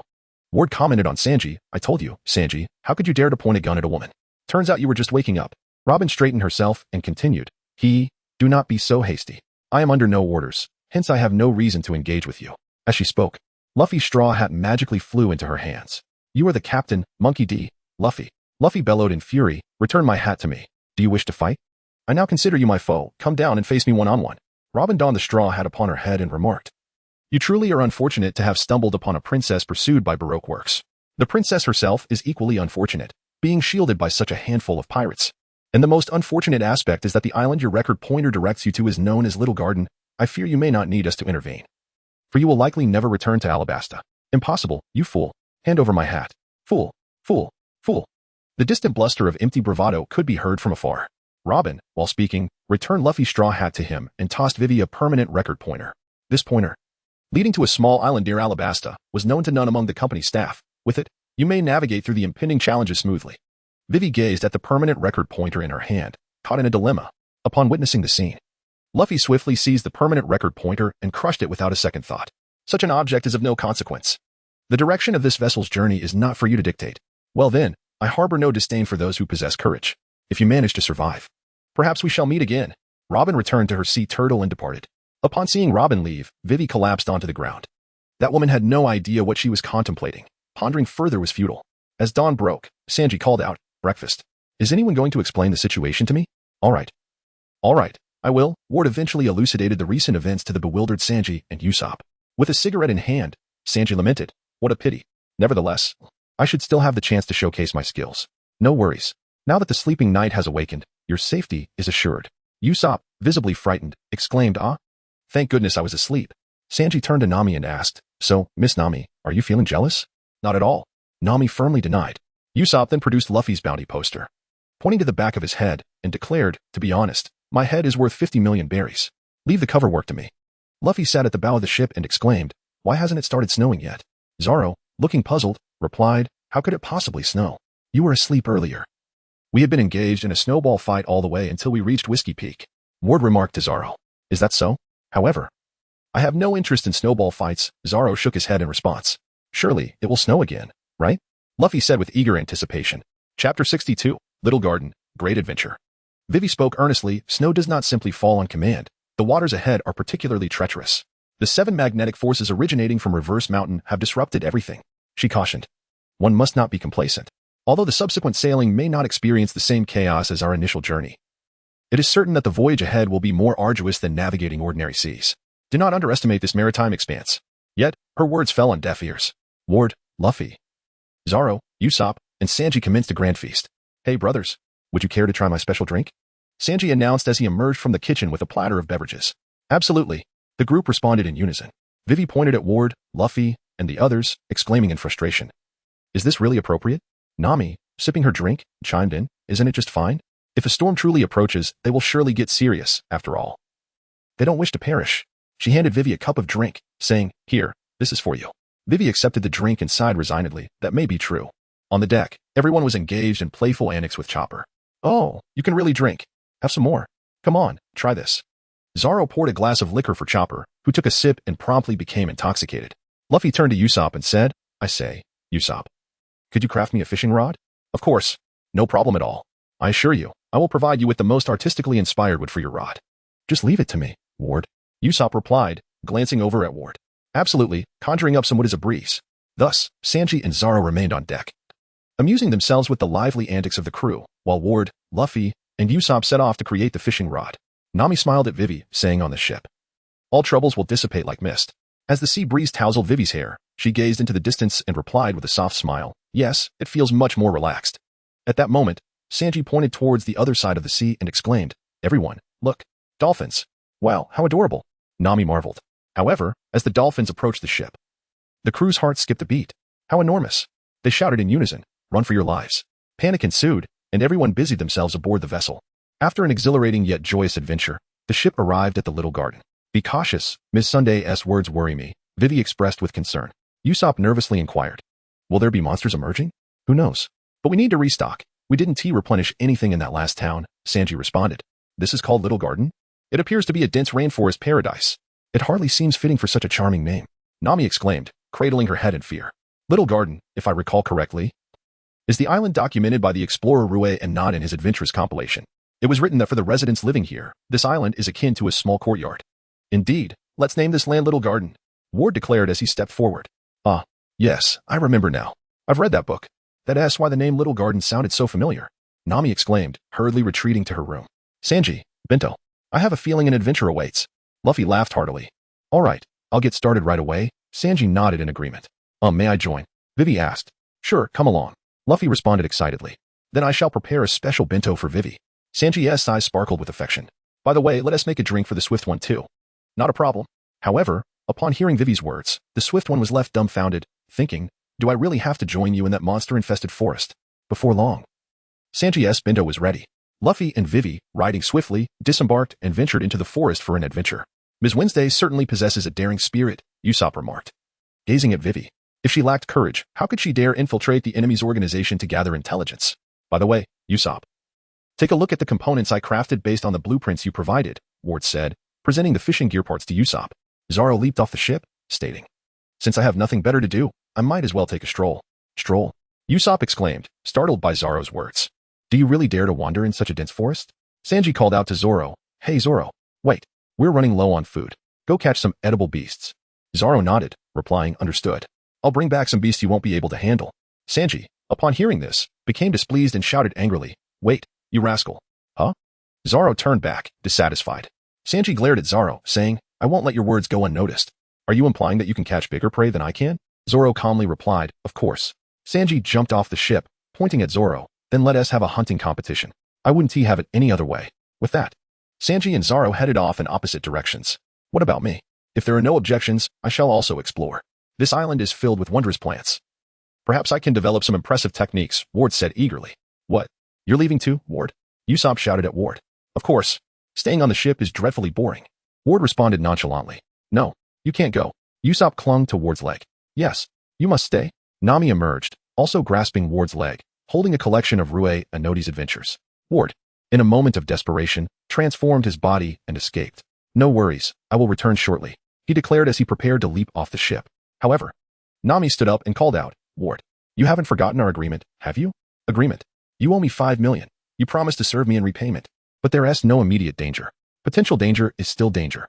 Feigning sadness, Nami said, "Oh, so you're a man of broken promises." Ward stood frozen, at a loss for words, completely at Nami's mercy. Chapter 63, A Bowl of Wine, A Bite of Meat, the feast hosted by the giant Buggy. All right. I'll stay on the Mary. Finally, Ward remained aboard the merry-go. "I'll go write my novel. Call me if you need anything." However, before he could write 100 words, Nami's scream echoed across the deck. Ward rushed outside to find Buggy standing before the Mary, asking, "Do you have any alcohol?" Nami and Usopp were rendered speechless. Usopp suggested, "Let us not say a word. Let us play dead. If we pretend to be dead, he wants to eat us." With that, Usopp and Nami lay flat on the deck, feigning lifelessness. Ward looked at Buggy and said, "We do have alcohol, but I doubt it's enough for you." Nami and Usopp widened their eyes at Ward, shushing him with a finger to their lips. Buggy chuckled, "No worries, just a little to satisfy my craving will suffice." He then pointed at Nami and Usopp, asking, "Are your friends all right? I noticed they suddenly fell down. Are they ill?" At his words, Nami and Usopp shuddered. It's fine. Here is your alcohol," Ward said, tossing a barrel to Buggy. Buggy caught the barrel, exclaiming, "Wonderful. I haven't had a drink in decades. By the way, friends, would you care to join me at my place for a meal?" Hearing this, Ward's stomach growled. It was indeed time for lunch, and with Sanji gone, who knew when he would return? A meal sounded delightful. "Sure. Let us go," Ward exclaimed as he jumped off the ship. "Oh, by the way, may I bring my 2 friends along?" he asked Buggy. "Of course, my friend." Buggy smiled in agreement. Then, like picking up ants, Buggy lifted Nami and Usopp from the ship. They both cried out, "Don't eat me. We're very lean, all bones. Not tasty at all." Buggy, puzzled by their words, looked at them. Ward reassured them, "Don't be afraid. He is a giant and one to eat people." "Nami, you've read the most. You should know about giants." Nami, lost in thought, replied, "I think I've heard of them." But Ward insisted, "It's all right. Rest assured. If danger arises, I will protect you with my life. One Ti?" Thus, Ward, Usopp, and Nami arrived at Buggy's dwelling. It was not so much a dwelling as it was a cave in a small mountain. Buggy roasted a dinosaur he had just slain. Upon tasting the roasted dinosaur meat, Ward was pleasantly surprised by its exquisite flavor, even without any seasoning. The aroma of charcoal was delectable enough.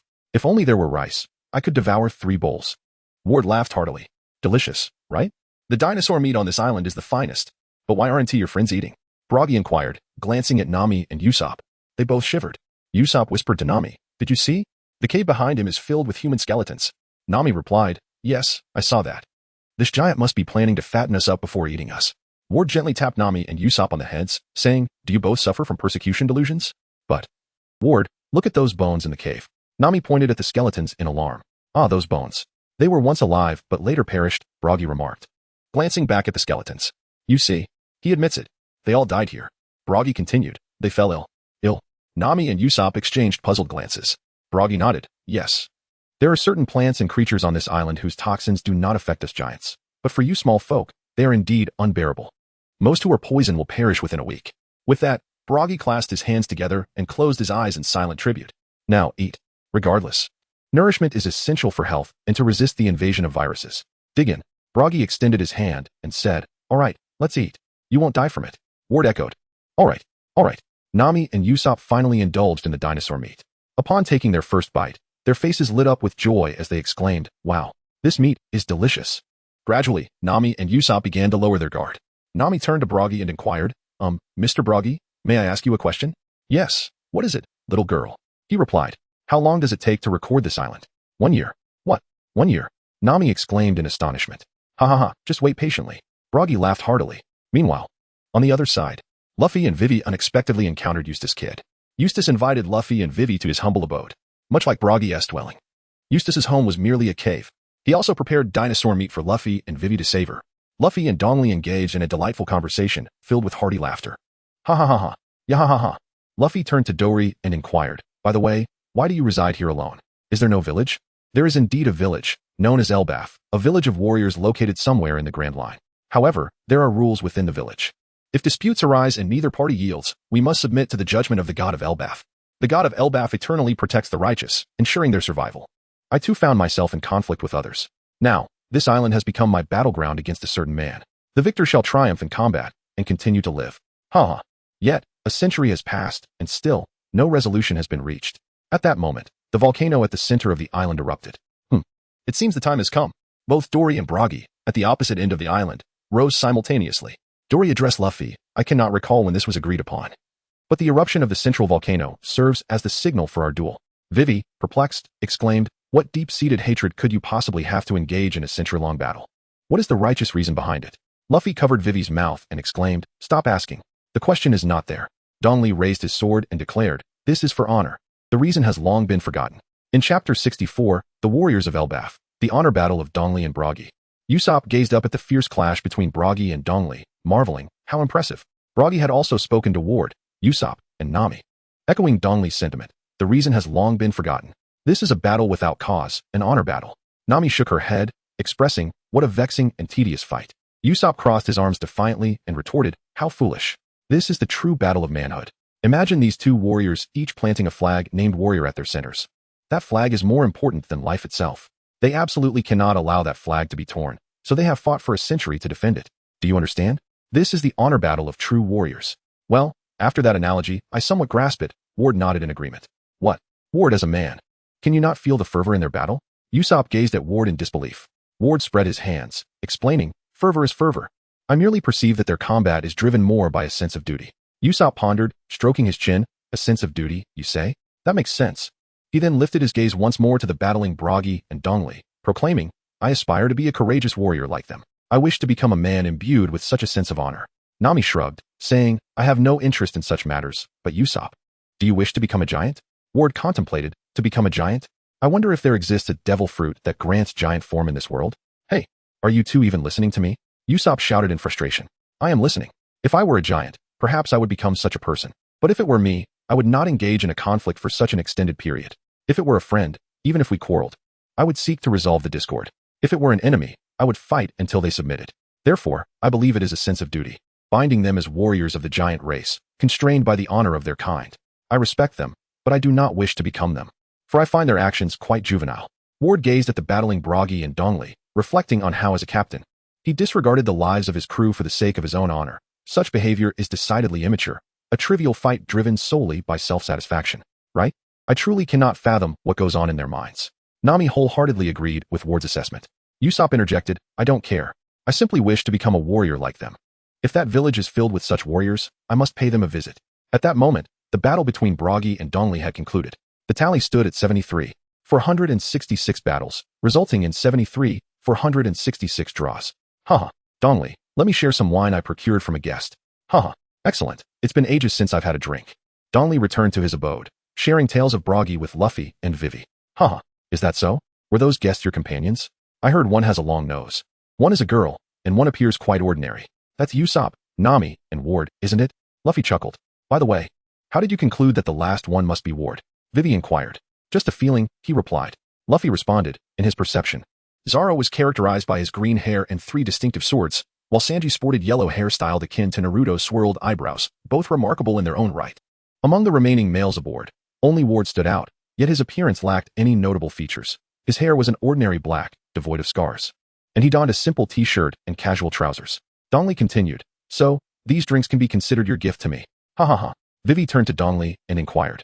By the way, Mr. Dongli, you mentioned that it takes a year for records to be filled. Is that truly the case? Dongli gestured towards the skeletons in the cave behind him, saying, over there, the remains of your diminutive humankind are scattered everywhere. Did you not notice? They are the bones of those who perished before the records were filled.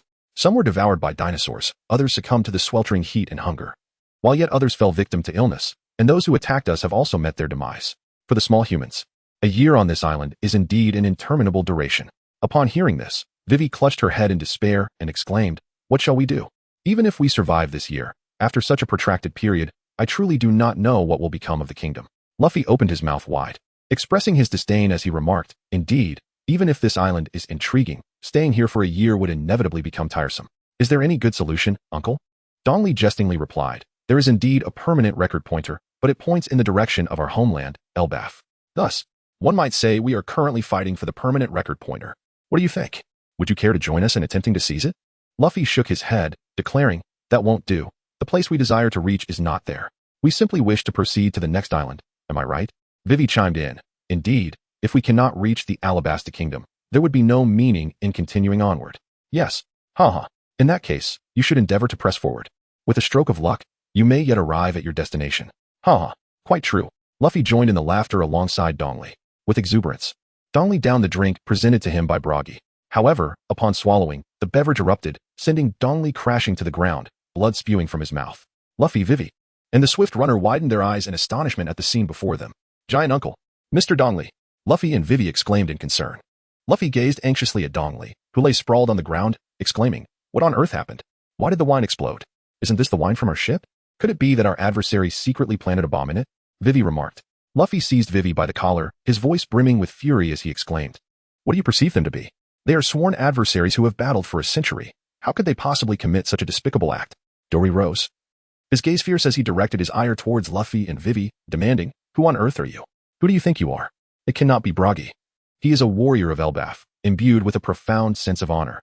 Who else could it be but you? With that, Dori raised his sword, preparing to strike at Luffy and Vivi. Luffy entrusted his straw hat to Vivi, saying, "Please hold on to this for me. Although I feel somewhat guilty towards the old man, I must allow him a moment to regain his composure."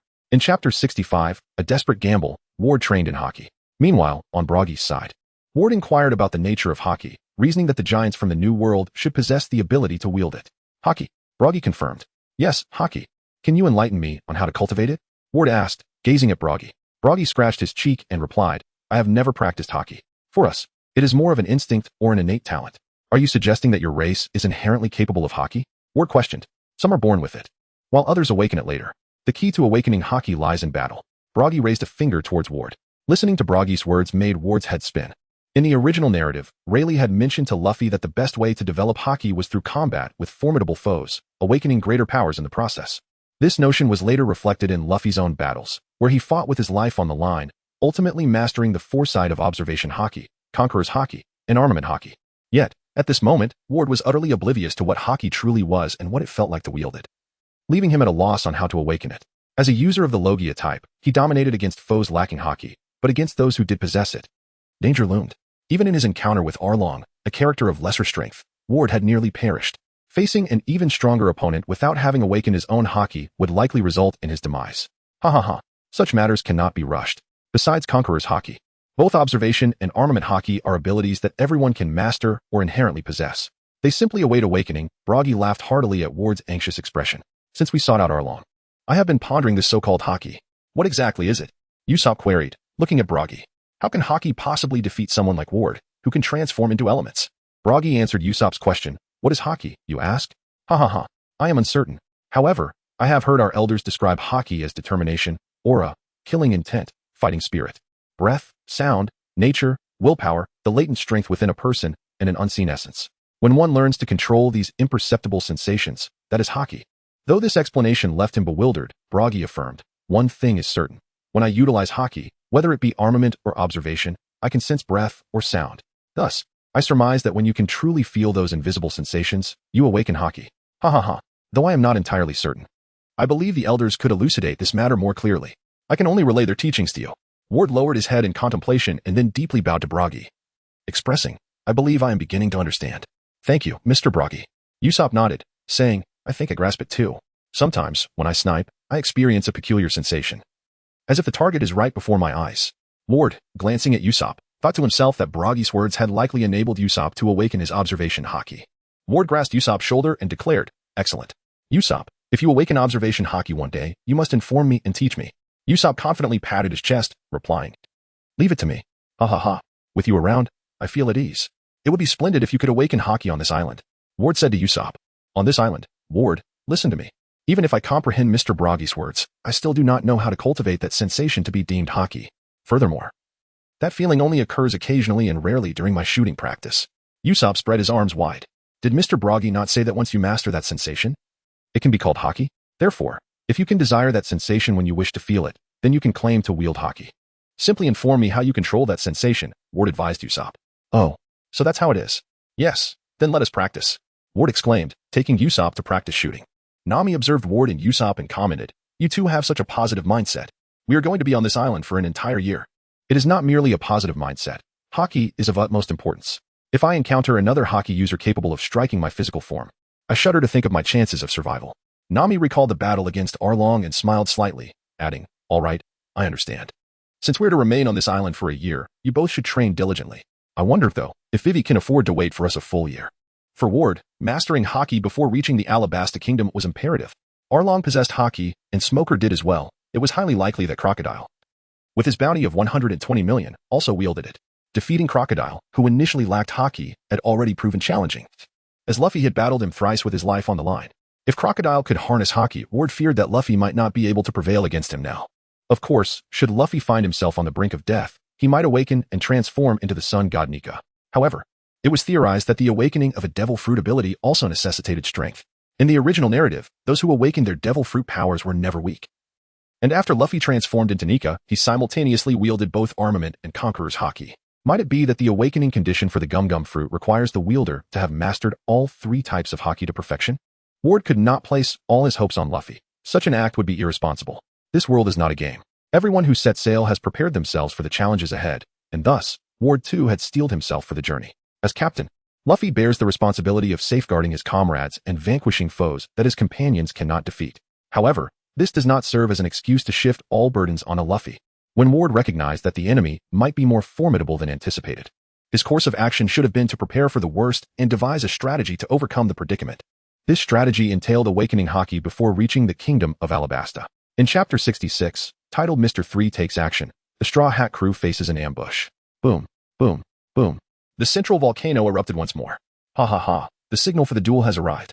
What a splendid day, Buggy exclaimed, grinning at the central volcano. Nami, filled with concern, interjected. Are you really going again?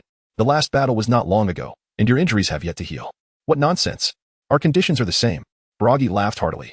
In a merciless contest that resembled a duel, seeking excuses is utterly disgraceful. With Buggy's booming laughter, he rose and strode towards the central volcano. Meanwhile, on the other side, the defeated Eastleigh struggled to his feet despite his severe injuries. Hey, wait a moment, old man. Don't go, Luffy shouted anxiously. Vivi echoed his concern, Mr. Eastleigh. If you insist on fighting in your condition, it could be fatal. Eastleigh, grinning through bloodied lips, replied, I am Eastleigh, the warrior. At the very least, let me fight without tarnishing the name of Elbaf. Luffy extended his fist, preparing to strike down Don Quixote once more. However, Don Quixote effortlessly lifted the mountain behind him and brought it crashing down upon Luffy. Luffy struggled and shouted, What are you doing? Quickly move your house off me. Dong Li, sword in hand, pointed it at Luffy and declared, There is no stopping now. Though this is a tale from a century past, once the battle has commenced, there is no retreat. To flee from a fight that has already begun is to forsake the very name of a warrior. If I were to abandon the path of a warrior, I would cease to be myself. I apologize for my earlier doubts. But this is the judgment of the war god Elbaf. He has offered me no protection, and that is simply the truth. Luffy exclaimed in anger. Whether it be the god of war or sanctuary, what relevance do they hold for you? If the god of war commanded your demise, would you simply comply? This duel has been tampered with. What merit does a manipulated duel possess? You, who have lived for merely 10 or 20 years. How could you possibly comprehend the greatness of Elbaf? I care not for such matters. Although Luffy acknowledges the significance of their battle for honor, he would never accept it if honor were to be defined in such a manner. Luffy yearned to halt this battle that had lost all significance. However, no matter how he struggled, he could not extricate himself. He watched as Dong Li advanced to confront Buggy. Luffy pounded the ground fiercely, exclaiming, Wah, wah, wah. Who is this great warrior I have encountered? Who is responsible for this? Vivi, lost in thought as she gazed at Luffy, pondered, why is he exerting himself so fervently for someone he has only just met? He hardly seems like a villain with a bounty on his head. Snapping back to reality, Vivi suddenly realized that the Swift One had vanished. Hey, let's head back to the ship, Nami remarked as she approached Ward and Usopp. Surely, this training of Haki can continue aboard the ship.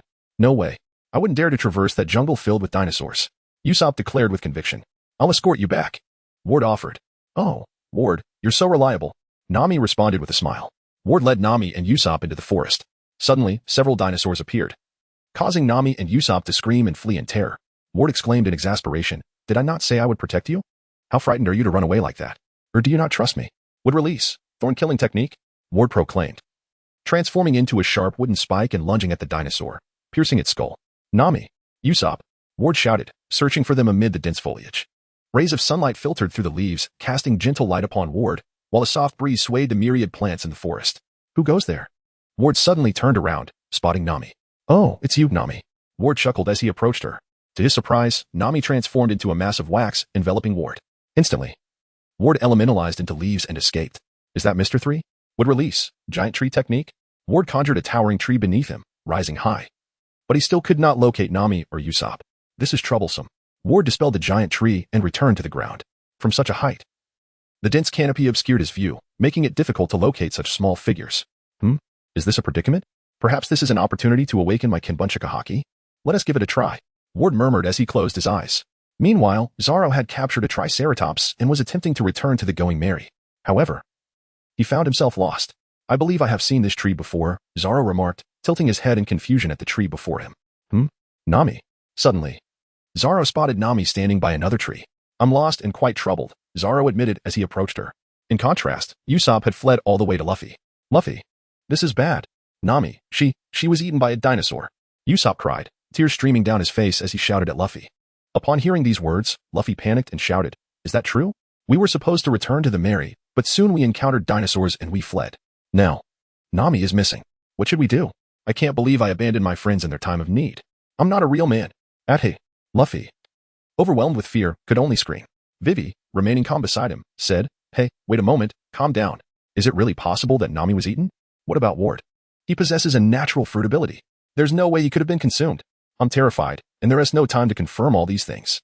I didn't mention Ward because I believed he wouldn't be eaten, but Nami, just like me, fled upon seeing the dinosaurs. Usopp exclaimed. Hold on, don't panic. Just take a breath. You three set out together to return to the Mary and encountered the dinosaurs together, right? Yes. We had walked far before we saw a dinosaur. It seemed like a T-Rex. Terrifying. Is it possible that Nami saw Ward defeat that dinosaur and chose not to flee?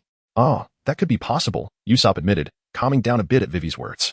Vivi continued, moreover, I suspect there is another possibility. The Baroque works pursuers have arrived. Mr. Donley just mixed explosives into the wine he received from Mr. Buggy. If it wasn't Mr. Buggy, then it must have been Baroque works. What? The wine exploded in his stomach. Usopp shouted, astonished. So, he won a duel despite his injuries? But those two have fought fiercely for 100 years to achieve a stalemate. Perhaps this is the most honorable duel in the world. There is no way to settle it like this. The battle between Donley and Buggy raged on. Mr.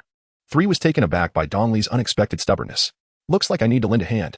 Mr. 3 conjured wax beneath Donley's feet, ensnaring him and causing him to fall. Seizing the opportunity, Buggy swung his axe at Donley. I have won, Donley. This battle that has lasted a century. Blood surged into the sky as Donley fell into a pool of his own blood. Buggy, tears streaming down his face, said, 73,467 battles, 1 victory. Ha ha ha ha. Humph. Mr. 3 chuckled, holding a cup of red tea while addressing Buggy. You've won and are crying out of joy. Such a simple-minded creature. Buggy, still weeping, glared at Mr. 3. You think I'm crying for joy? What do you know? Who are you people? Mr. 3. But this is merely my art. I am a sculptor. This is my assistant, the realist painter Ms. Golden Week. And now, you are in my grasp. Buggy's thigh was completely ensnared by Mr. 3's wax. Meanwhile, Luffy, Usopp, and Vivi decided to find those who disrupted Donley and Buggy's battle. However, before they could set off, Mr. 5 and Ms. Valentine Este appeared before them. They had already captured the swift runner, with Luffy pinned beneath Donley and unable to move. Usopp and Vivi alone lacked the strength to defeat Mr. 5 and Ms. Valentine Este. As a result, the 3 of them were ultimately defeated. In the end, Vivi was taken away. As to them, Luffy and Usopp were already vanquished, and their only task was to capture Vivi while assisting Mr. 3. Mr. 5 and Ms. Valentine Este brought Vivi to Mr. 3 and Ms. Golden Week. I have brought her, this traitor to our organization. Mr. 5 shouted.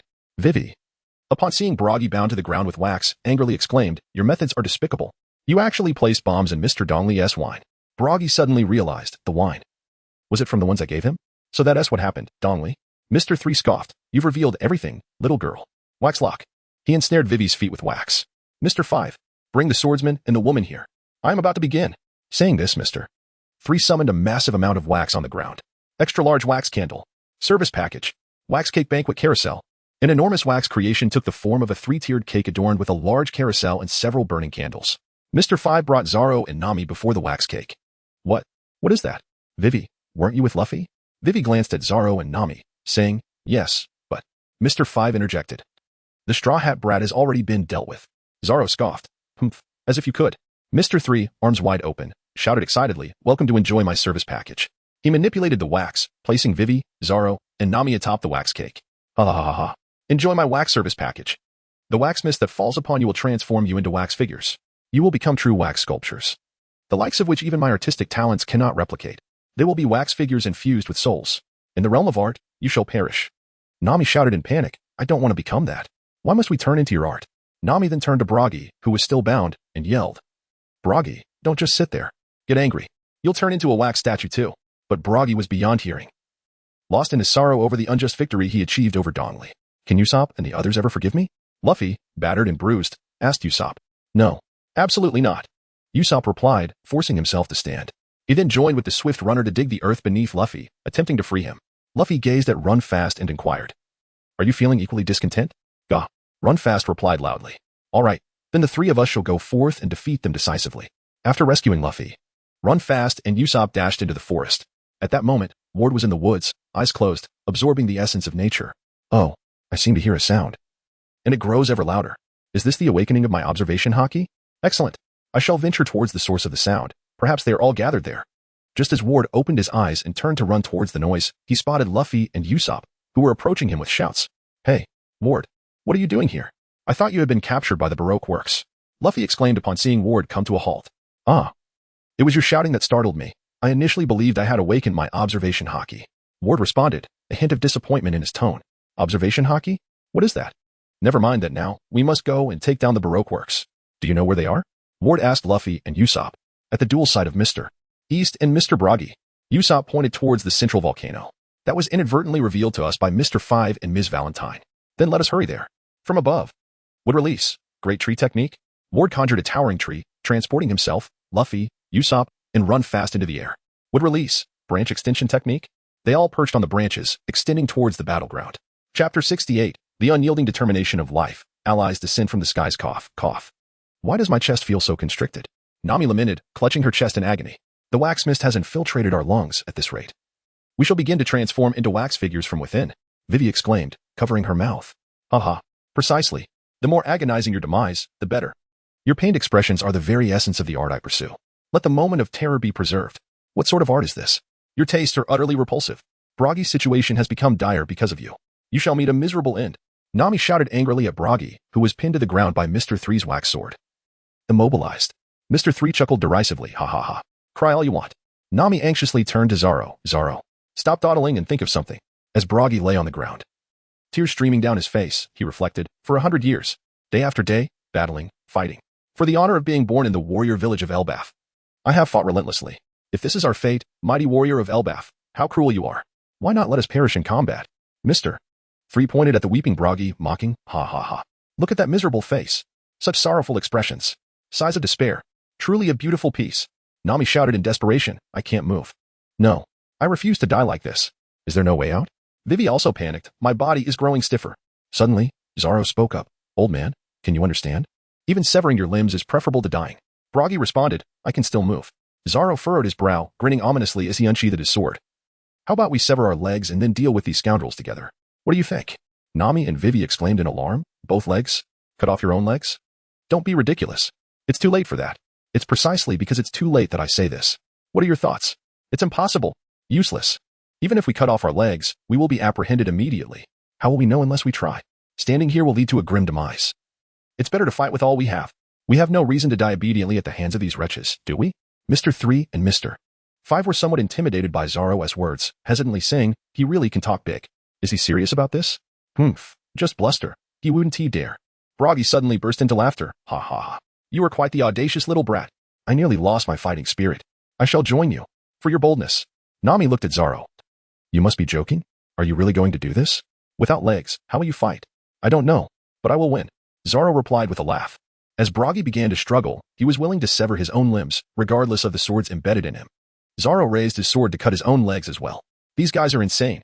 Mr. Three and his companions shouted in panic. Vivi, witnessing Zoro's determination, recalled Ikelam's words before infiltrating Baroque works. Princess Vivi, do you possess the determination to not easily speak of death? Clenching her fists, Vivi resolved to join Zoro. Wait. I want to join too. Give me a sword. All right, Vivi. Just then, Ward, Luffy, Usopp, and Run Fast descended from the sky. Ultimate technique. Firestar. Usopp launched a firestar at the wax cake, igniting it entirely. Ward had informed Usopp that Mr. Three's weakness was fire. Utilizing the firestar could rescue Zoro and the others. Zoro, Nami, and Vivi escaped from the flames. My clothes are all burnt. Nami yelled angrily at Usopp. Ward said this would save you. Usopp replied, looking forlorn. At least I'm not completely naked. Ward questioned. Fortunately, I still have a jacket, only that was burned. Vivi stated. You arrived rather late. Zoro chuckled. Zoro had been waiting for Luffy and Ward's arrival. But as time passed and he found himself on the verge of being completely encased in wax, he resolved to sever his legs and fight. I will take them all down now, but why do I not wish to fight Luffy? Initially poised to unleash a flurry of punches, Luffy suddenly sat down lazily. Would you care for some tea? Ms. Golden Week, leisurely sipping her tea nearby, invited Luffy. Sure. Luffy ran over to Ms. Golden Week, took a seat beside her, and enjoyed a delightful cup of tea. Luffy took a sip and exclaimed, Luffy, what are you doing? It seems you've fallen under Ms. Golden Week's control. Usopp. That little girl is your responsibility. I'll handle the other three with Zoro. Ward patted Usopp's shoulder and pointed at Ms. Golden Week. Eh? An enemy capable of controlling Luffy, and I am supposed to handle that. Usopp incredulously pointed at himself. Don't worry, dealing with such a little girl is quite simple. Just follow my lead, Ward whispered to Usopp. Usopp, filled with newfound confidence, charged forward. Zoro inquired, what did you tell Usopp? Ward chuckled. I instructed him to intimidate that little girl. Zoro, puzzled, responded, "Is that really sufficient? Of course. You must understand that such young girls are typically quite innocent. Then why don't you do it? I wouldn't want to be labeled as a bully who preys on little girls. You truly are cunning. Very well, who will you confront? I've already faced Mr. 5 and Ms. Valentine before, so this time, you can take these two. I'll take on Mr. 3. Sounds good. Mr. 5 and Ms. Valentine declared. We have come for vengeance. As they prepared to attack Ward. Your opponent is me. Zoro unsheathed his sword to block Mr. 5 and Ms. Valentine. Ward dashed towards Mr. 3, shouting, would release, silent killing bind technique. Candle sword. Mr. 3 transformed into a candle sword, severing the branches Ward had conjured. Candle lock. Mr. 3 attempted to bind Ward's feet with a candle, but it passed through Ward's form. Would release, cutting technique. Candle champion cup. Ward's attack failed to penetrate Mr. 3's candle armor. My candle is as robust as steel. How could mere wood pierce my candle champion cup? Mr. 3 boasted arrogantly. Ward, exasperated, exclaimed. Your candle must be cheating. How can it be as hard as iron? I am an artistic creator. This is merely art. Mr. 3 struck a flamboyant pose. Then why not teach me how to make my wood as hard as iron? Ward gazed at Mr. 3 with anticipation. That is unequivocally impossible. Champion's fist. However, due to Ward's elemental transformation, Mr. 3's attack missed. Such troublesome natural abilities. Mr. 3 frowned. Ward pondered if a direct assault would not succeed. He would find a way to strike at Mr. 3's head directly. Meanwhile, Zoro easily dispatched Mr. 5 with a single blow but faced difficulty against the airborne Ms. Valentine. The immense weight she exerted was too much for Zoro to withstand directly, forcing him to evade and counterattack. Yet, each time he retaliated, Ms. Valentine soared high into the air again, creating a troublesome situation. On the other side, Usopp and Luffy, despite their speed, fell victim to Ms. Golden Week's pallet and found themselves enjoying tea together. Just as everyone was embroiled in a fierce battle, Buggy stood up, declaring for the honor of Elbaf. Armored. Buggy enveloped his hands in armament hockey, turning them black. He seized Ms. Valentine in midair and grasped Ms. Golden Week, who was sipping tea, tossing her away. What? Mr. 3 looked up in horror at Buggy. How dare you disrupt our honorable battle? Buggy raised his fist and struck Mr. 3. The battle was swiftly concluded by Buggy. However, Mr. 3 cunningly exclaimed, ha ha ha. I anticipated this outcome. You think I lacked vigilance against someone with a bounty of 100 million? Farewell. Here's my escape route. Mr. 3 escaped from the champion cup, fleeing into the forest. Curse that pest. Let me pursue. Ward reached out, halting Buggy, then chased after Mr. 3 into the woods. Welcome to the Wax Museum. After a while, Ward encountered a multitude of Mr. 3's figures. Is this your final struggle? Ward smiled at Mr. 3. Ha ha ha. What are you saying? Do you think you can find the real me among these wax figures? Each wax figure is expressive, vivid, and indistinguishable from the real person. Impressive. I suppose this is a testament to your artistic skill? Ward inquired. Indeed. Without my artistic prowess, how could I create such lifelike wax figures? You will never find me. Mr. 3 retorted. Yet, you cannot strike me, can you? No matter, while you search among these wax figures, I shall already have fled. Would release. Thorn killing technique. Suddenly, Ward thrust a wooden spike into an empty space. Pooh. The wooden spike struck Mr. 3's true form. Lying on the ground, Mr. 3, confused, asked, why? How did you know I was here? Because of the plants. Your fleeing movements disturbed them, and I sensed it. Then why, being so powerful? Did you not defeat them directly from the start? Nami angrily questioned Buggy. Ha ha, my apologies. At first, I was caught up in the sorrow of having defeated Dongli. The thought of our century-long honorable battle being disrupted filled me with despair, and I wanted to do nothing. Buggy replied with a smile. At that moment, Ward returned from the forest. How did it go? Nami asked. I took care of everything, Ward said proudly. Then, waving his hand, he added. But let us put that aside for now. It seems I have awakened my observation hockey. Come, Usopp, give me a punch. You want me to punch you? Usopp looked at Ward in confusion. I fear that Zoro, Luffy, and Nami might hit too hard. Even though I have awakened observation hockey, I should still be cautious. Ward explained. But Ward, don't you have elemental transformation? No one can hit you. Usopp suggested. Please. If I haven't fully awakened, or if I can't completely evade, Buggy's punch might very well end me. Ward quickly waved his hands. Then, he produced a watermelon seed, saying, once I transform into a watermelon, I won't be elemental anymore, and you will be able to strike my physical form. As Ward consumed the watermelon seeds, his belly swelled to the size of a watermelon. Transform, watermelon, he exclaimed. Now I shall blindfold myself. Do not utter a word. Just attack at will. With that, Ward covered his eyes, while Usopp dashed off to unleash his assault, brimming with confidence. Ward felt akin to the moment he had discovered Mr. 3's true identity, immersing himself in nature, flora, and the world around him. Bang. Ah. Boom. Ah. Whoosh. Ah. Ward did not evade Usopp's onslaught. Ultimate lead bullet star. Oh. Fatal strike. Enough. Enough. Cease your attack. Ward raised his hands in surrender. Removing the blindfold, he declared. This is utterly hopeless. Not a single bullet was avoided. Usopp approached, inquiring, Ward, why do you believe you have awakened your observation haki? Ward tilted his head, reminiscing about the sensation he experienced when he had discovered Mr. 3. Meanwhile, deep within the forest, Sanji was leisurely sipping his afternoon tea. Oh no. This is hardly the time for relaxation. He suddenly recalled hearing the cries for help from Nami and Vivi. I must hasten to their rescue. Sanji rose, prepared to depart. Yet the wax house conjured by Mr. 3 caught his attention, compelling him to pause. Why is there such a tranquil spot in this dense forest? Suddenly, the telephone bug on the table rang. Sanji approached and answered, Hello, this is the Soulmate restaurant. Do you wish to place an order? Ah. I inadvertently became accustomed to this. Do not feign ignorance. Why have you yet to report to me? Report? May I ask who is speaking? It is Mr. Zero. Mr. Zero, the code name of the enemy's boss mentioned by Vivi? Sanji pondered, realizing that the voice on the other end belonged to one of the 7 warlords of the sea. Crocodile continued, It has been many days since I issued my orders, Mr. 3. What is the status? Sanji then noticed the Mr. 3 insignia on the telephone book. Ah. I see. Mr. 3 is the owner of this telephone book. It seems I have grasped the situation. This is the base of operations, meaning the assassin Mr.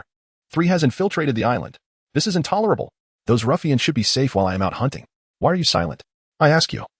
Have you dealt with Princess Vivi and the Straw Hat crew? Seizing the moment, Sanji replied, the task has been completed. I have eliminated everyone aware of your secret. There is no need to pursue them further. Is that so? You have my gratitude. Unfortunately, the messengers are en route to confirm your completion of the task. Bringing something with them. Messengers? Something? Sanji queried, perplexed. They are headed to the Alabasta kingdom with a permanent pointer. It is time for you to accompany Miss Golden Week to Alabasta. The time has come. We are about to commence the most crucial battle. Details will be discussed once we arrive in Alabasta. Await my orders. Just then, Sanji spotted Mr. 13 and Miss Friday, who promptly fired at him. Sanji dodged effortlessly. Hey, what happened? Crocodile inquired anxiously. Sanji hastily picked up the telephone bug to clarify. All is well. The straw-hatted fellow is still alive. No worries. He has been dealt with. He is still alive? Did you not just say the task was complete? Is that not what you claimed? Indeed, I thought the task was finished. I did not anticipate his resilience. Crocodile seethed. So, you have reported falsehoods to me. How dare you? Oh, please do not say that. I did indeed defeat him. But he managed to rise again as if performing sit-ups. However, I personally pierced his heart and confirmed his demise. Thus, there is no need to send assassins. Very well. Regardless, proceed directly to Alabasta. And know this is the last time we communicate via telephone bug. It will not be possible again. If the Navy intercepts us, it will be disastrous. Future orders will be transmitted as before in written form. That is all. Good luck, Mr. 3. In the Alabasta Kingdom, within a lavish office. Crocodile hung up the phone and turned to Robin. Ms. All Sunday. Robin replied, What is it? You and Mr. 2 will team up and eliminate Mr. 3 on the way to the small garden in Alabasta. Robin smiled. How ruthless, Mr. 0, Crocodile. Crocodile retorted angrily. Do you dare to defy me? Robin stood, turning to leave. No, how could I? I shall go immediately. Meanwhile, on the seas of the Calm Belt, Smoker's warship was traversing the Calm Belt, pursuing the Straw Hat crew. A frantic marine rushed before Smoker, exclaiming, Colonel Smoker, we have received a strange signal. What? Was it recorded? Yes. Play it. Yes. Colonel, Tashigi, come here. Smoker shouted. However, Tashigi remained in her cabin, admiring a fine sword, oblivious to Smoker's call. Wow, such beautiful patterns. Is this the famed sword Hanazono? Tashigi, can you hear me? You sword-obsessed fool. Smoker bellowed in frustration. Finally, Tashigi heard him, rushing out of her room. What is it, Colonel Smoker? Would you like some coffee? We intercepted intelligence. Come quickly. Yes. Tashigi hurried to Smoker's side. The Marine produced a black telephone bug and began playing the message. Da-da-da. Princess Vivi and the Straw Hats. Da-da-da. Task completed. Da-da-da. Tashigi's eyes widened as she shouted, Straw Hat? The Straw Hat crew. Smoker explained, Indeed. The signal is weak, but from the conversation between those two men, we gleaned 4 keywords. Princess Vivi, Straw Hat, Mr. 0, and orders. Dasky pointed at a fellow captured, known as Mr. 11, and inquired, could Mr. 0 possibly be related to the peculiar swordsman who claimed to be Mr. 11 that we encountered on the road a few days ago? Smoker nodded and replied, Indeed. The numbers are likely their code names. They accomplish tasks based on directives. They form a criminal syndicate. Mr. 11 interjected, What Mr. 0? What criminal syndicate? Stop your wild speculations. Smoker retorted, Oh? Then what about the directive you have in your pocket? Upon hearing this, Mr. 11 panicked, beads of cold sweat forming on his brow as he exclaimed, Impossible. I clearly burned it. Smoker gazed disdainfully at Mr. 11 and remarked, Actually, there is nothing in your pocket. I merely said that to deceive you. Yet you confessed so readily. It seems the intellect of your criminal organization is rather lacking. At that moment, Mr. 11 was overwhelmed with regret. Princess Vivi, this was indeed the name of the missing princess of the Alabasta Kingdom, Smoker pondered while puffing on his cigar. Dasky spread her hands and exclaimed, "What a coincidence. Isn't there currently a rebellion in Alabasta? Could it be that this criminal group is conspiring with the Straw Hat crew?" Smoker looked into the distance and stated, "I don't know. However, this is the only lead we have on the Straw Hat crew at present. So let us proceed." Dasky proposed. "All right. Contact headquarters and have them send a permanent log post." Smoker instructed the nearby marine. "Then let us set off towards the desert kingdom of Alabasta." Chapter 71. The method of awakening Haki is through combat, the victory or defeat of the hunting competition. "I'm truly sorry. Their arrival on this island is all because of me," Vivi expressed with deep remorse. Nami pinched Vivi's cheeks and said, "Stop saying such things." Ward, Usopp, Luffy, and the swift-footed Sanji, while munching on the senbei left by Ms. Golden Week, comforted her, saying, "Yes. Vivi, don't be so downcast. Would you like some senbei?" Nami also smiled at Vivi, adding, "Indeed. Who would blame you? All right, let us have a senbei feast. But Luffy, we only have 10 pieces left. We can't throw a party. Then let us do a chopstick dance. Ward, conjure up a pair of chopsticks for us." "Sure, no problem." Vivi looked at Ward, Luffy, and Usopp, gradually allowing a smile to grace her face. As Nami previously stated, laughter and joy were ever present on the ship. Zoro turned to Buggy and asked, "But it takes a year to fill the records. Reaching the next island is far too long." Nami echoed, "Yes. This is no jest. Please help us, old man." Buggy shook his head in response, indicating that he was powerless in this matter. At that moment, Ward approached Buggy and asked, "Mr. Buggy, might you teach us the method of Haki cultivation?" Buggy again shook his head, stating, "Like me, Zoro, Haki is an innate ability. Hence, I do not know the method of cultivation." Ward, with his head bowed, felt a tinge of disappointment and concern as they were about to head to Alabasta. With their current abilities, they were ill-prepared to confront Crocodile. Observing Ward's worried expression, Buggy reassured him, "You need not fret too much. Everyone possesses Haki. It simply remains dormant within you, or perhaps in an indistinct state, awaiting mastery. So, is there a way to awaken Haki?" Ward continued to inquire. "Combat. The best method to awaken Haki is through battle. In Elbaf, every child receives guidance from adults and practices with one another, leading many to awaken their Haki during these sessions. Thus, engaging in relentless battles against formidable foes is the pathway to awakening Haki," Buggy explained. Speaking of awakening through combat, Ward recalled the scenes depicted in Ace's official spin-off novel. Before Ace entered the Grand Line, he encountered a vice admiral who had been pursuing him on Sabaody Archipelago. That vice admiral undoubtedly wielded Haki and sought to capture Ace.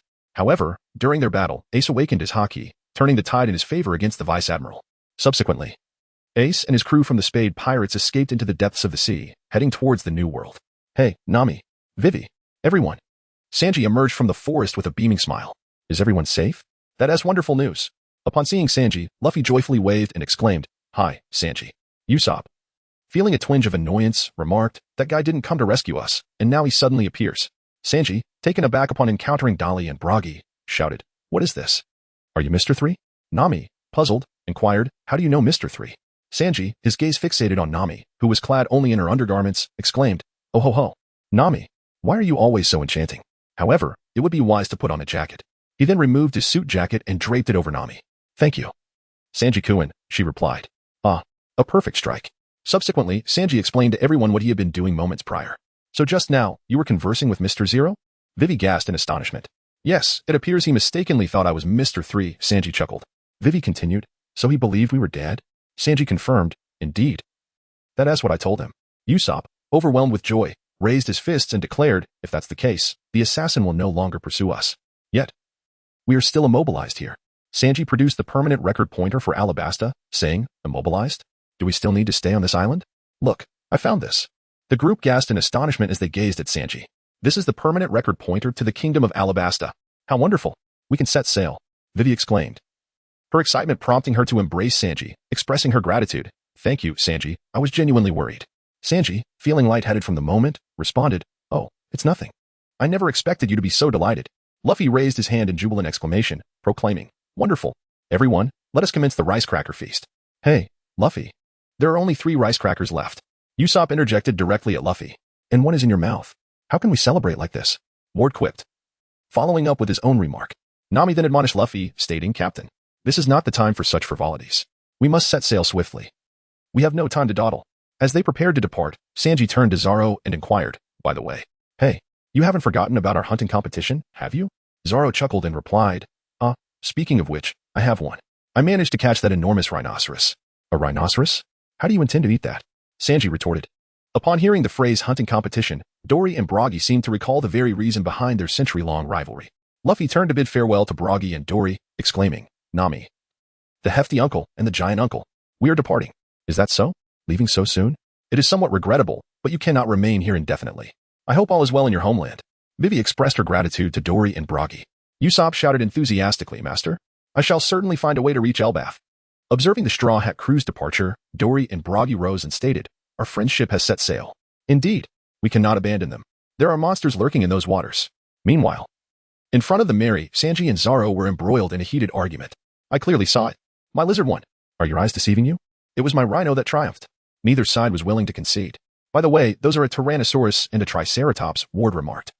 Commenting on the creatures Zoro and Sanji were arguing about, Luffy urged from the sidelines, Let it be. Let it be. It seems nearly even. So let's consider it a draw. Be quiet. How could I possibly share a draw with this lecherous cook, Green Algae Head?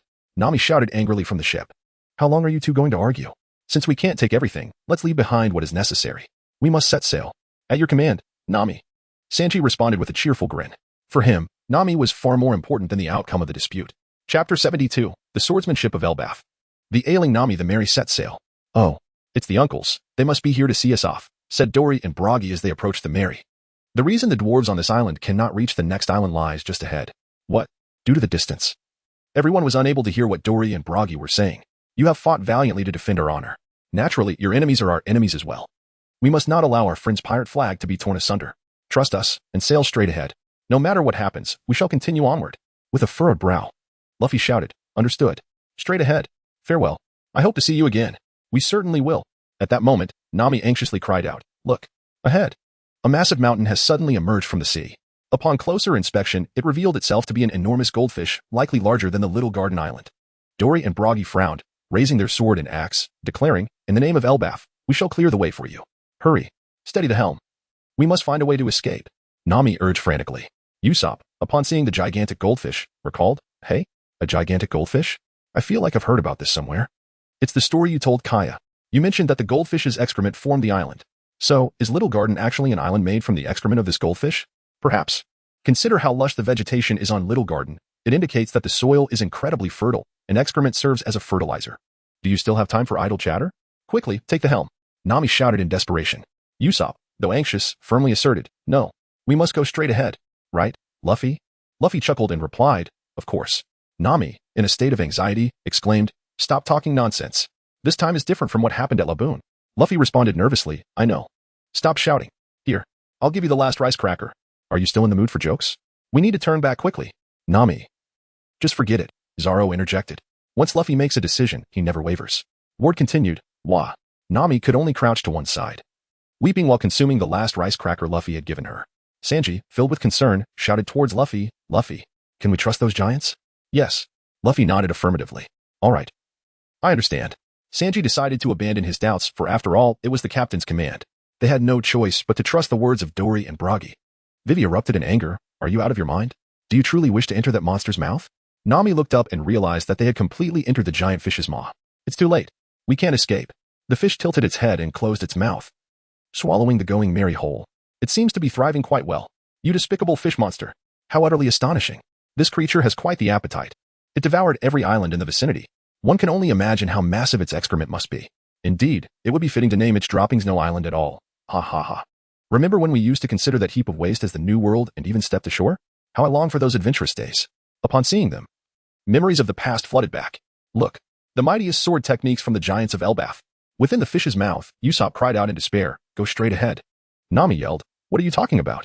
We've already been swallowed. Ward, are you writing a will? Hand me a piece of paper and a pen. In her desperation, Vivi approached Ward, who was busy writing. Go straight ahead. Go straight ahead. Luffy shouted, panic creeping into his voice. At this moment, he too felt a tinge of fear. Dying himself was one thing, but if he brought his companions to their demise, regret would haunt him. Ward looked up at Vivi and said, I'm writing. Just then, outside, Dory and Buggy saw the giant fish preparing to dive into the depths. And they had finally gathered their haki, the most advanced form of haki, colorless and potent. It enveloped their swords and axes. Hey, haki burst. The haki erupted from their weapons, forming a powerful sword aura that blasted a hole through the enormous fish's mouth. The going merry soared through the air, propelled by the wind from the swords. Well, we made it out. Don't look back.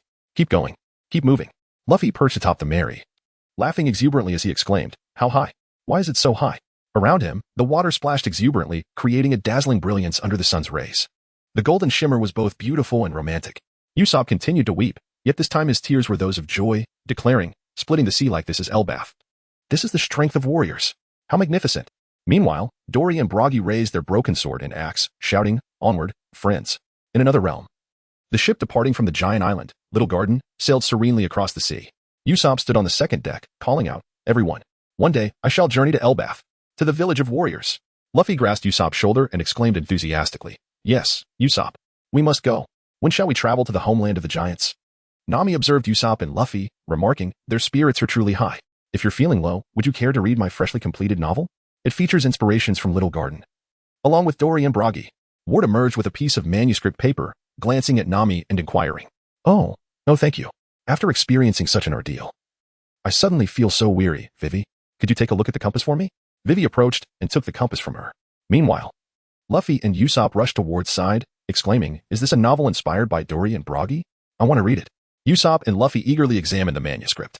On the other side, Nami smiled at Vivi and said, "At last, we can return to Alabasta." Then, with a mischievous grin, she added, "Of course. On our way to Alabasta, I hope we encounter no further mishaps." Vivi responded with a smile, "Indeed, I must return as it is essential for the kingdom." Just then, Nami's face flushed crimson, and she fainted. Nami. Chapter 73, Ailing Nami. Seek a doctor. Will Nami die? Is that possible, Vivi? Sanji asked, tears in his eyes. Vivi, visibly anxious, replied, "It may be due to the climate. Crew members sailing in the Grand Line inevitably face such challenges. This is the first hurdle. Such ailments are typically triggered by climatic anomalies.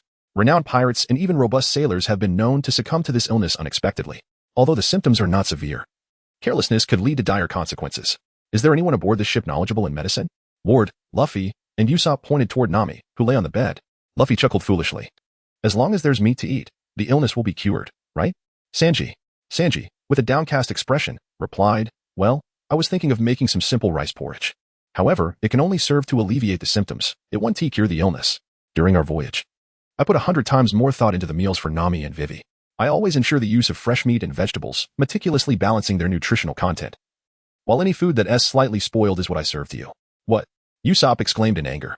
"Hey, we want fresh food too," Ward shouted indignantly. "Aren't you capable of photosynthesis? Why do you insist on eating?" Sanji shrugged indifferently. "Haha." Luffy laughed heartily. "Luffy, what is so funny? Sanji is serving us spoiled food." Ward yelled at Luffy. "What? Spoiled food?" Luffy gasped in astonishment. "Enough of the noise.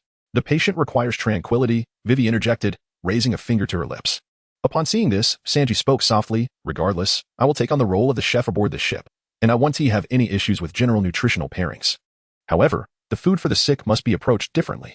Each illness necessitates specific dietary requirements and nutritional needs. This is beyond my ability to remedy."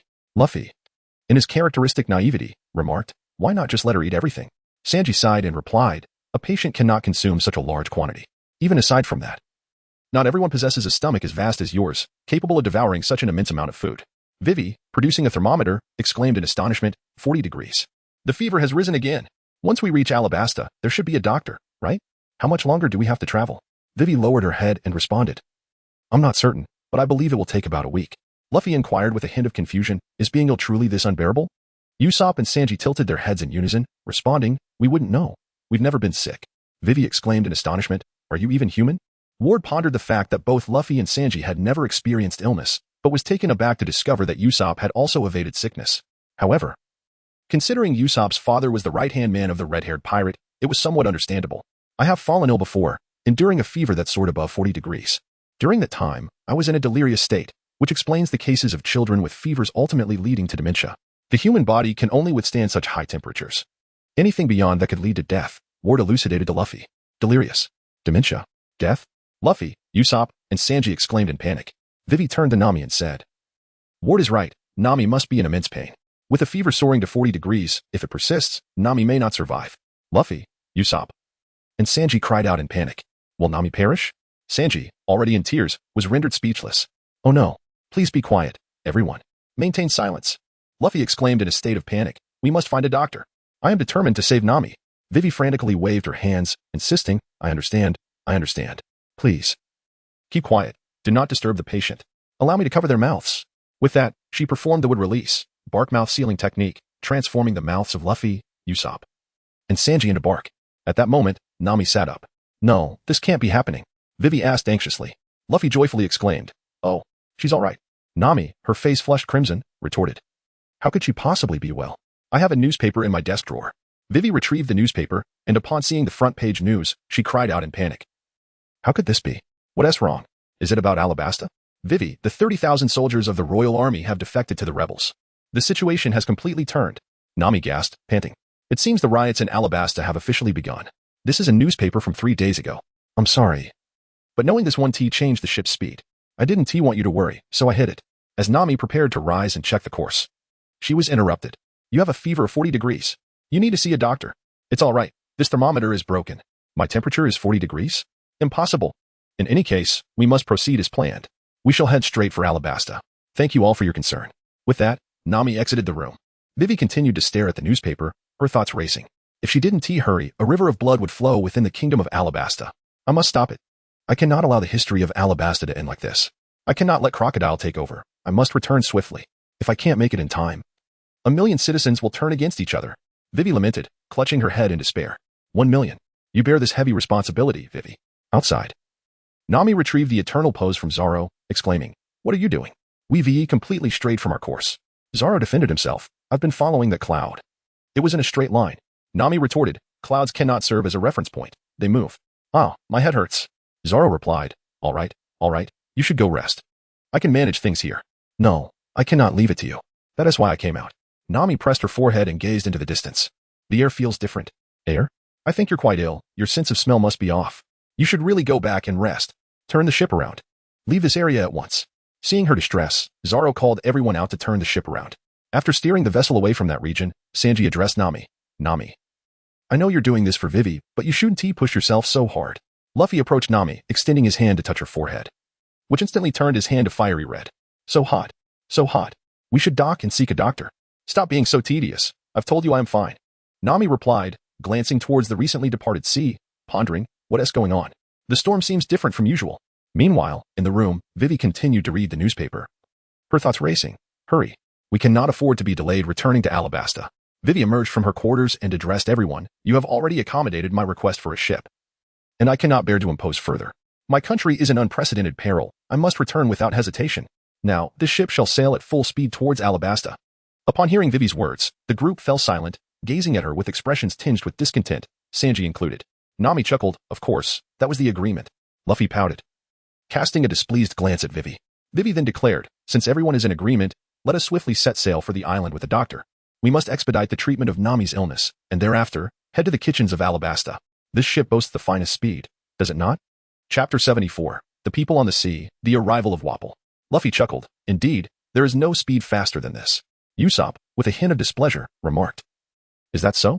As a princess, shouldn't you be concerned about the lives of 1 million citizens? Yes, that's why I must ensure Nami's recovery is swift. Vivi responded. Ward interjected. All right, let us not tease Vivi. She is not that kind of person. Sanji added with a smile, well said, Vivi. I have a newfound respect for you. Zoro sheathed his sword, exclaiming, what grace. Vivi turned to Nami, apologizing, I'm sorry. You sacrificed so much for me. Please don't push yourself, Nami. Leaning against the railing, Vivi weakly said, Oh, this is not good. I feel as if I'm reaching my limit. At that moment, Luffy's eyes widened as he pointed towards the sea they had just departed, shouting, Oh, what is that? A superstorm. Vivi, supporting Nami, gazed at the tempest in astonishment. Wait, it's moving in the direction we just sailed. If we had continued straight, we would have collided with it. That was close. She looked at Nami, marveling, incredible. It has been said that superstorms during the grand voyage come without warning, but Nami wasn't merely theorizing. She was sensing changes in the climate through her body. I have never seen such an extraordinary navigator. Everyone, we must set sail immediately to find a doctor. Thus, the ship disregarded its course towards Alabasta and embarked on a quest for a physician. A day passed in this manner. Inside the cabin, Sanji anxiously exclaimed, Vivi, what should we do? Nami's fever 1T subside. Sanji, there's no use in panicking now, Vivi reassured him. At that moment, Ward entered the room. Sanji, could you prepare a cup of hot tea? The weather is growing colder, he requested. Do you still have the mind for tea at a time like this? Sanji retorted. I can't just starve myself. You 1T die from hunger. It's snowing outside. Without sunlight, how can I photosynthesize and replenish my energy? I'll make it for you. As a chef, Sanji adhered to the principle of providing food for those in need. Ward followed Sanji out of the room. Ward, you mentioned you once had a fever exceeding 40 degrees. How did you recover? Sanji inquired. Generally, a fever can be alleviated with antipyretics. However, Vivi has already given Nami some, yet her fever persists. It's likely viral. In such cases, even if the fever subsides, the virus remains in Nami's body. And without prompt medical attention, she may succumb. Therefore, we must find a doctor as soon as possible. Sanji prepared a cup of hot tea for each crew member and made a bowl of warm porridge for Nami. Time passed slowly, and soon it was midday. The snow continued to fall. Luffy inquired of Zoro, who stood upon the lookout. Hey, have you seen the doctor? Usopp interjected, how could anyone possibly see the doctor? Ridiculous. However, Zoro, with a serious countenance, posed a question. Do you think a person can stand upon the surface of the sea? Ward, perplexed, responded. Are you suggesting that a person could stand on the waves? That's absurd. A person with abilities could never interact with the sea. Usopp retorted. That is true. But then, what do you suppose I saw? Ward, Luffy, and Usopp gazed out at the ocean. A person, the trio replied. The group stared in bewilderment at the figure standing upon the water. The individual greeted them. Hello. It's quite chilly today. Indeed, it is exceptionally cold. So cold. Terribly cold. Today is exceedingly frigid. Luffy and Usopp exchanged glances and inquired, is that so? Who are you? Ward asked. I am, before the individual could finish. A submarine emerged from beneath the waves at his feet. Well, it seems that person was standing atop the submarine's lookout. Ward chuckled. Indeed, what an intriguing vessel. Luffy echoed with a laugh. Wait, this is not just an ordinary ship. It is a pirate ship. Wapple bellowed with laughter. Waha. Did I scare you? This is the Grand Submarine Raid sailing ship, the Iron Barrel. Meanwhile, Sanji, having calmed Nami, rushed outside. Hey, what is happening? However, as soon as Sanji stepped out, he was greeted by the sight of countless enemies brandishing guns on the deck of the Mary. With a cigarette in hand, Sanji calmly asked, what is going on? Luffy responded, we have been ambushed. It is the ship. We wish to journey to the Drum Kingdom. Do you possess a permanent compass or a record pointer? Valpo inquired while munching on a sword. No, I have never even heard of this country's name. Sanji replied directly. Luffy called out to Walpo, hey, if you have nothing else to do, you should head back. Standing by the railing of the Mary, Walpo replied, oh, come now. There's plenty of time in life. Since you haven't brought a compass, hand over your ship and treasure to me. What did you say? With that, Walpo took a bite out of the Mary's railing. Wait, I'm hungry. Usopp shouted in anger. What on earth are you doing? It's fine. I can simply conjure up another railing, Ward reassured. If Walpo were to devour the mast, we would need to seek out a shipwright for repairs. Even if it could be fixed, you still cannot consume our vessel. Luffy pointed at Varbo and shouted furiously. Varbo's subordinates aimed their guns at Luffy, warning, don't move. Varbo is currently dining. Luffy swiftly defeated the enemy, exasperated by his presence. Eliminate this wretched fellow. Fire, commanded the others, raising their weapons. We should have struck from the outset. It's just a minor issue now, Zoro remarked with a grin. Indeed, how should we proceed? Sanji chimed in, equally amused. Wait, let us discuss this calmly. However, Usopp, in a fit of panic, dropped to the ground. I shall transform into the winter's unique flora to deal with you. Ward laughed as he produced a seed. Inside, Vivi, upon hearing the gunfire, became frantic. Run quickly. There are gunshots. Take care of Nami. I shall return shortly, she urged. Yet, by the time Vivi dashed outside, Ward, Luffy, Zoro, and Sanji had already vanquished all of Wapple's henchmen. Even Wapple himself had been sent flying by Luffy. The remaining crew members, in a desperate bid to rescue Wapple, hastily set sail. Chapter 75, The Snow White Isle. Luffy and Vivi plead for a doctor. Vivi, upon seeing Wapple, felt a flicker of recognition as if she had encountered him before. What are you recalling? Do share. It might inspire my next story, Ward inquired as he approached Vivi. I have a vague memory, like I've seen him before, yet also not, Vivi replied thoughtfully. Very well, do inform me once you remember. After some time passed, Luffy entered Nami's room and, noticing her discomfort, suggested, wouldn't splashing water help lower the temperature a bit? What a fool. Sanji and Vivi promptly kicked Luffy out. Would release. Growth technique? Meanwhile, on the deck, Ward was repairing the area recently damaged by Wapple. I can't conjure ropes, Ward exclaimed as he fixed the railing, addressing Usopp. Leave that to me. Usopp replied. It's too late. Let's hold off on repairs for now. Rest. Zoro, drop anchor. Sanji called out from the room. As night fell, Nami awoke groggily to find everyone sleeping beside her.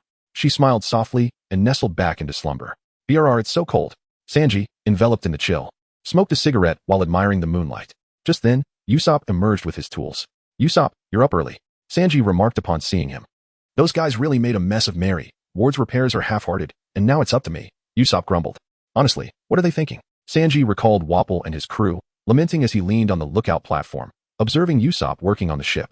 But don't you think it's eerily quiet and quite cold here? He inquired. Indeed, such conditions are ever-changing.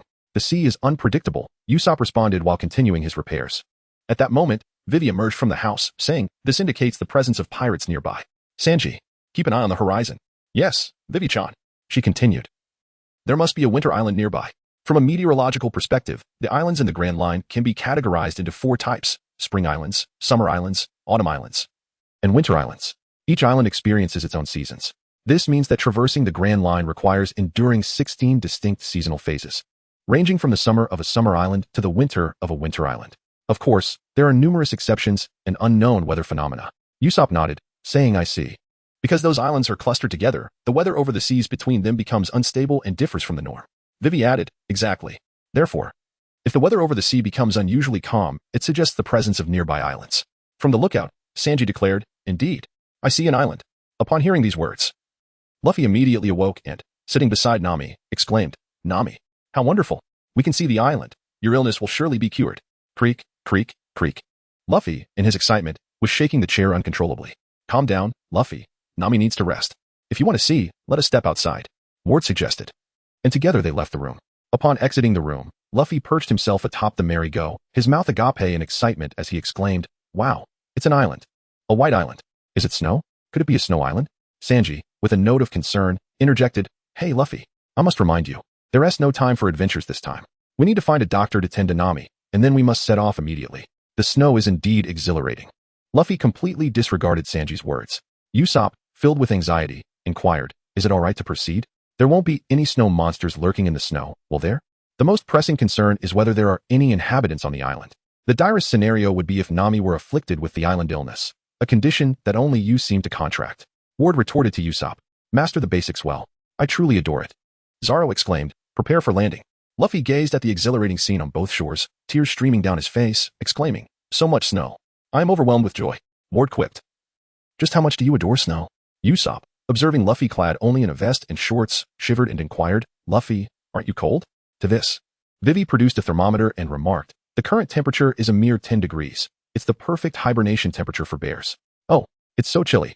Upon hearing the words of Vivi and Usopp, Luffy finally grasped the situation. He promptly dashed off to don a coat. Zoro inquired, so, who will seek the doctor? We must first ascertain whether there are any inhabitants on the island. I'll go. Luffy eagerly raised his hand. I shall accompany you. Sanji chimed in. I too will join. Ward also lifted his hand in agreement. Thus began their arduous quest for a physician, with Ward believing that his presence might alleviate some of the challenges ahead. All right. You three, make haste and return swiftly. Usopp called out from behind. At that moment, a multitude of figures emerged from the snowy banks of the river, wielding firearms aimed at the crew aboard the Mary. Do not move. Pirates. Look, there are people. Dalton furrowed his brow and urged, quickly vacate this place. Depart from here at once. Luffy explained, we have come in search of a doctor. Vivi anxiously exclaimed, someone is unwell. However, the islanders shouted in anger. We shall not be deceived. Your tactics are far too simplistic. You shameless pirates. This is our territory, and we will not permit any pirates to set foot on our land. Hoist the anchors and depart immediately. Otherwise, we shall sink your ship. Sanji frowned, displeased, and remarked, oh, why must we be met with such hostility upon our first encounter?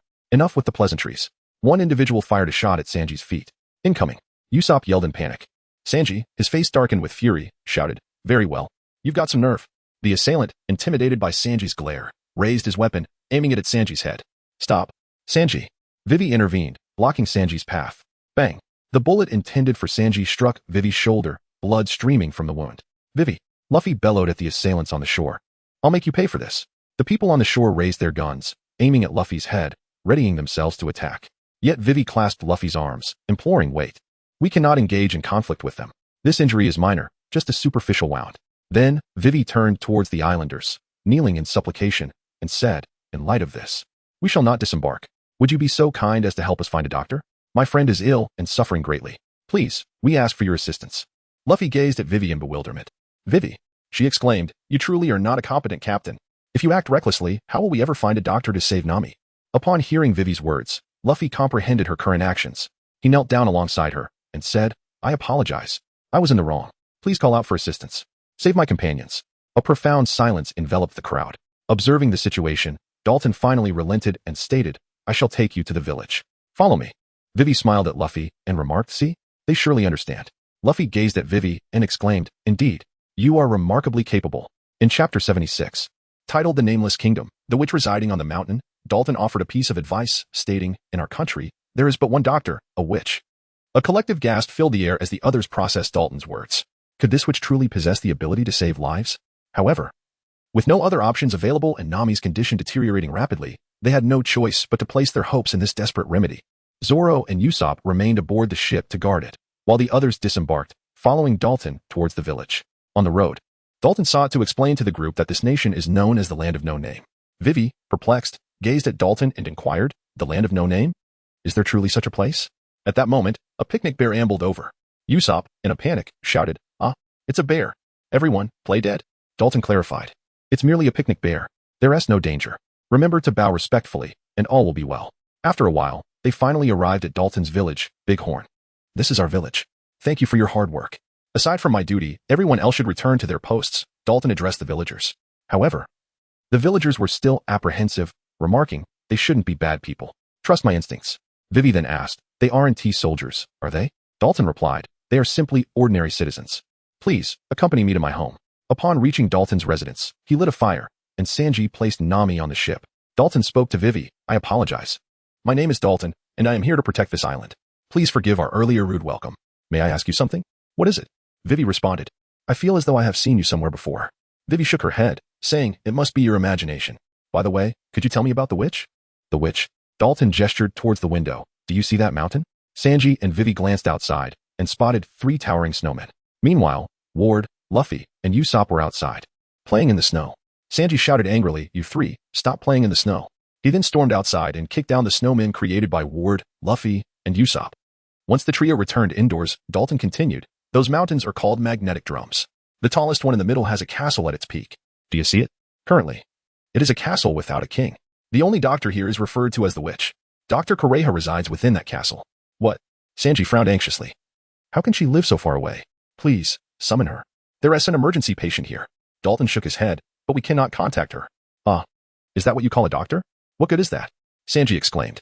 "Her medical skills are indeed exceptional, but she is a peculiar old woman. Already 140 years old. Moreover, she has a penchant for pickled plums." "What? 140 years? Can she still manage?" Sanji pressed. "What if someone in this country falls ill or gets injured?"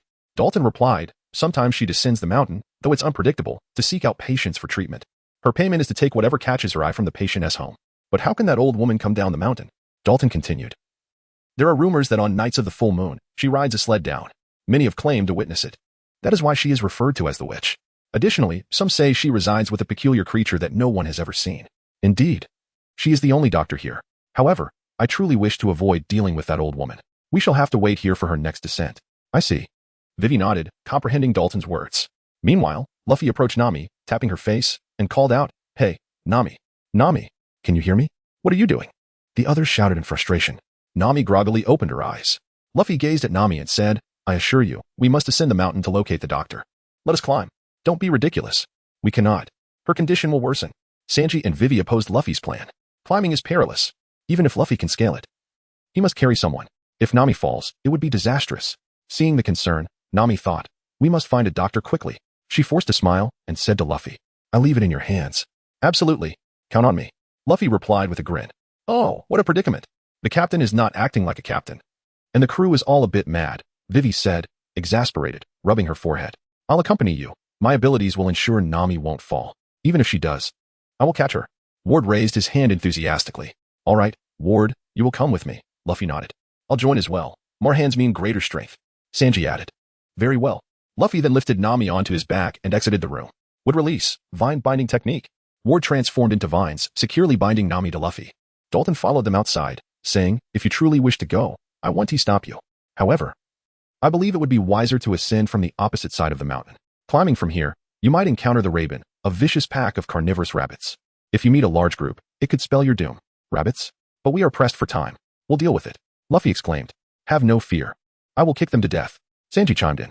"Uncle Dalton, please rest assured. We are quite capable," Ward assured him. Dalton scratched his head. "All right.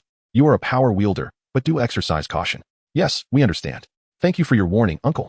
Ward, Luffy, and Sanji, carrying Nami, waved goodbye to Usopp and Vivi before heading toward Drum Castle. "We must reach Nami before it is too late," Luffy shouted. "Stop being such a doomsayer, you wretched soul," Sanji retorted angrily. "Haha, we will make it." Ward laughed.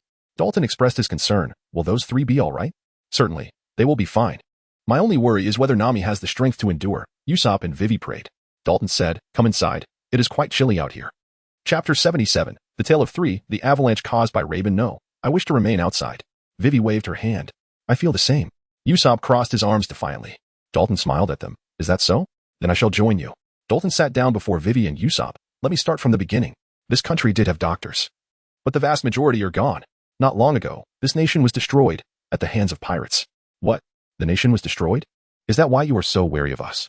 Vivi and Usopp exclaimed in astonishment. Dalton nodded. Indeed. The term pirate is met with great trepidation. It refers to a crew of only 5, led by one Blackbeard. To ordinary folk like us, they possess extraordinary powers, capable of annihilating this nation in an instant. Just 5 pirates? That cannot be. Blackbeard? Dalton continued, however. Some say that the nation's destruction may have been for the better. Usopp and Vivi questioned in confusion. How could the fall of a nation be considered a good thing?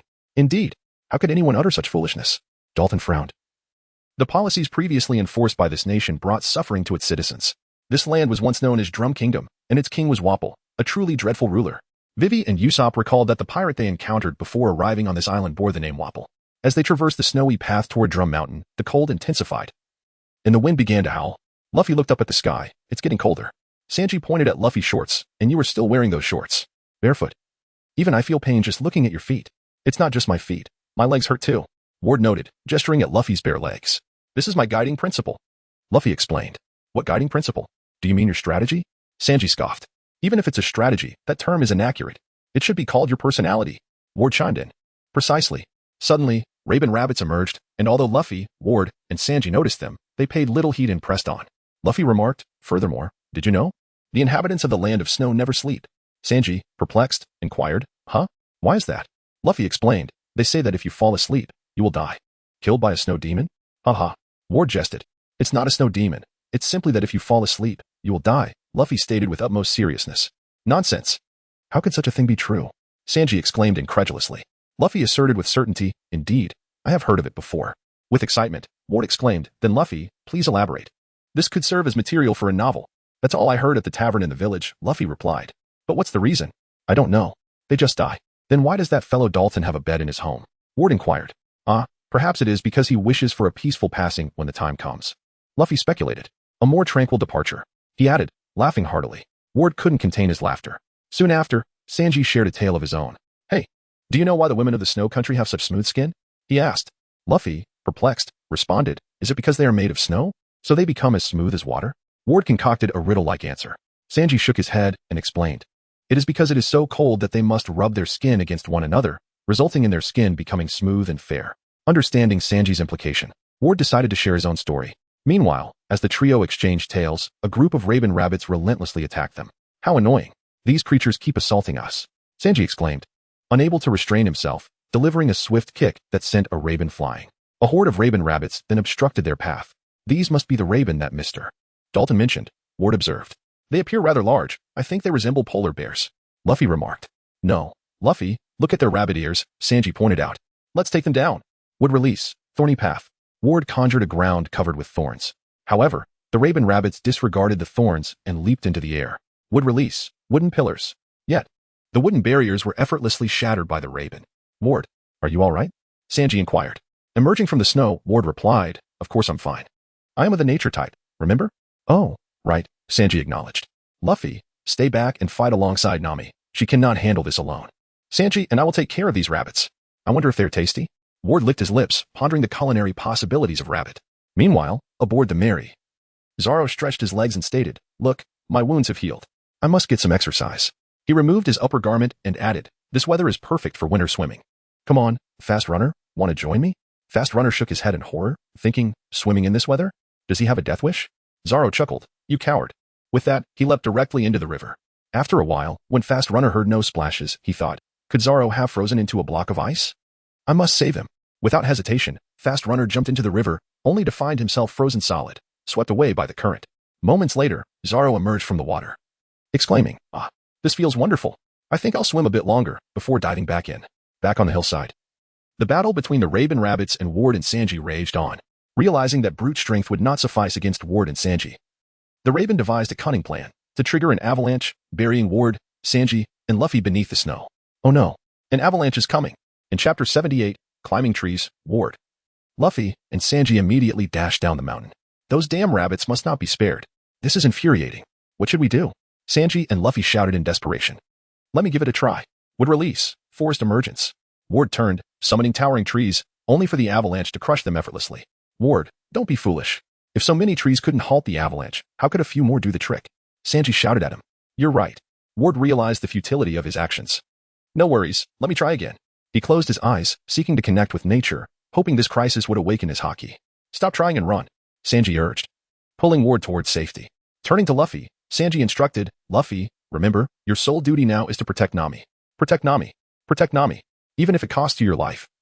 You must ensure Nami survives. Luffy responded, I understand, but how are we supposed to protect ourselves now? Just then, Ward opened his eyes and said, Run to the left.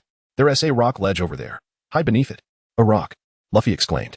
Ah, I see it. The three of them dashed beneath the rock ledge, where a few blades of grass were growing. They felt a sense of safety. Just as Ward uttered these words, the avalanche swept past them. Thankfully, the rock's protection prevented the avalanche from directly burying them. However, the avalanche was overwhelming. And soon the snow on both sides began to encroach upon them. Would release. Great Sky Tree technique. Ward conjured a towering tree, lifting Luffy, who was carrying Nami, and Sanji into the air. Yet, the colossal tree was soon toppled by the avalanche. Well, the three stood atop the trunk, transforming it into a sled to glide down the snow. While this maneuver spared them from being buried, Luffy shouted, This way. We'll just be swept down the mountain with the snow. What a joke. We barely made it to the foot of Drum Mountain. Sanji cried out anxiously. Oh no. The Laboon Rabbit Brigade is closing in. Ward pointed behind them at the throng of Laboon rabbits. The rabbits, treating the trunk as a sled, slid down in pursuit. They were relentless. One of the Laboon rabbits leaped toward them. Would release. Cutting technique. Ward defended against the attack. I'll handle the defense. You two find a way to stop, he declared, vanquishing the oncoming Laboon rabbits. Subsequently, Luffy and Sanji discovered a massive stone whose peak remained untouched by the avalanche. The three climbed atop the stone. Let us wait for the avalanche to cease before heading to Drum Mountain, Ward suggested. All right, they agreed. With that, Ward closed his eyes once more. His prior ability to locate the rock ledge was due to his sensitivity to the grass growing upon it, which had guided him. He pondered whether he could sense plants or even converse with them. However, this time he discovered that he could indeed feel the plants. But communicating with them remained beyond his reach. The avalanche finally subsided. The big horn is just down there. Vivi and the others are there. What should we do? I hope they're all right. Our primary task now is to get Nami to the top of Drum Mountain for a doctor. With that, the three resumed their journey toward Drum Mountain. After a considerable effort, they finally reached the mountain's base. Wapol, accompanied by his two subordinates, Jess and Kromali, approached on a mammoth horse. Look, we found them, Lord Wapol, Kromali exclaimed. I'll kill them, Wapol shouted, accelerating toward Ward, Luffy, and Sanji. He positioned himself before them. His mouth twisted into a mocking grin, and declared, Halt. How dare you offend me repeatedly? Would release. For pillar prison. Would release. Silent binding technique. Would release. Wooden prison technique. Ward swiftly bound Wapol and his companions with wooden strips, conjuring a 4-pillar prison to confine them, followed by a wooden box to seal them completely. Even Wapol's powers required time to escape. Engaging them would be time-consuming. We must hasten our ascent to find a doctor for Nami, Ward remarked. Ward, I didn't expect you to be so clever, Sanji said, surprised. I have always been quite resourceful. Soon, the trio finally arrived at the foot of Drum Mountain. They gazed at the towering cliffs that seemed to stretch endlessly.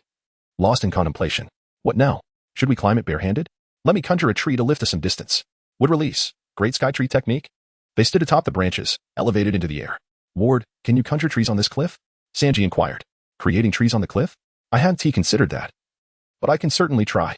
This mountain isn't entirely composed of rock, so as long as there is soil, I can manifest trees. That's great. That'll make our ascent much easier. Climbing trees is far simpler than scaling this nearly vertical cliff. Thus, they transitioned from climbing the mountain to climbing trees. As soon as they finished climbing one tree, Ward would dispel it to prevent Wapol and his men from seizing the opportunity to follow. Though climbing trees was easier than ascending the mountain, as they gained several hundred meters, the winds intensified, mixing with snow, chilling them to the bone. Suddenly, a loud crack echoed in the air. A branch that Luffy had grasped snapped, causing him to plummet. However, burdened as he was with Nami on his back and unable to utilize his rubber powers, lest the shockwaves incapacitate her, he found himself in peril. Would release. Extending technique. Would release. Binding technique. Fortunately, Ward, with remarkable swiftness, employed his abilities to rescue Luffy. Be cautious. Due to the temperature, this branch has frozen brittle. A slight increase in force could lead to its breaking, Sanji cautioned. I understand. The faces, hands, and feet of the trio were frostbitten. Yet they still had a considerable distance to traverse to reach the summit.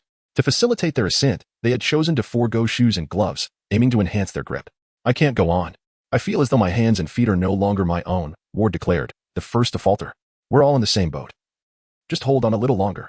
Moreover, Ward, we will rely on your abilities, so you must endure until the end. Sanji reassured him.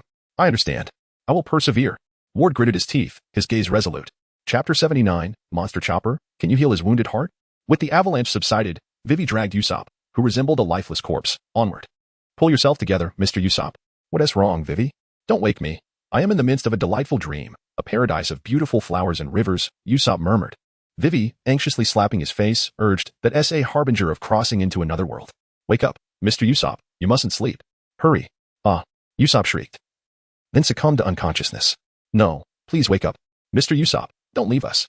Vivi exclaimed, frantically striking his face until he finally stirred awake. Thank you for saving me, Vivi, he said gratefully. It's wonderful that you've come back to us, Vivi responded with a smile. Usopp, touching his swollen face, pondered aloud, but is it just my imagination? Or does my face feel puffy? That is frostbite. It's the cold that is causing it. We must quickly ascertain our current situation. Suddenly, Zoro emerged from the snowy ground before Vivi and Usopp, his arms crossed tightly around himself, shivering. What a headache. It's so cold, and then a sudden avalanche. What bad luck.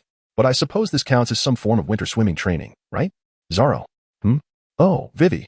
Zoro recognized her, then turned to Usopp. After scrutinizing him for a moment, he finally discerned Usopp's long nose amidst his swollen features and exclaimed, Oh, it's Usopp. What are you doing here? Vivi and Usopp retorted, I was just about to ask you the same thing. I came out for a winter swim, Zoro explained. Winter swim? Indeed. There are fish in this river. I was curious as to how fish could survive in such frigid waters, so I followed the river, but ended up losing my way and wandered ashore. Ultimately, I got lost in the forest. You got lost while swimming down the river? Usopp gazed at Zoro incredulously. Enough, Usopp. Lend me your clothes. No way. Usopp rejected without hesitation. Then, just one shoe will suffice. Zoro continued his request. Absolutely not. This is your own doing. Usopp retorted coldly. At that moment, Vivi pointed ahead exclaiming, Look over there. Usopp and Zoro turned to see a large crowd. So many people. Huh? That building looks familiar. This is the Drum Castle. We've returned to our starting point. Zoro approached the throng, trembling as he inquired, Hey, what is going on? A local turned, astonished to see Zoro in his scant attire, exclaiming, what's the matter? I wanted to ask you the same thing, given your attire. Another resident, spotting Vivi, exclaimed, Mr. Dalton is buried beneath the snow. But they want to let us dig him out. Then, Vivi, Usopp, and Zoro witnessed Wapple's subordinate standing defiantly, shouting, Step back, step back. Dalton is dead. The residents, filled with rage, retorted, Dalton wouldn't die so easily. Weren't you once his subordinates? How can you show no compassion? Wapple's men shouted back, We are the subordinates of King Wapple. Opposing Lord Wapple means certain death. Zoro turned to Wapple's subordinates, Usopp, those uniforms look familiar. Don't they? Were they the ones we encountered at sea? Indeed. Then they are our enemies. Yes. Upon hearing Usopp's affirmation, Zoro charged forward and delivered a punch that knocked one of Wapple's arrogant subordinates to the ground. He then stripped the man of his clothing and donned it himself. Mr. Samurai, Vivi gasped. Who? Zoro laughed heartily. Ha ha ha. This is so warm. Kill him. Wapple's men rushed toward Zoro. Zoro turned, smirking. Oh. You really don't recognize a good thing when you see one. On a bed, Nami slowly opened her eyes. Turning her head, she spotted Chopper. Who are you? Nami inquired. Chopper, terrified, fell over in shock. He dashed outside, peeking back in with half his body visible. You're hiding wrong. Nami pointed at Chopper. Chopper glanced down. Realizing he had indeed hidden incorrectly, exposing more than just his head, his entire body was visible. He gradually adjusted to show only half his head, when peeking at Nami. Nami remarked dryly, It's too late. Are you afraid of me? So annoying. Humans. Chopper shouted, then quietly asked, Has your fever subsided? Nami widened her eyes in astonishment. You can talk? Chopper panicked. Be quiet, Chopper. Dr. Kureha yelled. Dr. Kureha approached, sipping from a bottle, chuckling. Hee. Are you happy, little girl? She then poked Nami's forehead with a finger, saying, 38. 2 degrees is still manageable. Nami, looking puzzled, asked, Who are you? Dr. Kureha replied with a smile, I am the Dr. Kureha. Call me Lena, the medical lady. Hee. Nami sat up, inquiring, Doctor? So, this is. Dr. Kureha interjected, Are you asking for my secret to staying youthful? No, I didn't ask you that. This is the castle at the summit.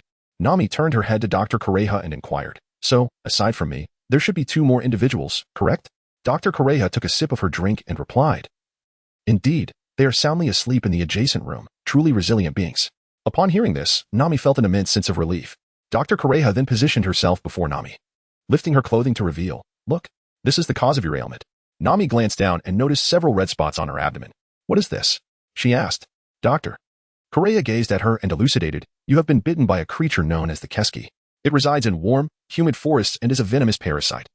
Wounds inflicted by these creatures can become infected with bacteria. It lurks within the human body for 5 days, incessantly tormenting its host. Accompanied by a persistent fever exceeding 40 degrees, severe infections, myocarditis, arteritis, and meningitis. Judging by the wound, today marks the 3rd day of your infection. It shouldn't be excessively painful, but if left unattended, after 5 days, you will find relief. Will I be well after 5 days? Nami queried. In 5 days. You will be dead. Dr. Correa's words sent a chill down Nami's spine. She had not anticipated being so close to death. Dr. Correa stood up and continued. This illness is referred to as the 5-day disease. It is said that the Keski became extinct over a century ago. Fortunately, I still have some antibiotics reserved for experiments. They may finally prove useful. Where exactly did you come from? Were you wandering in the dense forests of a prehistoric island, exposing your belly? She chuckled. Nami suddenly recalled that she had indeed been strolling in her little garden with her belly exposed. Ah, have you remembered something?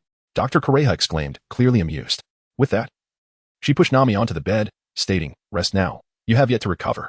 Nami looked up at Dr. Correa and expressed her gratitude. Thank you so much. As long as the fever subsides, I should gradually heal, right? Dr. Correa laughed. How naive. Do not underestimate this illness. Treating it requires 10 days. Even with my special medication, it will take at least 3 days. Nami immediately sat up, exclaiming, 3 days? That's far too long. We are still on our journey. Doctor. Correa, producing a scalpel from an unknown source, pointed it at Nami's neck and warned, my patients either recover or perish. You shall not escape. Hey, how can you be like this? Just then, Chopper rushed in, followed closely by Luffy and Sanji. Help! Help! Chopper cried out. Luffy has already taken a bite. Sanji then exclaimed, wait a moment, Luffy, let me handle this. Since we are going to eat anyway, it might as well be done properly. Luffy, Sanji. And that talking blue-nosed doll Nami gazed at the 3 of them. His name is Chopper. He is a reindeer I have raised, but after consuming the human fruit, he gained the ability to speak. I have taught him all my medical knowledge. Subsequently, the trio noisily exited the room. Eventually, Chopper could no longer endure the commotion, transforming into his human form to subdue both Luffy and Sanji. What a racket. I finally had the chance to get some proper sleep. Ward remarked as he entered the room. Ward. Nami, how are you? Do you feel better? Ward approached Nami with a smile. Yes, thank you. Nami nodded with a smile. Thank for what? Aren't we comrades? Besides, I still owe you money. I must repay you with my life. Speaking of which, this time I truly put my life on the line. I actually climbed up here barehanded alongside Luffy and Sanji. It seems I am gradually joining the ranks of monsters. Doctor. Correa chuckled. He, you are indeed risking your lives, daring to climb the mountain with your bare hands. In order to save a comrade, one can hardly afford to think too much. By the way, Dr. Correa, we are indeed pressed for time. Did you not just mention that Chopper has inherited all your medical skills? Could we take Chopper aboard our ship to continue treating Nami? Ward turned to Dr. Correa and inquired. Dr. Correa paused, taken aback that Ward would consider such a solution, and then smiled slightly. Can you heal the wounds of his heart? Meanwhile, the pursuit of Chopper by Luffy and Sanji had reversed, with Chopper now chasing after them. Luffy and Sanji arrived at the grand entrance of the castle. Sanji pointed towards the door and exclaimed, Hey, Luffy, behold that door. It is the entrance to the castle and it stands ajar. No wonder it feels so frigid. Regardless of anything else, we must first close this door. Otherwise, what distinguishes the interior from the exterior of the castle? Luffy and Sanji approached the grand entrance of the castle. Chopper, spotting them, shouted anxiously, Hey, stop. Do not touch that door. Sanji, crossing his arms and trembling, replied, Ignore him and hurry up. We're about to freeze to death. Luffy nodded in agreement. Chopper, with a furrowed brow, angrily exclaimed, Hey, I told you to stop. Can't you understand? Transforming into his human form, Chopper challenged, If you dare, go ahead and try. Luffy, puzzled, asked, What's going on? Why are you so worked up? Sanji, glancing up, inadvertently noticed the snowbird chick perched on the door. Hey, Luffy, look. Luffy also lifted his head to gaze over. It was a snowbird chick. So that was it. When the door was closed, they would fall. Hence, they left the door ajar. Chopper noticed that Luffy and Sanji no longer intended to shut the door, and thus transformed into his human beast form, turning to walk over. Wow, it's freezing. Luffy and Sanji, clasping their bodies tightly, dashed into the castle.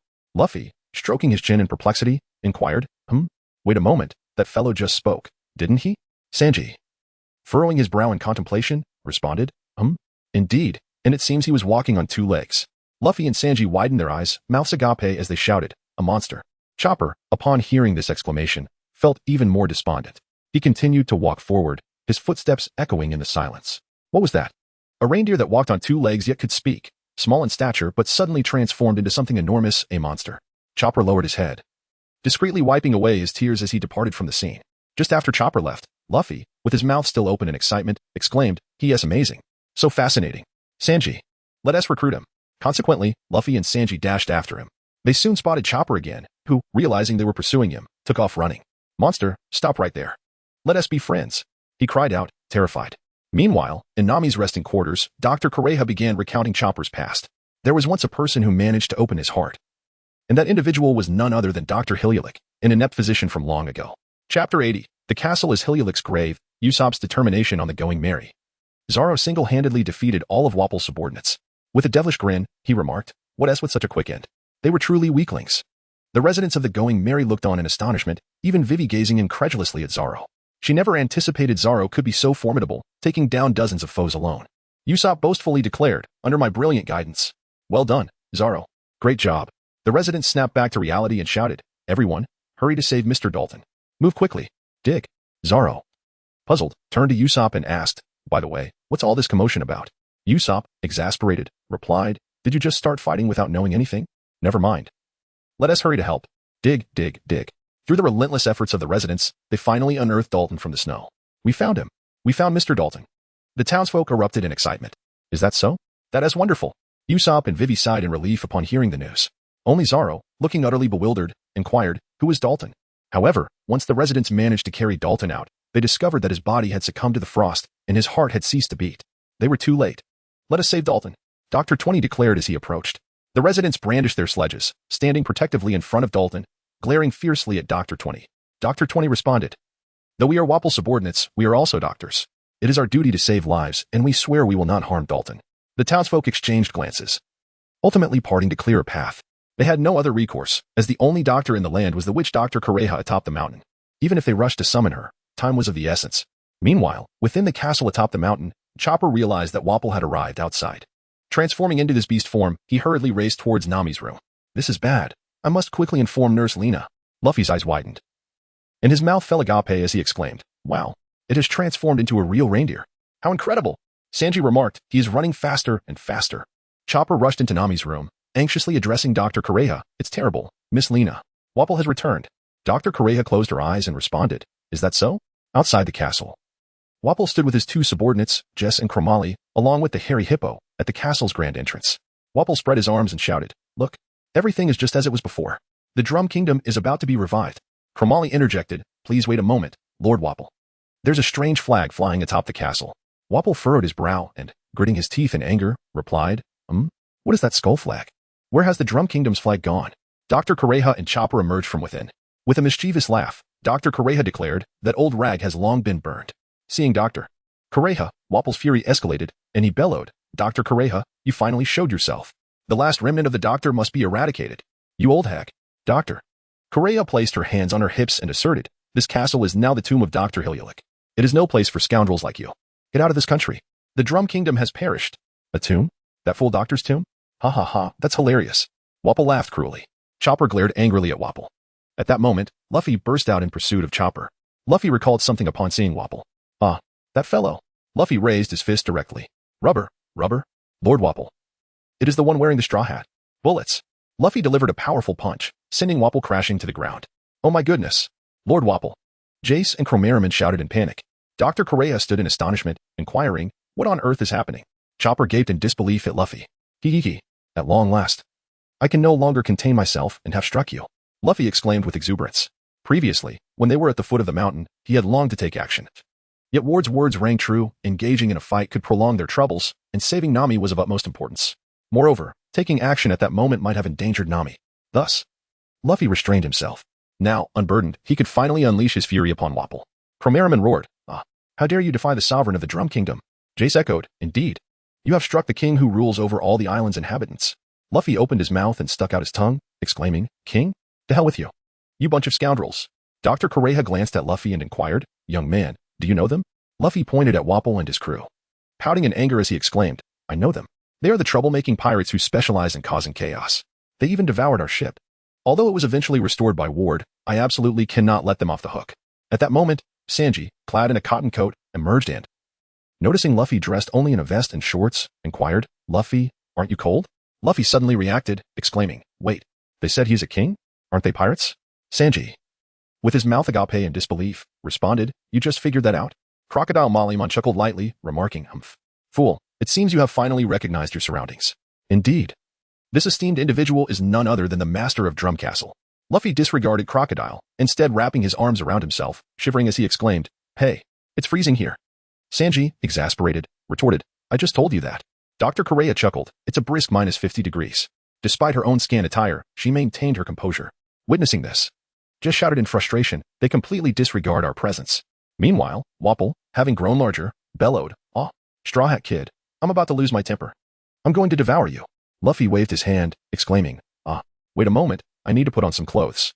At that moment, Chopper turned to Sanji and inquired, "So, will he stretch?" Sanji looked at Chopper with a smile and replied, "Yes, he will stretch. He is quite the peculiar one." Chopper was momentarily taken aback, realizing that this statement was intentionally directed at him.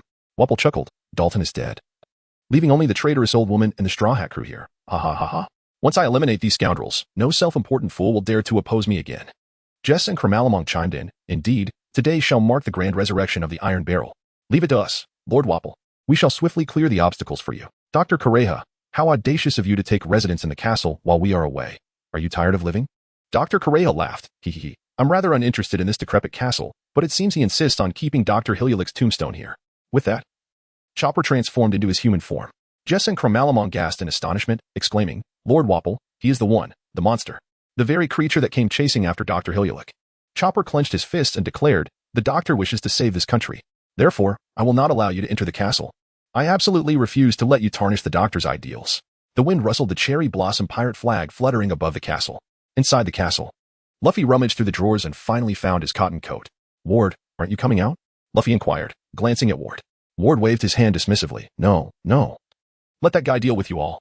Nami looked at Ward and said, "Ward, I'm fine now. My fever has subsided and I will recover soon. You don't need to stay by my side." Ward smiled and replied, "Well, just leave it to Luffy and the others." In truth, Ward did not wish to remain by Nami's side. He was contemplating the matter of Haki. While he believed Luffy could handle Wapple, Crocodile posed a different challenge. Once they departed from this island, they would be heading to Alabasta. Before that, Ward needed to devise a strategy for dealing with Crocodile. Nami observed Ward's expression and asked, "Are you worried about Vivi's country?" Ward raised his head to meet Nami's gaze and said, "Rather than being concerned about Alabasta, I am more troubled by Crocodile. Regardless, once we enter the kingdom of Alabasta, we will undoubtedly confront Crocodile." Indeed, Nami sighed. After all, he is one of the warlords of the sea, and he must be incredibly powerful. Then Nami chuckled, jokingly adding, "If we find ourselves in danger, Ward, you must protect me with all your might." "Of course," Ward replied. "But what if we get separated?" Nami questioned.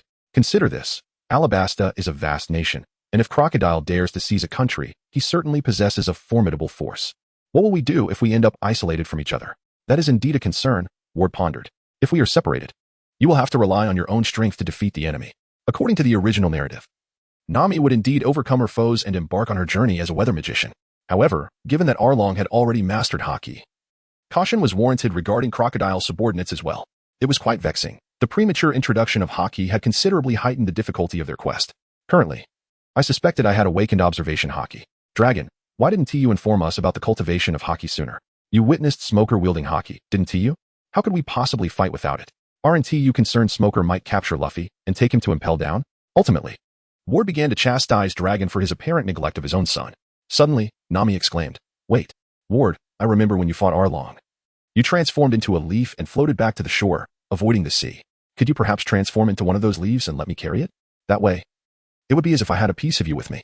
Upon hearing Nami's suggestion, Ward pondered, "A leaf? A doppelganger? Meanwhile, aboard the Going Merry, Dalton had been revived by Dr. Correa. Vivi proposed climbing the mountain to find Luffy and the others. "Let us ascend, Usopp. Mr. Samurai. We cannot delay any longer. Besides, there was just an avalanche." Vivi was exceedingly anxious, primarily due to the avalanche, as she worried for the safety of Luffy, Ward, Sanji, and Nami. Wapple might pursue them, and it was uncertain whether Dr. Correa had returned to the castle. Most importantly, Nami's high fever was a grave concern. Usopp leaned against the railing, speaking seriously, "And you were also worried about Dalton and Alabasta, right? Calm down, Vivi. You're carrying too much mental weight." Vivi was momentarily speechless upon hearing Usopp's words. Usopp continued, "Nami has Luffy, Ward, and Sanji with her. They will find a way. I believe in them." Vivi gazed at Usopp and sighed. "Thank you, Usopp." "Yes, indeed. Trust is of the utmost importance," Zoro interjected, poking Usopp's forehead with his finger. Are you perhaps afraid of climbing the mountain?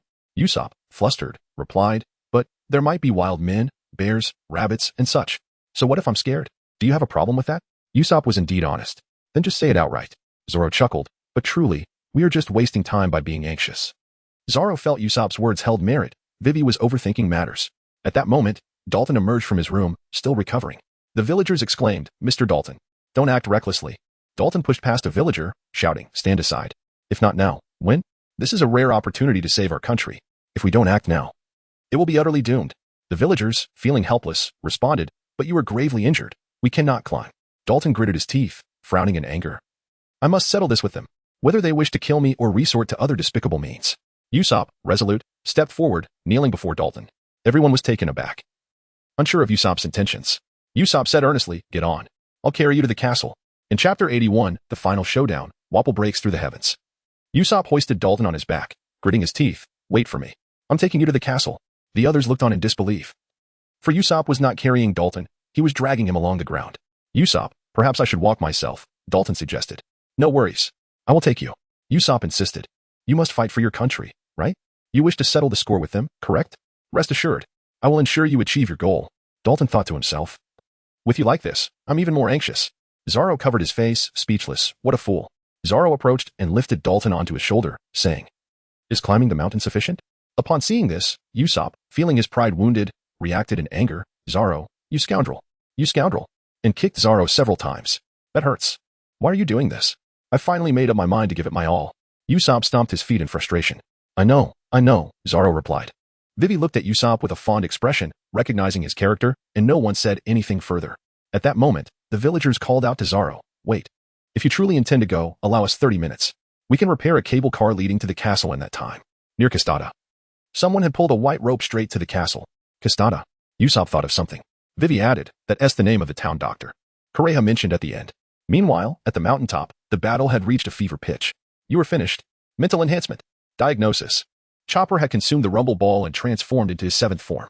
This time, it was the final transformation, the mental enhancement. What are you looking at? What use is that? I am impervious to flaws. It is you, the grotesque creature capable of transformation, who is doomed. Jeskramalaman. Having merged through Wapol's consumption of the CHCH fruit, mocked Chopper. However, Chopper remained unfazed and ultimately discovered Jeskramalaman's vulnerability. Eureka! The weakness lies in the chin. Enhanced strength. Carving hoof. Cherry blossom. My goodness. Chopper defeated Jeskramalaman just as the 3-minute limit of the bouncing ball expired. Chopper reverted to his hybrid form, adjusted his hat, and proclaimed, time's up. Luffy exclaimed with excitement, what a magnificent reindeer. At that moment, he realized that Wapol had vanished. What on earth was happening? It was then that Wapol entered his castle, only to find it entirely enveloped in ice and snow. Furious, he shouted, what have you done to my castle? This is unforgivable. Leave no one alive. Eliminate them all. Suddenly, Wapol noticed a woman upstairs. At that moment, Nami slipped out, eager to escape. For Vivi's kingdom was in imminent peril. If they delayed for 3 more days, Alabasta might very well change its name. Who is that? This guy. Nami spotted Wapol. Wapol laughed heartily. Ha ha ha. You must be one of the Straw Hat crew, right? Ward. Nami shouted, Ward, attack. Ward leaped over the railing, his palm aimed at Wapol, transforming into countless wooden shards that surged towards him. Ah, you are from the mountain. Bang, bang, bang. However, Wapol opened his mouth wide and consumed all the wood. He angrily bellowed. It was you who imprisoned us in the mountain, huh? I shall devour you. Ward stood his ground, arms wide open, and said, if you wish to eat, then go ahead. Wapol glared at Ward, his eyes twitching with rage. Fine. I shall grant you this honor. With that, Wapol opened his mouth wide, attempting to gobble half of Ward's body. What did you consume? Ward's remaining half transformed into leaves and floated behind Wapol, reverting to his original form. Wapol, astonished, turned to look at Ward and realized he had not actually swallowed him. Is this your ability? Indeed. Transformation, cactus. Sharp punch. Ward landed several powerful blows on Wapol. Pow, pow, pow. Wapol pointed at Ward, exclaiming, I will not spare you. Bang. In that instant, Nami struck Wapol from behind, knocking him unconscious. Clap. Ward and Nami exchanged a triumphant high five. Ward said, what a splendid ambush. Now, let us hastily make our exit. Nami replied, actually, I think we should heed the doctor's advice. You still have a slight fever. Don't worry about it. The most pressing matter is Vivi. Just as Nami finished her sentence, Wapol regained consciousness. Well, it seems I must unleash my true power. I shall consume myself. Wapol opened his mouth wide and devoured himself, leaving behind only his barrel-like chin. He has turned into a barrel, Ward and Nami remarked. Behold the miraculous skeletal reshaping technique. Slimming Wapol. The slimmed-down version of Wapol emerged from the barrel chin. I have consumed you. After losing weight, Wapple's speed increased dramatically. Before Ward could react, Wapple seized Nami and whisked her away. Would release. Seal. Just as Ward prepared to use would release to rescue Nami, Luffy burst into the castle from outside, launching a rubber stamp that sent Wapple flying. Huh? Why has he become so thin? Luffy noticed Wapple's transformation after delivering the kick. Luffy, wait, why is your coat in such tatters? Nami angrily grasped Luffy's shoulder. Ah. It was an accident. An accident. Do you have any idea how much I paid for that coat? 20,000 berries. I haven't even asked you for money. I'm sorry, but wasn't it you who gave me this coat? You needn't be so upset, right? Luffy gazed at Nami in bewilderment. You do not cherish the clothes I gifted you? During their time in Loguetown? Nami not only spent her own money on clothing, but also procured winter coats for every member aboard the ship. Of course, she did not ask anyone to reimburse her, as clothing is indeed a necessity of life. Apologies, it was that guy who used cannonballs. She waved her hand dismissively. Never mind, I forgive you. I never really expected you all to take proper care of the clothes. How about this? You can pay me for the clothes, and I'll give you a discount. How does 100,000 berries sound? As she spoke, her eyes sparkled with the allure of berries. Luffy exclaimed, Ah, how can you be so calculating? Ward approached Luffy and remarked, It appears you are destined to join our ranks of debtors. What kind of a group is that? Luffy gasped in alarm, his mouth agape. Meanwhile, Wapple arrived at the entrance of the armory. Haha, the time has come, you little rascals. This is the armory. Only I possess the key to this door. Here. The weapons are plentiful. I shall consume them and integrate them into my very being. Soon, you shall witness the most fearsome of human weapons. Wapple cackled maniacally. Reaching for his pocket. The key is gone. Wapple exclaimed, wide-eyed in disbelief. Silence enveloped Wapple as he exchanged bewildered glances with Luffy, Ward, and Nami. Wapple thought to himself, one is a Logia user, the other a Paramecia, and both are clearly stronger than I am. How could I possibly contend with them? The best course of action is to flee. With that, Wapple bolted. Ah, he is escaping. Stop him, Luffy shouted as he pursued Wapple. Seeing him flee, Nami produced the key and remarked, so this is the key to the armory. How anticlimactic. A key to a treasure trove is far more exciting. Nami. Sanji rushed in, his expression filled with concern. Are you all right? Oh, Sanji, I'm fine, Nami reassured him. Ward patted Sanji on the chest, declaring, with me around. What could possibly go wrong? Humph, you little rascal, Sanji retorted, pouting. Is that the key to the armory? Might I have it? Dr. Correa entered, pointing at the key in Nami's hand.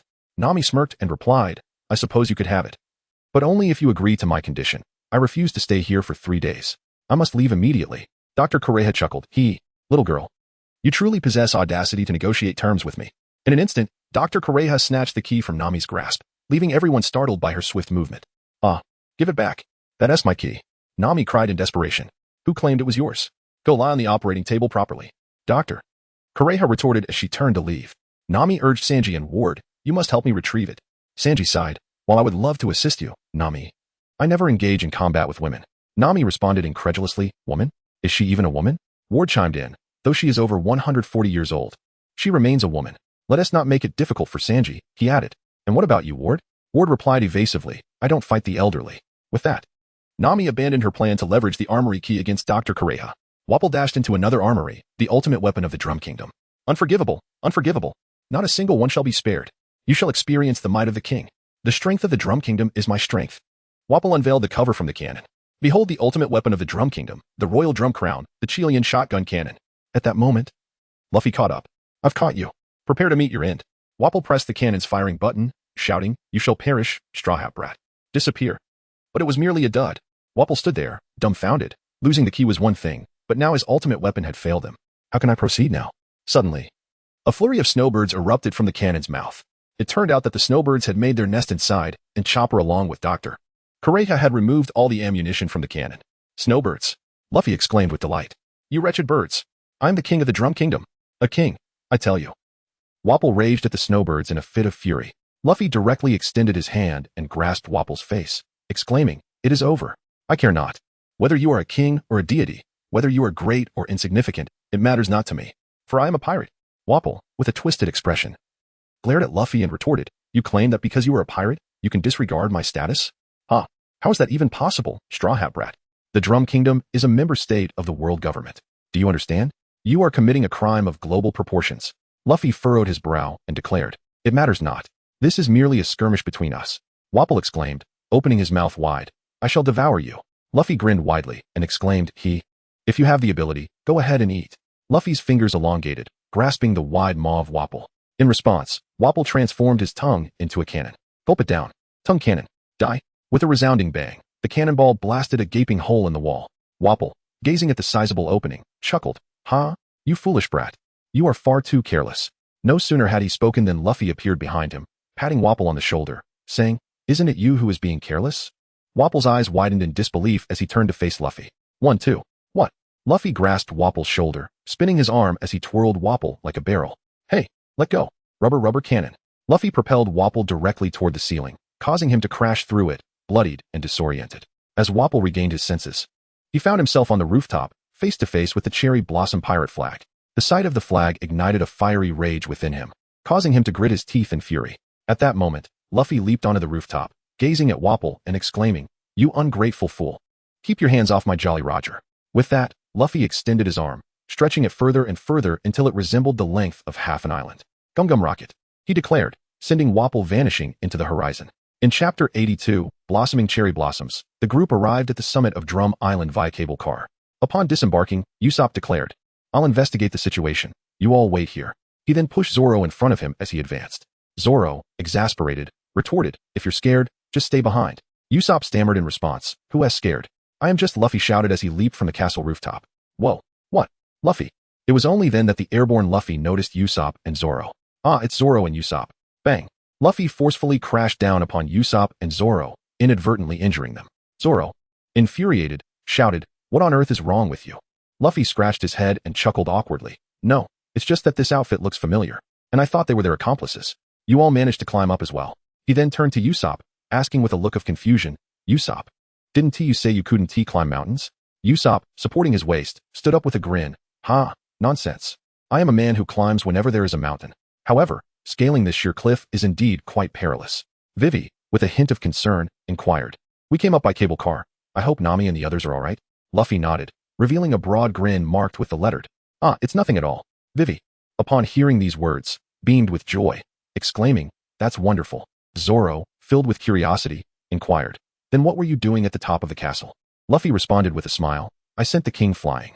Dalton exclaimed in astonishment, "So the person who just flew away was Wapol? What about the other two?" Luffy responded, "The reindeer took care of them." He then turned to Usopp, Zoro, and Vivi, exclaiming, "By the way, I have found a new companion." "What? The reindeer?" Wapol and Dalton turned around, discovering Chopper cleverly concealed behind a tree, with his distinctive blue nose. Dalton recalled that it was the very reindeer that had ascended the mountain for Dr. Hiralik. "Is it true? He aided us." Dalton knelt before Luffy, bowing his head in gratitude, exclaiming, "Thank you. The Drum Kingdom shall surely be reborn." Luffy pouted, having merely sent an annoying fellow flying. And he couldn't comprehend why Dalton expressed such profound gratitude. However, the villagers who had come along raised their guns upon spotting Chopper. "Hey, stop!" Dalton shouted. Upon witnessing this, Chopper bolted away. "Wait, he is my newly found companion. You scared him off," Luffy exclaimed as he chased after Chopper, shouting, "Stop! Monster, aren't you one too?" The crowd fell silent. "Hey, you youngsters." They suddenly turned upon hearing a voice, gasping in surprise, "Oh my gosh. Dr. Kureha." Dr. Kureha stood confidently, one hand on her hip and the other giving a thumbs up behind her, declaring, "Is everyone happy? Get the patients into the infirmary. Those without ailments. Follow me to the armory and haul out all the cannons." "Yes, yes." The crowd responded eagerly. Meanwhile, Ward, Nami, and Sanji were hidden behind a wall. "Miss Nami, perhaps we should prioritize treating the patients first," Sanji suggested with concern. "Or, if Luffy successfully recruits Chopper, we could leave afterward," Ward added. Nami placed a finger to her lips, whispering, "Sho. If we don't escape now, our arrival in Alabasta will be delayed by another 2 days. Do you think Vivi is anxious?" "Ah," Dr. Kureha shouted, kicking the wall to pieces. "You all get back to the infirmary, but I'm not sick." Ward and Sanji responded in unison. Dr. Kureha pointed at Ward, Sanji, and Nami, saying, "Listen closely. I'm heading to the armory afterward. So you all better return to the infirmary voluntarily. If you don't rest properly for 3 days, I won't let you leave." With that, Dr. Kureha turned and departed without another glance. Sanji, perplexed, remarked, "Is she telling us to leave or to stay?" Ward replied, "I think she wants us to escape." Nami exclaimed with delight, "Then let us hurry and go." Upon stepping outside, they spotted Usopp building a snowman, while Luffy continued searching for Chopper. "Hey, reindeer!" Luffy shouted at the top of his lungs. Meanwhile, the concealed Chopper, sticking out his tongue and gazing at the sky, rested. Having fled so far, it's already dark. Is it a full moon tonight? Come join us in becoming pirates, Chopper thought to himself, reflecting on Luffy's call. "Reindeer." Usopp sighed, saying, "Hey Luffy, just give it up. We've searched long enough without any luck." Zoro shrugged, indicating, "That little guy probably doesn't want to be a pirate." Luffy turned around, pointing at Zoro with irritation, exclaiming, "No, it is I who wish to take him away. Thus, it is merely your unreciprocated sentiment." Chopper lowered his head, contemplating. "It's not that I do not wish to participate, oh reindeer." Luffy continued to raise his voice in fervent protest. "But I cannot go. I simply cannot." Chopper fervently shook his head. "Oh reindeer." This time, Luffy's tone took several unexpected turns. Ultimately, Chopper could no longer restrain himself and stepped forward. Oh reindeer." Upon seeing Chopper emerge of his own accord, Luffy was utterly elated. Luffy raised his hands in jubilant exclamation. "Hey, let us embark on the journey of piracy together." To which Chopper, bowing his head in dejection, replied, "No, that's not possible. I am not like Tom." Luffy exuberantly exclaimed, "What is the problem? Being a pirate is exhilarating." Chopper, still with his head bowed, replied, "I am truly grateful to you all." Nami glanced at Chopper, having listened to his past stories, hoping he could transcend the shadows of his history and pursue his own desires. Ward smiled at the poignant scene. Chopper shook his head and then shouted, "But I am a reindeer. I have antlers, hooves, and a blue nose. I desperately want to be a pirate, yet I am not human. I am a monster. I cannot be your companion. Therefore, I have come to express my gratitude. Thank you for inviting me, but I will remain here. Should the opportunity arise, you are welcome to return. Enough of the chatter. Let us go." Luffy spread his arms wide and let out a mighty roar towards the heavens. Upon witnessing this scene, Chopper couldn't hold back his tears, exclaiming, "Oh no." Afterwards, Chopper returned to the castle to bid farewell to Dr. Kureha. Luffy sat atop a snowball and exclaimed, "Hey, let us bid farewell together. With Dr. Kureha and that fellow, Don Quixote." Nami shook her head and replied, "Foolish one, let Chopper go alone. They will surely weep uncontrollably. Do not be deceived by Dr. Kureha's formidable exterior. Her heart is, in truth, quite gentle." Usopp, filled with uncertainty, inquired, "Are we truly just going to leave like this?" Nami affirmed, "Of course. Once Chopper returns, we shall descend the mountain and make haste towards Alabasta." She then turned to Vivi and asked, "Vivi, do you agree?" Vivi nodded and responded, "Yes, as long as the doctor accompanies us." Luffy, perplexed, inquired, "Doctor? Who is that? Is Granny Doctor going to accompany us? But if she leaves, won't this country be without a doctor?" "I disagree." Ward approached Luffy and clarified, "It's not Dr. Kureha, it's Chopper." "Chopper? A doctor?"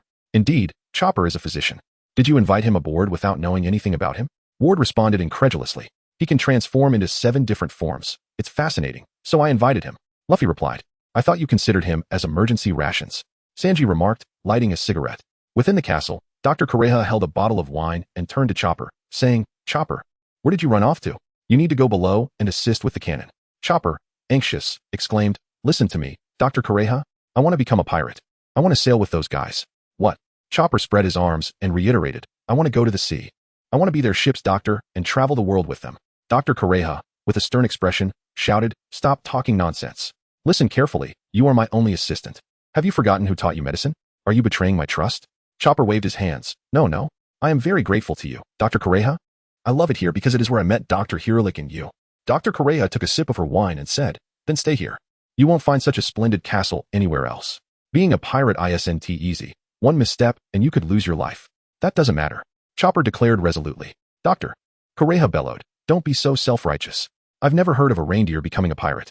Chopper retorted angrily, "Yes, I am a reindeer, but I am also a man." Dr. Kureha, grabbing a knife, hurled it at Chopper. "I've told you, you are not allowed to go. If you want to leave, you must step over my body first." The knife whizzed past Chopper and lodged itself in the wall behind him. "Dr. Kureha, please understand." Chopper pleaded, trembling. "You dare call yourself a man at your size? Stop pretending." Dr. Kureha, producing several kitchen knives from seemingly nowhere, began throwing them at Chopper, forcing him to flee. Wow. Outside the armory, a villager pushing a cannon asked, "Why is it so noisy?" Another villager replied, "Forget it. Let us get these cannons out of the castle. Otherwise, Dr. Kureha will come after us with her knives." Just then, Chopper dashed by, with Dr. Kureha in hot pursuit, hurling knives. "Stop. I want to let you escape." Wow. Even the villagers pushing the cannon joined in the retreat. Ultimately, Chopper managed to evade Dr. Kureha, pulled out a sled, and transformed into his beast form, pulling the sled away from the castle. At that moment, Dr. Kureha yelled, "What do you think you can achieve at sea? Do you intend to survive on fantasies like that quack doctor?" Chopper shouted back, "No, that isn't a fantasy. The Doctor's research is complete." Chopper emerged from the castle and called to the Straw Hat crew, "Everyone, get on the sled. We're heading down the mountain." "Stop." Dr. Kureha continued her pursuit. However, Chopper had already led the Straw Hat crew to the cableway. The residents below pointed at the sky in astonishment. "Hey, look. What is that?" In the moonlight, a silhouette appeared, a reindeer pulling a sled with someone trailing behind. Dr. Correa stood at the cliff's edge, watching this scene.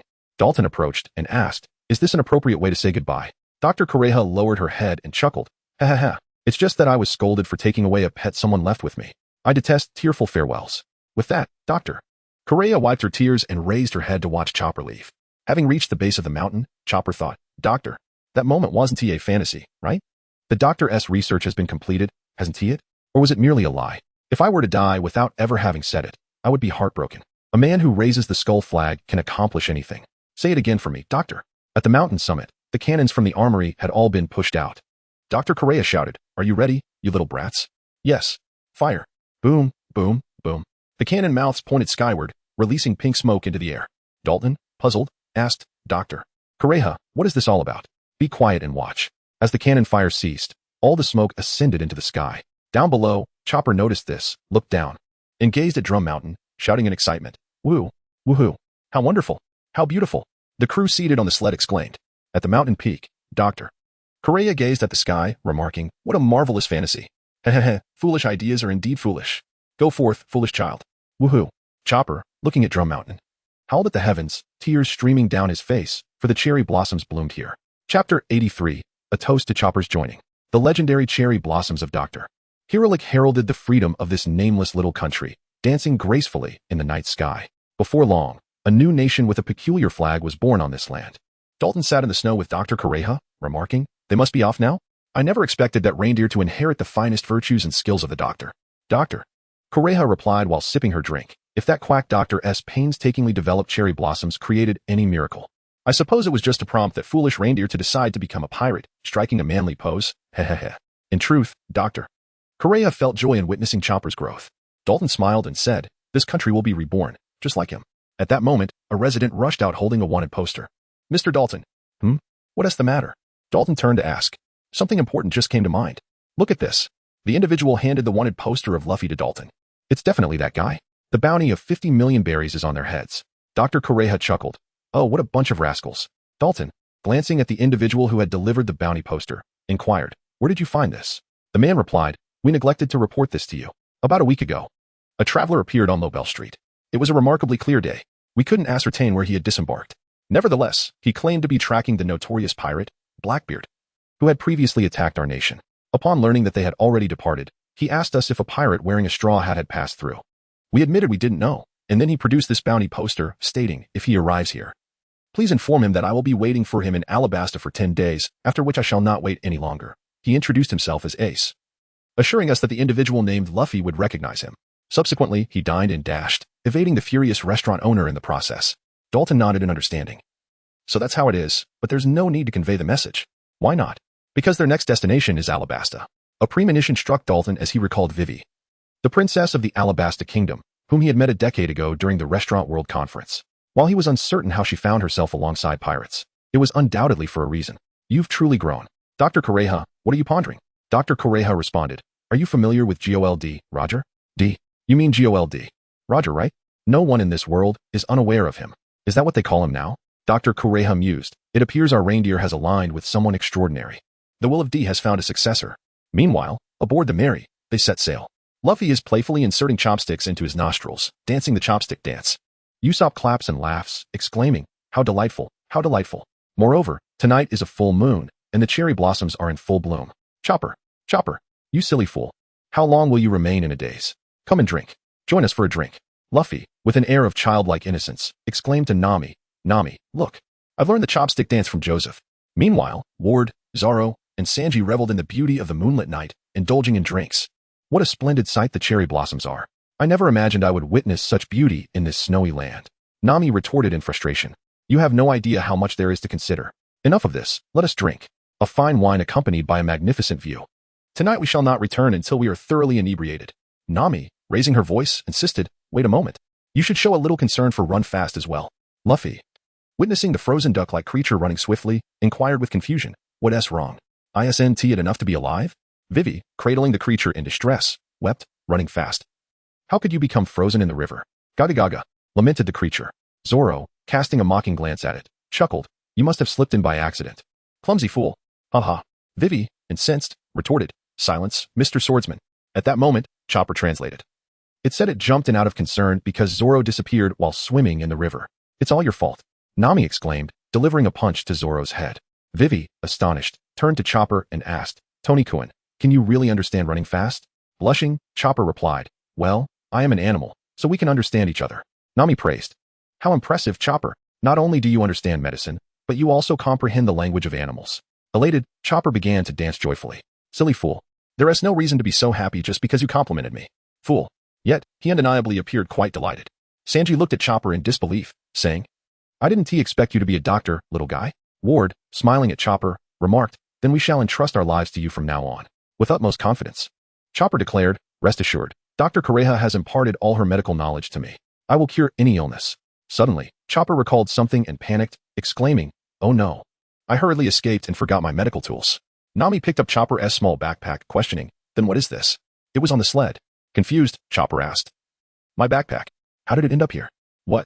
Was this your travel bag? Chopper then realized that everything was an elaborate ruse orchestrated by Dr. Kureha, allowing him to embark on adventures with a clear conscience. Nami gazed at Chopper with gentle eyes, so it was Dr. Kureha. She truly understood your feelings all along. How magnificent. Chopstick dance. Chopstick dance. This time, Usopp also joined Luffy's chopstick dance ensemble. You all are so loud. Nami shouted in irritation. Hey, Chopper. Do you want to give it a try? Following Luffy's suggestion, Chopper inserted chopsticks into his nostrils. Don't imitate them. At that moment, Usopp raised his cup and shouted. Listen up. Everyone pay attention. Let us celebrate the addition of our new crew doctor, Tony Chopper. Cheers. With that, Usopp downed his drink in one go. The crew aboard the Mary also erupted into a frenzy. Chopper, observing everyone joyfully exchanging small knives, thought, this is the first time I've felt this happy. With the addition of their new crewmate, Dr. Chopper, the Mary set sail once more, racing towards the desert kingdom of Alabasta. Chapter 84, The Truth Behind the Alabasta Crisis. Introduction of Little Fong. Is Crocodile truly a hero of Alabasta? Sanji exclaimed with wide eyes. Indeed, Crocodile, recognized as a legitimate pirate by the world government and one of the Shichibukai, often assists in driving away pirates in Alabasta. So the citizens naturally regard him as a hero, Ward explained, spreading his hands. Sanji lit a cigarette and sighed, the heroic Crocodile seeks to steal their nation. The citizens likely wouldn't even dream of it. Vivi nodded in agreement, adding, exactly, the citizens' support for Crocodile now surpasses that for my father, the king of Alabasta. Luffy approached, his fist raised, exclaiming, no matter what, as long as we can knock that foul crocodile away, it'll be fine. Vivi replied with a bittersweet smile, indeed. First we must quell the uprising. If we can drive the Baroque works out of Alabasta, the nation will be saved. At that moment, Usopp raised his hand to inquire. But what exactly is the structure of Baroque works? They keep referring to each other as Mr. and Ms. Vivi explained. The hierarchy is quite straightforward. At the top is Crocodile, also known as Mr. Zero. There are 12 individuals and one crossdresser who report directly to Mr. Zero. Each of them possesses a code name starting with Mr. followed by a number, paired with a female commander of equal strength. Mr. 13 and Ms. Friday hold a unique position. They are responsible for punishing those who fail their missions. Those above Mr. 5 are referred to as chief commanders, nearly all of whom possess the powers of devil fruits and are deployed only for the most critical tasks. Below Mr. 5 are the execution commanders, whose role is to lead support in gathering funds at the entrance of the Grand Line. This constitutes the secret criminal organization known as Baroque Works. Is that so? Then we just need to take care of that foul crocodile. Luffy continued to wave his fists. Sanji looked at Luffy, speechless, and said, you wouldn't understand. Ward summarized. In other words, if they intend to seize the Alabasta kingdom, they will undoubtedly summon those chief commanders to Alabasta. After facing Crocodile, we will likely have to confront those chief commanders first. Vivi nodded in agreement, exactly. Luffy added, well, it should be no problem. We just have to knock them all out. Ward chuckled, if only problems could be resolved so easily. Everyone understood that the issues extended beyond Crocodile and Baroque Works. A nation would not erupt into chaos without deeper underlying reasons. The citizens could not all be foolish. And the fact that half of the royal army had turned against them indicated something more significant than mere whispers from Crocodile. Ward looked at Vivi and said, Vivi, it's time to stop hiding the truth. Tell us why the citizens harbor disdain for your father, meaning the king of Alabasta. Vivi gazed at Ward and sighed, all right, I'll share with you. As I mentioned earlier, the citizens of Alabasta have been increasingly struggling in recent years, primarily due to prolonged droughts. Aside from the capital, many areas have not seen rain for years. The people believe that the king has stolen their rainwater. Usopp questioned, how can rainwater be stolen? Vivi clarified. Are you familiar with dancing powder? The group shook their heads. Vivi continued, dancing powder is a miraculous substance developed in a drought-stricken kingdom that can induce immediate rainfall. However, the source of the rainfall caused by dancing powder was discovered by neighboring nations. It essentially siphoned rainwater from other areas, resulting in droughts elsewhere and leading to wars. Ultimately, the use of dancing powder was expressly forbidden by the world government. The citizens believe that their king used dancing powder to seize their rainwater, which is inconceivable. My father would never engage in such actions. This entire scheme is a devious plot orchestrated by Crocodile to take control of Alabasta. Luffy nodded, indicating his complete understanding. Ultimately, it was all the fault of that wretched crocodile. Thus, as long as they could send him flying, everything would be fine. A few days after departing from Drum Island, the weather gradually grew warmer, a testament to the fact that the Going Merry was drawing nearer to the kingdom of Alabasta. On this day, everyone aboard the ship went about their usual activities. Luffy and Usopp had tied the swift creature to a fishing rod as bait for their fishing expedition. Unaware of their intentions, Vivi approached them and inquired, "Luffy, Usopp, what have you caught?" "Huh?" The swift creature. Upon witnessing the creature's distress, Vivi exclaimed in alarm. Luffy and Usopp paid no heed to Vivi. It remains uncertain whether they can catch a shark, yet I believe they might succeed in reeling in a sea king. Luffy and Usopp were still engaged in a discussion about what they could catch with their speed. "How can you treat speed like this?" Vivi exclaimed angrily, and then, imitating Nami, she delivered a couple of sharp punches to Luffy and Usopp. At that moment, Luffy shouted, "It seems I've hooked something."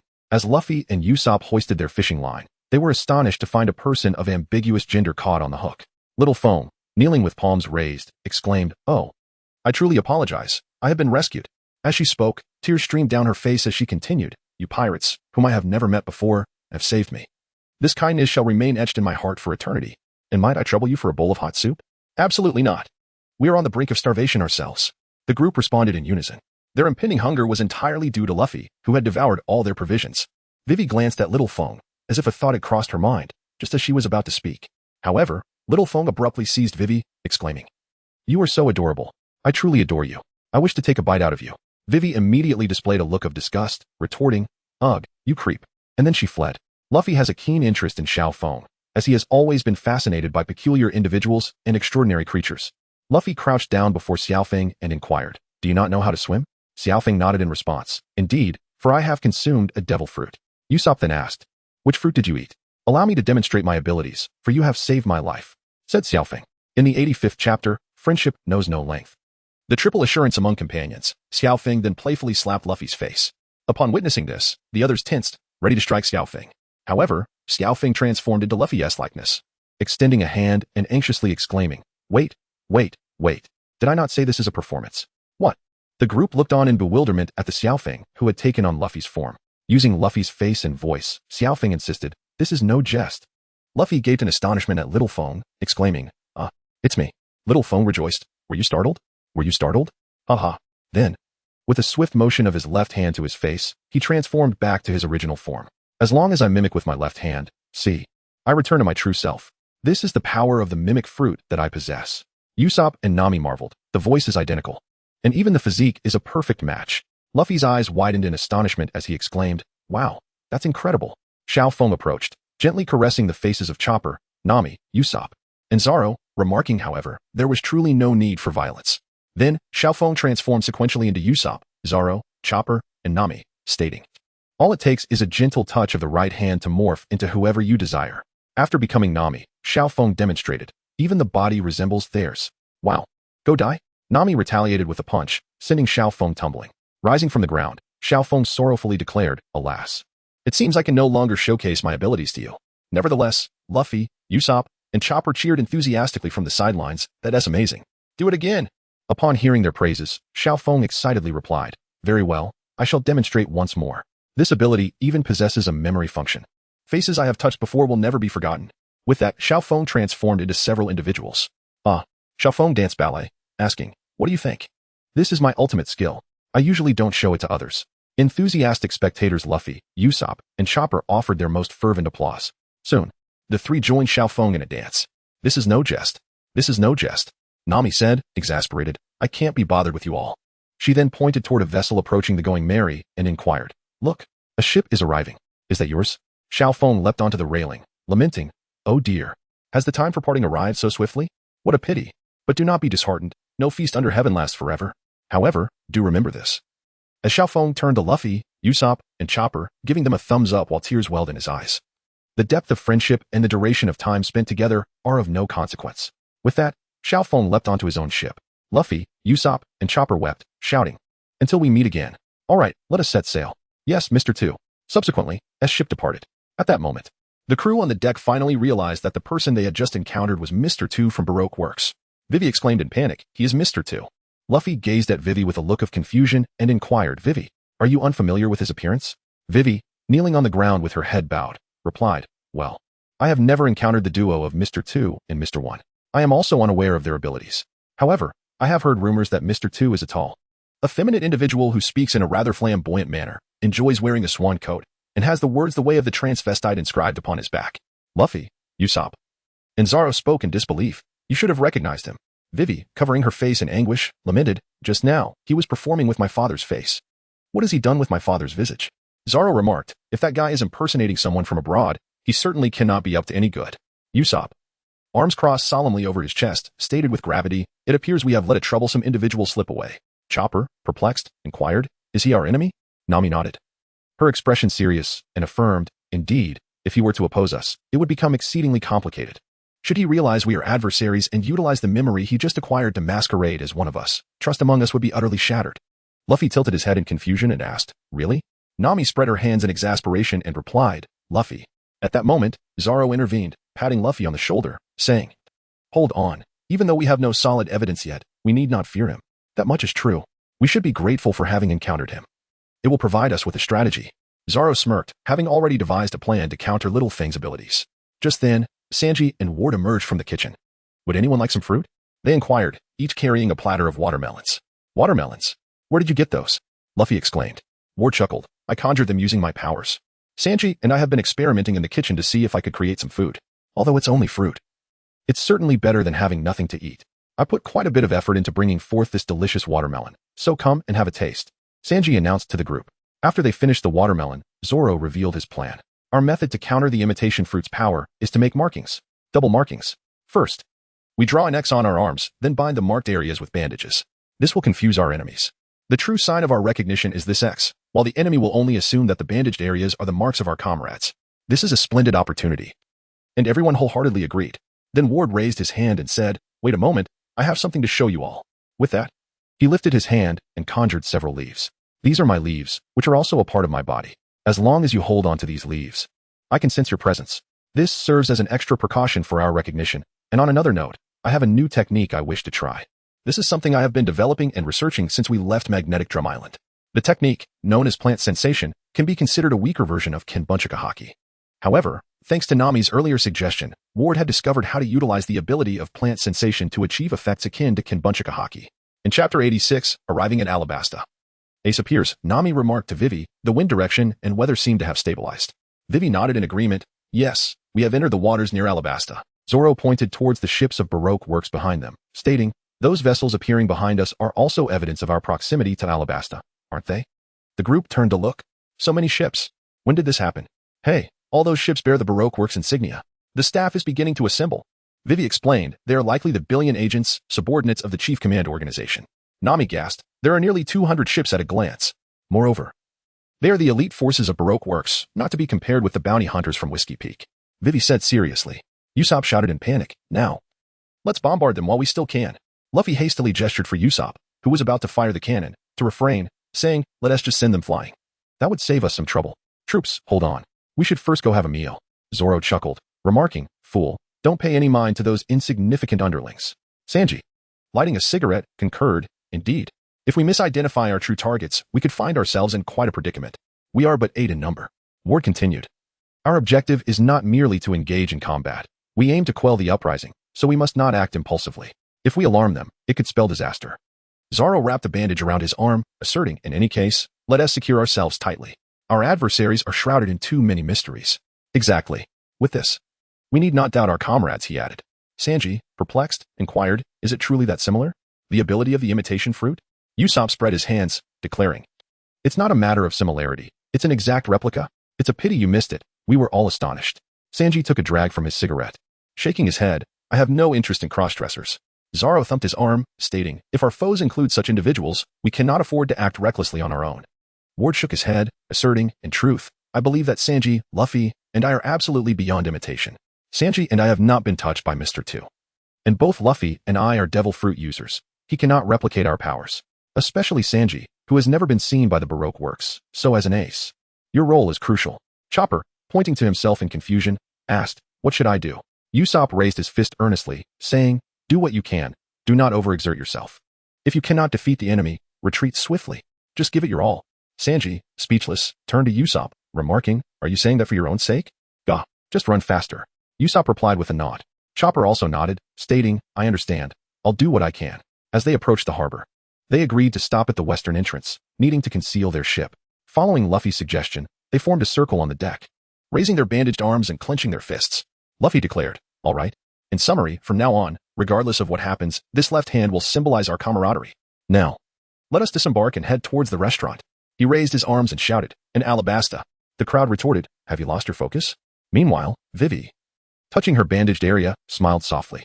In the port city of Alabasta, a restaurant named Spice Bean was bustling with customers. Smoker noticed the commotion and inquired, what's the ruckus at that establishment? A Marine, having gathered information, rushed back to report, it seems a patron there suddenly died. Ah, Sergeant. The Marine greeted Tashigi, who stood beside Smoker, with respect. He continued to Smoker, they say he collapsed while conversing with the owner. Everyone believes he was a traveler who may have accidentally ingested desert strawberries. Desert strawberries? Smoker asked, puzzled. The Marine explained, they are toxic spiders resembling red strawberries. If consumed, one may suddenly perish within days. The corpse will become infested with a virulent virus within hours, hence, no one dares approach him. Inside the restaurant, patrons gathered around Ace, stating, in the desert, ignorance can lead to demise. Look, his hand remains frozen in the pose of grasping meat. Such rigidity illustrates the horror of desert strawberries. Just as the words left his lips, Ace sat up. The crowd exclaimed in astonishment, whoa, he is alive. What a relief. I must have dozed off, Ace remarked. Dozed off. The crowd shouted in disbelief. How could one possibly fall asleep while speaking and eating? And yet, he resumed eating. Ace turned, perplexed, and asked, what are you all clamoring about? We're worried about you. They replied. Ace glanced at the owner and inquired, did you hire a comedy troupe? The owner chuckled helplessly, saying, no, but it's good to see you're fine. With that, Ace reclined and fell asleep again. Hey, wake up. Even the owner shouted at Ace. Outside the restaurant, the gathered crowd quickly dispersed. What is going on? Turns out there was no death. What a fuss over nothing. Inside, Ace soon awakened, pulling out Luffy's bounty poster and asking, by the way, boss, has this guy with the straw hat ever been to the city? Just then, Smoker entered the restaurant. Frowning as he addressed Ace, how dare you eat brazenly in a restaurant? As the 2nd Division commander of the Whitebeard Pirates, what brings you to this nation, poor Gasti? Ace? Whitebeard? Is he an ally of the infamous pirate Whitebeard? Ace pondered, now that you mention it, I feel as though I've seen his back tattoo. The patrons gasped at this revelation. Smoker continued, what brings you to such a place? Ace, picking at his teeth with a toothpick, smiled and replied, I'm searching for my brother. At the coastline, the Mary had just docked, and Luffy darted off in a flash. What is the situation, Ward? Can you sense where Luffy is gone? Vivi asked anxiously. I can sense him. Watch my new technique. Sandbox signpost. Ward conjured a wooden board, upon which appeared several toothpick-like sticks, 7 gathered at the edge, with 1 stick racing ahead. This stick represents Luffy, while the remaining 7 represent us, Ward explained. Let us not worry about him. Let us head into town and gather the supplies we need. Sanji spread his arms in agreement. Ward dismissed the board with a smile. I feel the same. Luffy will surely be fine. Once we procure our supplies, we shall seek him out. Nami, arms crossed, lamented, above all.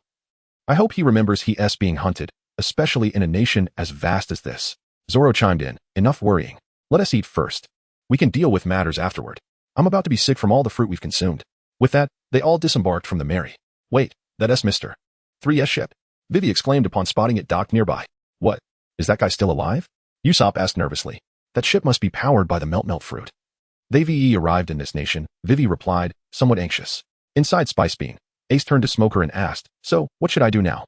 Smoker replied firmly, simply surrender. Ace raised an eyebrow and smiled, I refuse. Only a fool would comply. Smoker retorted, I'm currently pursuing another pirate and have no interest in your bounty. Ace spread his arms, saying, then let me go. Smoker glared at Ace, asserting, that is not an option. I'm a Marine, and you're a pirate. As long as that identity remains unchanged with that, Smoker raised his fist, his arm transforming into smoke. Ace chuckled, what a tedious reason. Go tend to your business. And outside the restaurant, the events continued to unfold. Luffy is dashing forward, and behold, there lies the restaurant. Luffy, with his tongue out, dashed towards the Spice Bean restaurant, exclaiming, rubber rocket launcher. Luffy extended his arm and soared directly into the restaurant. Wow. Luffy directly sent the confronting Smoker and Ace flying away. Luffy stood in the restaurant, raising his hands in exuberance, exclaiming, wow, a restaurant. I'm absolutely famished.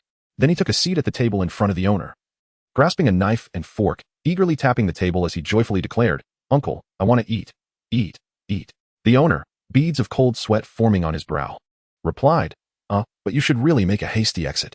Of course, Luffy would not flee. The boss subsequently prepared several dishes for Luffy to enjoy. As Luffy savored his meal, he exclaimed, "This food is absolutely delicious. How can this establishment serve such exquisite dishes?" The owner graciously responded, yet expressed concern for Luffy's safety, particularly after he had just sent Whitebeard's captain and several marines flying. Ace emerged from the rubble, visibly irate, and shouted, "What an insolent brat! Where did this little rascal come from?" As he passed by someone else's home, Ace courteously bowed and apologized. "My apologies for interrupting your meal." He then stormed towards the restaurant in a huff. What a farce. He had intended to give a stern lesson to the audacious boy who had knocked him aside, only to discover upon returning to the restaurant that it was none other than Luffy. Ace shouted in excitement, "Luffy!" However, before he could complete Luffy's name, Smoker forcefully pinned Ace to the ground and yelled at Luffy, "Straw Hat Brat." Luffy was enjoying his meal while observing Smoker. Smoker chuckled, "Indeed. You have come to this country." Luffy continued to eat while observing Smoker. Smoker, exasperated, exclaimed, "Stop eating." Luffy, with his mouth full, mumbled something unintelligible. He then stuffed all the food from the table into his mouth and swiftly turned to flee. "Stop right there," Smoker shouted as he pursued him. Ace also stood up to follow, calling out, "Hey, wait a moment, Luffy. It's me, Dashiki." Just then, Smoker spotted Dashiki, who was purchasing items at the roadside. Upon hearing Smoker's voice, Dashiki responded, "Yes. Yes. What is it, Mr. Smoker? A towel? It's quite hot in this country." Smoker shouted, "Stop that guy. He is the Straw Hat Kid." Upon hearing this, Dashiki immediately drew her sword and charged forward. Luffy leaped onto the rooftop, evading Des Bonet's assault. Smoker transformed into smoke, ascending into the sky, and commanded Des Bonet, "Daz, urgently summon the Navy. Conduct a citywide search for the Straw Hat Boy's companions."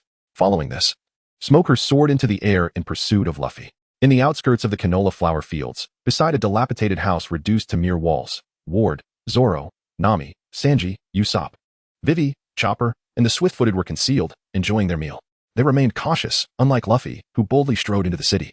All their provisions had been acquired by Sanji and Chopper, who had transformed into his beast form and were unnoted by the Baroque works. "How beautiful! I absolutely love it!" exclaimed Nami, thrilled in the attire purchased by Sanji. Vivi awkwardly remarked, "But Sanji, why did you buy such clothing? It hardly resembles what common folk wear.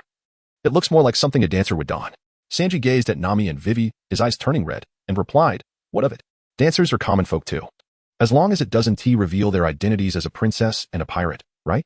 Vivi, feeling a bit anxious, said, "But if we have to traverse the desert?" Sanji interjected confidently, "No worries. If you tire, I shall carry you both." Hee. Then, turning to Ward, Zoro, and Usopp, who were munching nearby, he remarked, "Compared to these two lovely ladies, you lot might not seem like pirates, but you certainly resemble thieves." "You're no different," Ward and Zoro retorted in unison. In Chapter 88, titled Come to the Pinnacle of Pirates, Ward glanced at Chopper, who was lying nearby. Chopper, what are you up to?" Chopper, holding his nose in discomfort, replied, "My nose feels awful." Vivi, observing Chopper, recalled, "Right? Tony Kuen's nose is quite sensitive, so he can detect the scent of perfumes sold in the city." "Perfume?" "Yes. Some of those fragrances are particularly overwhelming." "What about this?" Nami leaned close to Chopper, producing a bottle of perfume and spraying it. "Whoa, stop, you fiend!" Chopper cried out in a panic. Sanji, with admiration, exclaimed, "Oh, I adore you. I'd willingly descend into hell for you." Zoro, exasperated, responded, "You're an idiot." "Ah." Sanji roared at Zoro, baring his teeth in a mock threat. "All right, let's discuss our next objective," Ward inquired. Vivi, with a serious demeanor, replied, "I aim to first thwart the rebel army. We must not allow them to incite a riot that could lead to bloodshed. Therefore, we shall head to the stronghold of the rebel leader, an oasis called Yuba. Now that we have gathered our supplies to traverse the Alabasta desert, Ward, please locate Luffy. Once we find him, we shall set off." "Understood." Ward conjured a wooden board, similar to before, with 8 sticks in total, 7 gathered together representing their group, and 1 distant, indicating Luffy. "Oh, Luffy is swiftly running towards us. We shall see him soon." The group leaned forward to catch a glimpse, only to discover that Luffy was being pursued by the Navy. Luffy, upon encountering his comrades, exclaimed with exhilaration, "Ward, Zoro." He sprinted towards them, only to realize they had been discovered by the Navy. "That fool." The group lamented in unison. "Idiot. Don't come here. Lead them away." Zoro shouted anxiously. Smoker called out to Luffy, "You cannot escape." He launched a punch, white blow, flame of the sun. Just as the attack was about to connect with Luffy, Ace appeared, blocking Smoker's fist. Smoker, standing still, gazed at Ace and remarked, "It's you again." Ace replied with a smile, "You should give up. You are smoke, and I am fire. Smoke and fire cannot determine a victor." "Ace," Luffy exclaimed in astonishment. Ace turned to Luffy with a grin and said, "You haven't changed at all, Luffy." Subsequently, Ace assisted Luffy in thwarting the Navy, allowing the others to escape to their ship. On the shore, Vivi called out to the Swift runner, "Wait, Swift. This message is of utmost importance. No one else can deliver it." Gah.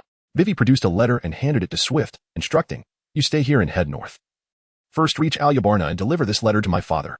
It contains the details of the conspiracy involving Crocodile and Baroque works as uncovered by Ikelam and me. Also, it confirms that I am still alive and have returned to Alabasta with trustworthy companions. Can you manage that? You must traverse the desert alone." Gah. Swift affirmed resolutely. Then, Vivi equipped Swift with a water canteen, stating, "Listen, cherish this water in the desert. Now, hurry and inform my father. Tell him that this nation is hope." Gah. Swift dashed away. Soon after, everyone boarded the Going Merry and set sail. "By the way, who was that person?" Zoro inquired. "Ah, he is my brother, Ace," Luffy replied. Zoro questioned, "It's not strange that you have an older brother, but why is he in this Grand Line?" Luffy chuckled, "He is a pirate, with the same goal of seeking One Piece. Ace set sail 3 years earlier than me, having consumed the devil fruit 3 years before I did." Sanji, expressing his astonishment, remarked, "I never imagined that both of you brothers had devoured the devil fruit as well." "Indeed, I was taken aback too, ha ha ha." Luffy replied, "Because I had never consumed many fruits before, and during those times of conflict, I never managed to defeat him. In any case, Ace is undeniably formidable." Usopp remarked, "Indeed. The brother of a monster is still a monster." WD pondered, "It is only natural that you couldn't prevail against Ace, who awakened his conqueror's haki at the tender age of 6. Luffy laughed heartily, exclaiming, "Ha ha ha. However, I am certain I would emerge victorious now."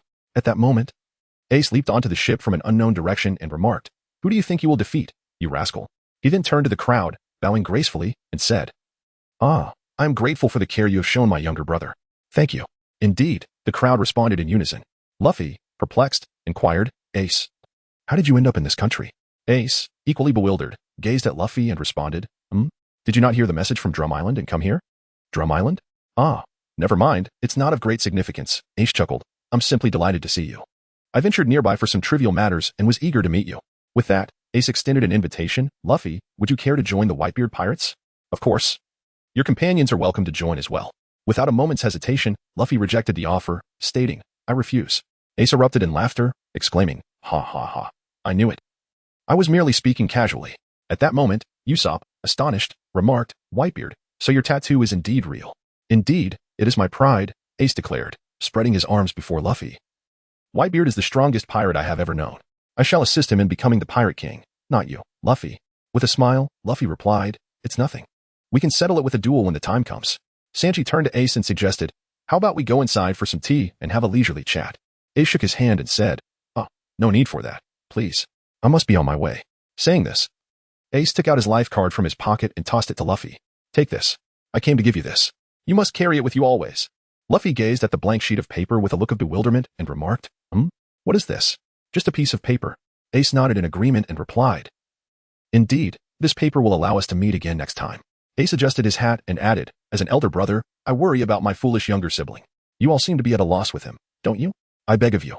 With that, Ace leapt onto his small vessel, powered by the flames of the Marimara Nomi, which enabled it to glide swiftly across the waters. Luffy pleaded, "Are you leaving so soon?" "Indeed," Ace replied. "I have come here to pursue a notorious criminal who has recently taken to calling himself Blackbeard. He was once a member of the Whitebeard Pirates' 2nd Division, under my command. He committed the gravest of sins aboard a pirate ship, murdering his comrades, and then fled. As their captain, I must resolve this matter, otherwise, I cannot return." With that, Ace smiled at Luffy and said, "Our next meeting shall be at the pinnacle of piracy. Farewell." Ace departed. "Come on. Let us reach the pinnacle of piracy, Luffy." Synopsis. In an unexpected twist of fate, a young boy named Ward finds himself transported to the world of pirates and consumes the woodwood fruit. Utilizing the wood release techniques from Naruto, Ward develops his unique fruit abilities. He joins the Straw Hat crew and embarks on the most magnificent adventure in the world alongside Luffy and others. Thus, a formidable pirate. The wood release ninja Ward emerges upon the seas, instilling terror in countless pirates and causing headaches for numerous naval officers.